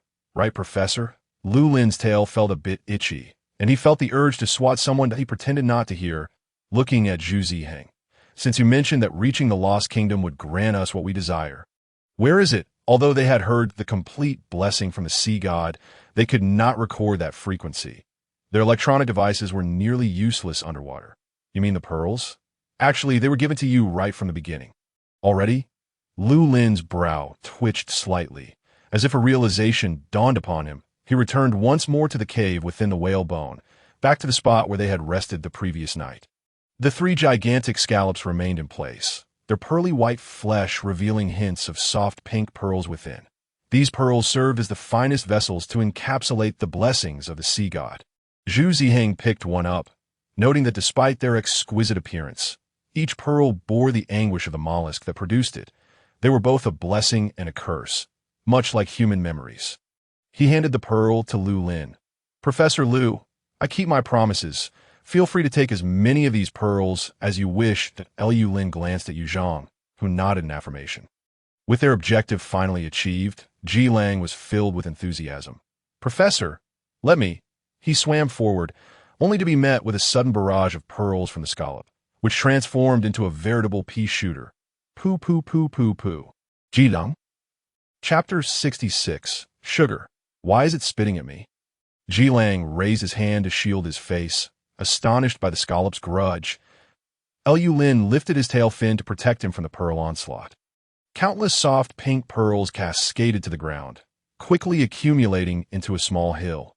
The scallop, having exhausted its supply, snapped its shell shut with a resounding clap. Lu Lin wrapped his tail around some of the pearls that had yet to touch the ground, cradling them in his palm. Each pearl was the size of an apricot pit, significantly larger than ordinary pearls. Only such a sizable mollusk could produce pearls of this magnitude. He held the pearl to his ear, and ethereal mermaid songs emanated from it, akin to gentle whispers. Ji Lang stored these pearls in his storage ring. The three scallops had yielded over 200 pearls, some round and others irregular. Yet all resounded with the mermaid's melody. Why Yu Zhang remarked, if the king still needs more, I can lead you to obtain more. No need, this is already sufficient, Lu Lin replied. Now that we have the pearls, we should take our leave. Ultimately, they were not denizens of the sea and could not linger here for long. They needed to depart swiftly before the potion's effects waned. The stingrays guided them away from the deep-sea capital, and the enchanting, fairy tale-like underwater world gradually receded, shrinking until it was no longer visible. The lost capital shall forever remain open to you, Yu Zhang said at last, and you are welcome to return at any time. Watching them drift away, Lu Lin and the others surfaced. Once more inhaling the fresh air, Lu Lin looked up at the sky, realizing it was now deep into the night. The rose-gold aurora hung above, cascading into the depths of the sea, resembling the luminous trail left by passing mermaids, stretching for miles and illuminating the night sky as brightly as day. Zhu Ziheng murmured, it is said that whenever a mermaid completes her coronation ceremony, the aurora will appear in the sky, lasting for 3 days to invite the terrestrial beings to admire its beauty. Although science has proven that the aurora is merely an astronomical phenomenon caused by magnetic fields, such a beautiful legend need not be shattered, don't you think? Ji Lang looked at him quizzically. Aren't you breaking it right now? Lu Lin chose to ignore the banter between the two guards. Gazing upward at the sky, the aurora bathed his silver hair in a golden sheen, and the translucent fin of his ear shimmered, the coolness that had once radiated from his brow melting away like snow. Merging with the boundless sea, he tilted his head slightly, leaning against Ji Lang's shoulder. Ji Lang. Zhu Ziheng observed the two, intertwined and floating on the surface of the sea, in silence. All right, I'm off. He swam a short distance before stopping. Wait. Where is this place? They send us back without a proper location. There's not even an island in sight. Are we expected to swim back ourselves? Ji Lang shot him a glance and silently activated the starship with his mental energy. He first helped Lu Lin aboard, lingering as he caressed his silvery fishtail, reluctant to let go. Professor, why don't you wait a bit longer before transforming back? Just let the effects wear off naturally. Note that Lu Lin decisively consumed the antidote. The two transformed back into their original forms, and Ji Lang turned to Zhu Ziheng, who was still submerged. Aren't you coming up? Zhu Ziheng indicated his disinterest in joining them. Going up would make him a third wheel. One should not harbor such peculiarities. However, remaining submerged meant enduring a night in the water, which terrestrial creatures generally disliked. After much deliberation, he finally climbed aboard the starship. The three of them took turns showering, sitting in the cabin to dry their tails. Lu Lin's tail was short, drying quickly, while Jilang was still blowing at his, and had already seated himself at the table to prepare potions. "I will find a way to remove the coating on you," he stated, "but the equipment on the starship is rudimentary, so we'll postpone it until we return to the research base." Jilang set down the hairdryer and moved to sit across from him. "If you don't mind." "It is fine not to remove it." Lu Lin cast him a sidelong glance. Though he spoke lightly, he was indeed quite concerned, having just transformed back and now donning clothes that were tightly fitted. "Unwilling to reveal even a little. I will fulfill my promise. Had I known about this coating on you years ago, I would have found a way to help you eliminate it, so you wouldn't have had to endure such unfair treatment." Jilang's heart swelled with sweetness, bubbles of happiness effervescing within him. Like the scent of oranges, he leaned over the table, resting his chin on his hand, and as he spoke, the wolf ears atop his head bobbed. "It's all right. Professor, this is merely a test for me, and I'm not at all disheartened." Zhu Ziheng muttered nearby. "Your teeth are about to fall out, but Professor, what are you concocting?" Jilang picked up a blue vial from the rack. "What is this?" "Octopus blood. Don't touch it. EW." Jilang hurriedly placed the vial back, rubbing his arms where goosebumps had arisen, as if he could still feel the suction cups crawling over him. "What are you using this for?" "It's not for me, is it? It's a mimicry agent or invisibility agent. One of Yusli's legacies." That Lu Lin poured the octopus blood into the reagent bottle, gently shaking it. He had seldom studied such peculiar substances, as Yusli's interests were entirely different from his. Had that person still been alive, he would undoubtedly have become a great alchemist. Lu Lin picked up a patch with tweezers, dampening one side with the reagent, and said to Jilang, "Lift your shirt." "What?" "Your shirt." Jilang smiled knowingly. "Isn't that inappropriate? There are people watching." Lu Lin was speechless. "I told you to lift it, not take it off. Hurry up." Reluctantly, Jilang lifted his shirt, revealing the coating on his side. The Alpha's regenerative abilities were astonishing. The wound from earlier had completely healed. Lu Lin affixed the patch, fully covering the coating and scar. The mimicry agent gradually transformed to match the color and texture of his skin, rendering any abnormalities invisible. "Wow, this!" Jilang exclaimed in disbelief. The coating that had troubled him for years was perfectly concealed by a small vial of reagent. He reached out to touch it, feeling no trace of the scar's existence. "How is this possible?" Lu Lin replied. "Its duration is limited, but it will suffice until we return." Zhu Ziheng gazed at it for a long time before finally asking, "Can I play with it?" Lu Lin handed the reagent to him. Zhu Ziheng wiped his hands, retrieved something from his storage ring, and clenched it in his fist, saying to Jilang, "Extend your hand." "Huh."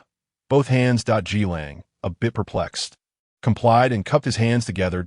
Lu Lin placed what he had in Jilang's palms. "It was a few candy green plums that I didn't bring any last time.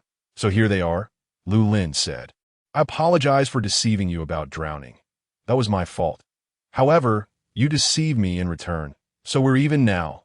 From now on, don't bring this up, understood?" Zhu Ziheng. Pooh. Chapter 67. A Gift from the Professor. "Envious, aren't you?" Jilang stared blankly at the few green plums in his palm. "Is this candy? They're preserved plums. Haven't you ever had them?" Jilang picked one up, gazing through the packaging at the plump. Adorable plum inside. "No one has ever given me something like this." He unwrapped one and popped it into his mouth, his eyes lighting up instantly. "This is so delicious." The pickled plum was sour and sweet, the flesh succulent, far surpassing the taste of any supplement flavored with green plum. Lu Lin's thin lips moved slightly.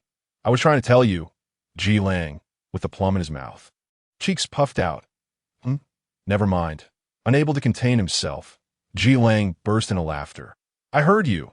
His freshly dried, fluffy wolf tail began to wag again. "How do you understand me so well?" "I indeed wanted to use this to sweeten the deal with you. But since you've already kissed me—" "I did not kiss you," Lu Lin corrected once more. "I've said it before, artificial respiration does not count as a kiss." Jilang. Zhu Ziheng weakly raised his hand, pointing at the mimicry agent in his hand. Professor, can I use this to take a bath? Why? That way, I won't have to be a third wheel here. Lu Lin gave him a baffled look and stood up. I'm going to sleep. You two should rest early as well. Had we met earlier, we might have become friends that I hope you can witness it. Or perhaps even personally seal Pandora's box that I firmly believe that you can save my homeland and rescue the countless beings who suffer, that I trust that I have not placed my faith in the wrong person. Countless voices echoed in his ears, layered upon one another, like invisible hands uplifting him or dragging him into the abyss. Lu Lin suddenly awoke from his dream. The awakening brought with it a near-death sense of palpitations. The light on his wrist flickered red and took a long time to subside. He sat up. Indeed, it was unwise to sleep. The siren song was truly a curse, reviving every forgotten memory and leaving one with no means of escape. The bedroom was silent. A sliver of moonlight seeped through the crack of the door as he left the living pod, the briny sea breeze gently caressing him. The starship hovered above the sea. The hatch opened, and Jilang sat on the steps of the hatch, polishing the knife Lu Lin had given him. Hearing footsteps, his wolf ears perked up, and he sheathed the knife, turning back. Professor, what brings you out? Just needed some fresh air, Lu Lin replied, sitting next to him. Haven't you slept at all? I dozed for a bit, then woke up. Had a nightmare? Yes. What was it about? Oh, nothing much, just some childhood memories. That Ji Lang rested the tang knife across his knees. And you? What did you dream about? Lu Lin did not respond. He gazed at the radiant auroras above, his voice barely above a whisper. I promised Yazli that I would restore vitality to Yaoguang Star. Yet now I find myself adrift. Can I truly accomplish that? Even if I can, what significance does it hold? The departed shall not return, and the suffering of the living will not vanish. Perhaps it is already beyond redemption. In places unseen by me, how many more Tian Shu stars remain? The influence of the rejuvenation serum has taken root too deeply. I have harmed far too many. Professor, Ji Lang grasped his hand tightly. His slender fingers cooled to the touch. Regardless of the outcome, we must at least TRY.be at the promise to Yazli or the salvation of the merfolk subjects. Pursue what you desire without seeking perfection. Only the assurance of a clear conscience. Lu Lin murmured, a clear conscience. What dangers await? I shall shield you from them. What difficulties arise, I will bear them. Did you not say you would correct that erroneous step yourself? Focus solely on your goal. I will handle the aftermath. The pulse of their intertwined fingers resonated, fervent and resolute, infusing warmth into Lu Lin's once cool fingertips. The boulder lodged in his chest seemed to shift, crumbling with a thunderous sound. Lu Lin nodded. All right, Mr. Guardian, I shall pave the way for you, Ji Lang declared, ensuring your passage remains uninterrupted. Lu Lin gazed at his striking profile, gently resting his head upon Ji Lang's shoulder. The familiar scent of pine wafted through the air, a fragrance he had not encountered in many days, now evoking a deep sense of nostalgia. It was warm, comforting, the verdant crowns of the pines sheltering the little deer seeking refuge from the rain beneath them. Lu Lin reveled in Ji Lang's pheromones, feeling drowsy again. After a while, he recalled someone he had forgotten. Where is Zhu Ziheng? Did he really bathe in the mimicry serum? Ji Lang pointed upward.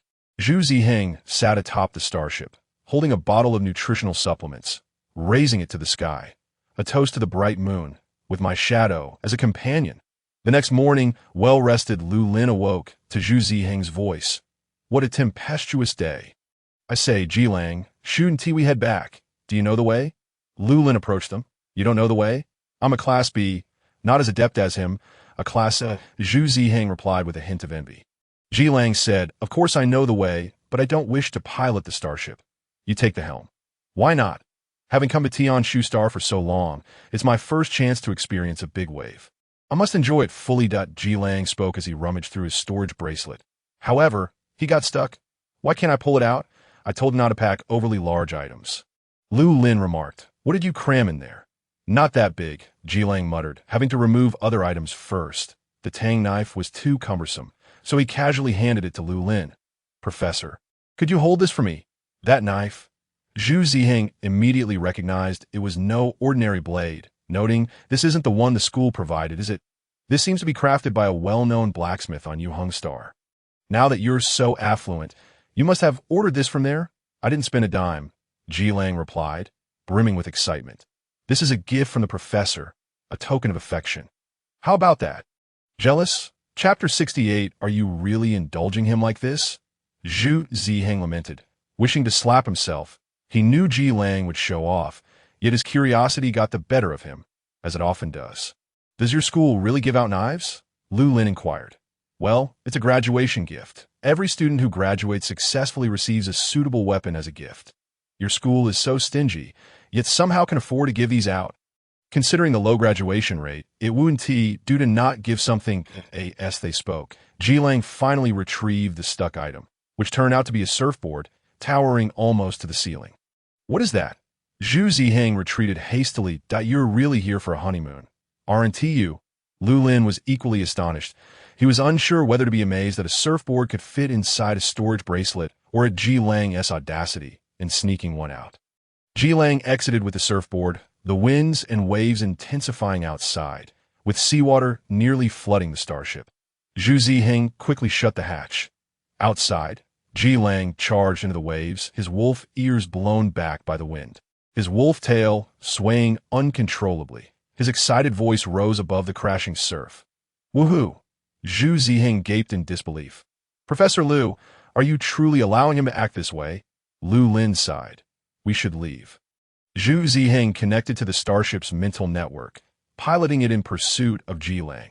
Through the screen, Lu Lin observed the figure weaving through the waves. The young alpha stood boldly atop the surging waters, his unruly black hair dancing in the wind, exuding a wild and untamed spirit, as if nothing in the world could subdue him, save for his own willing submission to one that you are from Yuheng Star. Aren't you? Lu Lin suddenly spoke softly. Zhu Ziheng paused, realizing Lu Lin was addressing him. Not originally. Had I been born on Yuheng Star, I would have become a guardian officer. And now? Let us say so, Zhu Ziheng smiled. But how did you discern that? Worship is what they refer to it as over there, Lu Lin replied. And the poem you recited last night is likely a classic from the old century of Yuheng Star. Professor Lu, you truly are perceptive. If 16-year-old me had possessed such acuity, perhaps everything would have turned out differently. One must always grow.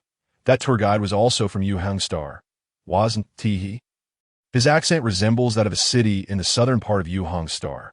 Zhu Ziheng nodded. We boarded the dream voyage not by chance. From the moment we received Ryan's obituary. You have been planning this, haven't you? Lu Lin's scrutinizing gaze rested upon him. What is your purpose in helping us? I have no ulterior motive. I merely wish to escort my prince home. As for anything else, Zhu Ziheng hesitated. Perhaps you have heard a saying? In the old century, both fireworks and artillery share the same gunpowder. Ji Lang mentioned that Yuheng Star still preserves the tradition of fireworks, which is not merely a commemoration, that it serves as a reminder to all Yuheng Star inhabitants that gunpowder should only be used for creating fireworks. Lu Lin furrowed his brow slightly. Zhu Ziheng continued. This is what I wanted to convey to you. As for your intentions, you need not disclose them. That is for you to decide. Gunpowder, fireworks. Yuheng Star is a galaxy that venerates peace. Lu Lin remained silent, having grasped the other's intent. The starship trailed Ji Lang, finally returning to the island where the dream voyage was docked. The surfboard leaped onto the sandy shore. Ji Lang pushed his damp hair back, revealing his forehead, his handsome features fully visible.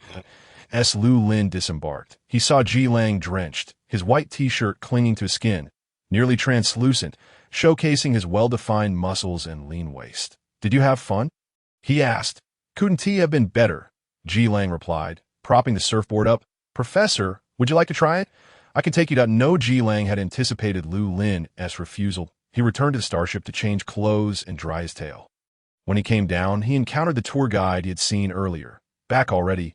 The guide was still dressed flamboyantly, oversized sunglasses perched on his face. Surfing in this weather, quite the courage. Didn't you say that if we went, we wouldn't return? Lu Lin inquired. Was that merely to frighten us? The tour guide shook his head and asked, have you truly returned? On the beach, visitors frolicked and cavorted, some attempting to capture the ethereal aurora in the sky. While others conversed about the breathtaking marine scenery encountered during their dives, they would remain oblivious to the mysteries that lay in the depths of the ocean to them. The celestial pivot was merely a tourist destination. Lu Lin let out a barely audible sigh. There is still time. You can enjoy yourself for a couple more days, the tour guide remarked. Don't squander your ferry tickets. Lu Lin intercepted him, inquiring, is it true that Yuheng Star developed this route solely for tourism? The guide looked at him, pushing his sunglasses up onto his forehead. It's not for profit, he replied, but this route belongs to Yuheng Star, and other star systems must not interfere. Otherwise, the life forms in those oceans will be wiped out. Lu Lin took a deep breath. Please tell me, to whom does the dream voyage belong? The guide flashed him a smile but offered no answer. As he brushed past Lu Lin, the latter noticed him gesturing the number 9 with his hand. 9, what does that mean? Hey, I told you not to eat his grilled fish. It lacks flavor. The guide hurried towards the barbecue stall, where Yu Zhang was energetically grilling with 8 tentacles. Ji Lang nudged the guide aside, saying, give me 10 skewers of grilled fish, please. Yu Zhang chirped excitedly. 2 days later, the 7-day tour of the Celestial Pivot officially concluded, and the dream voyage prepared for its return journey. Before departing, Lu Lin and his companions bid farewell to Zhu Ziheng. Are you really not going back? Ji Lang asked. There's nothing here but the sea. Are you planning to stay? Zhu Ziheng nodded. I know too much. It's dangerous for me. This is the tourist route of Yuheng Star. And even the Emperor of Tianquan Star wouldn't dare to extend his reach here. He gazed out at the boundless ocean. Besides, I must guard my lord. Until he is reborn, I cannot leave. Did I end that case? Lu Lin said, handing over the remaining animal transformation agents. Take these, along with the formula for the reagents. Although success is not guaranteed, you can certainly give it a try. If it doesn't work, find a way to contact me. Zhu Ziheng accepted them, expressing his gratitude. Thank you. Professor de Lu Lin also returned the frog that had been residing in his storage ring, saying, this is yours. Keep it. That's unnecessary. Freshwater frogs won't survive on this island. Lu Lin replied mercilessly, I just remembered. Your employer is a fraud, and your letter of commission is forged. I even provided a guarantee. This mention. Zhu Ziheng instantly wilted, glancing around nervously. Haha. Such matters, if unreported, won't be investigated. As long as you, Professor, keep silent, no one will know. But this is my first time providing a guarantee. Zhu Ziheng lamented. I'm done for. He realized that deceiving Professor Lu came at a price. Just as he was about to kneel and plead once more, Lu Lin said, hand me your letter of commission. Zhu Ziheng stammered, trembling as he handed over the forged document. Are you going to report me? Yet, Lu Lin merely added 2 strokes to the name field, replacing anonymous with his own name, and transferred 6 million star coins to Zhu Ziheng. Now, it is officially valid. Your task is complete, and all debts are settled. Zhu Ziheng was left in a state of shock. Only when he saw them board the starship did he regain his senses, shouting, safe travels, until we meet again. The dream voyage ascended slowly, and Zhu Ziheng playfully teased the frog in its enclosure. Chuckling, it seems it's just you and me now, Prince Frog. The frog inflated its cheeks and croaked. Lonely. Lonely. Chapter 69. The tale must be carefully maintained on the starship. Lu Lin and his companions returned to their quarters. Ji Lang stood by the window, waving at Zhu Ziheng. It was only after the starship had completely ascended and the figures on the island faded from view that he drew the curtains and collapsed onto the large bed. Finally, we can go home. Lu Lin checked the pearls in his storage ring to ensure everything was in order, allowing himself to relax. He gently nudged Ji Lang's rather cumbersome tail aside and sat at the edge of the bed. Did you have fun these past 2 days? Yes, Ji Lang replied, turning to prop his head on his arm. It's a pity the professor didn't join me for surfing. It was such a rare opportunity to vacation by the sea. Lu Lin thought to himself, unaware of Ji Lang's little schemes. He had never surfed before. If they were to stand on the same board, he would be at Ji Lang's mercy. One must not indulge too much. It could lead to trouble. The two enjoyed a peaceful slumber aboard the starship. The following afternoon, the dream voyage arrived at the port of Tianquan Star. A waiting craft had been on standby for quite some time, and upon their return to the research base, they were warmly welcomed by the staff. Professor Lu has returned. How was your trip? Did you enjoy the scenery of the celestial pivot? What was the sea like? Do you have any photos? I've never been there, you lot. Why are you only interested in the sea? They went on a honeymoon. Shouldn't you ask if it was sweet? Exactly. So, Professor, did you bring back any specialties? Surrounded by the excited staff, Lu Lin found himself at a loss amidst the barrage of questions. Observing his flustered demeanor, Ji Lang couldn't help but chuckle, realizing it was his moment to shine. Come, everyone, gather around. He climbed onto a table, declaring, I've brought back specialties. I worked hard for 3 days to gather them. There's enough for everyone. Do you want some? Yes. Give me some. Don't push. First come, first serve, understand? The staff's attention was successfully diverted, and Lu Lin sighed in relief. They had taken the opportunity to unwind a little at the tail end of the 7A tour, not forgetting to procure some specialties from the celestial pivot for their colleagues at the research base. He and 2 security officers had squatted on the beach, digging for shells with shovels. A memory Lu Lin preferred not to revisit. One of them had even been pinched by a crab on the tail. Yelping in pain. Seeing their toil, Yu Zhang had dived into the depths to fetch some coral, along with a few small fish and hermit crabs that were easier to care for. Unfortunately, the folding space could only carry a limited number of living creatures, and they nearly filled their storage rings to capacity at this moment. Lu Lin set down the items and handed them over to Ji Lang for distribution before seizing the opportunity to slip away and return to his office.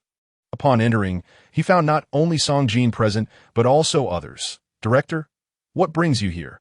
I came to see if our little Lu returned safely. Director Pang scrutinized him from head to toe. Fortunately, you haven't lost any weight. You exaggerate, Director. Lu Lin replied helplessly. We just went on vacation. It wasn't dangerous at all. Really? Director Pang's demeanor shifted to a more serious tone. I heard you nearly drowned and were almost lost. Lu Lin glanced at Song Jin, who shot him a look that seemed to say he should come clean. Reluctantly, Lu Lin asked, How did you find out? Naturally, it was Xiao Ji who informed me. Xiao Ji is the security officer I hired for you. I'm essentially the client. Any issues you encounter, he will relay to me. Lu Lin pursed his lips slightly. Did he mention the part about? Director Pang didn't catch that. What? Nothing. Director Pang sighed, a mix of concern and helplessness in his expression, including the incident where you operated the starship illegally on Yawang Star. Xiao Ji informed me as well. Little Lu, heed the director's advice. Please don't push yourself so hard in the future, all right? Lu Lin lowered his gaze. But if I don't do so, my conscience won't be at ease. What do you mean? Lu Lin recounted the events that transpired on the celestial pivot in detail. Director Pang's expression grew grave upon hearing. I think such things could occur. It seems we have underestimated the Emperor's ambitions.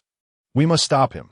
Director, is there any way we can revisit the clinical trials we conducted earlier? The G17097 3-type suppressor has already undergone animal testing, but it is still a long way from production. Needing one final and crucial step. Recruiting volunteers for clinical trials. Without mass production of the specific medication, it can never realize its true potential. The trials themselves are not difficult. The challenge lies in completing them without the Emperor discovering it. Don't worry. The director will strive to help you accomplish this, Director Pang said. Patting his shoulder, you've just returned. Take some time to rest, and don't push yourself too hard, I understand. Thank you. Director. After seeing off the director, Lu Lin turned to Song Jin and asked, How has Mu Sun been these days? He's fine, but with you both away, he seems a bit lonely. When I'm busy, I can only have Bandit keep him company. Song Jin paused for a moment. By the way, about the pearls. I knew you would be most concerned about that. Lu Lin replied, pulling a handful of pearls from his storage ring. Here they are. Well beyond the quota? So many. Song Jin reached out eagerly. Can we really hear the mermaid's song? Perhaps it's better not to. It might give you nightmares. Song Jin hesitated for a moment, retracting his hand. Go find a sealed container to put it in. The more soundproof, the better. Song Jin nodded. Should we treat Mu Sun now? It's a bit late today. Let's prepare for tomorrow instead. All right. After handing the bracelet to Song Jin, Lu Lin retreated to his room for a shower. Just as he emerged from the bathroom, he saw a certain individual occupying his bed, engaged in. What are you doing? Lu Lin paused and dried his hair, casting a puzzled glance at him. Applying essential oil, Ji Lang replied, fully focused on caring for his tail, which had been exposed to seawater too many times. If not properly maintained, it would shed, Lu Lin remarked. You seem to be particular about it now. He shook his head, choosing not to comment further. Professor, would you like some? Ji Lang moved closer. I specifically bought this orange-scented essential oil. It smells wonderful. There was no need to emphasize that. As the room was already filled with the fragrance of oranges, Lu Lin decisively replied, No, previously, didn't you say your antlers felt particularly itchy? It might be due to the irritation from the seawater. Let me apply some for you. It should alleviate your discomfort. That Lu Lin began to waver. The sensation of itchy antlers was indeed unbearable. After Ji Lang had helped him last time, it had provided relief for several days. But after another dip in the sea, the itchiness was subtly returning. Hesitating, he finally said, just a little. Chapter 70. The intoxicated professor is quite affectionate, not a problem. Ji Lang said, squeezing a pump of essential oil into his palm. Professor, here. Reluctantly, Lu Lin summoned his beastly traits. The newly sprouted antlers were still somewhat fragile. After being soaked in seawater, their surface had become dry and red. Lacking the previous luster, Ji Lang spread the nourishing oil evenly in his palm and carefully applied it to the antlers. Paying meticulous attention to every curve and crevice, Lu Lin's deer tail twitched behind him. The refreshing scent of oranges lingered at his nose, a fragrance he adored, thus diminishing his internal resistance, whether it was a psychological effect or not. It seemed that after applying the essential oil, the itchiness had indeed subsided. The pristine antlers became slightly moist, exuding a jade-like sheen. Professor, would you like some for your ears too? In a moment of weakness, Lu Lin unexpectedly replied. Ji Lang gently parted his damp silver hair, revealing the drooping deer ears on either side, massaging from the base all the way to the tips. The delicate deer ears turned slightly red under his ministrations, and when he touched the soft fur atop them, they would occasionally twitch, appearing utterly adorable. Ji Lang was so enchanted that his wolf tail behind him swayed animatedly. He continued, What about your tail? Should I apply some there too? Ji Lang finally reached out towards a fluffy deer tail that's lost its sheen. Professor, he exclaimed in dismay. How could you neglect its care? I can't see it that's true. The tail was too short for him to observe its condition. Ji Lang meticulously rubbed the oil into the tail fur, noting it's a bit coarse. Perhaps it needs more applications. How about I help you take care of it every time after your shower? Fine by me. Just as he agreed, Lu Lin was suddenly startled by a touch at the base of his tail, causing it to twitch violently. He quickly pressed down on Ji Lang's hand. You? What? What did I do? Ji Lang feigned innocence. Who told you to touch randomly? I wasn't touching randomly. Ji Lang protested. I'm helping you care for it. Of course, I have to ensure every hair is treated. I can't just apply it halfway, can I? Lu Lin finally grasped the situation. Ji Lang's intentions were not merely to apply essential oil, but rather to fondle his tail. He had cleverly started with the antlers to lower his guard. Truly crafty. Lu Lin shot him a glare, hand over the essential oil. Realizing his little ruse had been uncovered, Ji Lang reluctantly surrendered the oil. Lu Lin applied it to the base of his tail himself. Unfortunately unable to see it and relying solely on touch, it was odd. He felt nothing when he touched himself, yet became sensitive at Ji Lang's touch. After applying the oil, he returned the bottle to Ji Lang, only to see him pull out a bottle of red wine from his storage bracelet. What are you doing now? Lu Lin was at a loss. Where do you keep finding all these odd things? What's so strange about it? Ji Lang replied, retrieving 2 glasses from the table. This is the special tea I just distributed to your colleagues. Someone gifted it to me that I thought we could celebrate. He poured 2 glasses of red wine, handing one to Lu Lin. Let's toast to our successful return.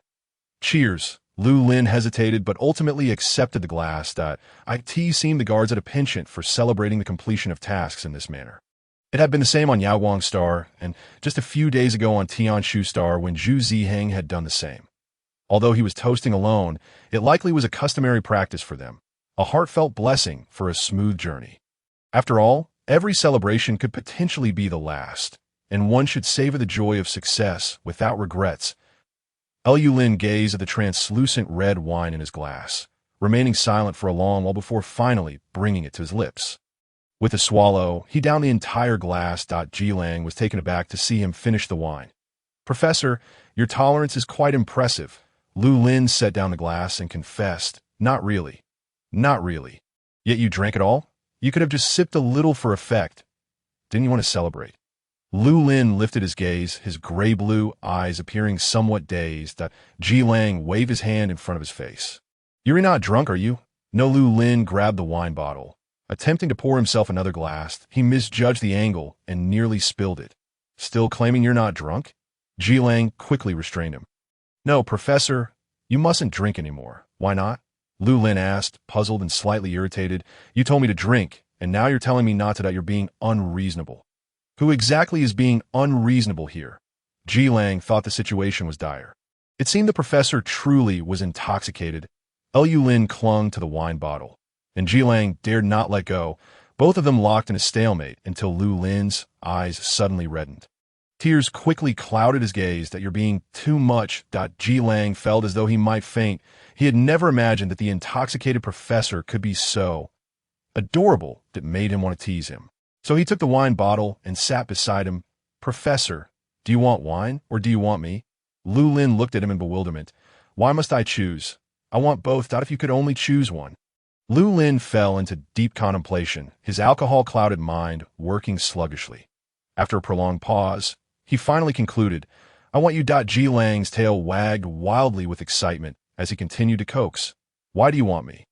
Lu Lin pondered for a moment. "Because I like you." Ji Lang's eyes widened. "Your pheromones." Ji Lang's enthusiasm faltered momentarily. Lu Lin maintained a serious expression, stating earnestly, "Your pheromones smell delightful, but the wine does not. So I choose you over the wine." Ji Lang. "That's surprisingly logical. But if you don't give me your pheromones, I'll choose the wine."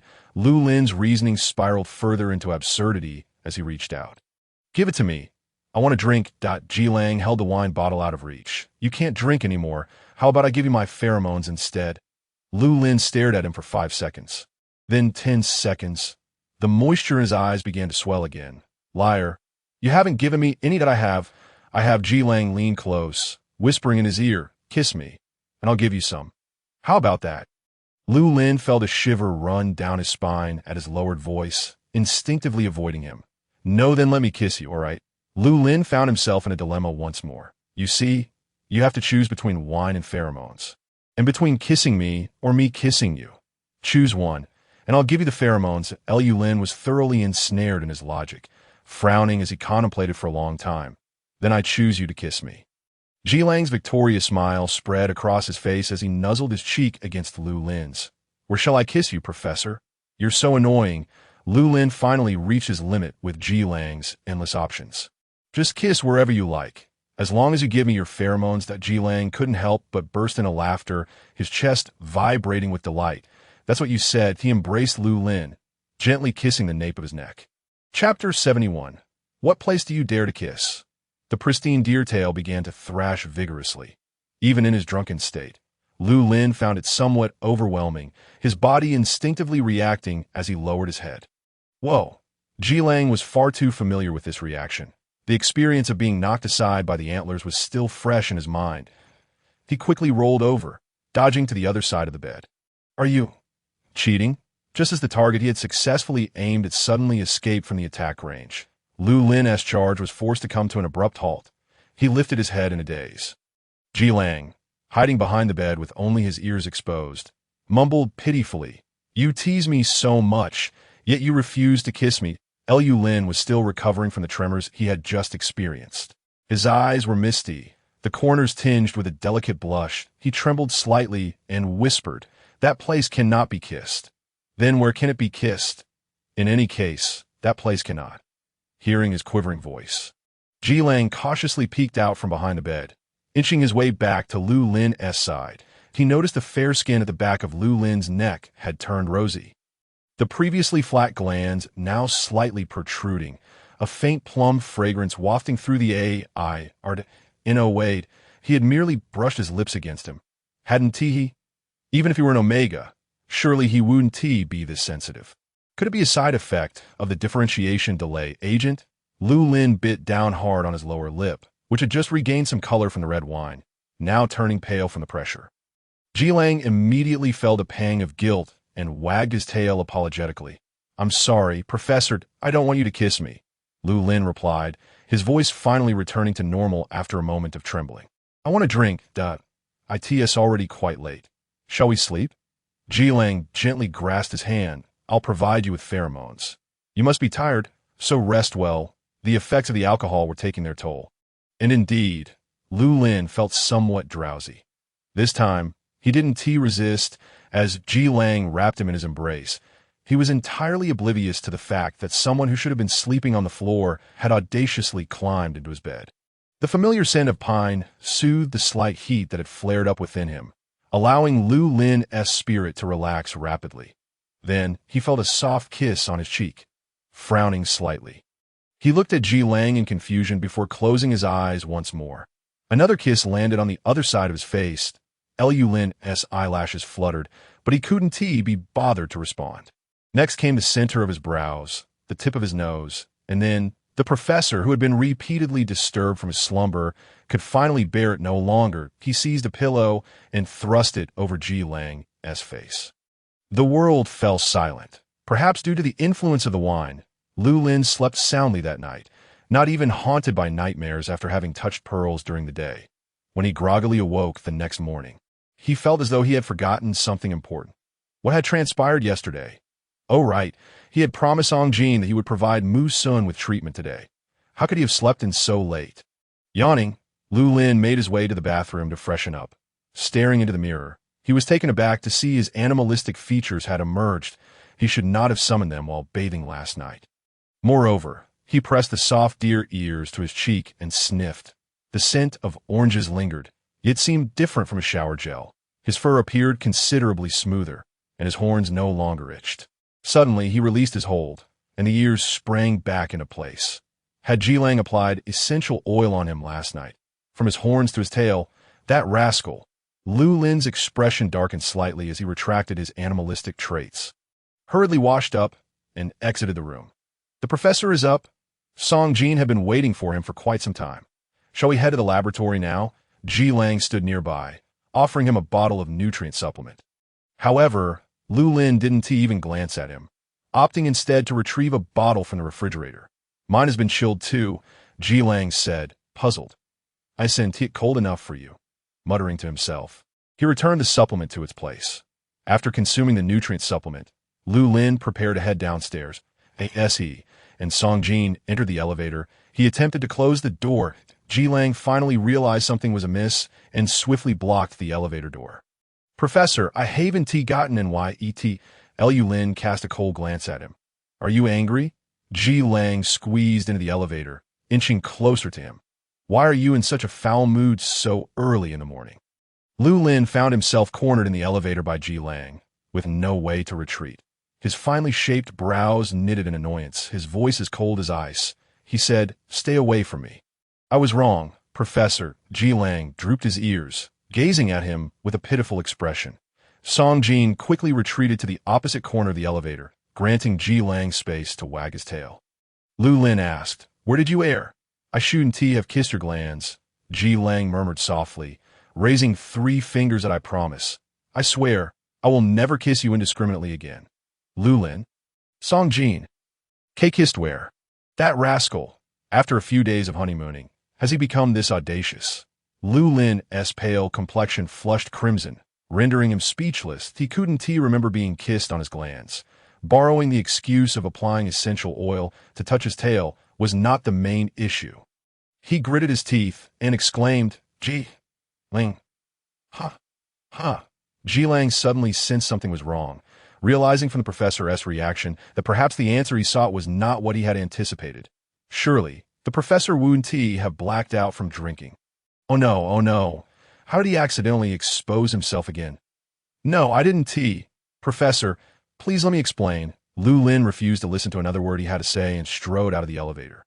Song Jin shot Ji Lang a sympathetic glance, tinged with admiration. But how did you manage to avoid being shoved out by those antlers? He inquired. Not at all. I'm wronged. It was the professor who agreed to it. Ji Lang, Lu Lin's voice, filled with fury, echoed from outside, prompting Ji Lang to hastily fall silent and chase after him. Lu Lin stopped in front of Mu Sun's room, not sparing Ji Lang a glance. If any issues arise, You're responsible for subduing him, not me. Ji Lang pointed to himself. Can I even fight him? You dare to kiss an Omega-esque glands. What can't you accomplish? Is there even a point of comparison here? But seeing the professor so furious, he decided it best to keep quiet. If he rebutted again, he might end up being kicked out of the room that night. Ji Lang straightened up. However, with two S-class alphas pheromones clashing. Shouldn't you both go in first? No need. Lu Lin tossed a pearl to him that will be on the opposite side. The 2 layers of bulletproof glass should suffice. Song Jin, feeling somewhat anxious, suggested, Professor, perhaps I should take over. This time, it's not your soothing presence that S needed, but rather to stimulate him to remember. The stronger the stimulation, the higher the success rate. Concern filled Song Jin's golden eyes, which had turned murky, but that would cause him great pain. Yet you must have faith in him, believe that he can overcome this challenge. Lu Lin's gray-blue eyes fixed on him. Calm because he was not just anyone. He was Mu Sun. Chapter 72. The Master's command must be followed. Even through fire and water, Song Jin fell silent, and the 2 entered the observation room opposite Mu Sun, locking the door behind them on the other side. Ji Lang entered Mu Sun's room. Holding the pearl, Mu Sun was still trying to comprehend what was about to unfold, gazing at the person before him in confusion. Why are you here? Aren't they coming in? Ji Lang sat down opposite him. They asked me to come in and keep you company, but I don't like being in the same room with alphas. I prefer playing with Omegas. Ji Lang replied. Haven T, they just gone on a honeymoon for a few days. Song Jin has taught this fellow quite well. Hasn't he? He feigned a melancholic sigh. Actually, I don't like it either. Then why did you come in? No choice. It's a Master's command. Curious, Long had a strong thirst for knowledge regarding any new vocabulary. What does master mean? It refers to the person closest to you. You must heed their words that, oh, I understand, Mu Sun said, counting on his fingers. If Song Jin tells me to eat carrots, I must eat them. Song Jin visits me every day to play with me. He is the person closest to me, so Song Jin is my master. Ji Lang couldn't help but give him a thumbs up. Just a corridor away, in the observation room, Song Jin inquired curiously. What are they discussing? Why haven't they started yet? The soundproofing of the 2 layers of bulletproof glass was too effective. They could only see the 2 alphas' mouths moving, but could not hear what they were saying. Yet, Lu Lin's intuition told him it was undoubtedly not anything pleasant. He sent a message to Ji Lang via his light brain, urging him to begin promptly. Ji Lang's wrist light brain vibrated. Catching Long's attention, Mu Sun tilted his head toward his wrist. What is that? He then looked down at himself. Song Jin has one. Lu Lin has one. Why don't I have one? Do you want to see it? Ji Lang asked. Mu Sun nodded earnestly. I do. Then let us play a game, Ji Lang said. Removing the light brain from his wrist and holding it in his palm, he clenched both hands into fists, palms facing up, and presented them to Mu Sun. Guess which hand it's in? Mu Sun pointed his left hand. Of course, it's in that one. I saw you put it in. Are you sure? Long was quite confident in his judgment. Of course. Then extend your hand. And Mu Sun obediently extended his hand. Ji Lang held his left hand above Mu Sun's palm and slowly opened his fist. The object fell into Mu Sun's hand, but due to his obstruction, Mu Sun could not see what it was. He merely felt that the texture of the object was different from what he had imagined. It was very smooth and round. It resembled something he had encountered before. Mu Sun's expression suddenly changed. He pushed Ji Lang away. In his palm lay a pink pearl about the size of an apricot pit.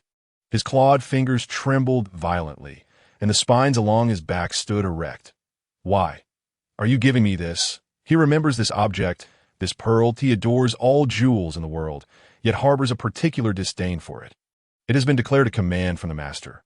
Ji Lang retrieves a tang knife from his storage bracelet, the blade glinting with a chilling sharpness as it slowly emerges from its sheath.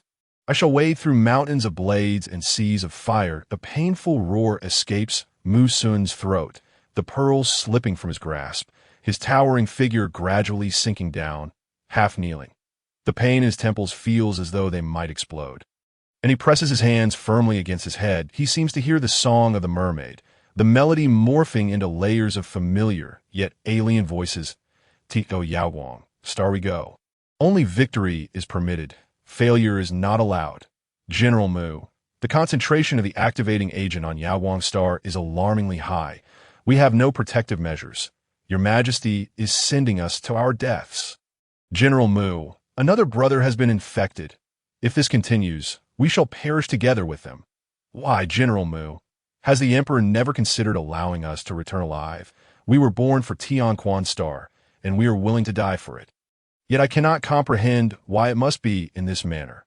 General Mu, please speak. In the distorted and distant memories, he vaguely hears his own voice, yet it is utterly different from the present. That voice is deep, hoarse, as if shrouded in blood-stained rust.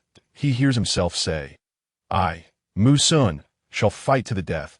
Retreat is not an option, but if you wish to leave, then do so. I shall inform the Emperor that you perished in battle, if I can manage to return alive. The response is an oppressive silence. After a prolonged moment, someone trembles to declare, I vow to follow General Mu unto death, if General Mu does not retreat. Neither shall I follow General Mu unto death, to fight to the death, without retreat, to fight to the death, without retreat. Suddenly, those voices fade away, all noise retreating into the background. In his heart, only one belief remains. Kill the enemy, faster, ever faster. If only he can hasten by a fraction, it may grant his brothers a greater chance at survival. His own life holds little weight, yet his brothers yearn to return to their homeland.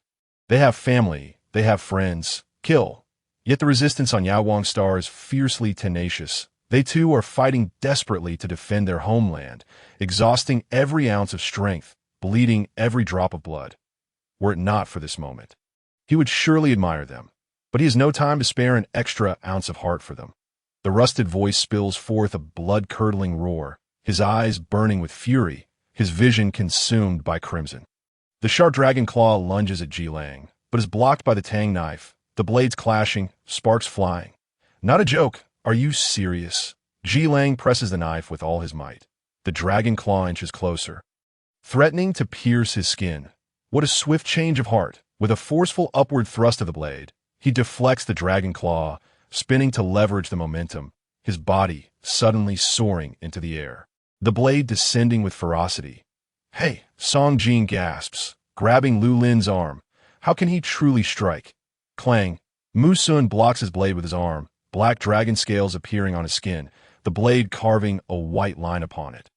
Yet it cannot penetrate further. Damn.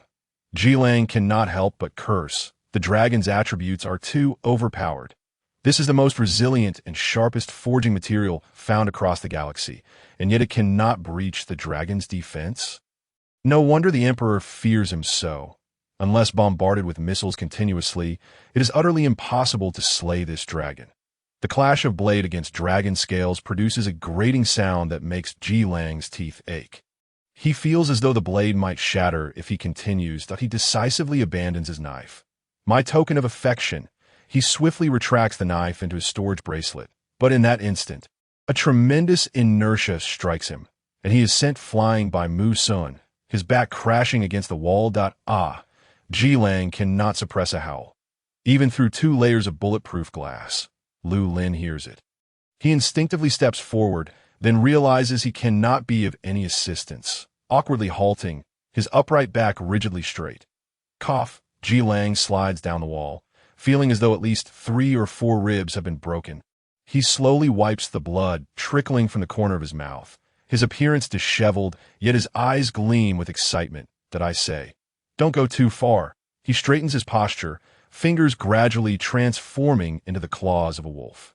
It has been ages since I've encountered such a formidable opponent. General Mood, he steps closer to his adversary. Back in the day, I joined the military academy precisely because of you. Yet regrettably, you had already perished by then. Today, the opportunity has finally come. Let us engage in a duel and see if you, the undefeated general, truly possess an unbroken record. Jilang. Haha, I won't play nice if I'm not bloodied. Jilang, after this fight, I can have the professor tend to my wounds. How delightful. Chapter 73. With wings one should soar in the skies. As words fall, Jilang lunges at his opponent. Having discarded his knife, his speed increases slightly, though the higher the level of beastly transformation, the less graceful his movements become. He would not dare to act this way in front of Lu Lin. The two become entangled, the black wolf agile and spry, darting about the observation room, his movements almost impossible to catch with the naked eye, leaving only afterimages. The dragon, cloaked in hard scales, sacrifices agility for defense. Mu Sun misses several strikes against Ji Lang. His irritation mounting to a boiling point, he unleashes a furious dragon roar, his eyes ablaze with crimson, dragon wings unfurling, unleashing a torrent of S-class alpha pheromones like a tsunami. Simultaneously, Ji Lang releases his own pheromones. The two pheromones clash violently. Lu Lin feels the ground tremble slightly beneath him. His expression shifts dramatically, pressing down on Song Jin. Get down. A resounding boom. The bulletproof glass, capable of withstanding small missiles, shatters into a myriad of pieces under the impact of their pheromones, exploding with a thunderous sound. The shock wave sends the entire laboratory into a violent tremor. Tables and chairs toppled. Objects shattered across the floor, leaving chaos in its wake. Song Jin, pressed against the wall by Lu Lin, raises his head in disbelief once the commotion outside subsides. Above, the bulletproof glass has cracked into a spiderweb pattern. One more impact, and it will be completely obliterated. Those two brutes' pheromones nearly shattered 2 layers of bulletproof glass. Is an S-class alpha truly that fearsome? Song Jin murmurs that it is not that S-class alphas are terrifying, but that their powers far exceed the ordinary S-class. Lu Lin stands. The common S-class does not possess such overwhelming might. Song Jin brushes off the dust that has settled on him. Should we suggest to the higher-ups that they reconsider the grading system? That would not do. A cold smile forms at the corner of Lu Lin's mouth. After all, the Emperor ranks lowest among S-class. We cannot undermine his authority. Song Jin, the glass in the opposite observation room has shattered. Ji Lang leaps through the wide-open window, and the battlefield instantly expands from a single room to the entire underground level 2. The room is too confining for the dragon, whose moves are grand and sweeping. And for Ji Lang, who requires rapid mobility, it is impossible to fully unleash their capabilities. The two engage fiercely, neither willing to concede, their pheromonal pressure equally distributed throughout. The already cracked glass on Lu Lin's side becomes increasingly precarious. Tiny shards of glass continually falling. Pheromones seep through the fissures. One is the familiar pine sent to Lu Lin, while the other belongs to Mu Sun, the fragrance of dragon musk. Professor, it seems the 2 layers of bulletproof glass may not suffice. Song Jin glances anxiously at the glass on the verge of collapse. They 1T demolish the laboratory. Will they? Perhaps we should worry about how to explain such a disturbance to our colleagues at the base. Just then, Lu Lin's RIS communicator lights up. It is a communication request from Director Pang that Lu Lin does not answer. Merely send a message back. Tell him there was an earthquake. Director Pang, 2 alphas are battling from one end to the other. Although Mu Sun feels the wolf could crush him with a single claw, he simply cannot touch a hair on him. The opponent's speed is astonishingly swift, leaving him dizzy, attacks raining down from all directions, making it difficult for him to cover every angle in the areas where he cannot apply his dragon scales in time. Sharp wolf claws leave several deep gashes. As time passes, Mu Sun's strength wanes, his reactions growing sluggish, gradually revealing signs of fatigue. He vaguely recalls that Song Jin has yet to feed him today.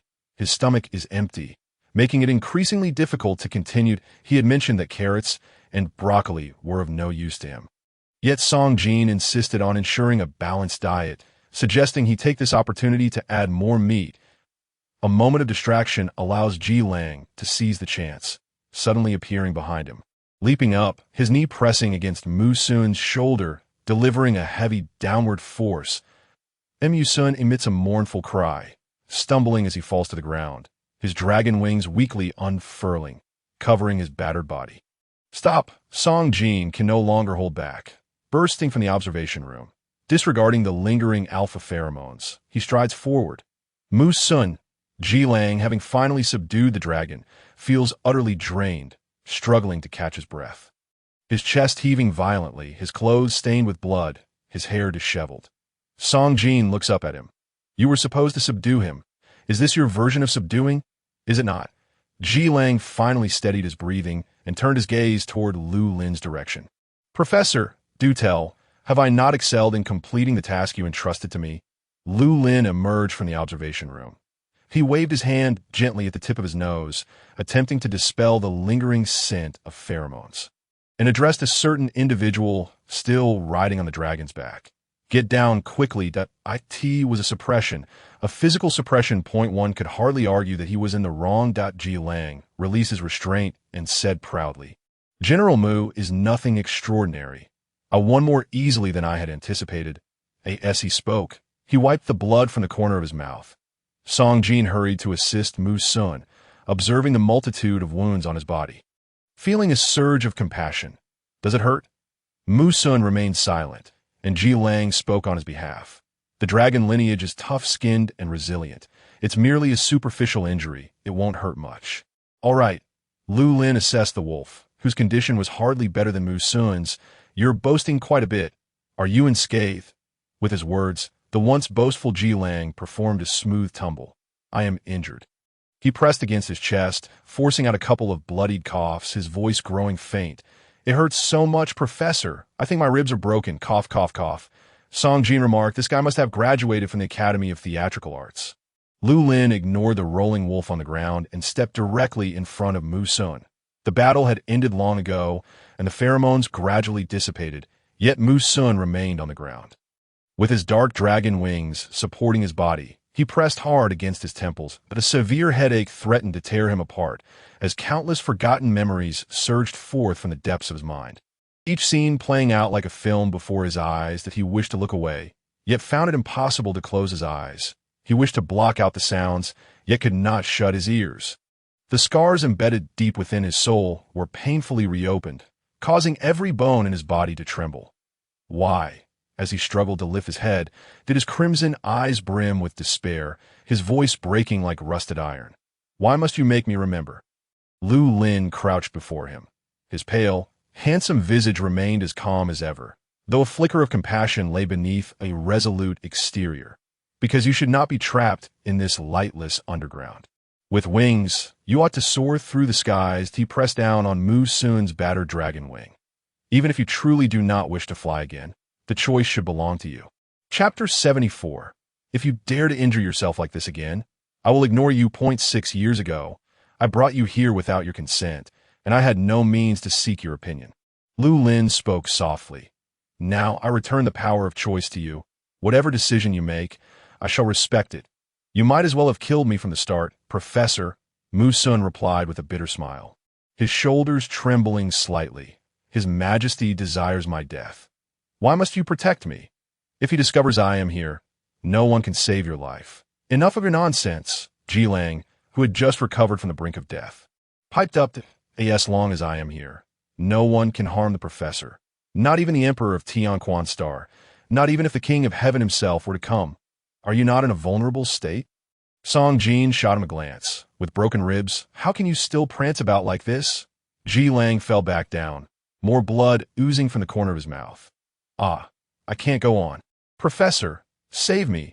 Lu Lin continued speaking to Mu Sun. The day you are discovered by His Majesty may very well be the day I must confront him. If I cannot thwart his ambitions, then his ambitions will surely be the first to tear me apart. Ji Lang shouted. If he dares to harm you, I will tear him apart first. Cough, cough, cough. Song Jin urged, keep your voice down. He suggested that such declarations should at least be phrased more delicately. Although the underground laboratory was well soundproofed and unlikely to be overheard, had it not just been blasted by these two? Lu Lin paid no heed to Ji Lang or Song Jin. He simply gazed at the dragon before him, awaiting a response from a colleague with whom he had worked for many years, yet exchanged only a few words. Ji Lang writhed on the ground. Professor, you're looking at another alpha instead of my corpse. I'm starting to feel rather uncomfortable. Mu Sun bowed his head, gazing at his hands, which had been unable to retract their claws for 6 years. Countless lives were sacrificed in that war. And none of my brothers returned. I do not know what face I have left to live in this world. Professor Lu, you truly should not have saved me. Precisely because of this, you owe them an explanation. Lu Lin rose to his feet. You know well who is responsible for these meaningless sacrifices. Your death will not bring about any change. Your survival, in fact, offers a glimmer of hope. Mu Sun looked at him with bloodshot eyes, his heart shaken, seemingly unable to believe the words coming from Lu Lin. You want me to betray Tianquan's star, to betray his majesty. Perhaps it is not you and I who betray Tianquan's star. You are a general of Tianquan's star, not merely a general under his majesty. A prolonged silence ensued, a suffocating stillness spread between them, the black dragon folding its wings in silence. The deceased will not return. All we can do is provide them with an explanation. Yet those who live still remain. We ought to cherish the opportunities we have now, lest we repeat past mistakes.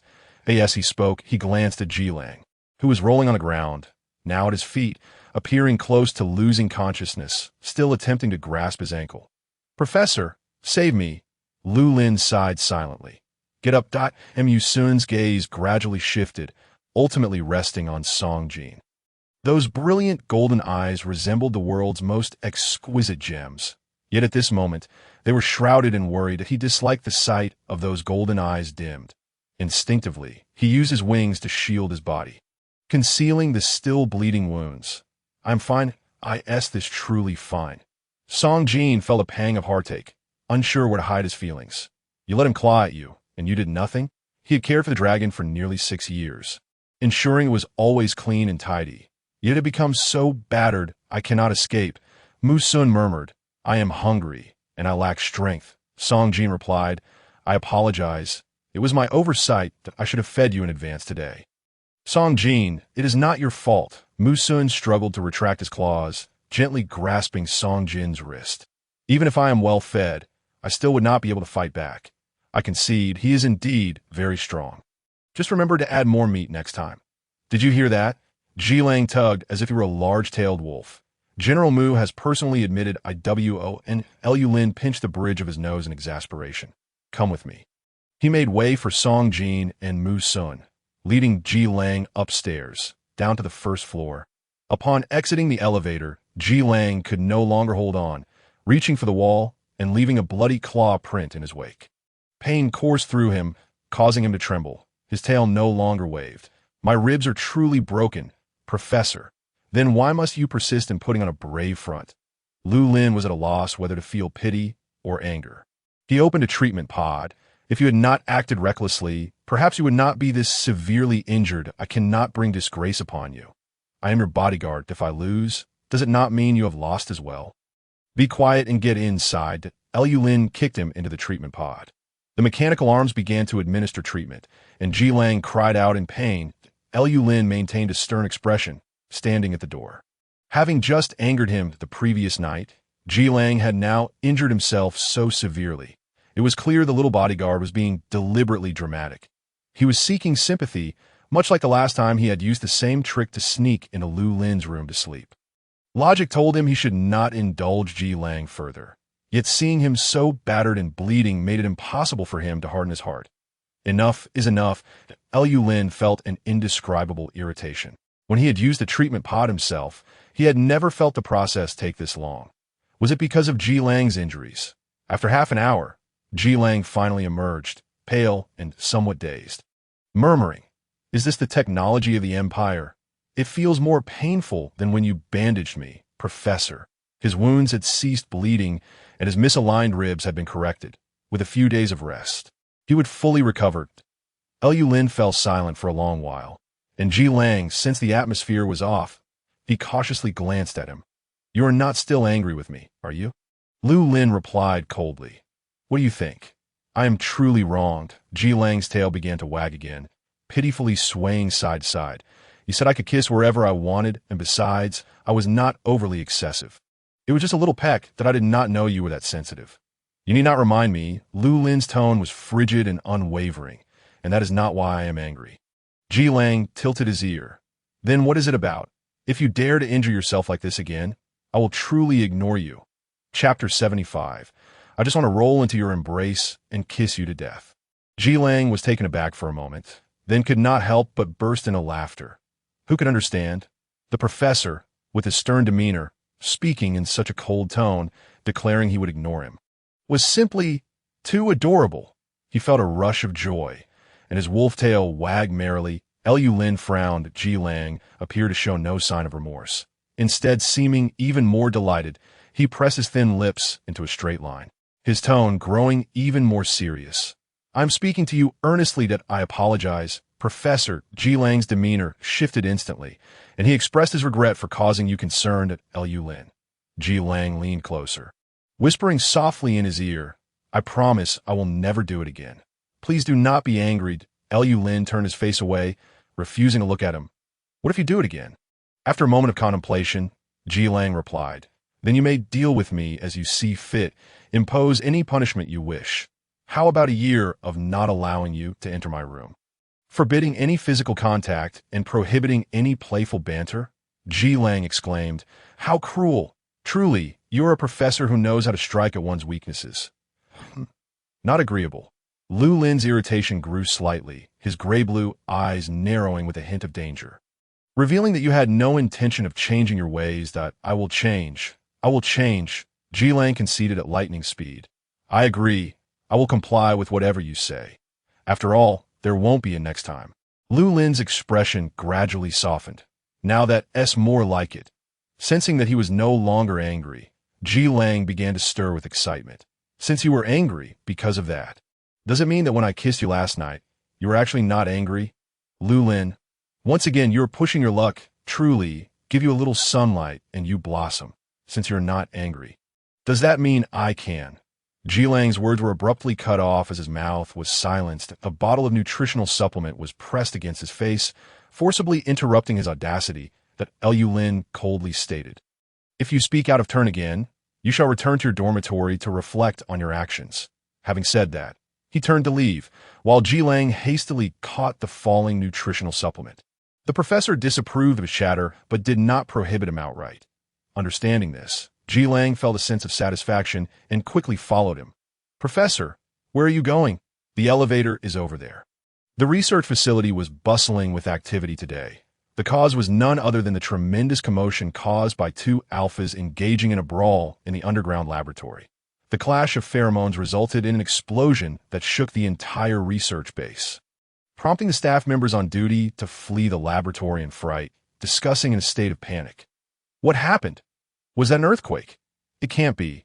Let me take a look." One person activated a light brain scan to check the news. There was no earthquake warning. "Earthquake? What earthquake?" An older staff member, unable to tolerate their alarm, interjected, "I told you not to run. This commotion is surely another instance of Professor Lu blowing up the laboratory." "The laboratory exploded?" "Again, you must be new here in the past 2 years. Don't be so dramatic. Professor Lu blowing up the laboratory is not a first. It's nothing to worry about." "Everyone, return to your duties." The younger staff members exchanged glances. "It's nothing to worry about if the laboratory exploded. Is Professor Lu all right?" "Where exactly is Professor Lu's laboratory? Where did this tremor originate?" "It should be fine. His laboratory is specially reinforced to withstand explosions, ensuring safety. Even if it did explode, it wouldn't affect us. What on earth is the professor researching that leads to such frequent explosions?" An older staff member placed a hand on the shoulder of a younger colleague, lowering his voice. "This is not something we should pry into. You all know Professor Lu's status as the Empire's foremost researcher. Even if he has left the capital, His Majesty still requires him and occasionally purchases batches of potions from him. Remember the military officers who visited earlier? They were here to collect potions. Just think about it. The potions supplied to the military are lethal weapons. During the research process, explosions are inevitable." The younger staff members gasped in horror, clutching their chests. "That is far too dangerous. Professor Lu is risking his life for research. I'm glad I didn't join the pharmaceutical department." Another staff member expressed concern. "Is he all right? Even though the laboratory is reinforced, if he is in there during such a powerful impact?" The older staff member fell silent for a moment. "He should be fine. The base has 2 of the most advanced treatment pods, airlifted from the capital, and they are both in his possession." He gazed towards the pharmaceutical department with a complex expression. Having worked here for many years, he remembered that he had been present long before Lu Lin arrived at the second research base. Over the past 6 years, he had lost count of how many times he had heard such noises, most of which bore smoke without injury. Only once had Lu Lin lain in a treatment pod for 3 days. The most advanced medical technology had healed him without leaving any traces, and they had no way of knowing what had actually transpired. Yet he sometimes found it hard to understand why Lu Lin, having already achieved great success, continued to put himself in danger. This commotion seemed particularly loud. Hopefully, he would be unharmed.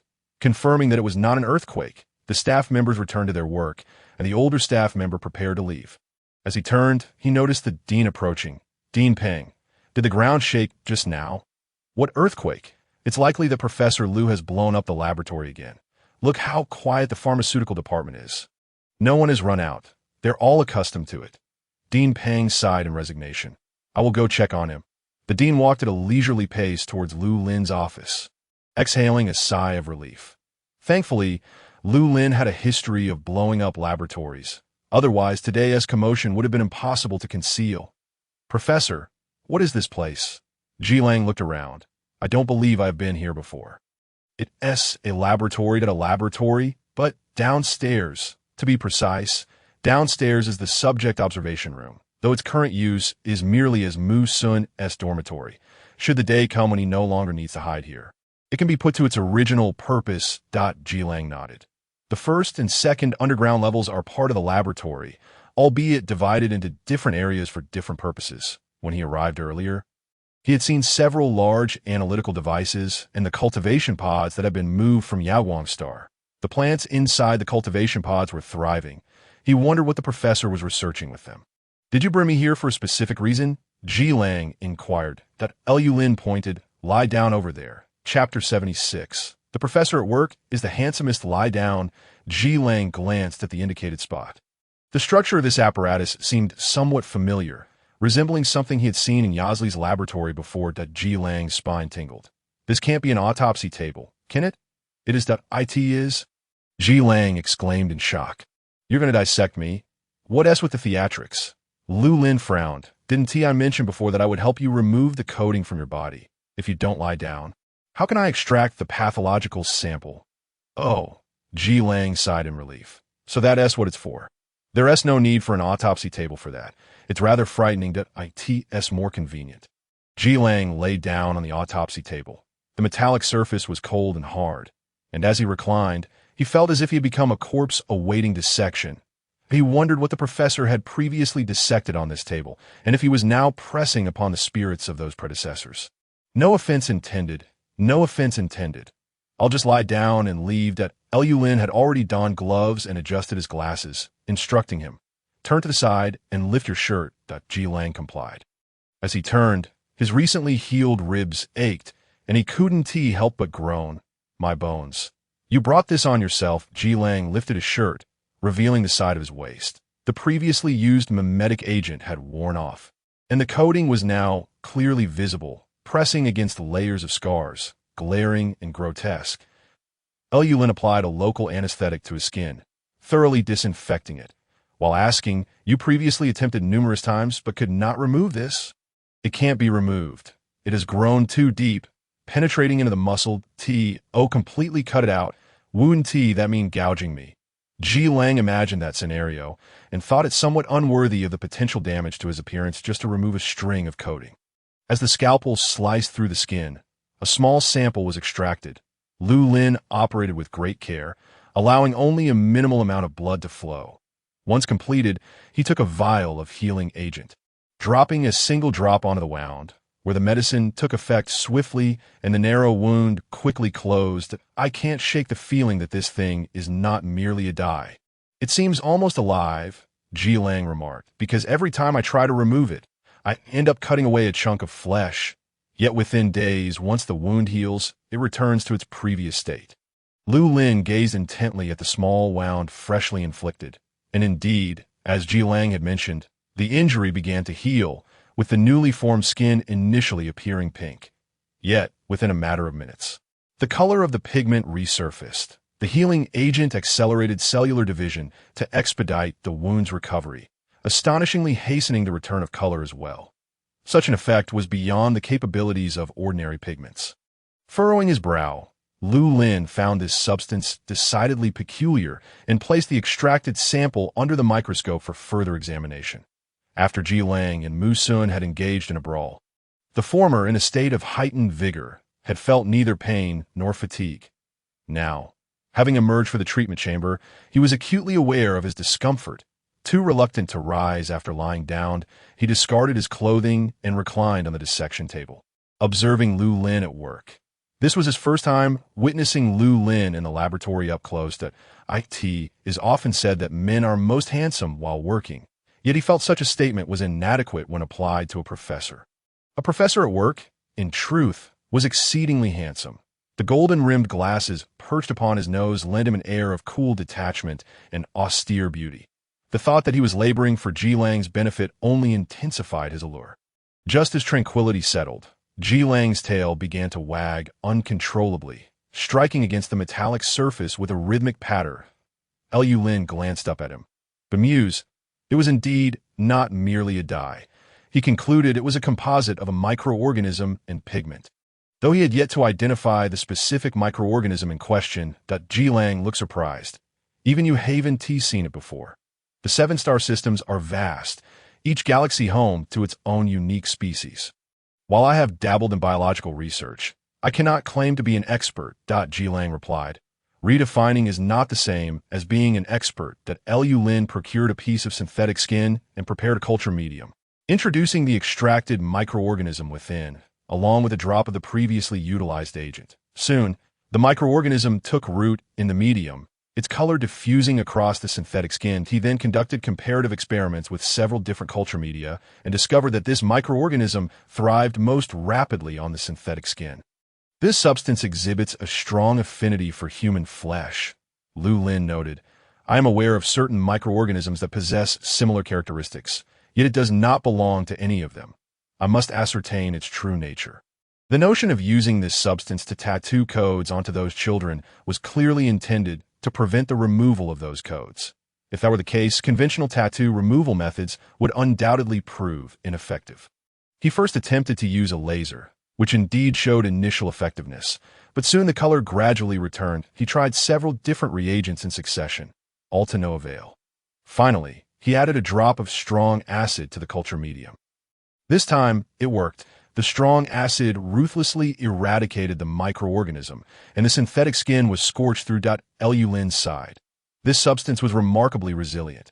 While the strong acid could corrode it, Ji Lang, lying on the dissection table, was already drowsy. Suddenly hearing Lu Lin's voice, he failed to comprehend what was being said and absent-mindedly replied, "Then let's give it a try. Are you out of your mind?" Lu Lin shot him an incredulous look. "I will contemplate further methods and consult with my colleagues in the biology department to see if anyone recognizes it." He turned away, resuming his tasks. Immersed in his work, he lost all sense of time. Ji Lang watched Lu Lin's silhouette, gradually relaxing, sleepiness overtaking him until he was soon submerged in slumber. It was unclear how long had passed when Lu Lin finally ceased his experiments. He placed a culture medium in an incubator, removed his gloves, and pinched the bridge of his nose, feeling somewhat fatigued. Finding a method to eliminate the microorganism without damaging the skin was proving to be a slow process. He prepared to leave the laboratory to check on Musun, only to lift his gaze and discover Ji Lang still sprawled upon the dissection table. He opened his mouth to call out, but noticed Ji Lang's eyes were closed, his expression relaxed, and his breathing steady. He had fallen asleep. "Is this a suitable place to sleep?" Lu Lin remarked. "That you've just healed from an injury, and now you're risking catching a chill. Do you wish to be bettered in tomorrow?" Exasperated, he approached and kicked the dissection table. "Get up!" The metallic reverberation traveled through the surface, jolting Ji Lang awake. He bolted upright, exclaiming, "Ah! Professor, don't dissect me. I'll do it myself. I truly only have feelings for you." His chest heaved wildly as he glanced down, reassured to find no injuries, that he had merely experienced a nightmare. This troublesome pearl was indeed not to be trifled with. Then he sensed something amiss. Gradually lifting his head, he met Lu Lin's unyielding gaze. "I dreamt you were intent on dissecting my heart to see if there was another omega within," Ji Lang awkwardly confessed, scratching his ear. Lu Lin remained silent, turning to leave. "Wait, Professor! Wait for me!" Ji Lang hurriedly sprang from the dissection table and pursued Lu Lin. Chapter 77. I will personally come. Ji-Lang caught up with Lu Lin, who slowed his pace to walk alongside him. However, Professor, isn't it strange? The songs of mermaids are said to awaken memories. Yet the nightmare I just had was simply a nightmare, not a recollection of the past. It wasn't entirely a nightmare, either. In some ways, it could even be deemed a pleasant dream. That signifies you have moved on, Lu Lin replied. When past memories cease to be haunting, they likewise will not be roused by the mermaid's song. Ji-Lang halted in his tracks. Had he truly moved on? He could not ascertain. But when Lu Lin had expressed he did not disdain him, a sense of relief washed over him that he felt as though a massive boulder that had long obstructed his path had shattered into dust, leaving only the remnants of its passage. In time, even these last vestiges would be filled by the drifting dust. Professor, will you still remember the past? He inquired softly. Lu Lin did not answer, merely pressing the elevator button. It is time to go. The dean has sent me several messages and must be anxiously waiting. Ji-Lang accompanied him into the elevator. Dean Peng had been waiting on the second underground level for nearly an hour and was relieved to finally see Lu Lin emerge. Xiao Lu, why have you only just arrived? Apologies, Dean, I was engrossed in an experiment and only noticed your messages upon coming out. Dean Peng shook his head in exasperation. After all these years, you remain unchanged. What experiment could possibly be that important? Ji-Lang's tail flicked. Lu Lin handed the dean the slide and test report of the microorganism he had just extracted. I intended to consult the biology department to see if anyone recognized this. Dean Peng looked surprised, adjusting his reading glasses to inspect the materials. Where did you acquire this? From Kaiyang Star. Kaiyang Star, you say? Dean Peng stored the items away. I'll have Xiao Ma from the biology department look into it. He is quite knowledgeable about the microorganism population from Kaiyang Star. Thank you, Dean. As the conversation shifted, Dean Peng nearly forgot the main issue at hand. Speaking of which, what exactly are you up to? UV blown through 2 layers of bulletproof glass. Thankfully, the staff assumed it was you blowing up the lab again, or I would have been a loss to cover for you. Blowing up the lab? Again? Ji-Lang glanced at him, then at Lu Lin. Had the professor frequently blown up labs in the past? Dean Peng chuckled. After being his aide for so long, you didn't know that? Let me tell you, Xiao Lu used to it's all in the past. Lu Lin interrupted. I aimed to help Mu Sun regain his memories, and Ji-Lang assisted him. The commotion was somewhat excessive. But you needn't worry. I will restore everything to its original state. Dean Peng sighed. After such destruction, how can it be restored? We can only replace the glass. That bulletproof glass costs quite a bit. Deduct it from my account, Lu Lin replied. Better yet, deduct it from my wages, Ji-Lang interjected. It was my fault for not controlling my strength while suppressing Mu Sun. I will take responsibility for this expense. What does it have to do with you? Lu Lin furrowed his brow. It was I who assigned you this task. Thus, I am responsible for any mishaps. Besides, how much do you even earn? Dean Peng raised an eyebrow. What is the matter? Do you think his 30,000 salary is too low? Regardless of salary, surely the cost of 2 pieces of glass is manageable, right? If not, I'll simply have to tighten my belt and forego ordering from Jinwei Xian in the future. Dean Peng coughed, realizing he should really keep some heart-saving pills on hand. All right, I can't listen to this any longer. Dean, I merely mentioned it casually. I didn't intend for you to pay for anything. Our research base isn't impoverished to that extent. However, Dean Peng waved his hand, forcibly changing the subject. What is the status of Mu Sun? Lu Lin glanced at Song Jin, who was waiting nearby. Song Jin nodded and reported he has remembered who he is and the events from 6 years ago, though some details remain hazy. Due to the devastation of his previous living quarters, Song Jin had to relocate him. And now he led everyone to the observation room at the end of the corridor. He mentioned he has a headache, so I gave him some medication and let him sleep. His injuries have been treated as well. Mu Sun lay on the bed, his back turned to the observation window. The dragon-like features that adorned him had retracted, rendering him indistinguishable from an ordinary person. The box containing jewelry remained intact. Despite his headache, Mu Sun did not forget about it and asked Song Jin to assist him in moving the box to his new dormitory, concealing it beneath the bed, having grown accustomed to his previous appearance. Ji Lang remarked that it felt rather unusual to see him like this now, that he suggested that he would confront Mu Sun in a sparring match later to see if he could prevail without relying on his beast-like traits. It's been 6 years, sighed Dean Pang. To speak candidly, when young Mu first arrived, I truly harbored no expectations for him, that he had been so deeply infected that I could hardly believe he would awaken one day. He then glanced at Lu Lin. Your patience, Xiao Lu, your perseverance and unwavering determination will surely lead to great achievements. In any endeavor. 6 years is merely a span, Lu Lin observed, looking at the individuals in the observation room. The mistakes one makes can take a lifetime to atone for. I have long since prepared myself for that. Dean Pang regarded him with a complex expression, as if he wished to say something, but ultimately chose silence. Merely patting Lu Lin's shoulder and saying, "Come here, I have something to discuss with you." "All right," Lu Lin replied, turning to instruct Song Jin, "If you have time, please install curtains in this room." Understood. Although Mu Sun had awakened, he was still far from regaining his peak condition. During this time, please exert extra effort to ensure his swift recovery. I understand. Rest assured. After discussing Mu Sun's matters, Lu Lin joined the dean at a distance. I have conceived an idea regarding the clinical trials for the new type of inhibitor, Dean Pang stated directly. Recently, the base has developed a batch of new medications to treat pheromone disorders, which have just reached the clinical trial phase. I will find a way to recruit more volunteers, allowing additional individuals to participate in the trials for the new inhibitors. Is that feasible? Lu Lin queried. We may need to offer higher compensation, Dean Pang replied. However, since the end of the war 6 years ago, public fear of activation factors has been growing. I have yet to devise a strategy to persuade them to participate in the trials. Lu Lin fell silent for a moment. Then he lifted his head and said, "I will do it." "You will personally persuade them?" Dean Pang considered this, but noted, "With you as a guarantor, they should be more inclined." "No, I mean I will personally participate in the trials," Lu Lin clarified. "Verbal assurances may not instill confidence. If I dare to undergo the trials myself, I believe they will have fewer reservations." Chapter 78.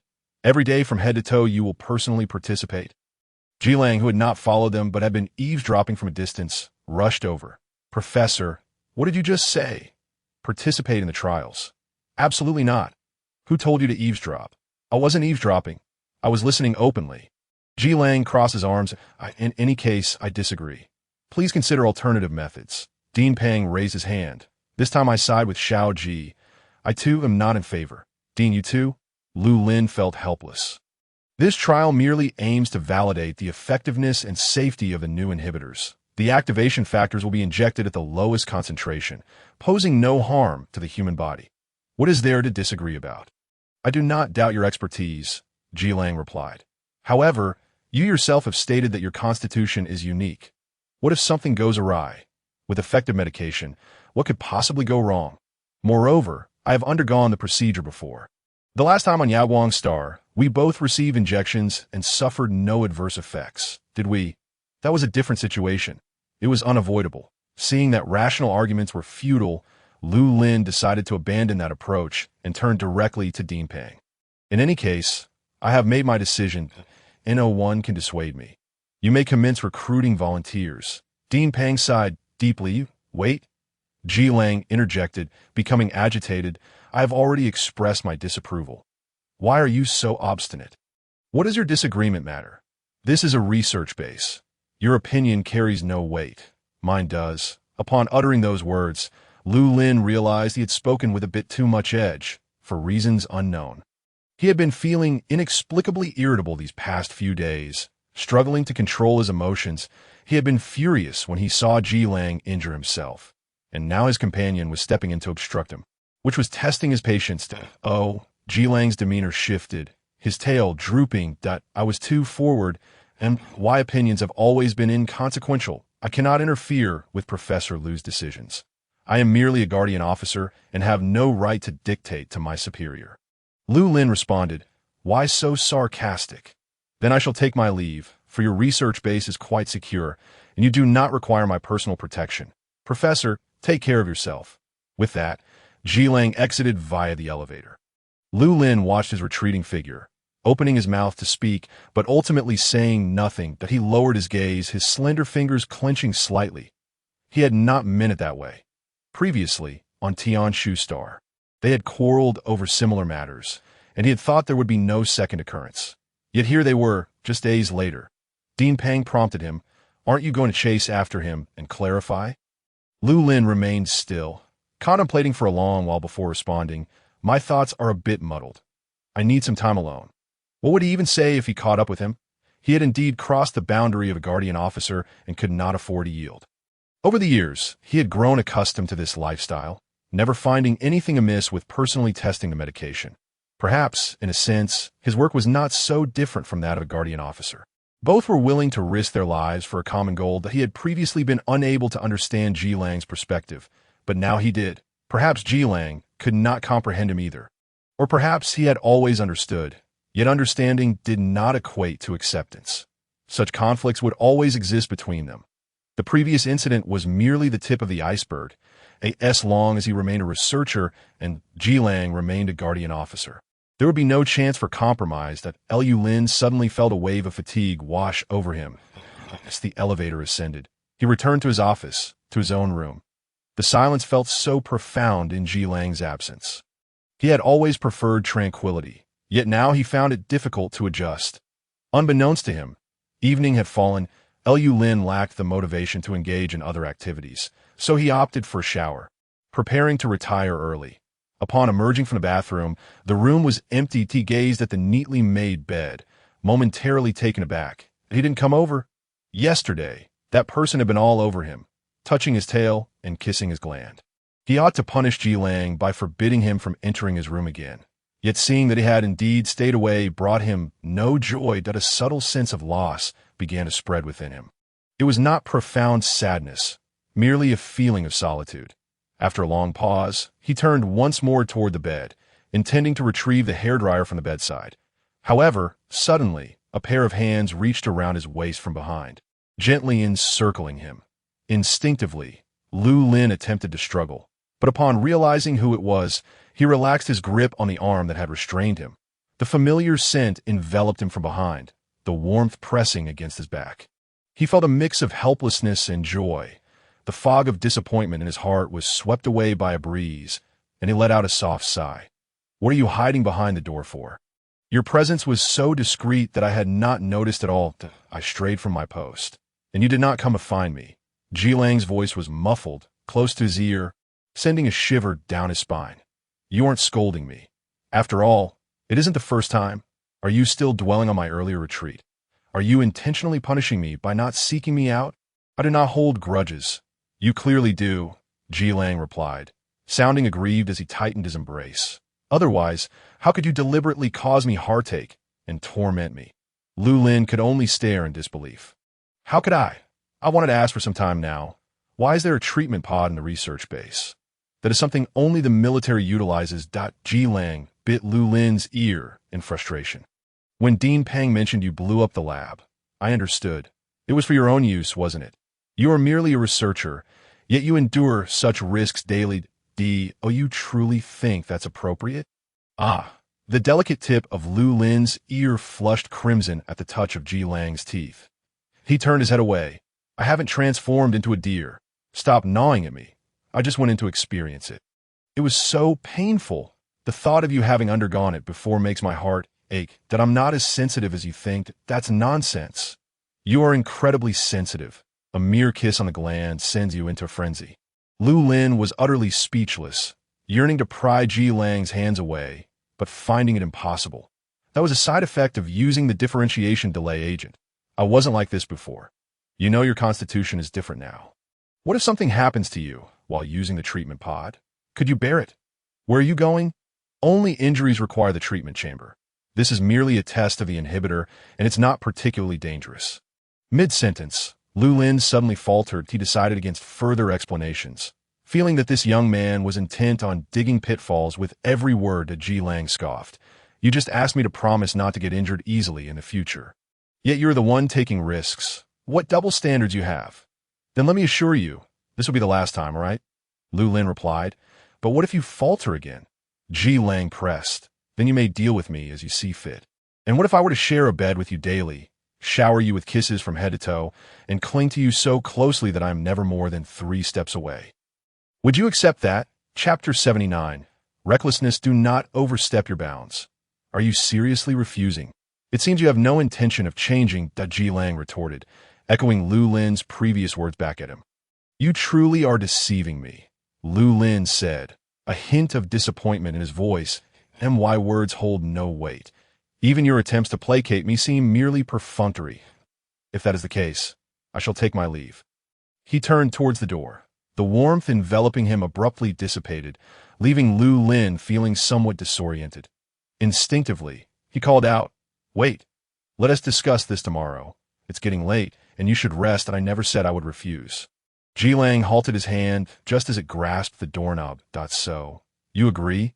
I stated this would be the last time. Thus it shall be, and agreeing with you is inconsequential, for you shall never have that opportunity again. That remains to be seen, Ji Lang murmured, resolutely refusing to leave. I just remembered, I haven't applied the essential oil for you today. Lu Lin sighed inwardly, knowing that this young man was never truly intent on departing. The two of them, one feigning departure and the other wishing to retain him, yet reluctant to admit it, reached an unspoken understanding through this exchange. Ji Lang picked up the hairdryer. Let me dry your hair first. Lu Lin sat down at the edge of the bed. Ji Lang's fingers glided through his silken silver hair, the warm breeze swiftly whisking away the moisture, revitalizing the damp strands. He leaned closer to the tips of Lu Lin's hair, taking the opportunity to plant a secret kiss before setting the hairdryer down. Though you claim this is the last time, I cannot help but worry. Is the deactivated activator truly harmless to the human body? Lu Lin shook his head. Over the years, I have conducted extensive research and experiments, discovering that microdoses of the activator provide far more benefits than drawbacks. That IT can be used as a medication, effectively treating various pheromone-related ailments. Yasley was correct. The activator holds significant research value, yet it should never be utilized in warfare. That I have submitted numerous requests to His Majesty, advocating for a shift in the research focus towards medicinal development. Yet each time my appeals have fallen on deaf ears, with no response whatsoever. Ji Lang queried. He forbids you from developing its medicinal value, while simultaneously allowing you to amplify its potency. Lu Lin nodded. The study of the activator, along with any derivative medications, is strictly regulated within the Imperial Star. Without His Majesty's approval, I can only conduct my research in secrecy, with no one to assist me. My efforts alone pale in comparison to the entire research facility. Professor, Ji Lang moved in front of him, kneeling slightly. May I participate in this experiment? Why? I want to help you, Ji Lang said earnestly. Meeting Lu Lin's gaze. I in the research facility. My role as a bodyguard feels insignificant, but I do not wish to see you fight this battle alone. I wish to stand by your side.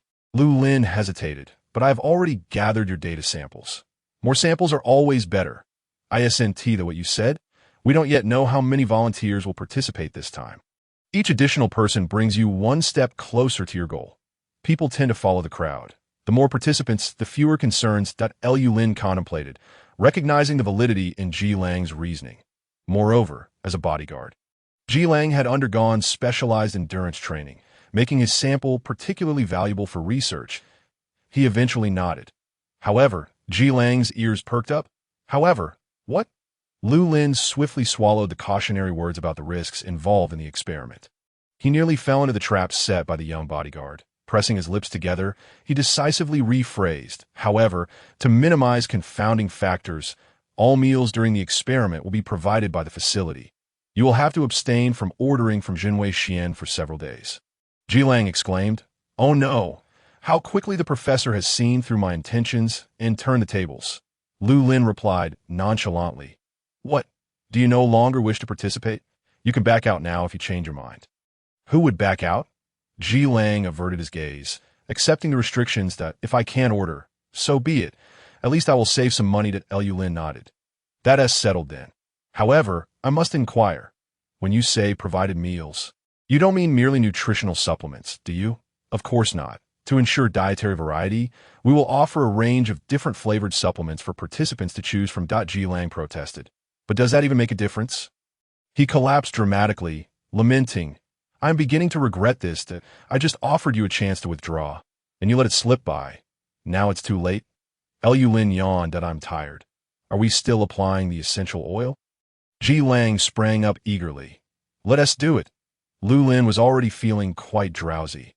After Ji Lang returned, the tension he had been holding on had dissipated, and the weariness intensified, making it difficult to keep his eyes open. Something felt off. He hadn't risen early that day, so it was unusual for him to feel this fatigued. Yet his weary mind resisted any further contemplation, and he summoned his beastly traits before swiftly falling asleep. Ji Lang applied the oil to his antlers and ears before his hands moved lower. "Professor, shall I apply it to your tail now?" Lu Lin was already fast asleep, utterly oblivious to his words. "If you don't respond, I'll take it as your consent." Finally dropping the pretense, Ji Lang extended his hand. The pristine white tail quivered in his grasp, yet its owner made no attempt to resist. Blissfully lost in slumber, if the tail possessed thoughts of its own, it would surely be weeping at this moment. Soon, it surrendered completely, lying limp in Ji Lang's palm. The essential oil purchased this time proved effective. After just one application, its luster and smoothness significantly improved. After playing with the tail, Ji Lang nestled into Lu Lin's bed, whispering, "Professor, I'm going to sleep with you now." The delicate fur at the tips of Lu Lin's ears twitched at his touch. Yet he showed no signs of waking. "That I'll take your silence as consent." That Ji Lang boldly wrapped his arms around Lu Lin from behind, pressing closely, even flattening the little deer's tail, and daringly asked, "May I kiss you?" Lu Lin's eyelashes fluttered, but he remained asleep. "I understand. Your silence means yes." Ji Lang planted gentle kisses like raindrops, landing on every exposed part except for the areas covered by clothing. Satisfied, he smiled and turned off the lights, pondering what could ever possibly challenge him. Ji Lang. Chapter 80, and no one bothered to inform him in advance as the clinical trials for the new medication approached. Director Pang intensified the recruitment of volunteers. Seizing this window of opportunity, Ji Lang indulged in several days of takeaway from Zhenwei Xian. 5 days later, the recruited volunteers gathered at the research facility. This batch comprised a total of 260 individuals, including both alphas and omegas, housed in separate dormitories according to gender, with the two buildings situated far apart to prevent any interference. All volunteers were in good health and not in heat or susceptible periods, as the trial was conducted in secrecy.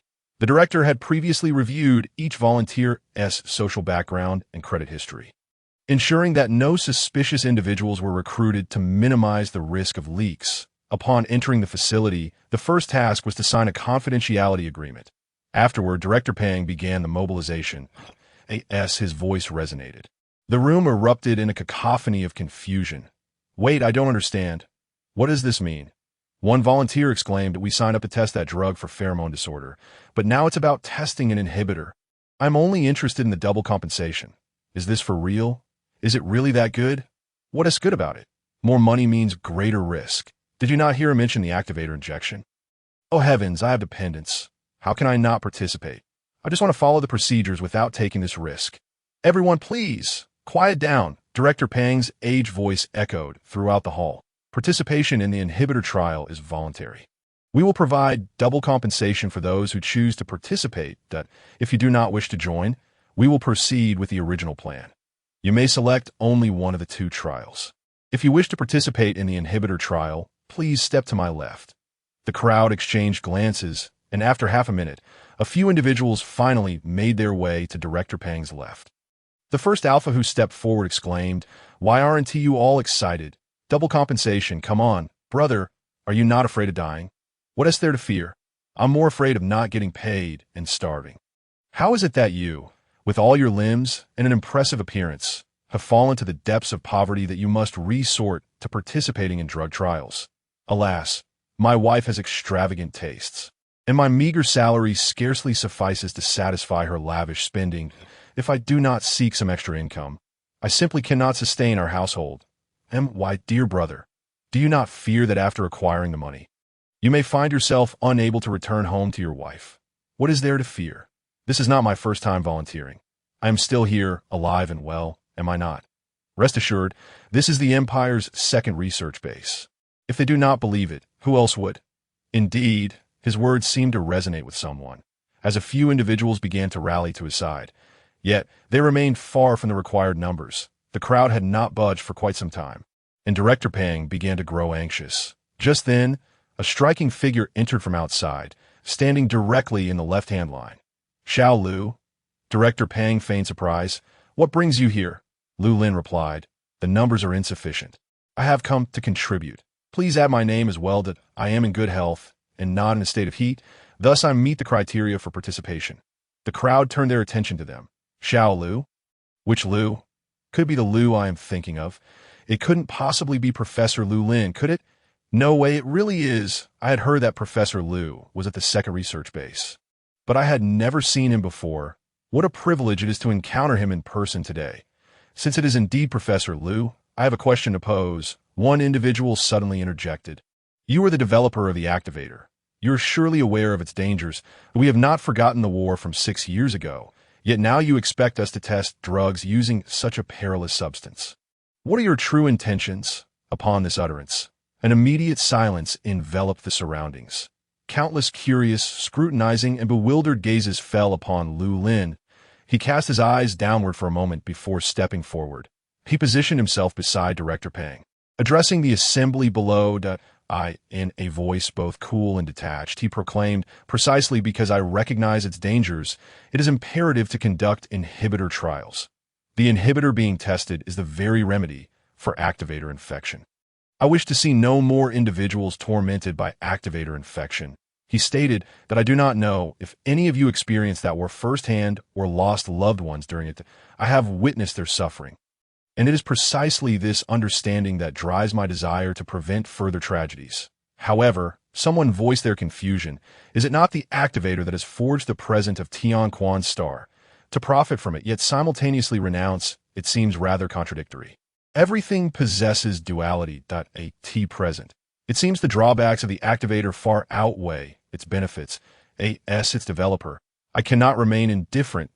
As he spoke, someone quietly joined the tail into the left line. A tall alpha with sharp features and a somewhat menacing demeanor spoke up.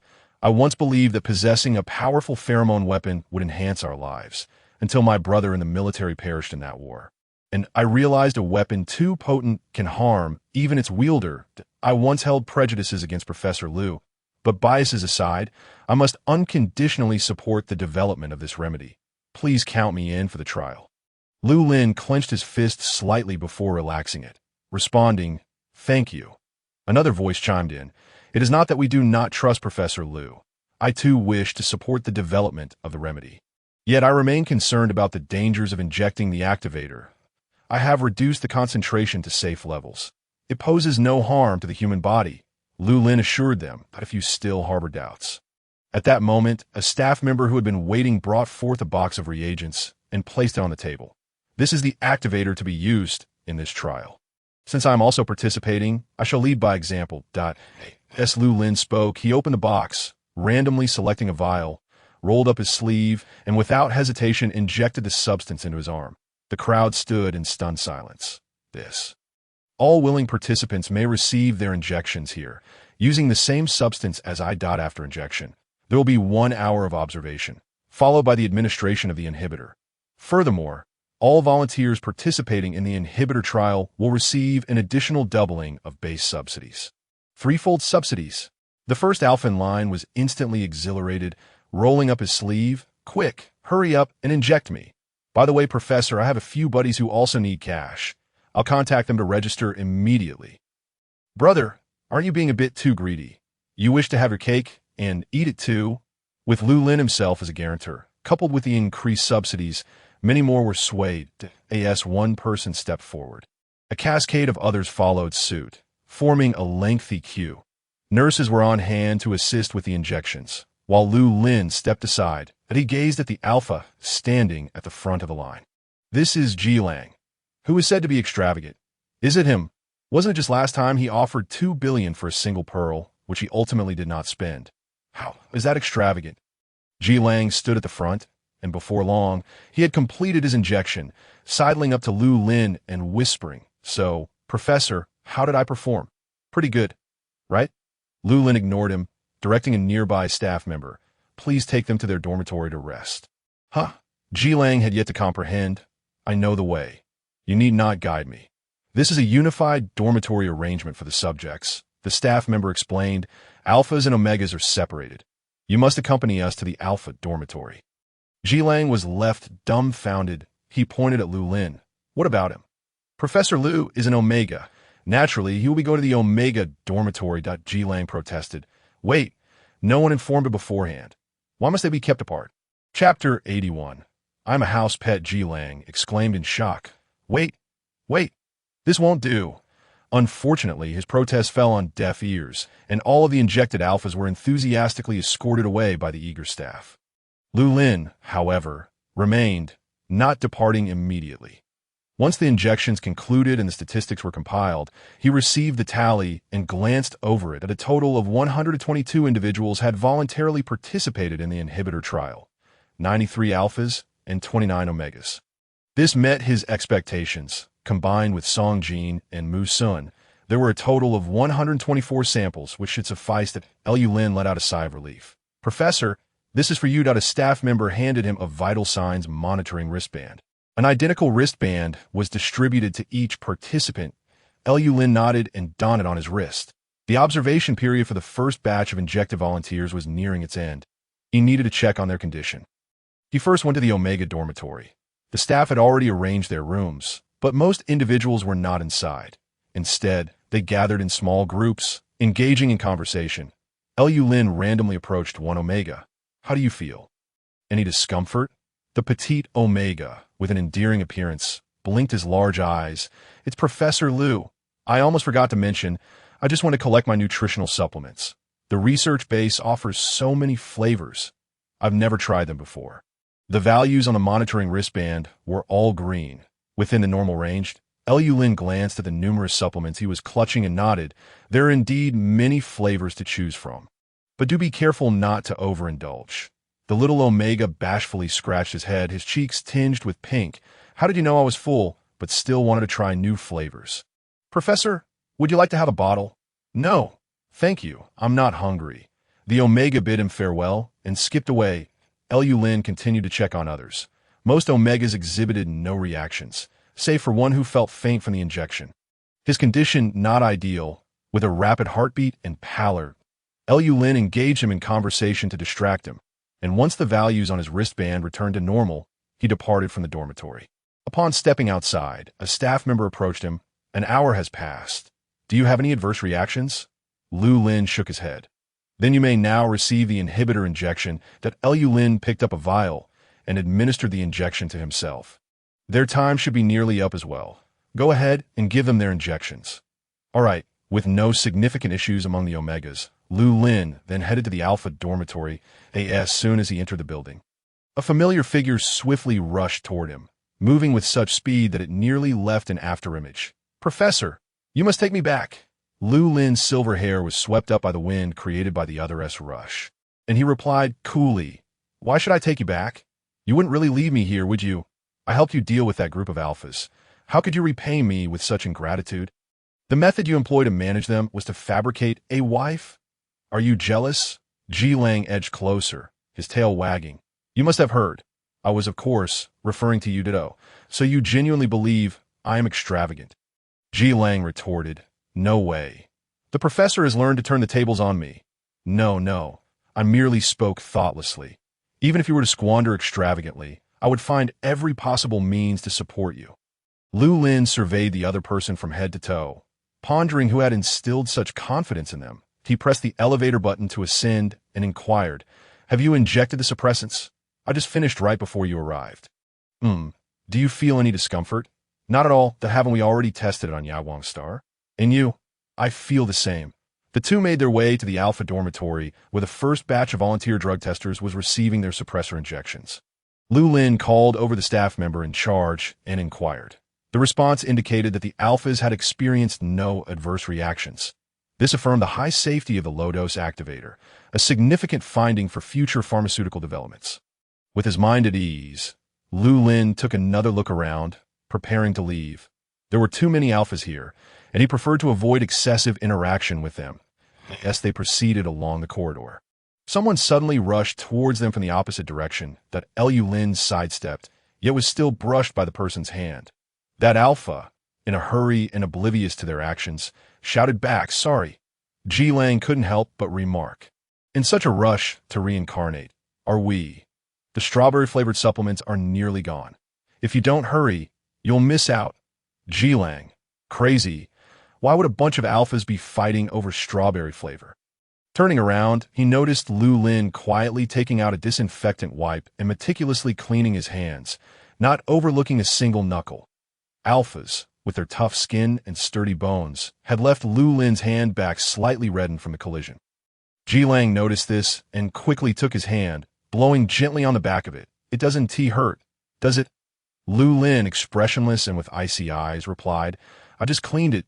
Ji Lang feigned a massage. Deliberately rubbing every inch of Lu Lin's skin to leave his scent, Lu Lin withdrew his hand, and Ji Lang continued to walk beside him. "Since you dislike them so much, you should refrain from coming here in the future. After all, your colleagues can keep an eye on things."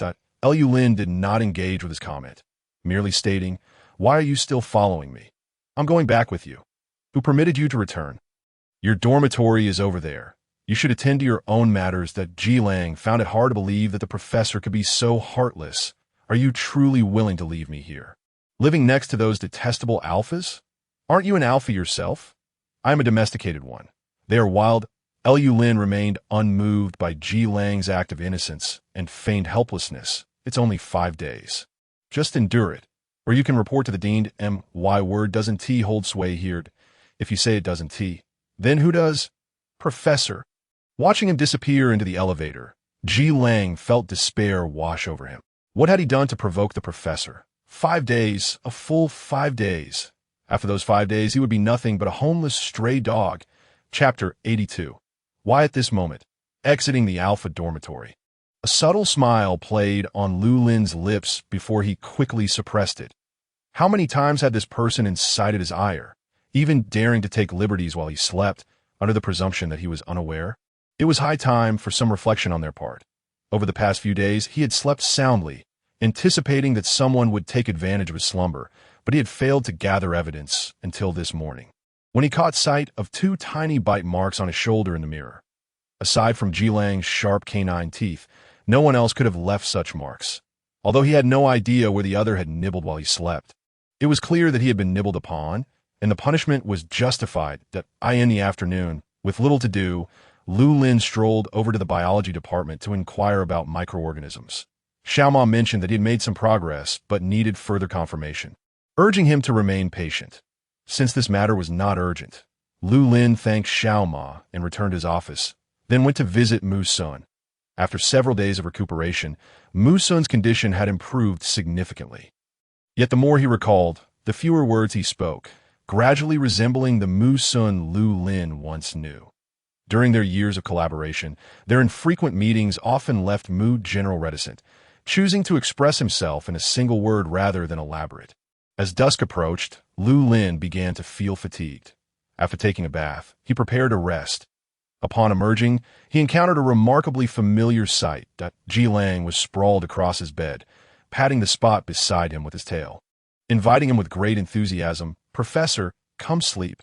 Lu Lin inquired, "What are you doing here? Who gave you permission to sneak back? Since you've already termed it sneaking away, why would I need anyone's permission?" Ji Lang countered boldly, "I'm your guardian, so I can't be away from you for too long. I told you. The base is safe, but I can't bear to be away from you." Ji Lang replied, looking woeful, 5 days is one thing. Even 5 minutes without seeing you makes me restless, unable to eat or drink, my heart in turmoil." Lu Lin's tone remained flat, devoid of any ripple of emotion. "Continue your performance. I am serious." Ji Lang leaped from the bed, flipping his wrist to show him, "Look, my physiological indicators are all abnormal. Didn't you say to minimize interference? Wanting you so much is an interference that should be removed."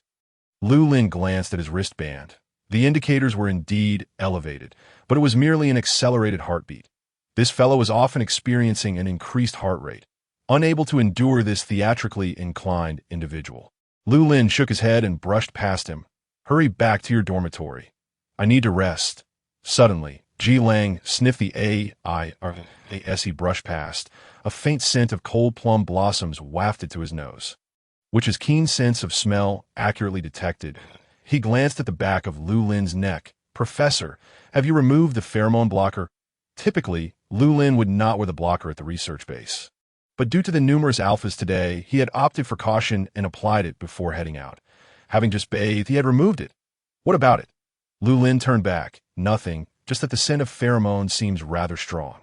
Lu Lin frowned, an ominous premonition creeping over him as he quickly raised his wrist to check the monitoring device. The concentration of pheromones within him was rising. Seeing Lu Lin's sudden grave expression, Ji Lang sensed that something was amiss. "What's wrong, Professor? The drug trials during the day couldn't possibly have side effects, could they? It shouldn't be the drug's fault," Lu Lin said, his exquisite brow furrowed. "It's that my heat cycle has arrived." And no wonder he had felt fatigued and irritable these past few days. These were all precursors to his heat. He had completely overlooked that aspect. "Heat cycle? Didn't you just finish one not long ago?" Ji Lang asked, recalculating his mind that it had been half a month since the last heat cycle ended. Typically, an Omega experiences heat once every 1 to 2 months, lasting approximately 3 to 7 days. However, due to the side effects of the delayed differentiation agent, Lu Lin's initial heat cycle had lasted an astonishing 12 days. This meant he would have a heat cycle every month, lasting nearly half that time. Ji Lang gasped. "What should we do, Professor?" Lu Lin gazed down at the wristband. Although all indicators remained green, the pheromone concentration was steadily rising and was now perilously close to the critical threshold. At this rate, by tonight, his heat would undoubtedly commence. Why must it happen at such a time? With no time left to hesitate, he promptly retrieved his suitcase and extracted the suppressants, selecting the most potent one. "Professor," Ji Lang hurriedly intervened, "didn't you say that your body has a strong resistance to medication? The effect of a drug on you is only a third of what it is on a normal person. How much would you need to inject to suppress your heat? Let us start with 3 doses. However, injecting too many suppressants in a short time would diminish their efficacy. 3 doses might not suffice. But it was worth a try. You're insane." Ji Lang firmly grasped his hand. "1 dose of the suppressants is already quite harmful to the body. Why would you want to inject 3? What happened to the promise you made me? I can't allow you to mistreat your body like this." "Then what do you suggest we do?" Lu Lin's wristband finally turned red, and the corners of his snow-white eyes tinged with crimson. "This is a critical period for clinical trials. I absolutely cannot afford to enter heat at this moment. You know this is a crucial time, but can you guarantee that 3 doses will be enough to suppress it? If it doesn't work, the observation period for the trial is still 5 days. Can you assure me you'll make it through those 5 days?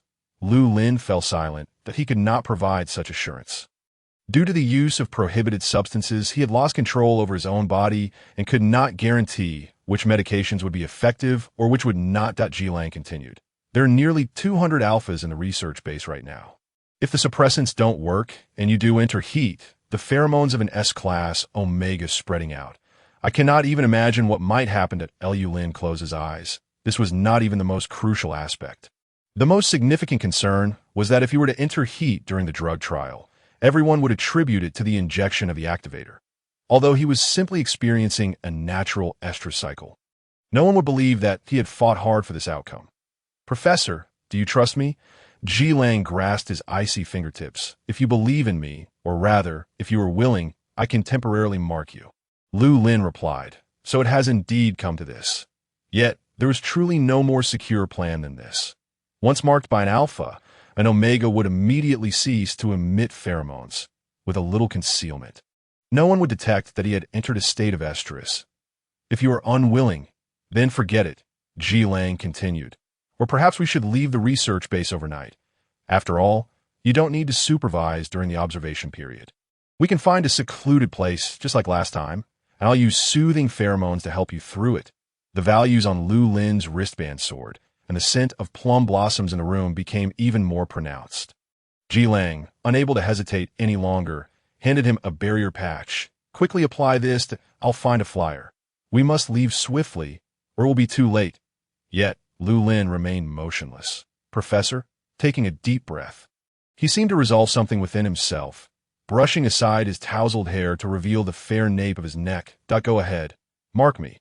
Chapter 83. You are mine. G Lang, who was busy packing, suddenly froze. What did you say? Mark, did I mishear? The professor is willing to let me.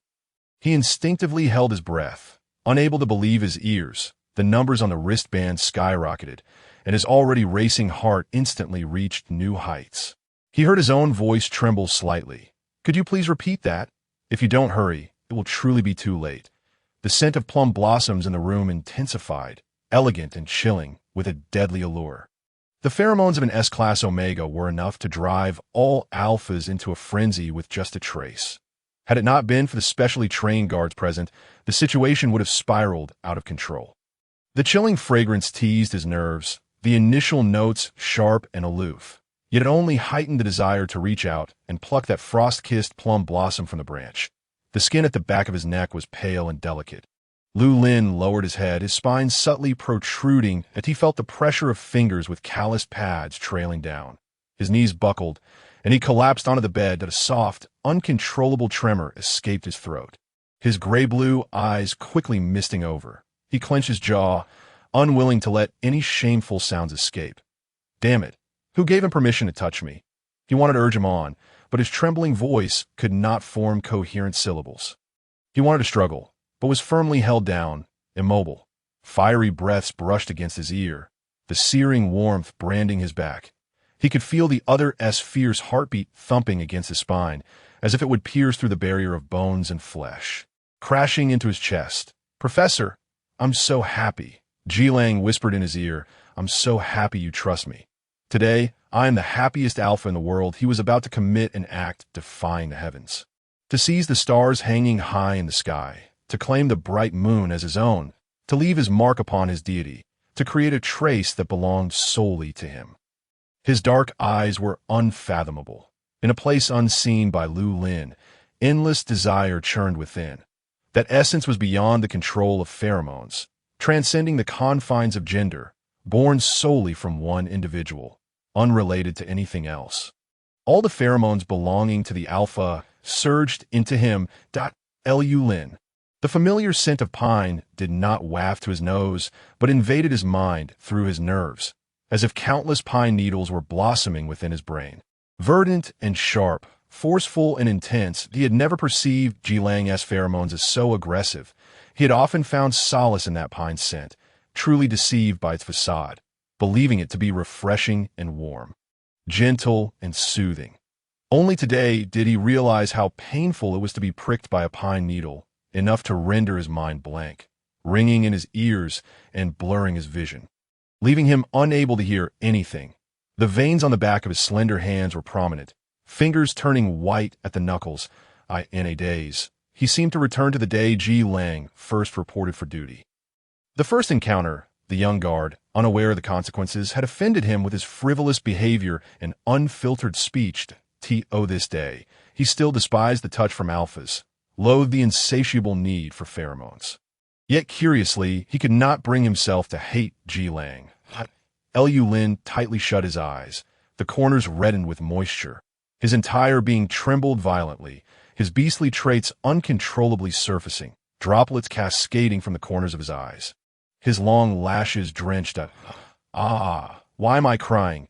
Ji Lang hurriedly lifted him in his arms, blowing gently at the back of his neck. Is it too painful? I'm sorry, Professor. I'm truly sorry. Lu Lin's pale skin flushed crimson. The warmth spreading from the nape of his neck to his ears, fresh bite marks seeping a hint of blood, a sight both tragic and alluring. I'm sorry. Ji Lang softly wiped away the blood. You can scold me or hit me.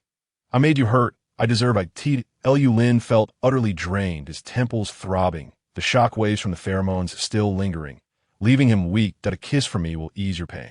The remaining scent of plum blossoms was repeatedly drawn into It seems you don't want me to kiss you here, I forgot. I'm so sorry. I deserve it. He wiped away the moisture from Lu Lin's eyes. I am sorry. I deserve it. While apologizing, he freely roamed over Lu Lin's body, who lay helplessly in his embrace, allowing himself to be toyed with. After a long while, he finally mustered the strength to speak. That's enough, he rasped, struggling to form words. If you dare touch me again, Just get lost. Jilang halted. His tone was aggrieved, yet his tail wagged incessantly behind him. Why do you turn your back on me like this? Lu Lin struggled out of his embrace, laboriously raising his hand to glance at the wristband. The pheromone concentration within him was decreasing. Although the process had been excruciating, the outcome was somewhat acceptable. Rest assured, Jilang, he said, as Jilang grasped his fingers. They won't discover anything. Lu Lin huffed dismissively, though to an outsider, it sounded rather soft. Retract your pheromones. But I didn't release any, with so many alphas in the research base. I was quite restrained. Lu Lin frowned, but I clearly wait. He reached toward the back of his neck, the skin still swollen and red, but no longer painful. Just numb. Oh, you still not understand? Jilang chuckled softly, a wicked grin curling at his lips. When bitten by an S-class alpha, before it wears off, you will be enveloped in my pheromones, not merely inhaling them. Lu Lin coldly asked, how long will it last? That is hard to say, Jilang replied. The stronger the alpha, the longer the duration. For an S-class alpha, it's at least 7 days. As for me, it could be 1 or 2 months. Lu Lin's eyes twitched slightly, the moisture that had just receded resurfacing. That I was wrong. I was merely joking. Don't cry, don't cry. Jilang hurriedly comforted him, gently wiping the corners of his eyes. It will be intense for the first few days, but afterward, you won't smell it anymore. Lu Lin swatted his hand away. I want to sleep. He felt utterly exhausted, lethargic, yearning for rest. All right. Jilang covered him with a blanket. Tucking in the corners as the lights dimmed in the bedroom, Lu Lin slipped into a deep sleep, while Jilang remained seated at the edge of the bed, unmoving in the darkened room. His deep black eyes glimmered with a hint of emerald. And he gently took Lu Lin's hand, pressing a reverent kiss onto the back of it. Professor, you are mine. Chapter 84. You are now infused with his scent. The following day, when Lu Lin awoke, it was already afternoon. He had slept far too long, immersed in a lengthy dream, devoid of anything painful.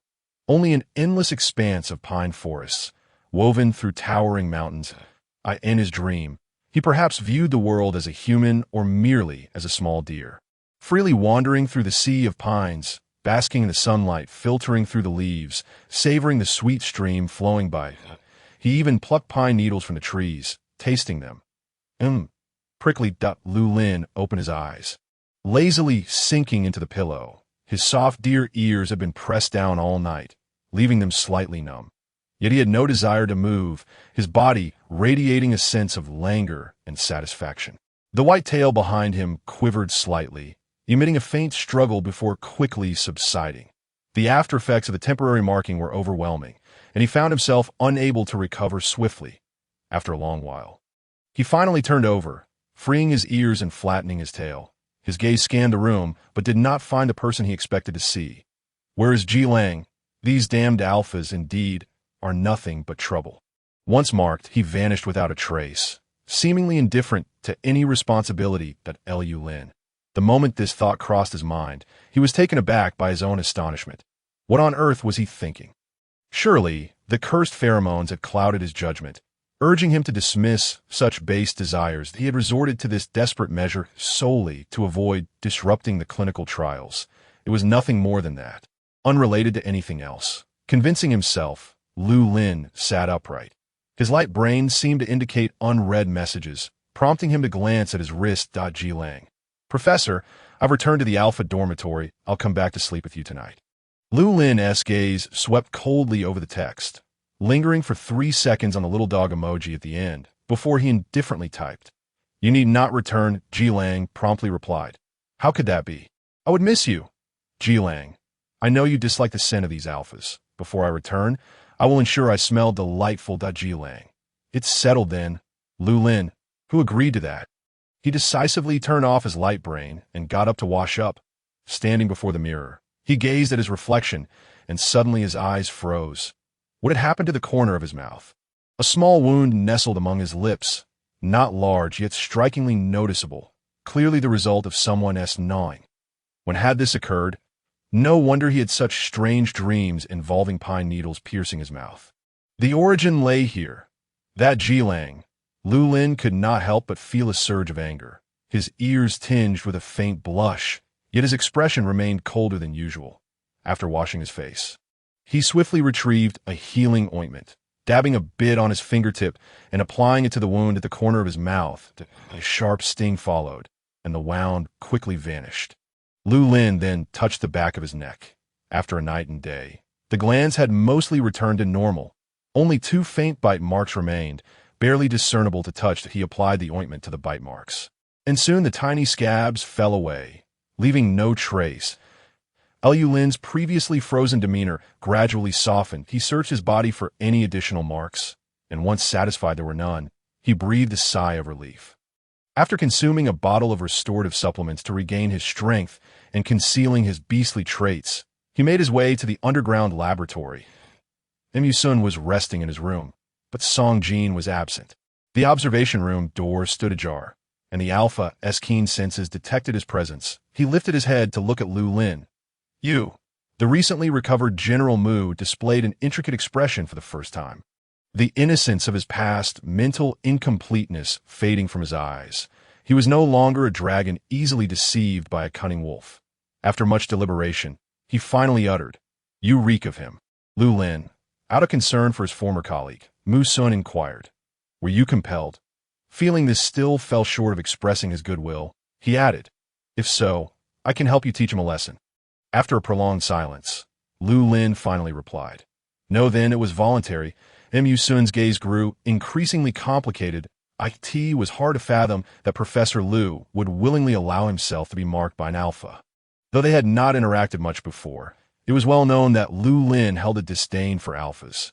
Even when seeking medication, he had refrained from direct contact, insisting on wearing gloves. You might not necessarily stand a chance against him. Lu Lin added to Mu Sun, "What is this faint sense of pride? Not only did you voluntarily allow yourself to be marked, but you even unconsciously speak on his behalf. You have succumbed." General Mu reached a conclusion. "Succumbed?" Lu Lin's finely chiseled brows knitted slightly. "I am merely stating facts, still unwilling to admit it." Suddenly, he understood why Ji Lang described Lu Lin as tsundere. Every word rang true. Lu Lin, "I'm here to ask you if you have considered the previous matter." He sat down before Mu Sun. "The clinical trials for the special medication have commenced, and thus far, everything is proceeding smoothly. If all goes as planned, mass production will soon follow. Although the trials are being conducted in secrecy, it is only a matter of time before His Majesty discovers them. That I cannot predict when that day will arrive, but my instincts tell me time is running short. We must prepare promptly." Mu Sun raised his head. "What do you intend to do?" "The development of activating pheromones in the realm of pheromone weaponry must be halted. I will find a way to negotiate with him." "Is that feasible?" "It is difficult." Lu Lin lowered his gaze, fingers resting on his knees. "But I cannot give up. I must at least attempt it. I am the bargaining chip in this negotiation, am I not?" "If you are willing. But have you considered that regardless of whether the negotiation succeeds or fails, you will sever ties with him? The mere fact that I am alive is enough to infuriate him. I understand that he will not permit you to leave the palace alive. Even if your bodyguard manages to keep you safe, you will be pursued to the ends of the earth by His Majesty. And everything you possess, your reputation, status, and achievements, will be obliterated. I have never cared for such hollow accolades." Lu Lin fixed his gaze upon him, his gray-blue eyes calm. "As long as I can prevent a tragedy from recurring, I would pay any price."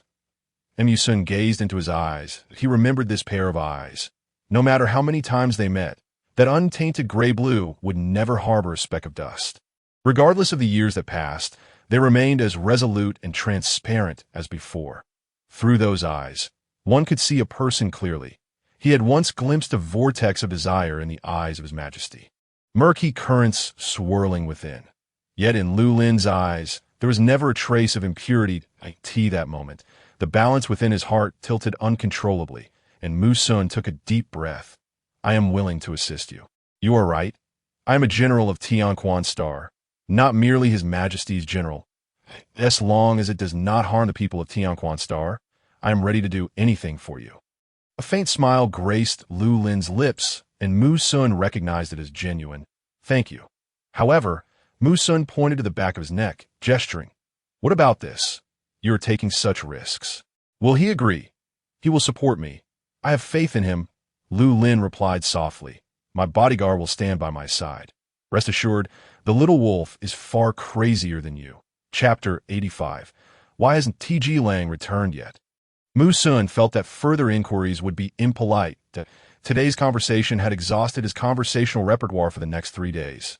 He decided to refrain from engaging with Lu Lin for that duration. Lu Lin, by the way, where is Song Jin? He want to walk the dog. Very well, to say the last 4 words, truly the last. Walk the dog? As Lu Lin pondered this, he suddenly heard the sound of the elevator descending from afar. Song Jin emerged from the elevator, leading a yellow dog, and upon seeing him, greeted, "Professor, you've arrived." He released the dog leash, allowing Bandit to play freely. Previously, Mu Sun was in an unstable condition, and I feared it would frighten him, so I asked a colleague who loves dogs to help take care of him for a few days. Lu Lin nodded.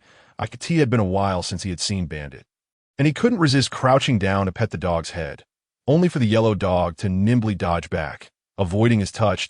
Lu Lin's outstretched hand hung in the air. Doesn't he recognize me anymore? He inquired. Shouldn't he be that?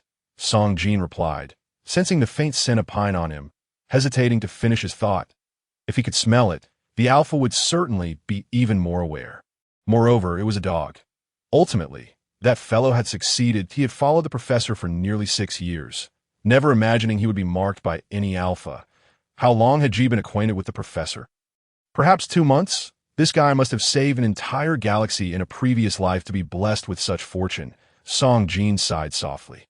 The yellow dog circled Lu Lin, sniffing left and right, and finally, upon confirming something, emitted a desperate wail, rolling on the ground in despair. Its new owner had been marked by the alpha it despised. Lu Lin, what is wrong with this dog? Both of them seemed quite off today. Not receiving a pet, he simply stood up, prepared to head upstairs.